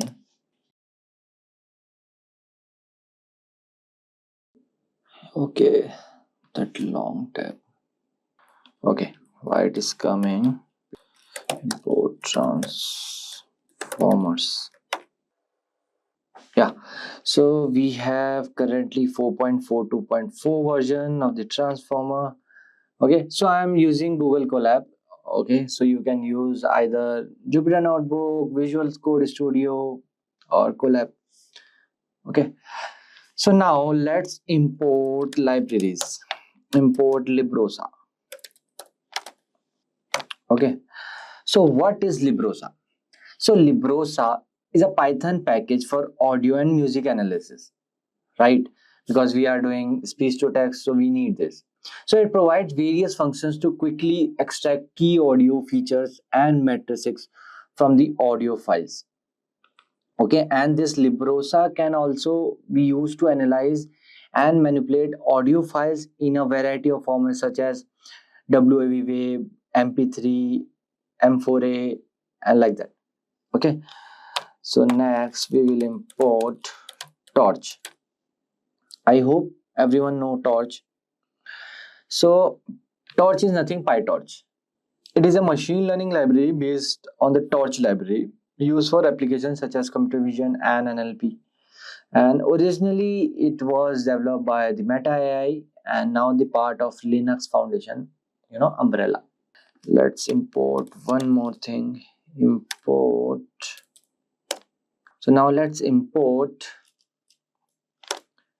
IPython. Okay, capital IPython dot display as display. So now you will be wondering what is this IPython display. Okay, so it is an interactive command line for the terminal for Python, and it can provide a IPython terminal and the web-based notebook platform for Python computing. And this IPython have more advanced features than the Python standard interpreter, and we quickly execute a single line of Python code. Nothing. Okay, for that I'm using this. And the next is from transformers import WAV to vectorizer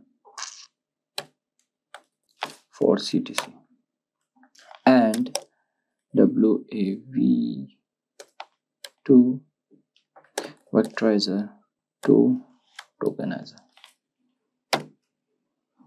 Okay, so now what is this? So WAV2 vectorizer for CTC is supported by the notebook on how to fine-tune a speech recognition model. Okay, and this tokenizer, so tokenizer is nothing. Tokenization is a conversion of a text into meaningful lexical tokens belonging to categories defined Alexa program. In case of NLP, so those categories include nouns, verbs, adjective, punctuation, etc. Okay, now, and the last library, let's import NumPy as NP. I hope everyone know NumPy. What is NumPy? Again, NumPy is a Python library used for working with arrays.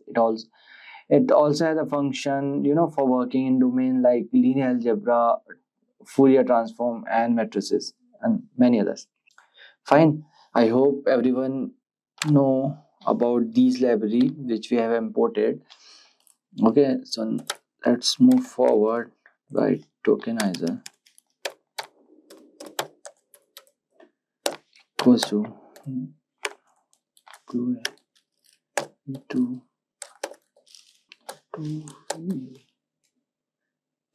to tokenizer dot from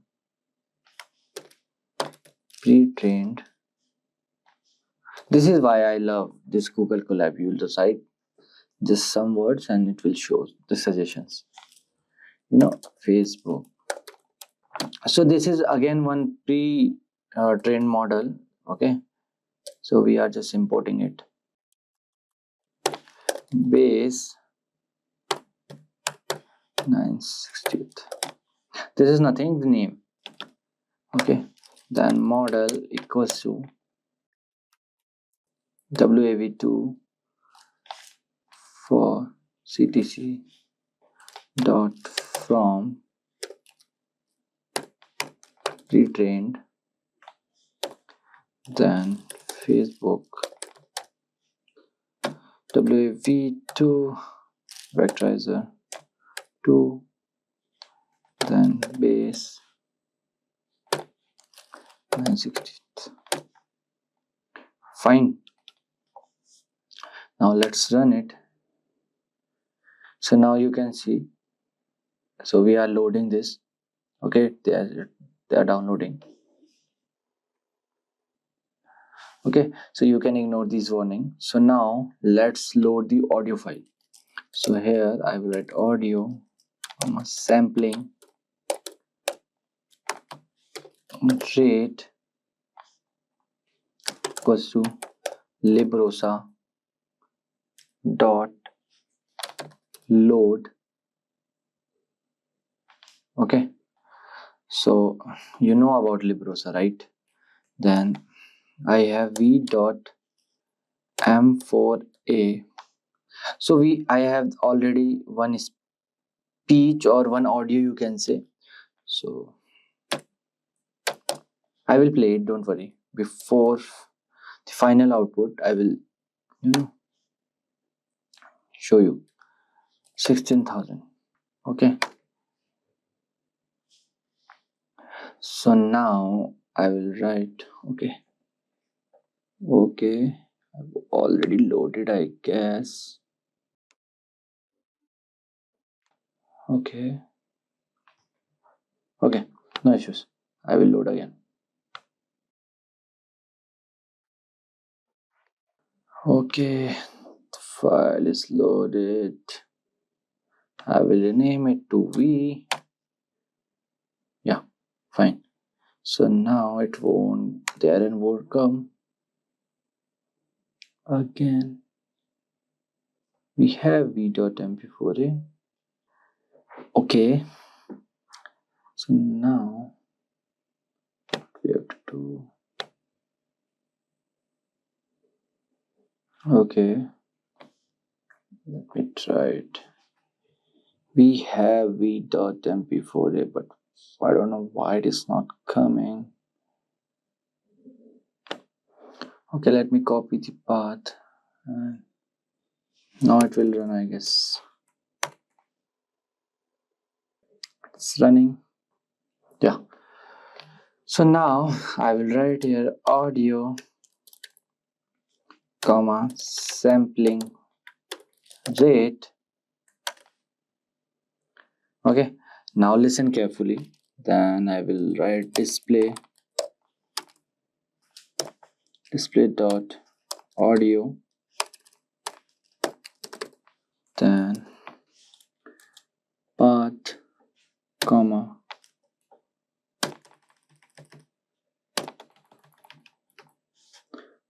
autoplay equals to true. Okay. Hello and welcome. This is an AI voice message. I guess you heard, but again, let me play it again. Hello and welcome. This is an AI voice message. Okay. So it is saying ki, hello and welcome. This is an AI voice message. Fine. So now what I will do, I will input some values. Input values equals to tokenizer, then audio, comma, return tensors equals to pt. Fine. Dot input values. Okay. Then here input values. Okay. Input values. Okay. Yeah. So now logits will come here. So we have to now store the logits, which means non-normalized predictions. Okay. So logits equals to model input values dot logits. Okay.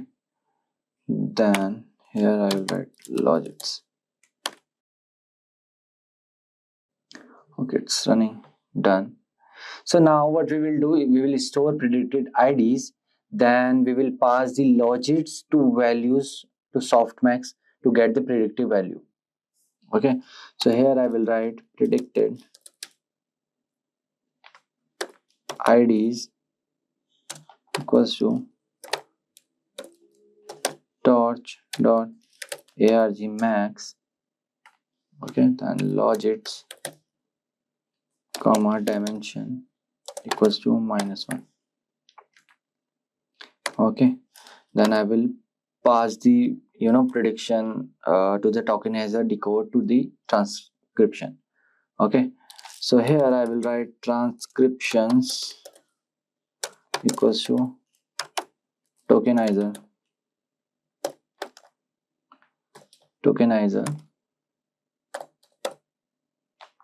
dot decode predicted IDs to 0. Running fine. So now let's see our output transcriptions. So now you can see hello and welcome. This is an AI voice message. So now let's play it again. Hello and welcome. This is an AI voice message. Amazing, right? So this is how you can use Hugging Face for the speech to text recognition. It's a very small code, line of code, as you can see. Okay, so now let's move forward and do the sentiment analysis, okay, or text generation.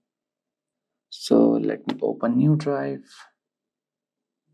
So yeah, so now I will write here, I will write sentiment slash text generation Hugging Face. Okay, so first of all, let's import the files. So first I will write import warnings, then warnings dot filter warnings. Okay, I will write here ignore. Then we'll import numpy. You already know what is numpy. And import panda. So these are some basic Python library, and I hope everyone knows. And import matplotlib for the plots.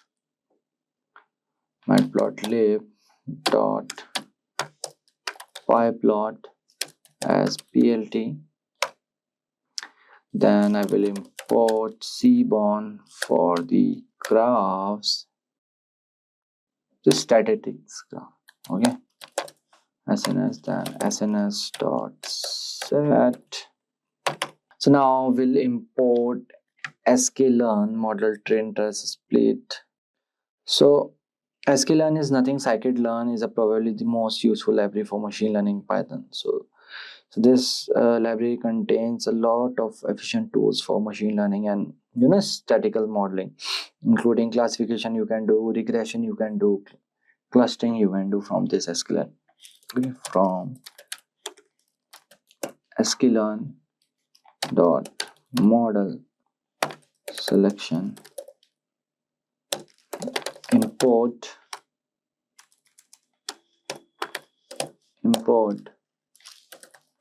train test split from sklearn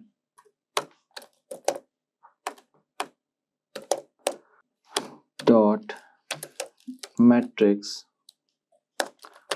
import f1 score comma confusion matrix comma ROC AUC curve or score. So again we'll import gems from transformers, import pipeline. Everyone know what is this. Then import torch. Okay, now let's run it. You have too many active session, terminate existing to continue if you are interested in using one more session. Okay, wait. Yeah, fine. Now which one is open, bro? Terminate this, terminate this, terminate this. No. Okay, fine. So now let's do sentiment analysis. So we will explore sentiment analysis using a pre-trained transform model. Okay, the Hugging Face library provides convenient pipeline, as you already know, function that allows us to easily perform sentiment on the text. So now let's first import the necessary dependencies and create a sentiments pipeline using this line. So I will write here classifier equals to pipeline sentiment analysis, then type classifier. Okay, so it will download the pre-trained sentiment analysis pipeline. Pipeline is not defined. How? Okay, error is there. I hope it will run now. Yeah.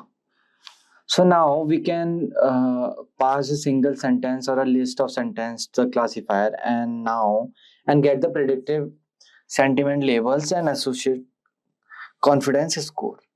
Fine.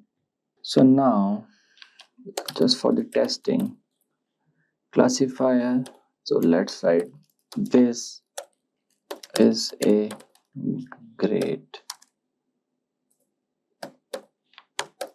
movie. Okay, now let me run it. So now you can see here label positive. So label positive typically refers to the outcome or a class of interest that the model is designed to predict. So here we are just checking the sentiment analysis model. Okay, so this is why I wrote this. Okay, so let's check one more.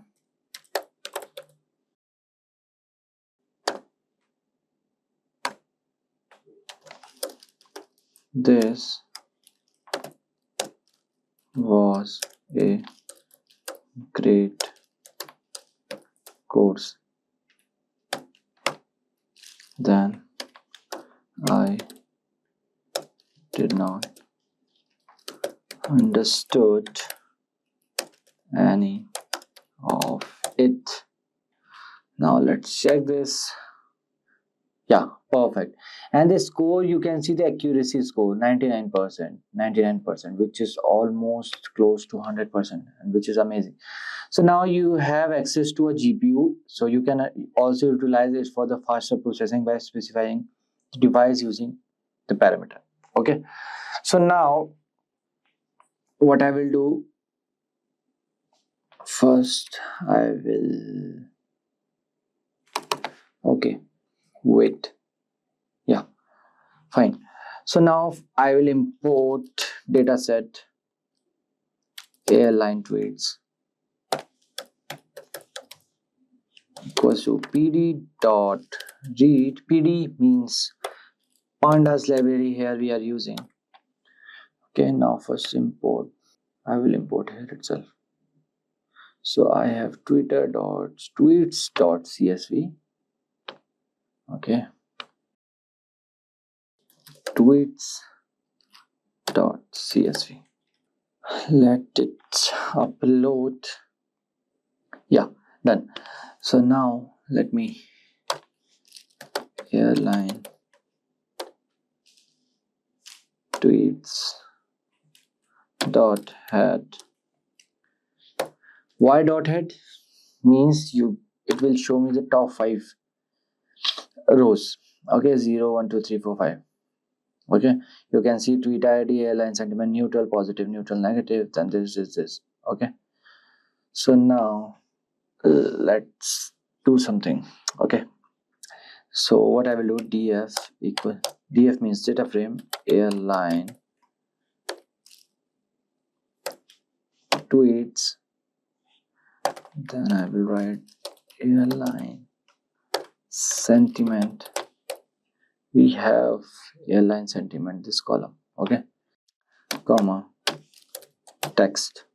I need these 2 columns. Okay, df dot head 5. So yeah, so airline sentiment is neutral, and this is what this text is all about. Okay, because these 2 are the main things, text and the sentiment. So now let's make plot, count plot. Then I will write df comma x equals to airline sentiment, then palette equals to this. Then here I will write plt dot x label airline sentiment. Okay, then plt dot y label count plt dot show. So it will draw one graph. Okay, spelling is wrong. Yeah, so it will show neutral, positive sentiment and the negative. So as you can see, the negative sentences or the sentiments are the more. Okay, so we have now 3 classes which do not match the 2 class available in the Hugging Face pipeline. So therefore we will filter out all the rows which have been labeled as neutral. Okay, so df equals to df, and again df airline sentiment fine, was not equals to neutral. Okay, then df target equals to df airline sentiment dot map. Then I will write here positive 1 and the negative 0. Fine, negative will be 0. Okay, then print number of rows comma df dot shape. Okay, so now you can see number of rows are 11,541. Okay, so now I will write predictions 5. It will, okay, predictions is not defined. Okay, so now what I will do, so here I will write text equals to df text and to list dot to list. Then here I will write predictions equals to classifier text. Okay, so here write probabilities equals to prediction, then score if predictions label dot starts with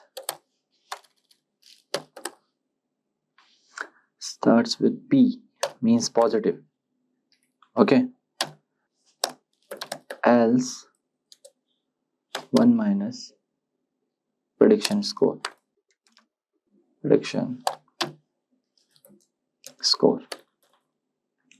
Okay, then I will write for prediction and prediction. Why it is not running? This is taking time, too much time. I don't know why. So as you can see, finally we have the output of predictions values. So this depends on system to system. My system took almost 17 minutes 47 seconds to complete. Okay, so now let's run it. Okay, predictions is not defined, bro. Now predictions. Yeah, so now I will write here predictions equals to np dot array. Np means numpy dot array. Then I will write 1 if prediction label is positive dot starts with P. Okay, else 0 for prediction and prediction values. Yep. Okay, fine. So now let's check the accuracy of our model. Print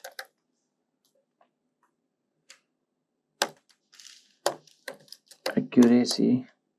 Okay, then I will do round up the values. So here I will write np dot mean, then df, then the target, right? Yeah, then I will write equals to predictions then I will write into 100 comma 2, then I will write percentage. Okay, fine, looks good. Yes. So as you can see, our accuracy is 88.99%, which is very good again. So now let's do some confusion matrix. Confusion matrix, then df target comma predictions comma normalize equals to true. Okay, then I will plot confusion matrix. Okay,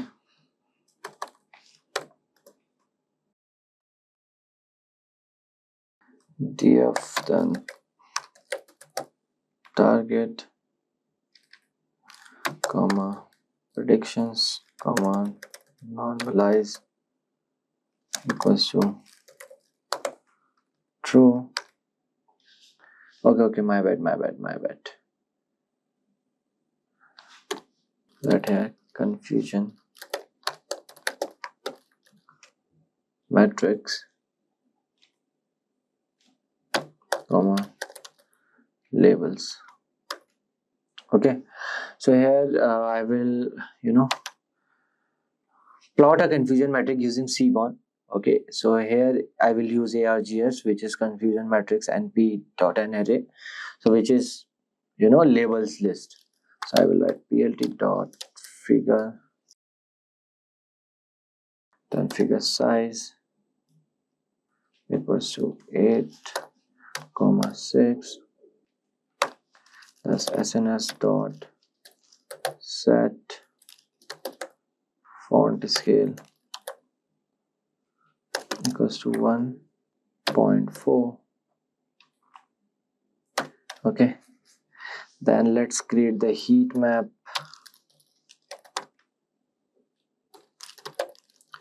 Confusion matrix comma and not will be true. Okay, then I will write fmt equals to g, then confusion map equals to blues, then x6 labels equals to labels, then y x labels equals to labels. Okay, yes, so now I will write plt dot title will be confusion matrix, then plt dot x label will be predicted values, then plt dot y label will be actual values, then plt dot show. Okay, why the chart is not coming? Okay, so I have to write plot confusion matrix, then I write cm,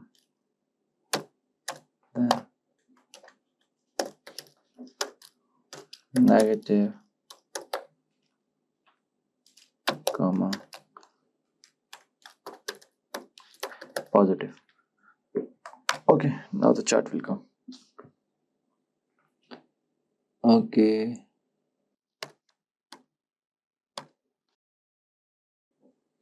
yeah, so now you can see here this is actual, and this is a confusion matrix, and the negative and the positive ratio is there. Okay, so now let's print the now let's check the ROC AUC score. So I will write here print ROC AUC score.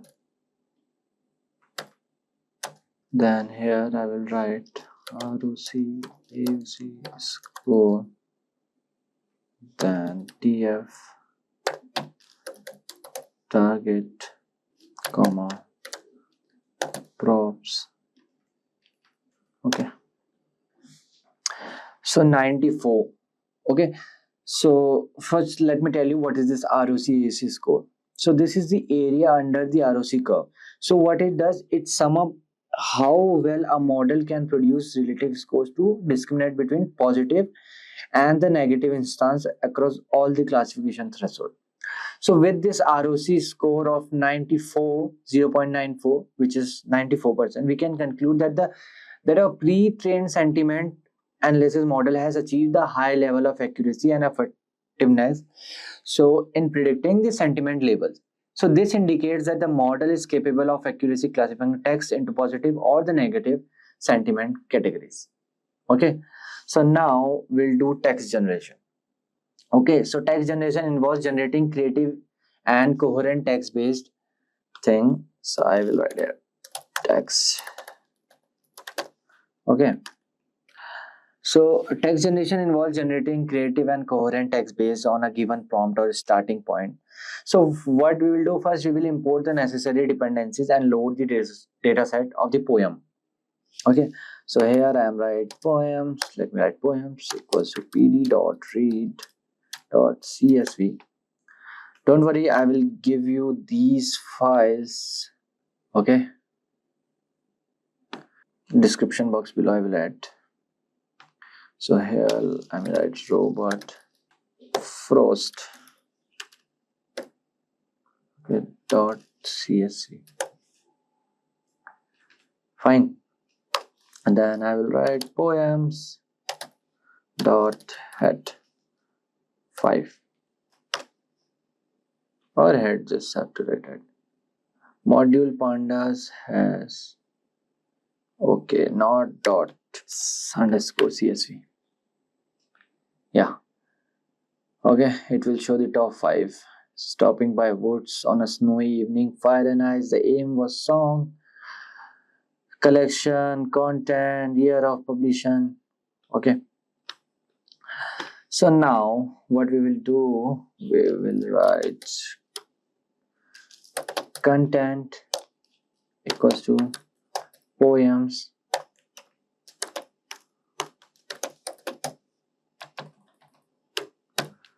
content dot drop na to list. Okay, so to generate text, we extract individual lines from the poems and use the pipeline text generation function to create a text generation pipeline. Fine. So here I will write lines equals to, then I will write for poem in content. Okay, for line in poem dot split into next line. Okay, then lines dot append, then I will add line dot right strip. To the right it will add. Okay, fine. So now lines equals to line for line in lines if length of line 0, then show me the lines 5. Okay, so now you have seen here whose woods these are. I think I know. Then the next line, his house is in the village though. That's the next line, he will not sing. Okay, like this. So now let's import that pipeline text generation module. Okay, gen equals to pipeline. So these are the some pre-trained model. You already know generation.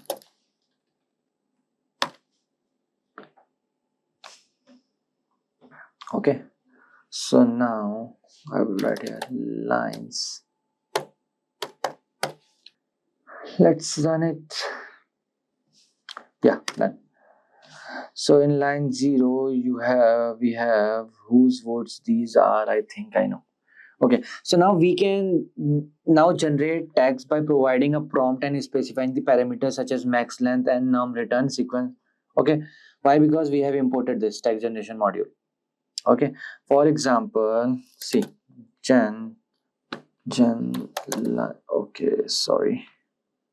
lines 0 dot max length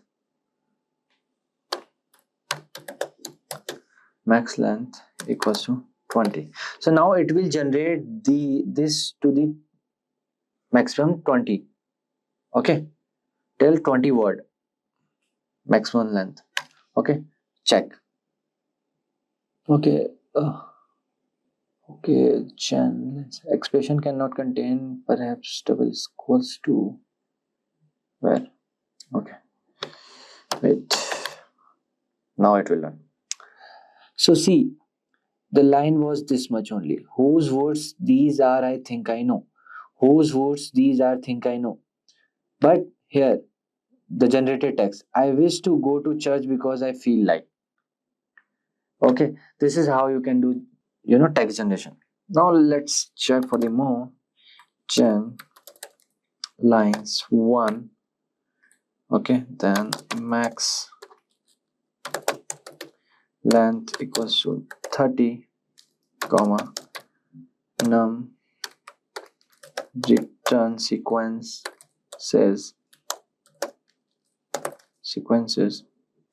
equals to 2. Okay, so our first line was this: his house is in the village though. Okay, 0 1 2 3 4 5. Okay, so here you can see his house in the village though. However, you might say that the place was the same with the place this. So these are the generated text. Okay, and this is another return sequence second. So there are two, one and the second. Okay, so now let me import text tab. Okay, then creating function wrap x. I don't need this.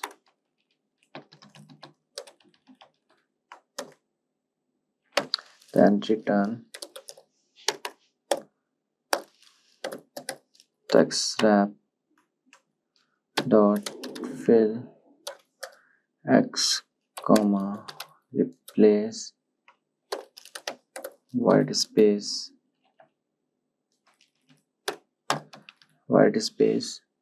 equals to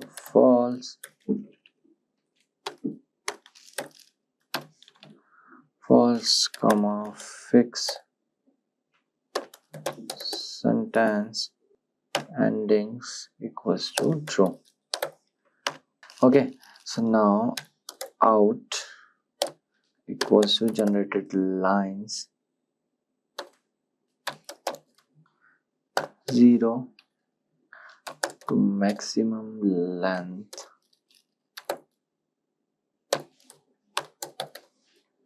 equals to 30, then print wrap out to 0, then generated text. Okay, so now we are setting the pad tokens to EOS tokens. Okay, so whose these are, I think I know, and this is the maximum 30 till 30. Okay, so now I will write here. Okay, preview equals to. Okay, so now what you can do, you can generate a prompt to generate text on a specific topic like this. Prompt equals to transformers have a wide variety of application in NLP. Okay, so this is my prompt. Okay, this I'm not importing from the data set. Okay, so I will write out equals to gen prompt comma max length equals to 100, print zap out.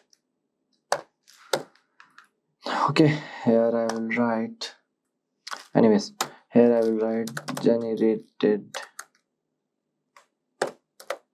text prompt.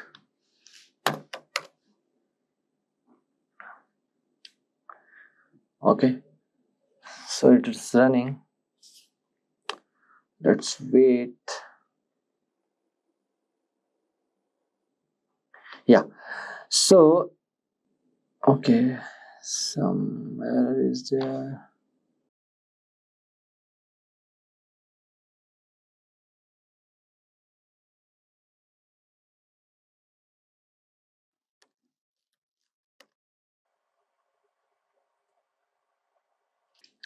Okay, so here the issue is with 100 words. Will go till 50.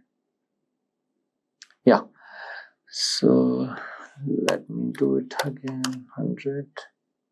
Yeah, so now you can see we can generate text by giving a prompt. So we have covered 3 topics in this. First thing is speech to text using Hugging Face. Second thing is sentiment analysis using Hugging Face, and the third is text generation using Hugging Face. Okay, and in this text generation we did with 2 methods, one with the data set and second thing with the by giving prompt like in ChatGPT, you can say. On July 25th, OpenAI introduced Search GPT, a new search tool changing how we find information online. Unlike traditional search engines, which require you to type in specific keywords, Search GPT lets you ask questions in natural, everyday language, just like having a conversation. So this is a big shift from how we were used to searching the web. Instead of thinking in keywords and hoping to find the right result, you can ask now Search GPT exactly what you want to know, and it will understand the context and give you direct answers. It's designed to make searching easier and more intuitive without going through links and pages. But with this new way of searching, so there are some important questions to consider. Can Search GPT compete with Google, the search giant we all know? What makes Search GPT different from AI overviews, another recent search tool? And how does it compare to ChatGPT, OpenAI popular conversational AI? So in this video, we are going to explore these questions and more. We will look at what makes Search GPT special, how it compares to other tools, and why it might change the way we search for information. Whether you are new into tech or just curious, this video will break it down in simple words. Stick around to learn more about Search GPT. Craving a career upgrade? Subscribe, like, and comment below. Dive into the link in the description to fast-track your ambitions. Whether you're making a switch or aiming higher, Simplilearn has your back. But before we start, if you want to learn AI and ML from the industry expert, try Simplilearn's postgraduate program in AI and machine learning from Purdue University in collaboration with IBM. This course teaches in-demand skills such as machine learning, deep learning, NLP, computer vision, reinforcement learning, ChatGPT, and many more. So don't forget to check out the course link from the description box below and the pinned comment. So without any further ado, let's get started. So what is Search GPT? Search GPT is a new search engine prototype developed by OpenAI, designed to enhance the way we search for information using AI. Unlike a typical chatbot like ChatGPT, Search GPT isn't just about having a conversation. It's focused on improving the search experience with some key features. The first one is direct answer. Instead of simply showing you a list of links, Search GPT delivers direct answer to your question. For example, if you ask, what is the best wireless noise cancellation headphone in 2024? Search GPT will summarize the top choices, highlighting their pros and cons based on expert reviews and user opinions. So this approach is different from the traditional search engines that typically provide a list of links leading to various articles or videos. The second one is relevant sources. Search GPT responses come with clear citations and links to the original sources, ensuring transparency and accuracy. So this way you can easily verify the information and delve deeper into the topic if you want. The third one, conversational search. Search GPT allows you to have a back and forth dialogue with the search engine. You can ask follow-up questions or refine your original query based on the responses you receive, making your search experience more interactive and personalized. Now let's jump into the next topic, which is Search GPT versus Google. So Search GPT is being talked about a major competitor to Google in the future.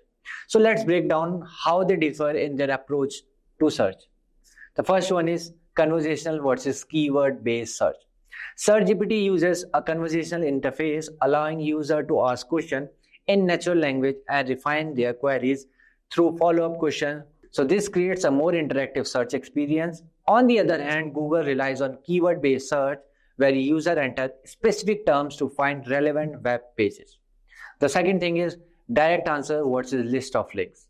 So one of the Search GPT's standout features is its ability to provide direct answers to the question. It summarizes information from the various sources and clearly cites them, so you don't have to click through multiple links. Google typically presents a list of links, leaving users to sift through the results to find the information they need. The third one, AI-powered understanding versus keyword matching. Search GPT uses AI to understand the intent behind your question, offering more relevant results even if your query isn't perfectly worded. Google's primary method is keyword matching, which can sometimes lead to less accurate results, especially for complex queries. The fourth one, dynamic context versus isolated searches. So Search GPT maintains content across multiple interactions, allowing for more personalized responses, whereas Google treats each search as a separate query without remembering previous interaction. And the last one, real-time information versus indexed web pages. Search GPT's aim to provide the latest information using real-time data from the web, whereas Google Vast Index is comprehensive but may include outdated or less relevant information. So now let's jump into the next topic, which is Search GPT versus AI overviews. So Search GPT and AI overviews both use AI, but they approach search and information delivery differently. It's also worth noting that both tools are still being developed, so their features and capabilities may evolve and even overlap as they grow. So here are the differences. The first one is source attribution. Search GPT provides clear and direct citation linked to the original sources, making it easy for user to verify the information. Whereas AI overviews include links. The citation may not always be clear or directly associated with specific claims. The second one is transparency control. Search GPT promises greater transparency by offering publishers control over how their content is used, including the option to opt out of AI training. AI overviews offer less transparency regarding the selection of content and the summarization process used. The next one is scope and depth. Search GPT strives to deliver detailed and comprehensive answers pulling from a broad range of sources, including potential multimedia content. And in AI overviews offers a concise summary of key points, often with links for further exploration, but with a more limited scope. Now let's jump into the next part. Search GPT versus ChatGPT. Search GPT and ChatGPT, both developed by OpenAI, share some core features but serve different purposes. So here are some differences. The first one is primary purpose. Search GPT designed for search, providing direct answer and sources from the web, whereas ChatGPT focused on conversational AI, generating text responses. The second one is information sources. Search GPT relies on real-time information from the web, whereas ChatGPT knowledge based on this training data, which might not be current. The third one is response format. Search GPT prioritizes concise answers with citation and source links. So whereas ChatGPT is more flexible, generating longer text, summarizes creative content, code, and etc. The next feature is use cases. Search GPT idle for fact-finding, research, and tasks requiring up-to-date information. Whereas ChatGPT is suitable for creative writing, brainstorming, drafting emails, and other open-ended tasks. So now question arises, when will Search GPT be released? Search GPT is currently in a limited prototype phase, meaning it's not yet widely available. OpenAI is testing with a select group to gather feedback and improve the tool.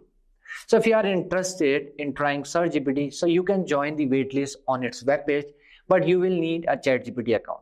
A full public release by the end of 2024 is unlikely, as OpenAI hasn't set a timeline. It's more probable that Search GPT features will gradually added to the ChatGPT in 2024 or in 2025, with a potential standalone release later based on testing and the feedback. So with this, we have come to the end of this video. If you have any question or doubt, please feel free to ask in the comment section below. Our team of experts will help you as soon as possible. Did you know that within just a few lines of code, you can transform an AI model into something far more powerful? Something that responds to questions, connects to live data, pull insights from databases, and even interacts with other apps in real time. That's what LangChain allows you to do. And it's quickly becoming the go-to framework for AI developers. Think about this, you're about to create something amazing, an AI that can think, learn, and grow in ways we once only dreamed of. And here's the best part. You don't need to be an AI expert to make that happen. LangChain is like a toolkit that connects the most advanced large language models like OpenAI's GPT to real-time data, allowing you to build AI applications that are smart, flexible, and highly interactive. LangChain is more than just a way to make AI development easier. It's a framework that allows different language models to work together seamlessly. So whether you want to understand user questions with one LLM, create human-like responses with another, or pull in data from an API or a database, LangChain makes all possible. The framework takes care of heavy lifting, connecting models, managing data flows, and even customizing how your AI interacts with external sources. Now the question is, why is LangChain so popular? It has become one of the most fastest growing open source projects because it's solving a huge problem for developers. The challenge of integrating generative AI and LLMs with external data and complex workflows. As AI becomes more central to our lives in 2024, LangChain is helping developers create smarter, more powerful applications. So whether it's just for chatbots, content creation, or advanced data analysis.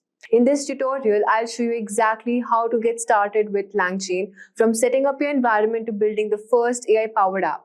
I'll walk you through it. So LangChain makes it possible to train models on our own custom data, opening up more possibilities for building specialized intelligent applications. By the end of this video, you will be ready to start building with LangChain, and trust me, once you see how easy it is, you'll wonder why you didn't start using it sooner. Let's start with a simple question. Why should we use LangChain? Imagine you're working with large language models like GPT-4 or Hugging Face models, and you want to take their capabilities further, like integrating them with your own data sources or allowing them to take action based on information they retrieve. This is where LangChain comes in. LangChain is like an open source framework that allows you to build intelligent applications by connecting large language models with external data sources.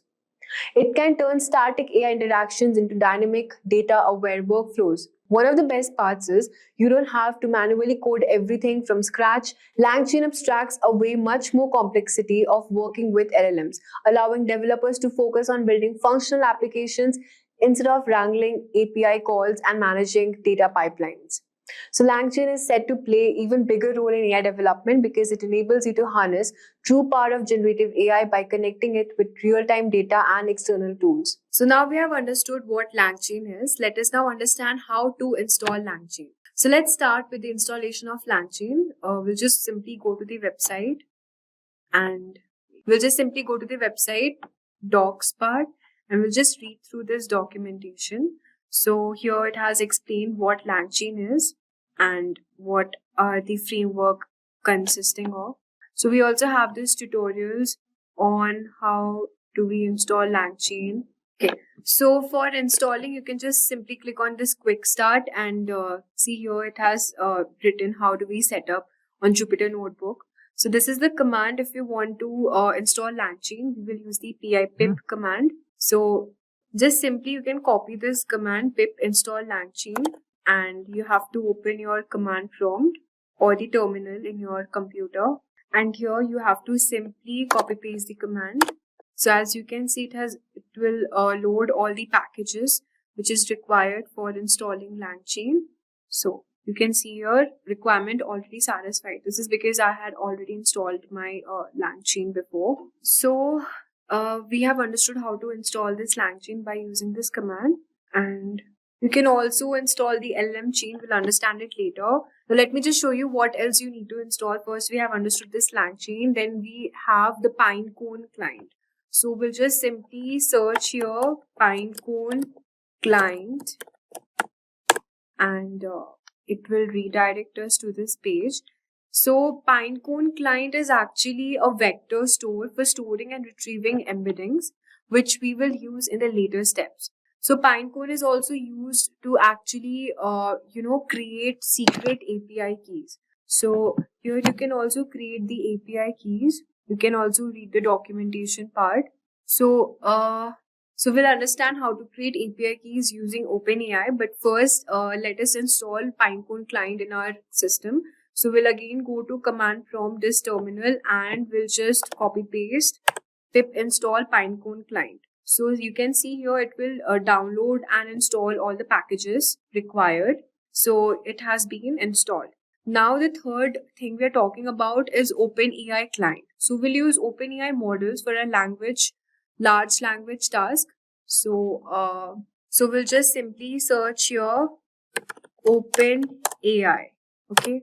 And so it has redirected us to this page, OpenAI platform. And okay, before starting this, so this is the platform here where you can create, export an API key in OpenAI. Okay, so you can see here overview, quick start, concept, everything is there. And to create an API key, we'll just simply click here, and here you have to select this option, create a new secret key. Suppose I give my secret key name, anything you can give. Suppose I give test 1, 2, 3. Okay, and permissions is all, and we create the secret key. Now you need to actually save your key. We'll just copy this key because it will be required later while debugging the code. So we will just copy paste this secret key. We will require it later, and then done. So these are the keys I have created. So actually ChatGPT and other LLM models like OpenAI and Hugging Face uses LangChain to integrate with other APIs to create your own custom LLM models or chatbots. So suppose here we have logged in our ChatGPT here, and if I search here who won the WTC World Cup in 2023. So here it has shown the answer, but for example, if I search who won the cricket match World Cup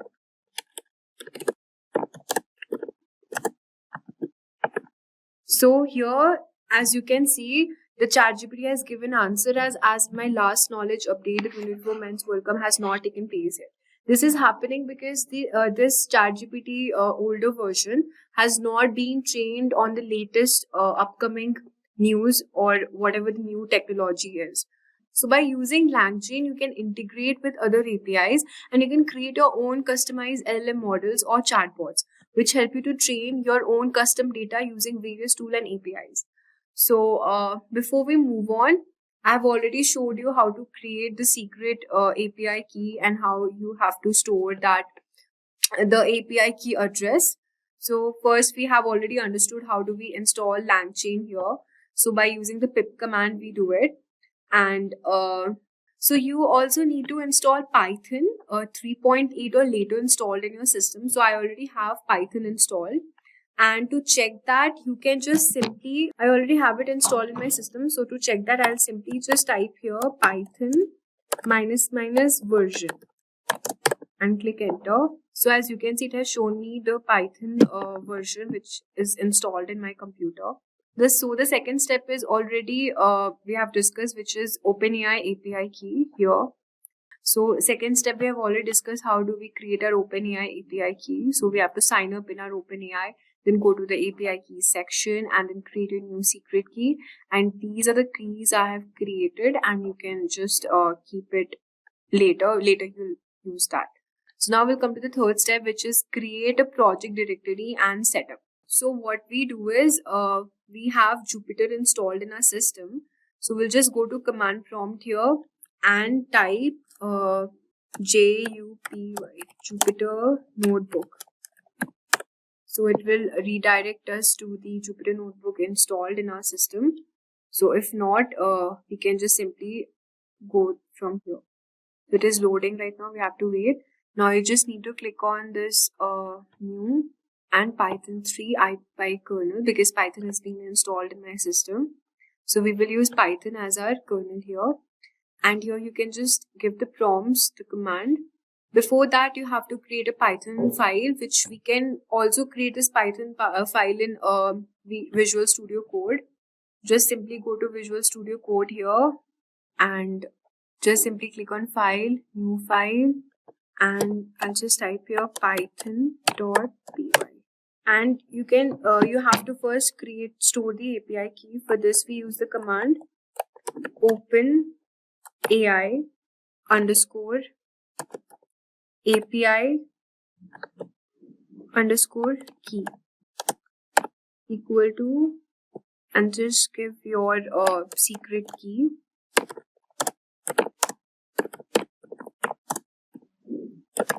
Okay, you can just simply copy paste your secret key and just store this. So this ensures that your API key is stored securely and it can be used whenever needed. Now the step 4 is to initialize a project and install the required libraries. So you need to add some additional libraries like Streamlit to make a user interface.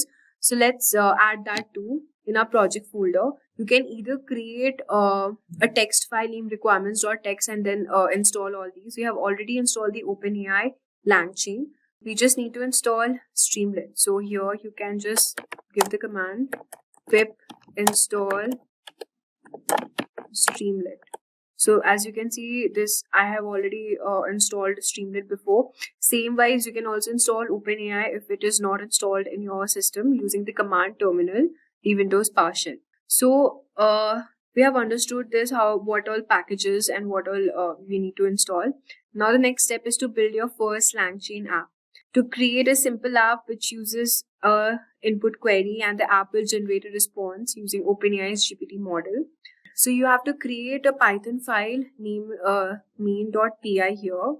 So as you can see, I've already imported this main.py, and this is my code here. Import Streamlit as st from LangChain and the constants I have created, and then I have initialized the OpenAI with our API key. So you have to just type this prompt here. I'm using VS Code here. You can also do it in your Jupyter Notebook. And then to create the Streamlit app, you have to give a title, LangChain demo with OpenAI. So this is the title I have provided. And then the text input for prompt. The prompt is st.text input and enter a prompt. You can just type enter a prompt or whatever you wish to.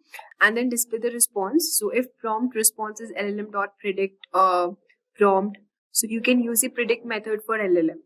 So here what the app will, so after creating and debugging this in the terminal, so your app will initialize OpenAI using your API key, and the user inputs a prompt through the Streamlit interface. LangChain processes the input and sends it to the OpenAI's GPT model, and the AI generates a response which is then displayed in the app. So now you can use all these prompts to run on your app. So to do this, you can just, to see your app in action, you can just go to the terminal and run the following command, which is Streamlit run main.py. So you can just simply go to the terminal here and just simply type the command, which is Streamlit run main.py.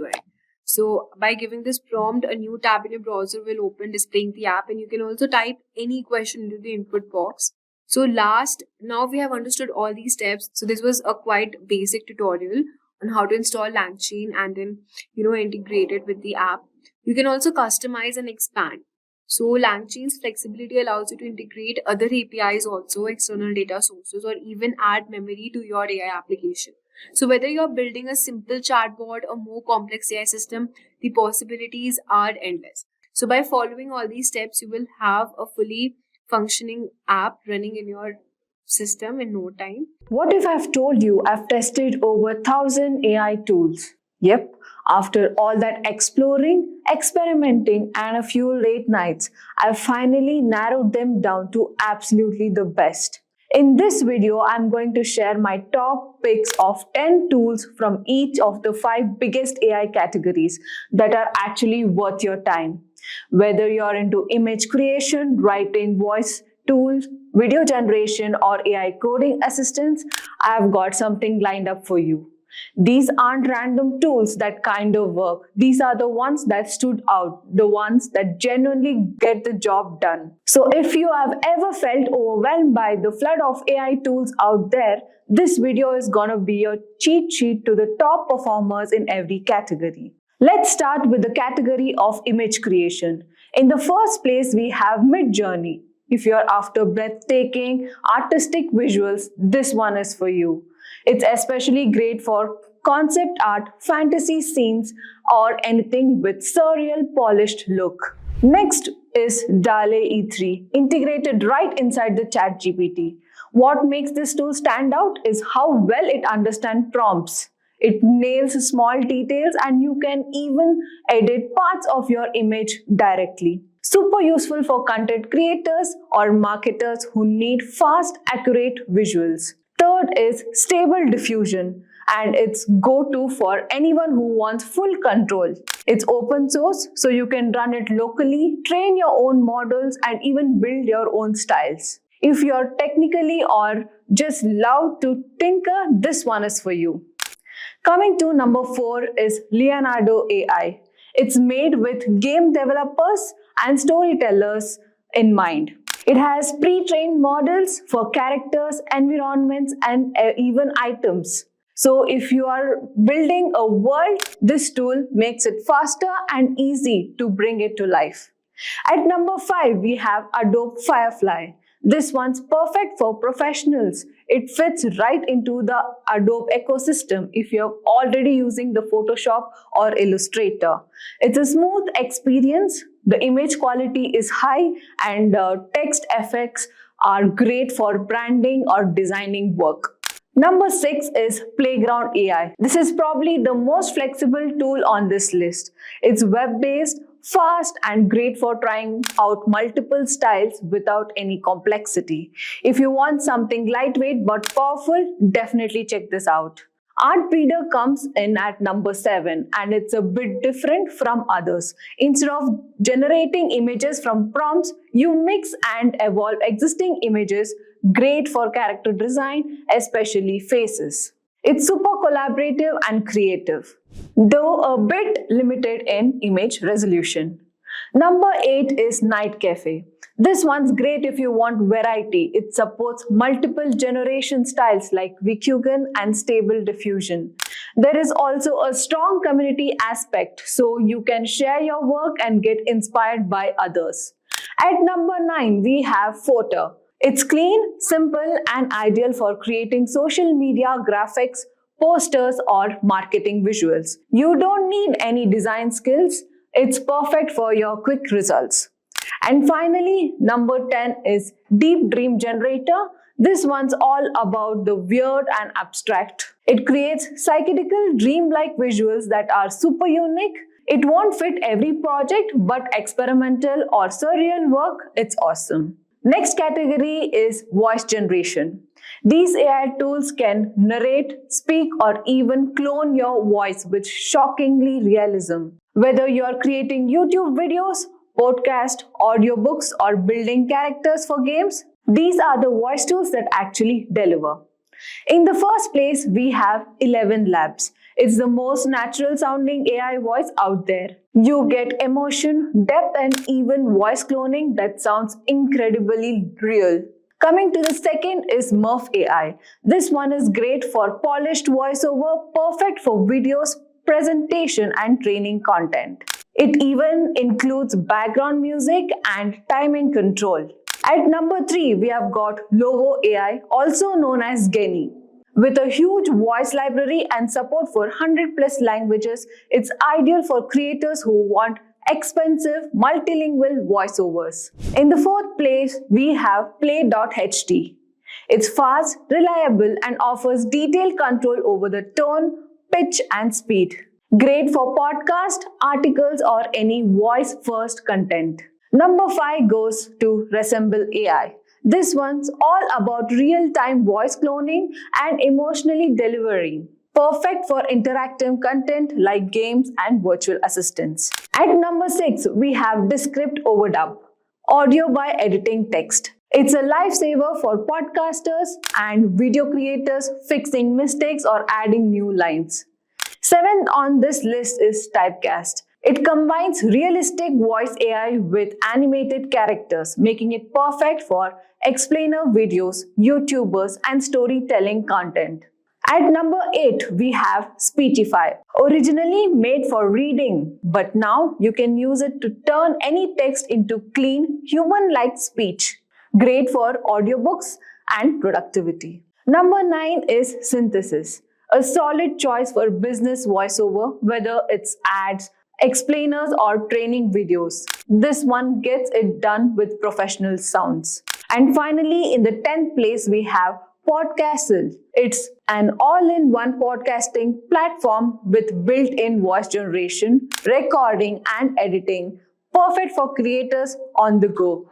Now let's talk about writing. Whether you're crafting blog posts, emails, scripts or social media caption, AI writing tools can save you hours and spark ideas you wouldn't have a thought of.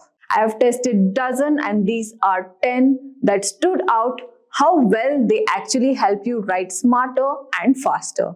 In the first place, we have ChatGPT by OpenAI. It's a gold standard. From brainstorming to full-on article drafts, it handles everything with context and style. Especially with GPT-4, it's like having a writing assistant that just gets it. Second is Jasper AI, built specially for marketers and content creators. Jasper comes with tons of pre-built templates for product description, ad copy, blog intros, you name it. It's fast, efficient, and optimized for high converting content.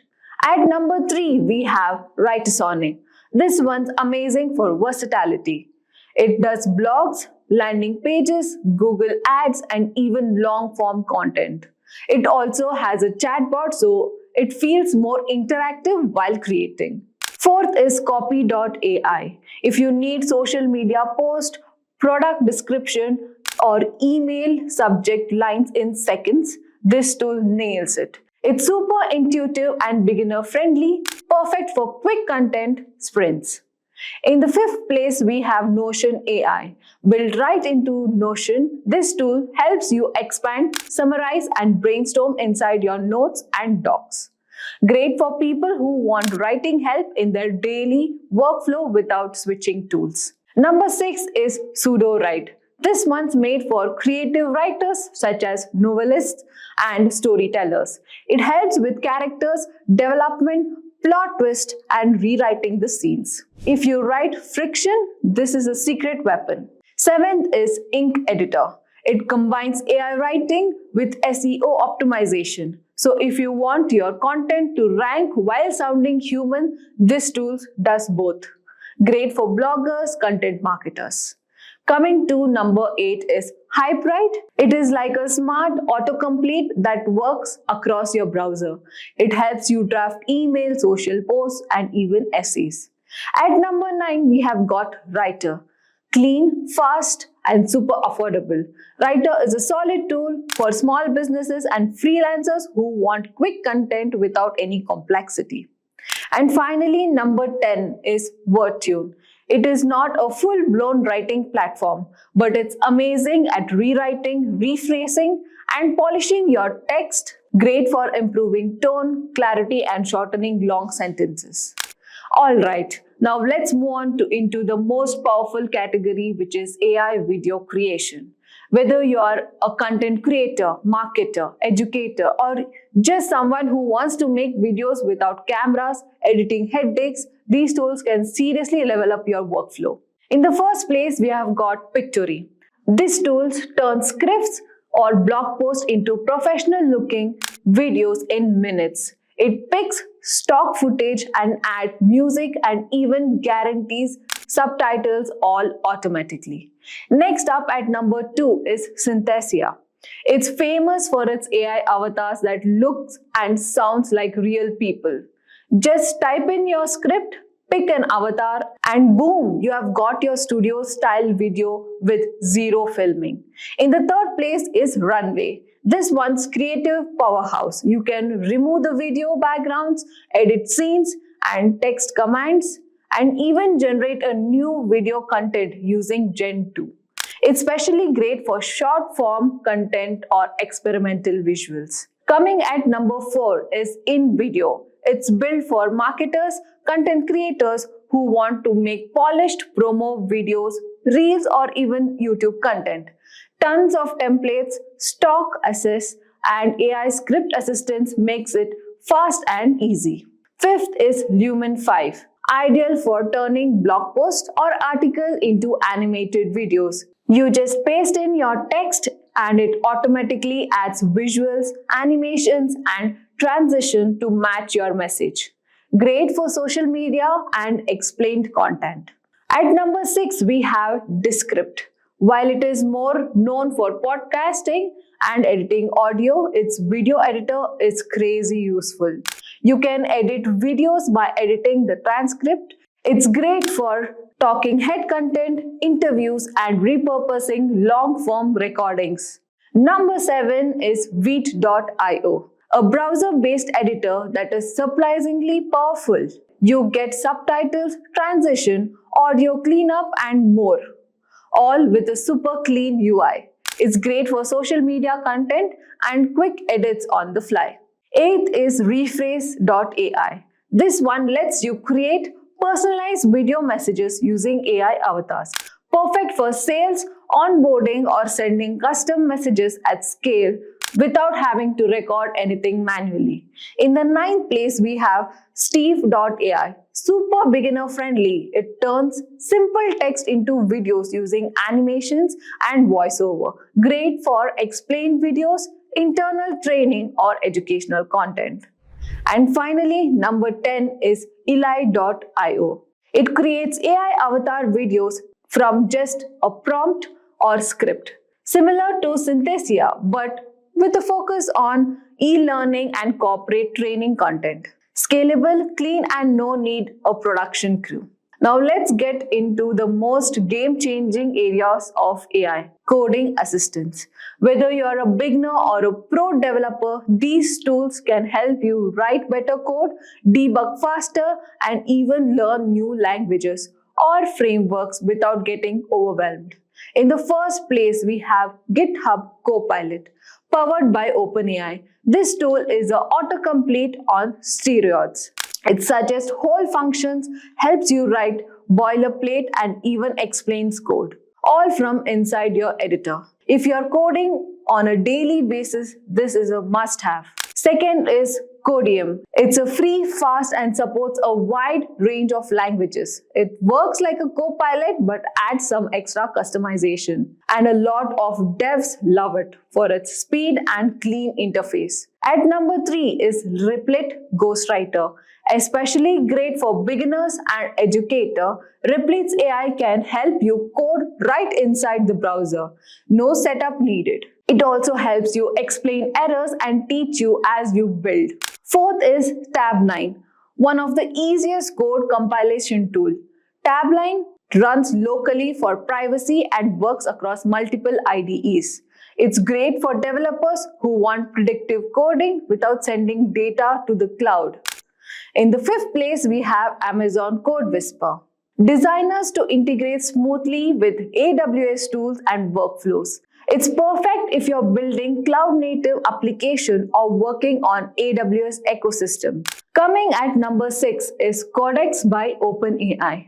It's an underlying model behind Copilot, and if you're working in an experimental or custom environment, it offers a deep integration potential for AI-driven apps. Number 7 is Mutable AI, a newer player focused on speeding up your workflow with smart suggestions, automatic doc generation, and code refraction. It's great for clean, productive level code. 8th is Kite. It is one of the OG AI assistants for Python and still holds up if you want lightweight, fast suggestions without overwhelming features. At number 9, we have SourceGraph Cody. It's made for enterprises terms that work on massive code bases. It gives powerful contextual help and scales well across big projects. And finally, number 10 is Ask Cody. It's super handy for generating snippets, SQL queries, and even API docs. A nice tool for quick tasks when you don't want to dive too deep. Just an information, if you're interested in mastering the future of technology, the professional certificate course in Gen AI, which is Generative AI and Machine Learning, is perfect opportunity for you. Offered in collaboration with the E&ICT Academy, IIT Kanpur, this 11-month live and interactive program provides hands-on experience in cutting-edge areas like generative AI, machine learning, and tools such as ChatGPT, DALL-E 2, and Hugging Face. You'll gain practical experience through 15 plus projects, integrated labs, and live masterclass delivered by esteemed IIT Kanpur faculty. Alongside earning a prestigious certificate from IIT Kanpur, you'll receive official Microsoft badges for Azure AI courses and career support through Simplilearn's Job Assistant program. Hurry and enroll now. Find the course link in the description box and pinned comments. And that wraps up the top AI tools across image creation, voice generation, writing, video production, and coding. These tools aren't just cool.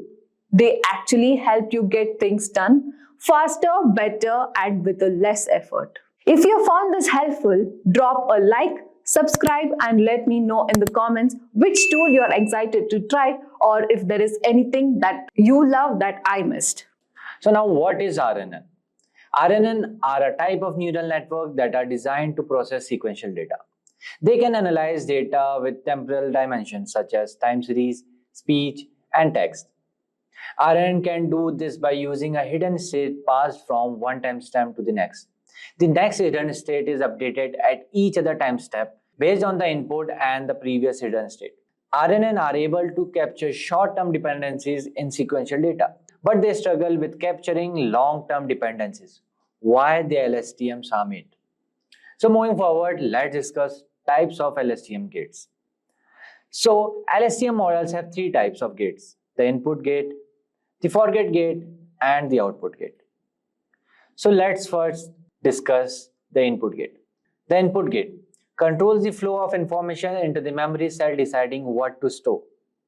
The input gate determines which values from the input should be updated in the memory cell. It uses a sigmoid activation function to scale the values between 0 and 1, and then applies pointwise multiplication to decide what information to store. Next is forget gate. Controls the flow of information out of the memory cell, deciding what to discard. The forget gate decides what information should be discarded from the memory cell. It also uses a sigmoid activation function to scale the values between 0 and 1, followed by pointwise multiplication to determine what information to forget. The last one is output gate. Controls the flow of information out of the LSTMs, deciding what to use for the output. The output gate determines the output of the LSTM's unit. It uses a sigmoid activation function to scale the values from 0 to 1, then applies pointwise multiplication to produce the output of the LSTM unit. So these gates implemented using sigmoid function are trained using backpropagation. They open and close based on the input and the previous hidden state, allowing the LSTM to selectively retain or discard information, effectively capturing long-term dependencies. So now let's discuss application of LSTM.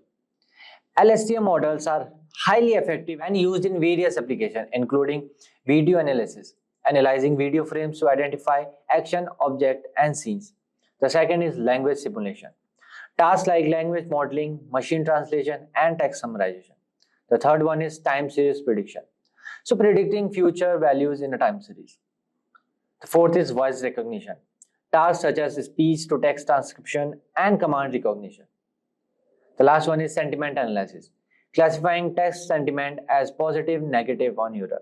So there are many more examples of LSTM. So now let's move forward and understand LSTM model and how it works with example.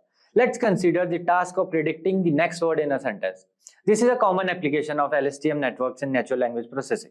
So I will break it down step by step using the analogy of remembering a story and deciding what comes next based on the context. So imagine you are reading a story. As you read, you need to remember what has happened so far to predict what might happen next. So let's illustrate with a simple example sentence. The cat sat on the dash. So you want to predict the next word, which could be mat or roof or something else. An LSTM network helps this make prediction by remembering important parts of the story and forgetting irrelevant details. So now let's dive into step-by-step process. So step-by-step explanation using LSTM. The first one is reading the story, input sequence. As you read each word in the word sentence, you process it and store relevant information. For example, you understand it's a determiner. Cat, you know it's a noun and the subject of the sentence.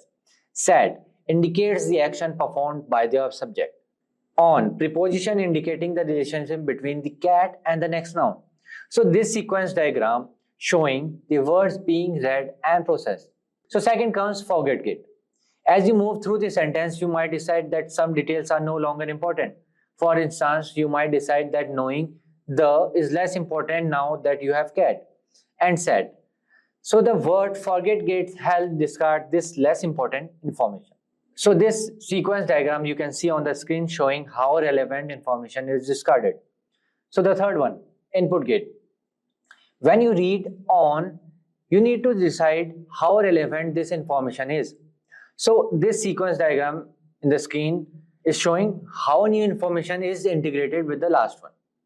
Okay, the fourth one is the cell state, memory part. So this is like your memory of the story so far.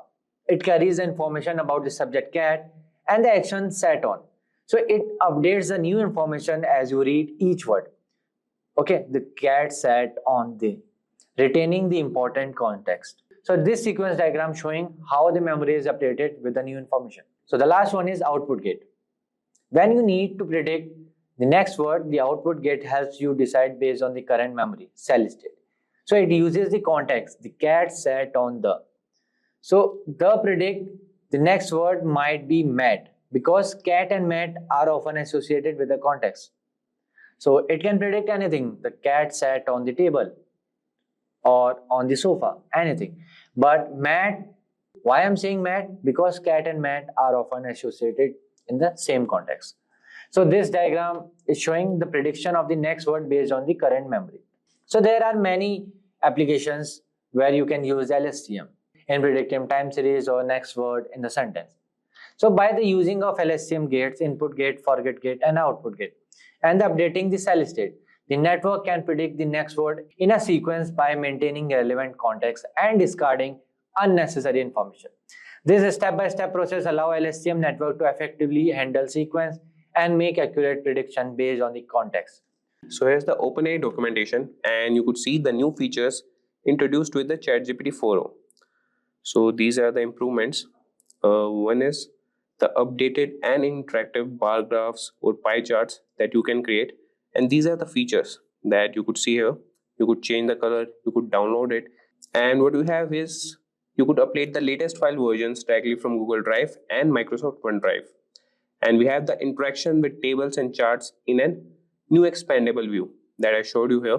That is here, you can expand it in the new window. And you can customize and download charts for presentations and documents. Moreover, you can create the presentation also that we'll see in further. And here we have how data analysis works in ChatGPT. You could directly upload the files from Google Drive and Microsoft OneDrive. I will show you guys how we can do that and where this option is. and we can work on tables in real time. And there we have customized presentation ready charts. That is, you can create a presentation with all the charts based on a data provided by you. And moreover, a comprehensive security and privacy feature. So with that, guys, we'll move to ChatGPT. And here we have the ChatGPT 4.0 version. So before commencing, guys, there's a quick info for you. If you're one of the aspiring data analysts looking for online training and graduating from the best universities, or a professional who elicits to switch careers with data analytics by learning from the experts, then try giving a shot to Simplilearn's Purdue postgraduate program in data analytics in collaboration with IBM. You can find the link in the description box and pinned comment. So let's get started with data analysis part. So this is the pin section or the insert section, where you can have the options to connect to Google Drive, connect to Microsoft OneDrive, and you can upload it from the computer. This option was already there, that is upload from computer, and you can upload at least or at max the 10 files. That could be around Excel files or documents. So the max limit is 10. And if you have connected to Google Drive, I'll show you guys. I'm not connecting you, but you guys can connect it to, and you could upload it from there also. And there's another cool update, that is ability to quote directly in your chat. So while chatting with ChatGPT, I'll show you guys how we can do that. And you could find some new changes, that is in the layout. So this is the profile section. It used to be at the left bottom, but now it's moved to the top right and making it more accessible than ever. So let's start with the data analysis part, and the first thing we need is data. So you can find it on Kaggle, or you could ask ChatGPT 4.0 to provide the data. I will show you guys. So this is the Kaggle website. You can sign in here and click on datasets. You can find all the datasets here. That would be around computer science, education, classification, computer vision. Or else you could move back to ChatGPT and you could ask the ChatGPT 4.0 model to generate a data and provide it in Excel format. So we'll ask him, we'll not ask him can you, we'll just ask him provide a data set that I can use for data analysis and provide in CSV format. So you could see that it has responded that I can provide a sample data set, and he has started generating the data set here. So you could see that he has provided only 10 rows, and he is saying that I will now generate this data set in CSV format. First he has provided the visual presentation on the screen, and now he is generating the CSV format. So if you want more data, like if you want 100 rows or 1000 rows, you could specify in the prompt and ChatGPT will generate that for you. So we already have the data. I will import that data. You could import it from here, or else you can import it from your Google Drive. So we have a sales data here. We will open it. So we have the sales data here. So the first step we need to do is data cleaning. So this is the crucial step to ensure that the accuracy of our analysis is at its best. So we can do that by handling missing values. That is, missing values can distort our analysis. And here ChatGPT 4 can suggest methods to impute these values, such as using the mean, median, or a sophisticated approach based on data patterns. And after handling the missing values, we will remove duplicates and outlier detection. So we'll ask ChatGPT, clean the data if needed. So we can just write a simple prompt that would be clean the data if needed. And this is also a new feature. You can see the visual presentation of the data here, that we have 100 rows here and the columns provided, that is sales ID, date, product, category, quantity, and price per unit and total sales. So this is also a new feature that, okay, we just had it back. We'll move back to our ChatGPT chat here.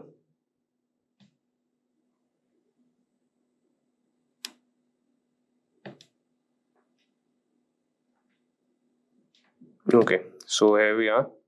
So you could see that ChatGPT has cleaned the data and he has provided that it has checked for missing values, checked for duplicates, and ensure consistent formatting. And he's saying, okay, so now we will ask him that execute these steps and provide the clean data. As ChatGPT has provided that these would be the steps to clean the data, and let's see. So he has provided a new CSV file with the clean sales data. We will download it and ask him to use the same file only. Use this new cleaned sales data CSV file for further analysis.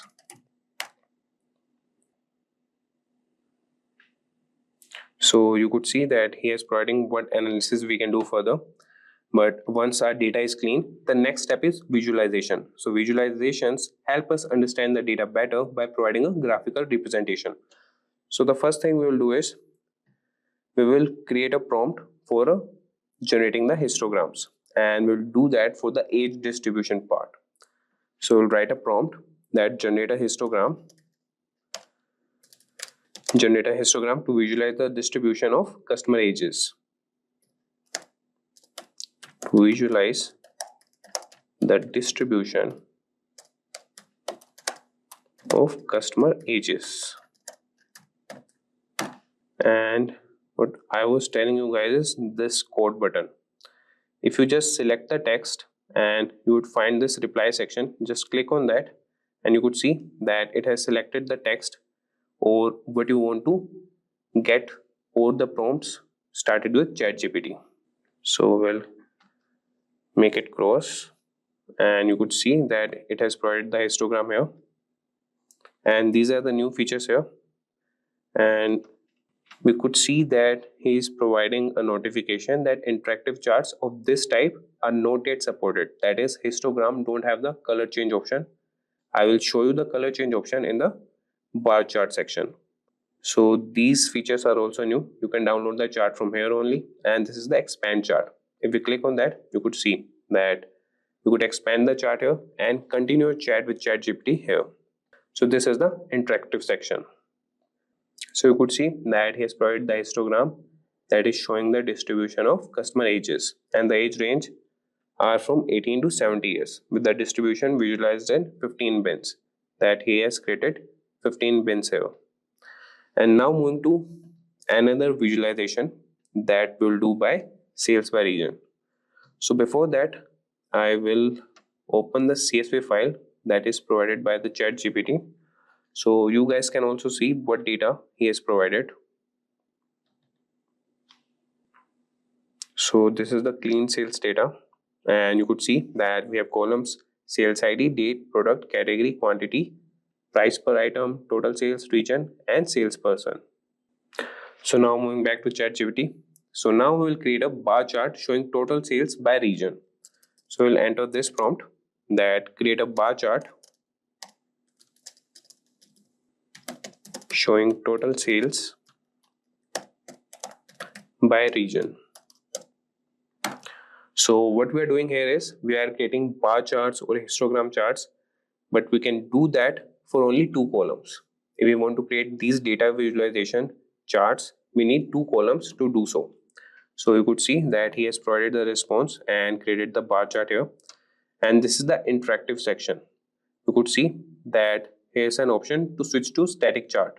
If we click on that, we can't, we are not getting any information if we scroll on that.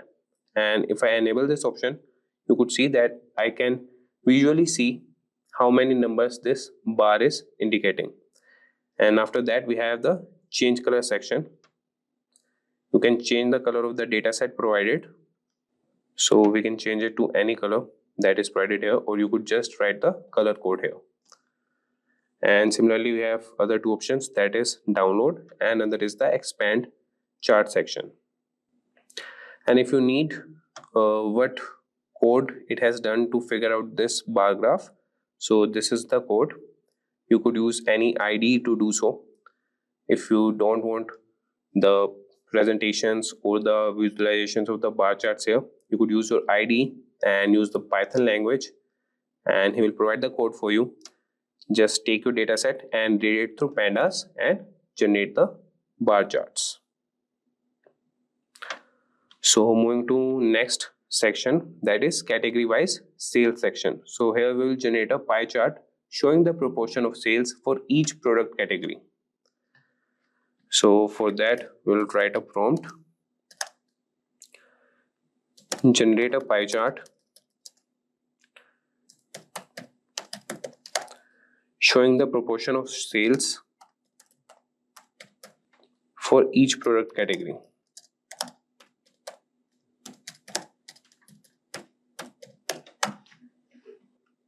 So you could see that it has started generating the pie chart, and this is also an interactive section.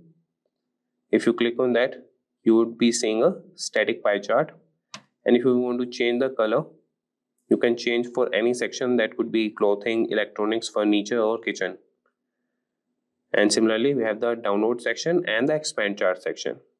So this is how this new ChatGPT 4 model is better than ChatGPT 4, that you could use a more interactive pie charts. You could change the colors for that, and you can just hover over these bar charts and found all the information according to them. So after this data visualization, now we'll move to statistical analysis. So this will help us uncover patterns and relationships in the data. So the first thing we'll do is correlation analysis, and for that we'll write the prompt, analyze the correlation between age and purchase amount. So this correlation analysis help us understand the relationship between two variables. So this can indicate if older customers tend to spend more or less. So we'll find out that by analyzing the data, and we'll provide a prompt to ChatGPT that analyze the correlation between age and purchase amount.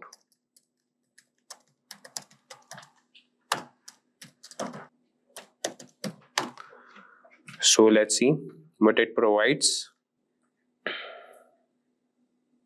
So here's the response by ChatGPT. You could see a scatter plot that shows the relationship between customer age and total sales. That is with a calculated correlation coefficient of approximately 0.16. So this indicates a weak positive correlation between age and purchase amount, suggesting that as customer age increases, there's a slight tendency for total sales to increase as well. So you could just see the scatter plot here, that if the age increases, so it is not correlated to sales, as you could see an empty graph here. So till 40 to 50 years of age or the 70 years of age, you could find what amount they have spent here. That is the total sales accumulated by these ages. So now moving to sales trend.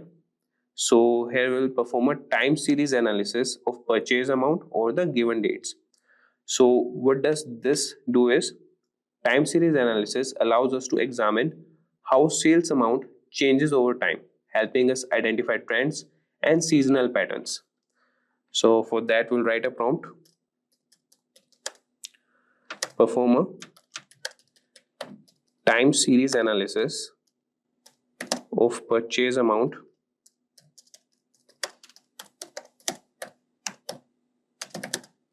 over given dates.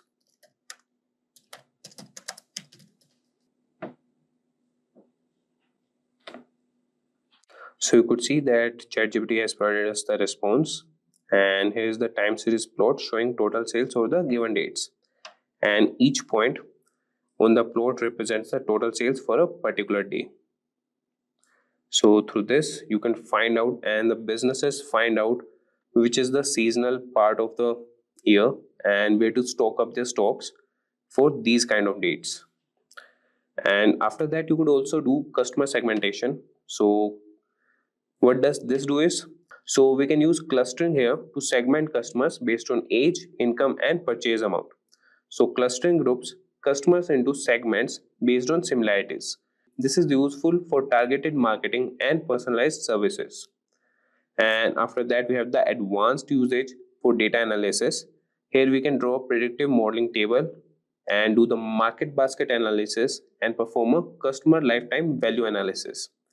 So we will see one of those, and what we'll do is we'll perform a market basket analysis and perform an association rule mining to find frequently bought together products. So the theory behind this is the association rule mining helps identify patterns of products that are often purchased together, aiding in inventory management and cross-selling strategies. So for that, we'll write a prompt that perform an association rule mining to find frequently bought together products. So for that, we'll write a prompt here, perform an association rule mining to find frequently bought products together. So let's see for this prompt, what does ChatGPT 4 respond to us? So you could see that he is providing a code here, but we don't need a code here. We need the analysis. Don't provide code. Do the market basket analysis and provide visualizations.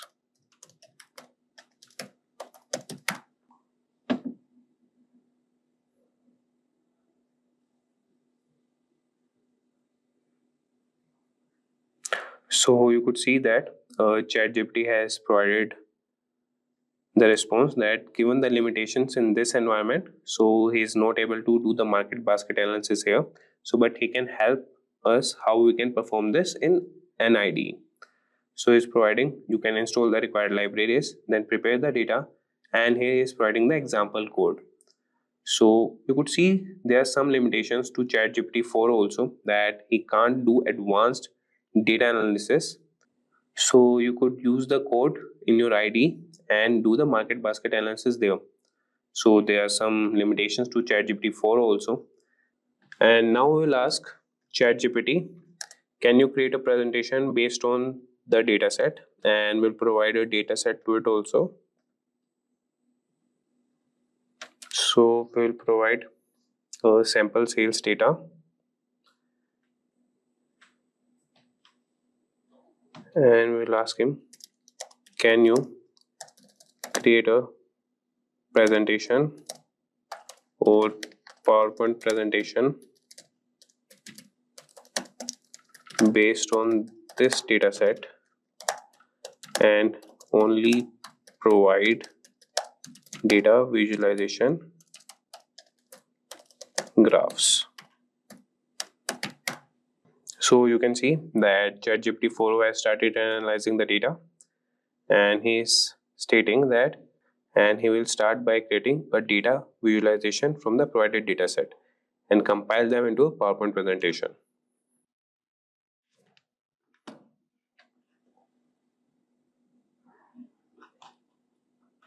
So you could see that ChatGPT 4 has provided us the response, and these are all the presentations or the bar graphs that he has created. And now we have downloaded the presentation here. We will open that, and here's the presentation that is created by ChatGPT 4. Sora is here. OpenAI has introduced Sora, an advanced AI tool for creating videos, now available at Sora.com. Earlier this year, Sora was launched to turn text into realistic videos, showcasing exciting progress in AI technology. Now, OpenAI has released Sora Turbo, a faster and more powerful version available to ChatGPT Plus and Pro users. Sora lets users create videos in 1080p quality up to 20 seconds long and in different formats like widescreen, vertical, or square. It includes tools like a storyboard for precise control and options to remix or create videos from scratch. There is also a community section with featured and recent videos to spark ideas. ChatGPT Plus users can make up to 50 videos per month at 480p resolution, while Pro users get access to more features like higher resolution and longer video duration, while Sora Turbo is much faster. OpenAI is still working to improve areas like handling complex action and making the technology more affordable. To ensure safe and ethical use, Sora includes features like visible watermarks, content moderation, and metadata to identify videos created with Sora. Sora makes it easier for people to create and share stories through video. OpenAI is excited to see how users will explore new creative possibilities with the powerful tool. Before we move forward, unlock the future of AI with comprehensive program in collaboration with ENICT Academy, IIT Guwahati. In just few months, you will master cutting-edge skills in generative AI, large language models, and machine learning. From learning tools like ChatGPT and DALL-E 2 to gaining hands-on experience with Python and TensorFlow. This course will equip you to lead an AI project and quality for top roles like machine learning engineers or data scientists. Plus, with an IIT certificate on your resume, you will stand out to the best employers in tech. So don't forget to check out the course link from the description box below and the pinned comment. So without any further ado, let's get started. So welcome to the demo part of the Sora. So this is the landing page when you will log in Sora. So let me tell you, I have the ChatGPT Plus version, not the Pro version. So I have some 721 credits left. Okay, later on I will tell you what are the credits. Okay, so let's explore something here. So these are some recent videos which I have created or tested, you can say, and this featured version is all the users of Sora which are creating videos. So it's coming under featured, so we can learn or we can generate some new ideas like this. Okay, like this parrot and all. Like this is very cool for learning, and these are some of the saved version, and these are all videos and uploads like this. So let's come into the credit parts. Okay, so you can see I have 721 credit left. So if you will go this help openai.com page, and this page you can see what are the credits. So credits are used to generate videos with Sora. Okay, so if you will create 480p square 5-second video, it will take only 20 credits. Okay, for 10 it will take 40, then this. Okay, for 480p this much credit, 25 credit, 50 credit, like this. 720 is different, 1080p different. Okay, so here it is written, please note that requesting multiple variation at once will be charged at the same rate as running two separate generation requests. Okay, so here this plus icon you can see. So here you can upload the image or video. Okay, so you can also do like this, you can upload the image and you can create that video from that image. Okay, and this is choose from library, your personal library, this library, right? And this option is for the variation. Okay, like these are basically presets like balloon world, stop motion, archive world, film noir, or cardboard and the paper. Okay, so this is the resolution. Okay, 480p, this is the fastest in video generation. Okay, 720p will take like 4x slower, and 1080p 8x slower. I guess 1080p is only available in ChatGPT's Pro version. Got it? Okay, so we are just doing. I'm just showing you demo, so I will choose this fastest version only.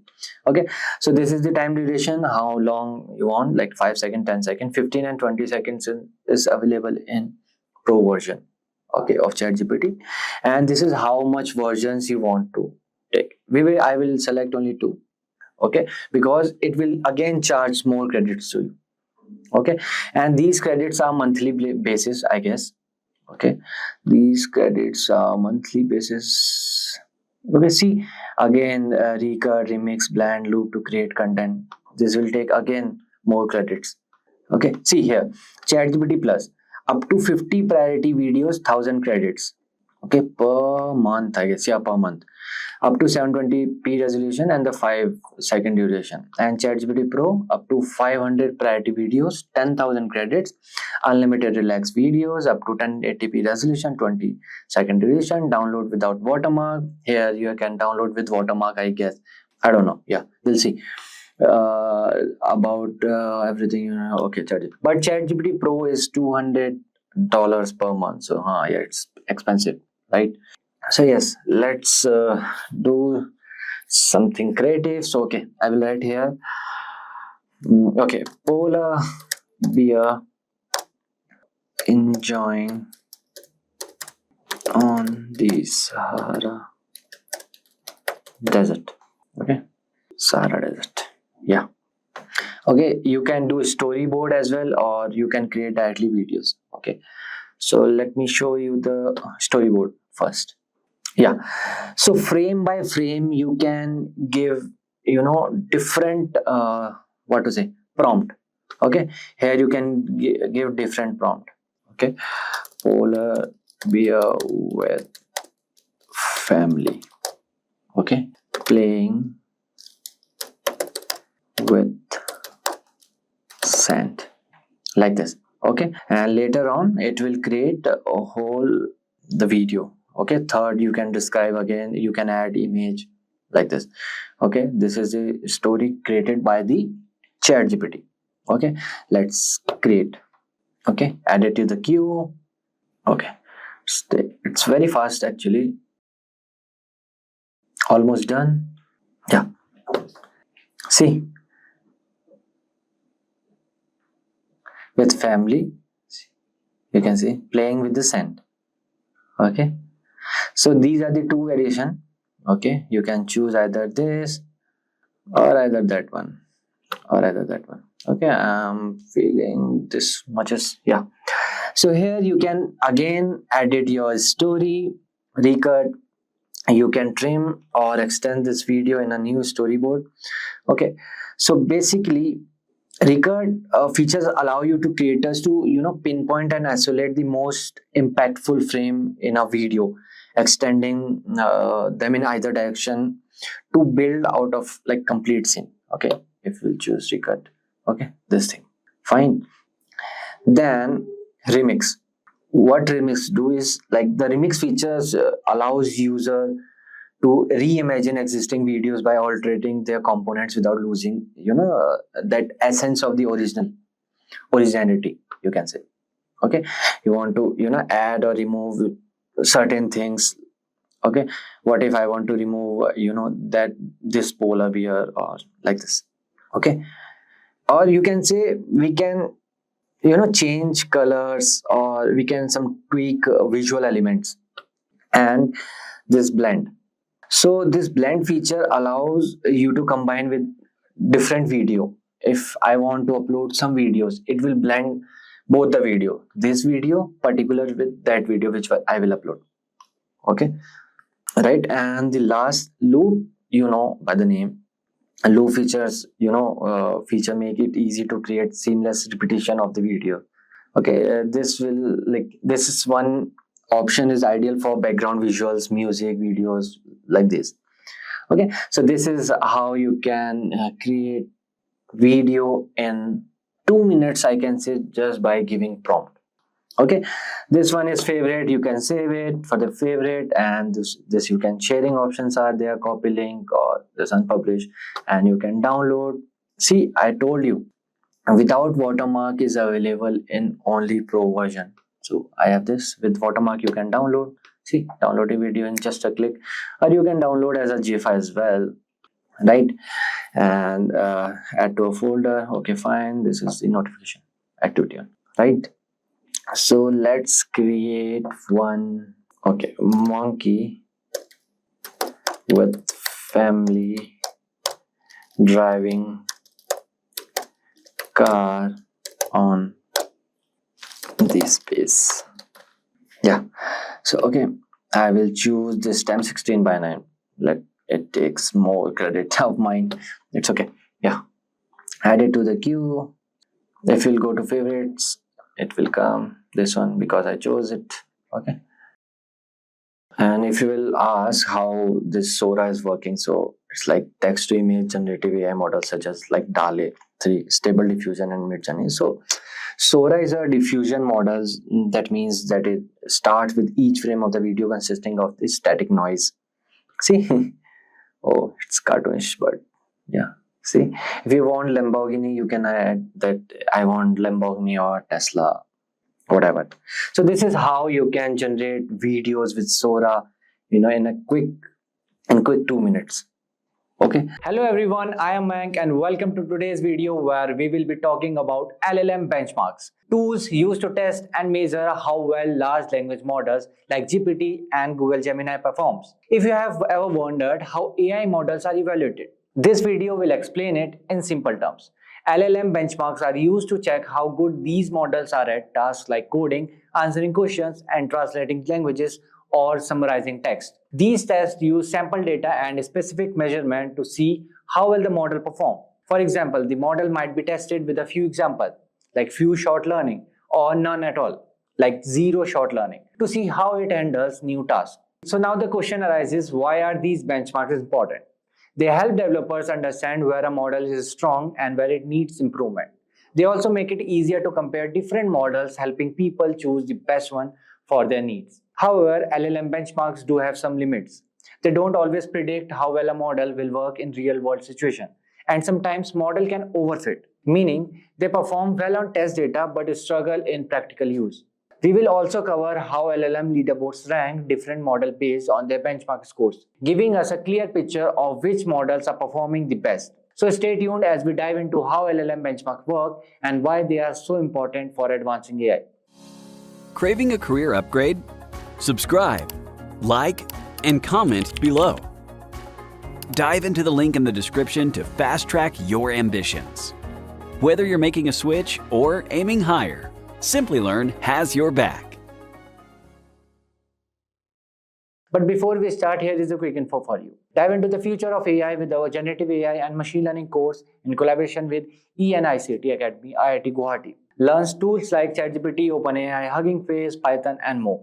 Join masterclass led by IIT Guwahati faculty, engage in hands-on projects, and earn executive alumni status. This Generative AI and Machine Learning course enriches your career journey with comprehensive coverage of machine learning, deep learning, NLP, generative AI, reinforcement learning, computer vision, and many more. So don't forget to find the course link from the description box below and the pinned comment. So without any further ado, let's get started. So what are LLM benchmarks? LLM benchmarks are standardized tools used to evaluate the performance of large language models. They provide a structured way to test LLMs on a specific task or question, using sample data and predefined metrics to measure their capabilities. These benchmarks assess various skills such as coding, common sense reasoning, and NLP tasks like machine translation, question answering, and text summarization. The importance of LLM benchmark lies in their role in advancing model development. They track the progress of an LLM, offering quantitative insights into where the model performs well and where improvement is needed.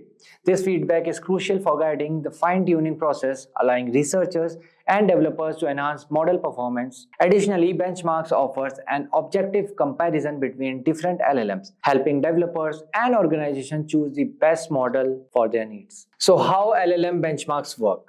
LLM benchmarks follow a clear and systematic process. They present a task for LLM to complete, evaluate its performance using specific metrics, and assign a score based on how well the model performs. So here is a breakdown of how this process works. The first one is setup. LLM benchmark come with pre-prepared sample data, including coding challenges, long documents, math problems, and real-world conversation. The task span various areas like common sense reasoning, problem solving, question answering, summary generation, and translation, all present to the model at the start of testing. The second step is testing. The model is tested on one of the three ways. Few shot, the LLM is provided with a few examples before being prompted to complete a task, demonstrating its ability to learn from limited data. The second one is zero shot. The model is asked to perform a task without any prior examples, testing its ability to understand new concepts and adapt to unfamiliar scenarios. The third one is fine-tune. The model is trained on a dataset similar to the one used in the benchmark, aiming to enhance its performance on the specific task involved. The third step is the scoring. So after completing the task, the benchmark compares the model's output with the expected answer and generates a score, typically ranging from 0 to 100, reflecting how accurately the LLM performs. So now moving forward, let's see key metrics for benchmarking LLMs. So LLM's benchmark uses various metrics to assess the performance of large language model. So here are some commonly used metrics. The first one is accuracy or precision. Measure the percentage of correct prediction made by the model. The second one is recall, also known as sensitivity. Measure the number of true positive reflecting the correct prediction made by the model. The third one is F1 score. Combines both accuracy and recall into a single metric, weighing them equally to address any false positive or negatives. F1 score ranging from 0 to 1, where 1 indicates perfect precision and recall. The fourth one is exact match. Tracks the percentage of predictions that exactly match the correct answer, which is especially used for the tasks like translation and question answering. The fifth one is perplexity gauges. Here it will tell you how well a model predicts the next word or token. A lower perplexity score indicates better task comprehension by the model. The sixth one is BLUE, bilingual evaluation understudy. Is used for evaluating machine translation by comparing n-grams, sequence of adjacent text element, between the model's output and the human-produced translation. So these quantitative metrics are often combined for more through evaluation. So in addition, human evaluation introduces qualitatively factors like coherence, relevance, and semantic meaning, provide a nuanced assessment. However, human evaluation can be time-consuming and subjective, making a balance between quantitative and qualitative measures important for comprehensive evaluation. So now let's moving forward see some limitation of LLM benchmarking. While LLM benchmarking are valuable for assessing model performance, they have several limitations that prevents them from the fully predicting real-world effectiveness. So here are some few. The first one is bounded scoring. Once a model achieves the highest possible scores on the benchmark, that benchmark loses its utility and must be updated with more challenging tasks to remain a meaningful assessment tool. The second one is broad dataset. LLM benchmark often rely on sample data from diverse subjects and tasks. So this wide scope may not effectively evaluate a model's performance in edge cases, specialized fields, or specific use cases where more tailored data would be needed. The third one is finite assessment. Benchmark only tests a model's current skills, and as LLMs evolve and new capabilities emerge, new benchmarks must be created to measure these advancements. The fourth one is overfitting. So if an LLM is trained on the same data used for benchmarking, it can lead to overfitting, where the model performs well on the test data but struggles with the real task. So this result is scores that don't truly represent the model's broader capabilities. So now what are LLM leaderboards? So LLM leaderboards publish a ranking of LLMs based on the variety of benchmarks. Leaderboards provide a way to keep track to the myriad LLMs and compare their performance. LLM leaderboards are especially beneficial in making decisions on which models to use. So here are some. So in this you can see here OpenAI is leading and GPT-4o second and the Llama third with 405 parameter B and 3.5 Sonnet is there. So this is best in multitask reasoning. What about the best in coding? So here OpenAI O1 is leading. I guess this is the Orion one, and the second one is 3.5 Sonnet, and after that in the third position there is GPT-4o. So this is in best in coding.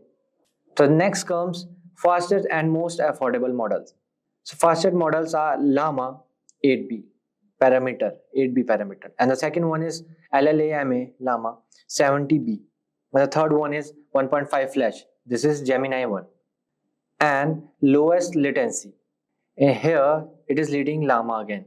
In cheapest models, again Llama 8B is leading. And in the second number, we have Gemini Flash 1.5. And in third, we have GPT-4o Mini. Moving forward, let's see standard benchmarks between Claude 3 Opus and GPT-4. So in general, they are equal. In reasoning, Claude 3 Opus is leading, and in coding, GPT-4 is leading. In math, again GPT-4o is leading. In tool use, Claude 3 Opus is leading, and in multilingual, Claude 3 Opus is leading. Hey there, tech adventurers! Have you ever wished for an AI assistant that's super smart, lightning fast, and can help you code like a pro? Well, buckle up, because today we are diving into the world of Claude 3.7 Sonnet, or as some may like to call it, Claude Code. This AI model just launched, and let me tell you, it's making waves. But what makes it so special? And how does it compare to OpenAI's ChatGPT, Google Gemini, and even Grok from xAI? Well, stick around, because we are going to break it down all for you. So what exactly is Claude 3.7 Sonnet? It's the newest brainchild of Anthropic, and it's designed to be one of the smartest AI assistants out there. Think of it as the next level upgrade to its predecessor, Claude 3.0. But wait, there's something extra special about this version. It's not just a general AI assistant, it has a superpower, which is coding. That's why people call it Claude Code. So whether you're writing Python, JavaScript, or C++, Claude Code can be your ultimate coding sidekick. Now let's talk about why Claude 3.7 is such a big deal. Imagine a super cool AI competition where we bring in the best of the best. Claude 3.7 Sonnet, ChatGPT 4, Gemini 2 and Grok 1.5. Now let's find out who is the smartest, who's the fastest and who's the best at coding. First, let's talk about speed and efficiency. Claude 3.7 Sonnet is fast. If ChatGPT 4 were a high-speed train, then Claude 3.7 would be a rocket. It processes responses quickly, making conversation feel super smooth. And talking about Grok, well, it's got speed, but it's not that sharp when it comes to deep reasoning. Now let's compare between intelligence and understanding. Let's talk about brains. ChatGPT 4 is really smart, but Claude 3.7 has a special trick. It's better at understanding long and complex prompts. Imagine explaining a super tricky math problem to an AI. ChatGPT 4 does a good job, but Claude 3.7 really gets it and responds with a clear, accurate answer.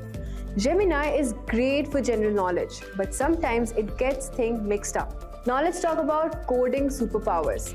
This is where Claude 3.7 really shines. It's designed to be a coding genius. Need to write a Python script? Claude's code got it back. Stuck on debugging? It finds errors fast and even suggests fixes. Want to optimize your code? It offers solutions that make your program run better and faster. While ChatGPT 4 is also an awesome coding assistant, Claude 3.7 often gives more structured, step-by-step explanations, making it easier for beginners and pros alike. Gemini can code too, but it sometimes struggles with more complex programming logic. And Grok, well, it's all catching up in coding department. Let's now talk about memory and context. One of the coolest things about Claude 3.7 is that it remembers context really well. If you give it a long conversation with multiple steps, it doesn't lose track. ChatGPT 4 is also great at this, but sometimes it forgets little details. Gemini, it's improving, but it can get confused in long discussions. Let's talk about safety and reliability. Let's be real for a second. AI safety is super important. Nobody wants weird or harmful responses. Claude 3.7 is built with strong guardrails, making sure it's helpful, respectful, and accurate. It's one of the safest AI models out there. ChatGPT 4 is also really good in this area, while Grok and Gemini are still fine-tuning their safety measures. Alright, so if you're into coding or even just thinking about learning to code, you need to check out Claude Code. Here's why. First of all, it's great for beginners. It explains things step by step, so even if you're new to coding, you won't feel lost. Second of all, advanced debugging. It finds and fixes errors in your code, sometimes before you even realize there's a problem. Third is code optimization. It suggests better, faster, and more efficient ways to write your programs. Multi-language support. So whether you're working in Python, Java, C++, or even web languages like HTML and JavaScript, Claude Code can help too. Clear explanations. It doesn't just give you answers, it teaches you how to solve problems. If ChatGPT 4 is a really good coding tutor, then Claude Code is like a super coach that makes you better programmer. So, is Claude 3.7 Sonnet the best AI assistant? Well, if you need a coding partner, absolutely. It's fast, smart, accurate, and safe. Compared to ChatGPT 4, it holds its own and even outperforms in some areas like speed and long context understanding. Against Gemini, it's more reliable and less likely to make mistakes. And versus Grok, well, Grok is still learning the ropes. And at the end of the day, the best AI depends on what you need. But if you're a coder or want to become one, Claude 3.7 Sonnet, that is Claude Code, is the ultimate AI assistant for you. Alright, tech explorers, now it's your turn. If you want to see Claude Code in action, go try it out. Whether you're writing your first Hello World program or building a complex AI project, Claude 3.7 Sonnet is here to help. Who knows, with an AI assistant this smart, you might just become the next coding superstar. OpenAI is one of the main leaders in the field of generative AI, with its ChatGPT being one of the most popular and widely used examples. ChatGPT is powered by OpenAI's GPT family of large language models, LLMs. In August and September 2024, there were rumors about a new model from OpenAI, codenamed Strawberry. At first, it was unclear if it was the next version of GPT-4o or something different. On September 12, OpenAI officially introduced the O1 model. Hi, I am Mayank. In this video, we will discuss about OpenAI model O1 and its types. After this, we will perform some basic prompts using OpenAI Preview and OpenAI Mini. And at the end, we will see comparison between the OpenAI O1 models and GPT-4o. So without any further ado, let's get started. What is OpenAI O1? The OpenAI O1 family is a group of LLMs that have been improved to handle more complex reasoning. These models are designed to offer a different experience from GPT-4o, focusing on thinking through problems more thoroughly before responding. Unlike older models, O1 is built to solve challenging problems that require multiple steps and deep reasoning. OpenAI O1 models also use a technique called chain of thought prompting, which allows the model to think through problem step by step. OpenAI O1 consists of two models, O1 Preview and O1 Mini. The O1 Preview model is meant for more complex tasks, while the O1 Mini is a smaller, more affordable version. So what can OpenAI O1 do? OpenAI O1 can handle many tasks, just like other GPT models from OpenAI, such as answering questions, summarizing content, and creating new material. However, O1 is especially good at more complex tasks, including the first one is enhanced reasoning. The O1 models are designed for advanced problem solving, particularly in subjects like science, technology, engineering, and math. The second one is brainstorming and ideation. With its improved reasoning, O1 is great at coming up with creative ideas and solutions in various fields. The number third is scientific research. O1 is perfect for tasks like annotating cell sequencing data or solving complex math needed in areas like quantum optics. The number fourth is coding. The O1 models can write and fix code, performing well on coding tests like human eval and code forces, and helping developers build multi-step workflows. The fifth one, mathematics. O1 is much better at math than previous model, scoring 83% in the International Mathematics Olympiad test compared to GPT-4o's 13%. It also did well in other math competitions like AIME, making it useful for generating complex formulas for physics. And the last one is self-fact checking. O1 can check the accuracy of its own responses, helping to improve the reliability of its answer. You can use OpenAI O1 models in several ways. ChatGPT Plus and team users have access to O1 Preview and O1 Mini models and can manually choose them in the model picker. Although free users don't have access to the O1 models yet, OpenAI planning to offer O1 Mini to them in the future. Developers can also use these models, OpenAI's API, and they are available on third-party platforms like Microsoft Azure AI Studio and GitHub models. So before jumping to the demo part, here is a quick info for you. Dive into the future of AI with the Generative AI and Machine Learning course in collaboration with ENICT Academy IIT Guwahati. Learn tools like ChatGPT, OpenAI, Hugging Face, Python, and more.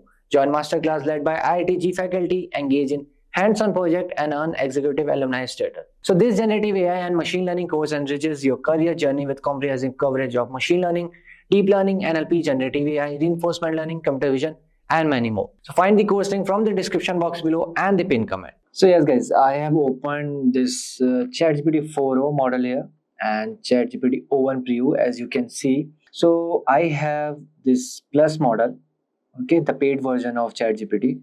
So I can access this O1 Preview and O1 Mini model. Okay, we will go with O1 Preview model and we will put same prompts in both the model of the ChatGPT 4o and the O1 Preview and see what are the differences are coming. Okay, so we will do some math questions and we will do some coding, we will do some advanced reasoning and quantum physics as well. Okay, so let's start with, so I have some prompt already written with me. So first one is number theory. Okay, so what I will do, I will copy it from here and paste it in this and both. Okay, so let me run in 4o and O1 Preview. So here you can see it's thinking. Okay, so this is what I was saying, chain of thoughts. Okay, so these are the chain of thoughts. First is breaking down the primes, this is, and then is identifying the GCD. And now see the difference between the output. See, output is 561 is not a prime number, and the GCD, greatest common deceiver, of 48 and 180 is 12. Okay, here, see, ChatGPT O1 preview is giving the output in step by step. First, see, determine if 561 is a prime number or not. The number 561 is not a prime number. It's a composite number because it has this. Okay, then second step, then the greatest common divisor. Then they found 12. And answer is no, 561 is not composite number because of this, and the greatest common divisor of 48 and 180 is 12. See, just see the difference between the two models. This is why ChatGPT O1 models are crazy for math, coding, and advanced reasoning, quantum physics, for these things. Okay, so let's go with our second step. So here, if you will see, you can see the attach file option in ChatGPT 4.0. Okay, you can come upload from your computer, but here you will see in O1 there is no attach file option. This is one drawback. Okay, so here upload from computer. So this is one small. Okay, and let me open this, and this is the question I have. Okay, yeah, so I will copy this, I will run this and this. Okay, see, it's start giving the answer, and O1 is still thinking, solving the equation, then analyzing the relationship. Okay, so ChatGPT O1 will take time, but it will give you more accurate, more step by step as you want. Okay, so here you can see solve for actions question, this, and here the steps you can see. Okay, this is more structured way, you can say, in a good structured way. Okay, ChatGPT O1 preview give you in good structured way as O1 mini as well. Okay, so yeah, so here they wrote just 1 and 2, this, and here if you'll see question 1, solve for x in this, and step 1 is this, step 2 is this, and step 3 is this, then the answer of x is equal to 3. But here simply they wrote we know this, and x equals to 3. For the second question, see, expanding the left hand side, this, but here step 1, square both sides of the given equation. Start by squaring both sides. Okay, it's written but not in good way. Okay, so this is why O1 is better for math. Okay, so now let's check it for the coding part. Okay, so I have one question. Okay, let me see what output it will give to. First I will write I need. Okay, leave it. I will copy it, and I will copy it as well here, run it and run it. See, it start giving answer. Okay, and still this will adjust the parameters, ensuring the code generation, because ChatGPT O1 will think first, then it will analyze, then after that it will give you answers. Okay, here the code is done. See, here the code is done and it's still thinking.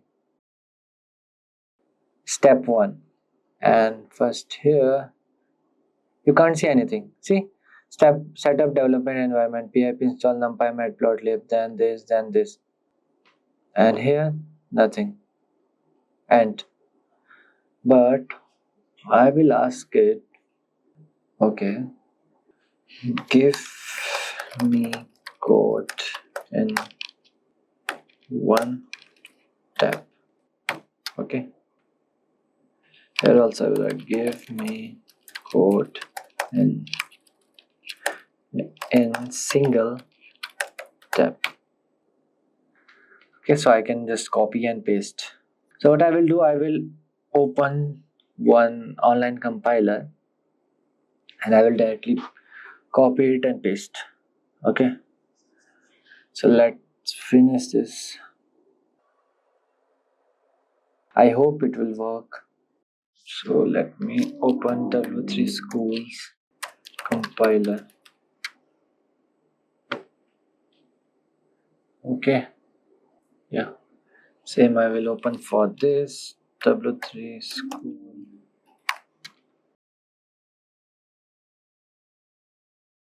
Okay, so let me copy the code and my bad and paste it here. Same works for this. Okay. Okay. I will copy the code and I will paste it here. Okay. I hope it gives something. Yeah, cool. So yes, now you can see the difference between the output. So this is the output of 4.0 and this is the output of O1 preview. See, O1 preview output is this and this is the output of 4.0. So this is the difference. This is why O1 takes time, but it will give you more accurate result in a good way. Okay. So now let's check something else. So moving on, let's see some advanced reasoning question. Okay, so this is the logical puzzle one, the first one. Okay, so I will copy it and I will paste it here. Okay, this is for O1, this is for preview. Because why I'm not comparing O1 with mini, because they both are same but slightly differences there. Okay, so here we can see more difference between 4.0 old model versus new model, you can say.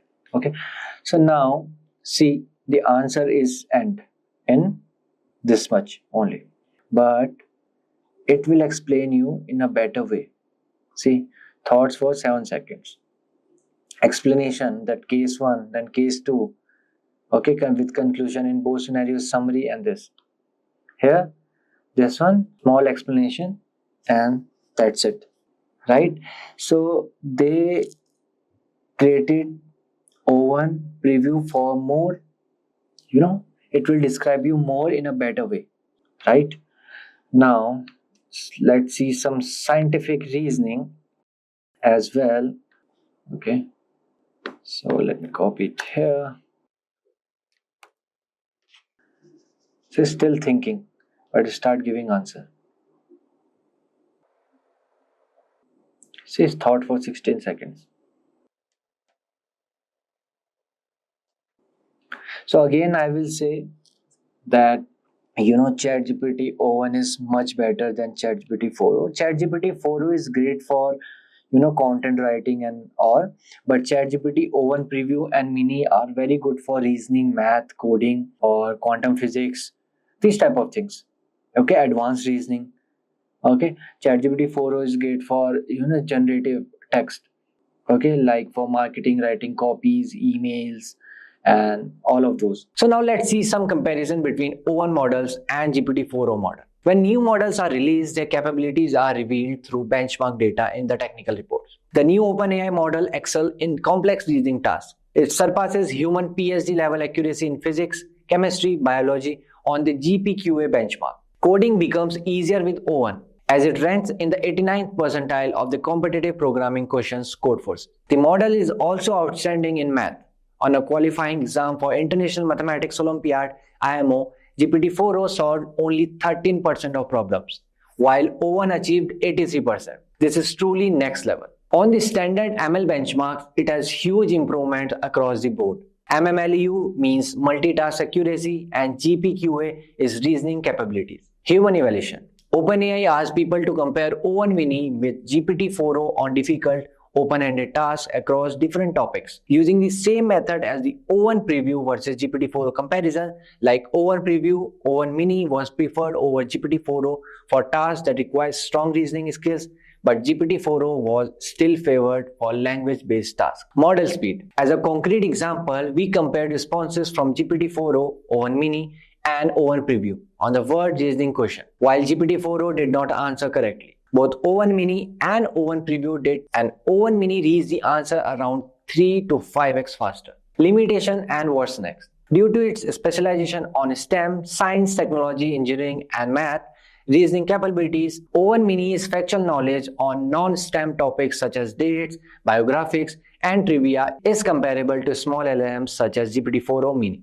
OpenAI will improve these limitations in future versions, as well as experiment extending the model to other modalities and specialties outside of STEM. Today, we are diving into the fascinating world of Google Quantum AI. We'll break it down step by step. What Google Quantum AI is, how it's different from classical computers, and why it's a game changer, and the real problem it's solving.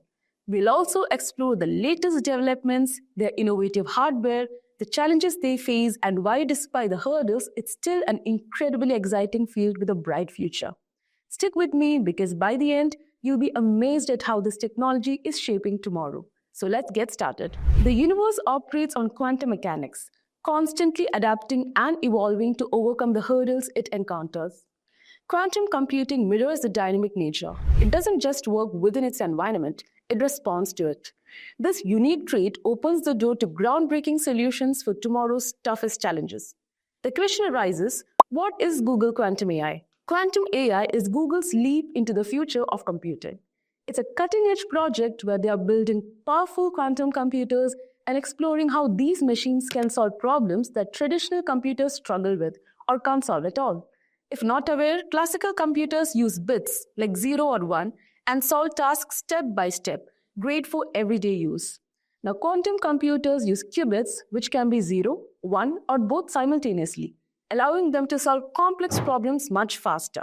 So think of Google Quantum AI like you're trying to design a new medicine to fight a disease. A regular computer would analyze molecules step by step, which could take years. But Google Quantum AI, on the other hand, can simulate how molecules interact at the quantum level almost instantly. This speeds up drug discovery, potentially saving millions of lives by finding treatments faster. Now, you must be wondering, why is it so necessary? Google Quantum AI is necessary because some problems are just too big and complex for regular computers to solve efficiently. These are challenges like developing life-saving medicines, creating unbreakable cybersecurity, optimizing traffic systems, or even understanding how the universe works. Regular computers can take years or even centuries to crack these problems, while quantum computers could solve them in minutes or hours. So the question is actually, what problems they are solving? It is basically solving so many problems. I will list some of them. Number 1, drug discovery, simulating molecules to find new treatments faster. Then comes cybersecurity, developing ultra-secure encryption systems to keep your data safe. AI advancements, training AI models much quicker and with more accuracy. Climate modeling, understanding climate changes to create better solutions for global warming. So in simple terms, Google Quantum AI is here to tackle the impossible problems and bring futuristic solutions to today's challenges. It's like upgrading the world's brain to think smarter and faster. So, Google Quantum AI has been at the forefront of quantum computing advancements, pushing boundaries from the groundbreaking Sycamore process to the latest innovation, Willow. In 2019, Google introduced Sycamore, a 53-qubit processor that achieves something called quantum supremacy. So, qubits or quantum bits are the core of quantum computers. Unlike regular bits, which are either 0 or 1, qubits can be 0, 1, or both at once. This is called superposition, allowing quantum computers to process vast data simultaneously. They are powerful but fragile, needing precise control and hold the key to solving complex problems. Sycamore solved a problem in just 200 seconds that would take the world's fastest supercomputer over 10,000 years. This was a big moment. It showed quantum computers could do things that classical computers couldn't. After Sycamore, scientists realized a key issue. Quantum computers are very sensitive to errors. Even small disturbances can mess up calculations. To fix this, Google started working on error correction, making their systems more accurate and reliable for real-world use. In 2024, Google launched Willow, a 105-qubit processor. This chip is smarter and more powerful, and it can correct errors as they happen. So Willow shows how much closer we are to building quantum computers that can solve practical problems. Google's logical qubits have reached a huge breakthrough. They now operate below the critical quantum error correction threshold. Sounds exciting, right? But what does this mean? Let's break it down. So quantum computers use qubits, which are very powerful but also very fragile. They can easily be disrupted by noise or interference, causing errors. So to make quantum computers practical, they need to correct these errors while running complex calculations. This is where logical qubits comes in. They group multiple physical qubits to create a more stable and reliable unit for computing. The error correction threshold is like a magic line. If errors can be corrected faster than they appear, the system becomes scalable and much more reliable. By getting their logical qubits to operate below this threshold, Google has shown that their quantum computers can handle errors effectively, paving the way for larger and more powerful quantum systems. So let's discuss what is a great hardware approach in Google Quantum AI that made it possible. Google Quantum AI's hardware approach focuses on making quantum computers stable and reliable for practical use. They group qubits, which are the building blocks of quantum computers, to work together, allowing the system to fix errors as they happen. So by keeping the chips at extremely cold temperatures, they reduce interference, which keeps the calculations accurate. This setup helps the system handle bigger and more complex tasks like simulating molecules for drug discovery, improving AI models, and creating stronger encryption for data security. It's a big step in making quantum computing a tool for solving real-world problems. So while Google Quantum AI has achieved incredible milestones, it still faces some key limitations, which are fragile qubits. Qubits are extremely sensitive to noise and interference, which can cause errors. Keeping them stable requires ultra-cold temperatures and precise control. Error correction challenges. Although Google has made progress in fixing errors, quantum error correction still isn't perfect and needs more work before quantum computers can scale to solve real-world problems reliably. Limited applications. Right now, quantum computers are great for specialized problems like optimization and simulation. For everyday computing tasks, classical computers are still better. Hardware complexity. Building and maintaining a quantum computer is incredibly expensive and complicated. The advanced cooling systems and infrastructure make it hard to expand these systems widely. Still in early stages, quantum computers, including Google's, are still in the experimental phase. They are not yet ready for large-scale practical use in industries.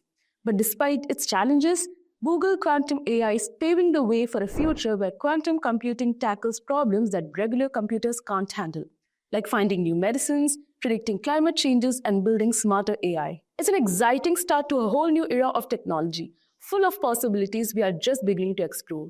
The future of Google Quantum AI is incredibly exciting, with the potential to solve real-world problems that traditional computers can't handle.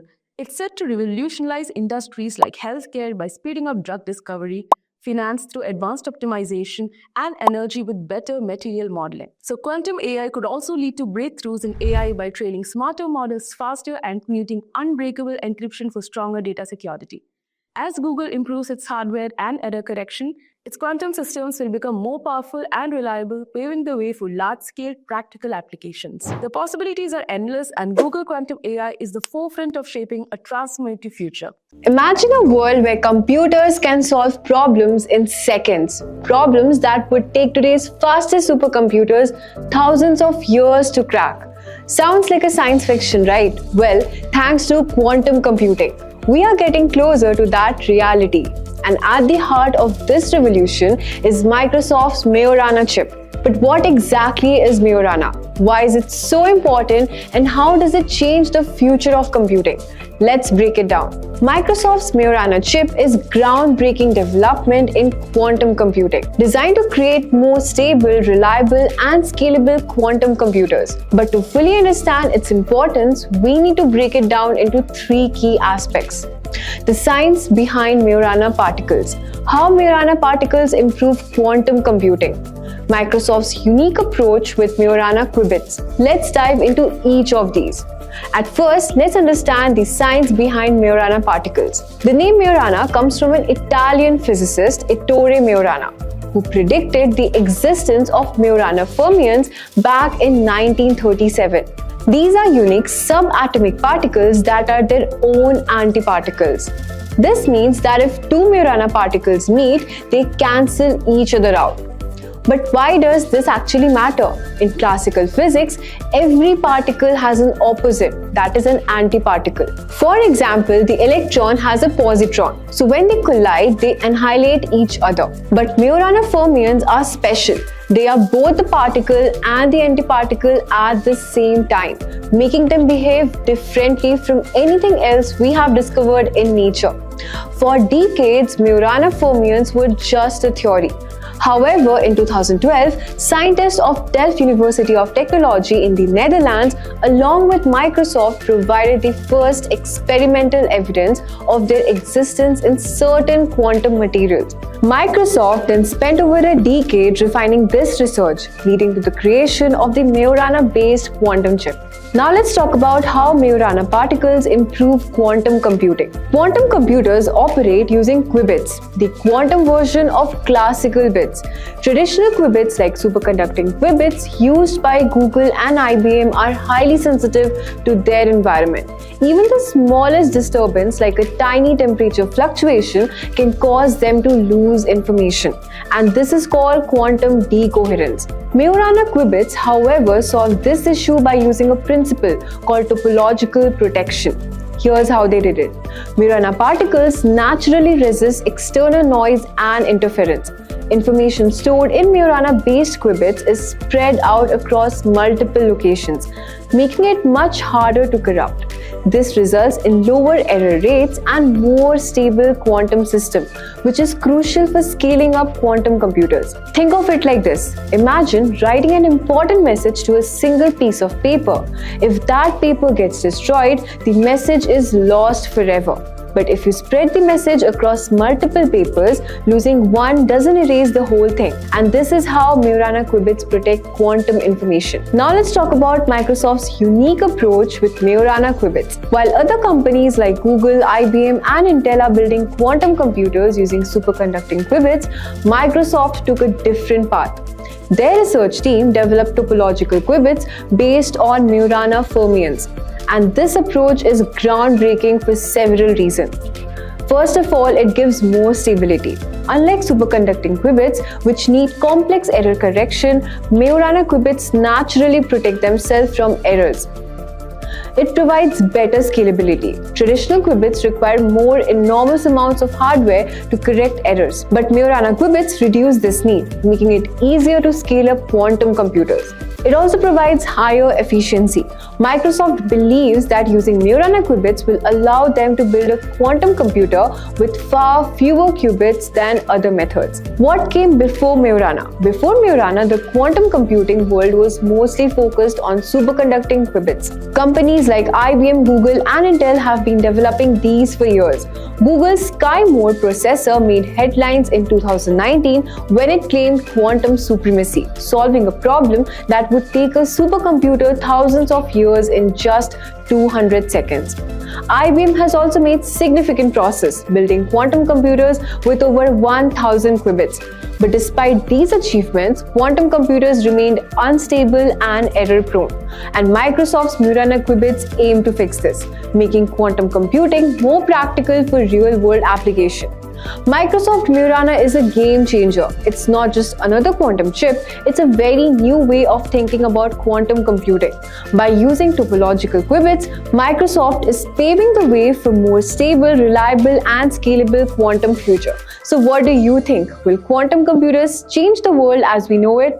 Let us know in the comment section below. And if you really like this video, don't forget to like, share, and subscribe to Simplilearn for more tech insights. So let's talk about the very first top AI tool, which is Skillora.ai. This AI tool aims to provide the best AI-driven mock interview experience. You can take mock interviews for any job roles and subject, receiving instant constructive feedback. Skillora's AI interviewer listens to your responses and asks dynamic flow-up questions to test your depth of knowledge. With the Essential plan, you gain access to 6 AI mock interviews per month. You'll receive instant feedback, ideal answers, and performance reports, helping you upgrade your skills for just $8 per month. The premium plan allows you to enjoy 15 AI mock interviews per month. You'll get the same instant feedback, ideal answers, and performance reports along with priority support, maximizing your learning for only $15 per month. Next up, we have Visco's. Visco's Advanced AI Coach is designed to elevate your job interview skills, harnessing insights from over 10,000 companies. It offers tailored sessions that simulate real interviews, providing personalized feedback and performance analytics. It transcribes your performance and delivers a conversational experience akin to an actual interview. It also offers customized feedback and performance analytics, helping you refine both your answers and communication skill. During practice session, you can craft questions specific to your desired role and industry, ensuring relevance and depth in your preparation. Supporting various interview styles. The price for AVA services are available for free. Next up, we have Interviewing.io. Interviewing.io is an AI-powered platform that provides candidates with simulated technical interviews. The platform uses machine learning algorithms to assess your coding skills, problem-solving abilities, and communication style. You can get 4 simulated technical interviews for $225. Next up, we have MockMate. MockMate is an AI-powered tool that allows you to practice answering common interview questions. This tool provides feedback on your answers and gives tips on how to improve your performance. The service is available for $29 per month. Moving on to ChatGPT. ChatGPT is an AI chatbot that can be used to practice answering interview questions in a conversational setting. The chatbot can be customized to simulate the style of an actual interview, and it provides feedback on your answers. The free plan allows you to get started with writing assistant, problem solving, and many more. You will have limited access to ChatGPT 4o mini, including data analysis, file uploads, vision, web browsing, and custom GPTs. All of this is available at no cost. Then we have the Plus plan, which is for $20 per month. The Plus plan amplifies your productivity by offering early access to new features, access to ChatGPT 4, 4o, and GPT 4o's mini, up to 5x more messages for ChatGPT 4o. You can access to data analysis, upload files, vision web browsing, and DALL-E image generation. You can also create and use custom GPTs. Then we have My Interview Practice. My Interview Practice is an AI tool that allows you to practice interviews in a simulated environment. The platform uses AI to generate interview questions based on your chosen field and provides instant feedback on your responses. This tool is particularly useful for those who want to practice their interview skills in low-pressure environment. The Plus plan is for $49 per month. You get 1 month of access. And the Premium plan is for $57 per month, and you will get access to additional features and many more benefits. Next up, we have Udly. Udly offers real-time interview coaching using AI. It analyzes your speech and body language, providing feedback on how to improve your performance. Udly services are available for free. Now you might be wondering how AI tools can help you ace your job interviews. AI tools can assist in several ways.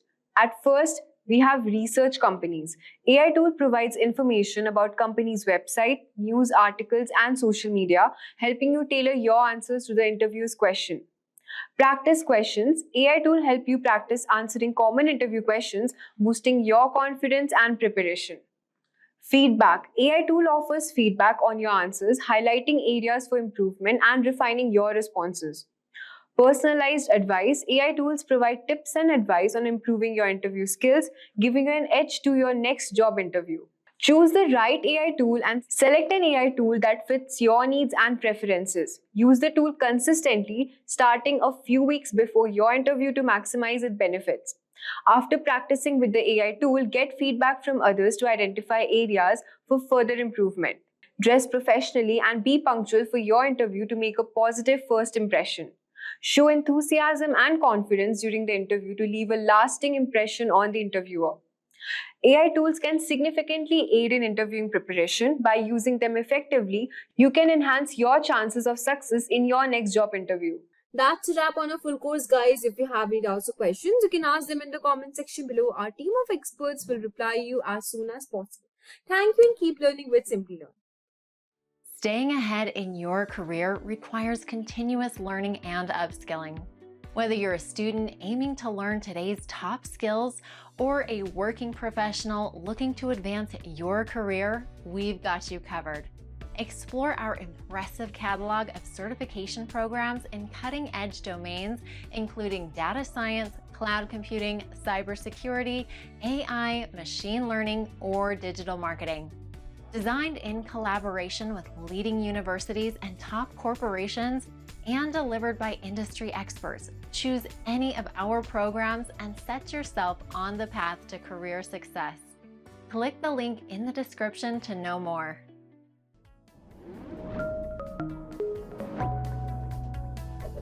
Hi there, if you like this video, subscribe to the Simplilearn YouTube channel and click here to watch similar videos. To nerd up and get certified, click here.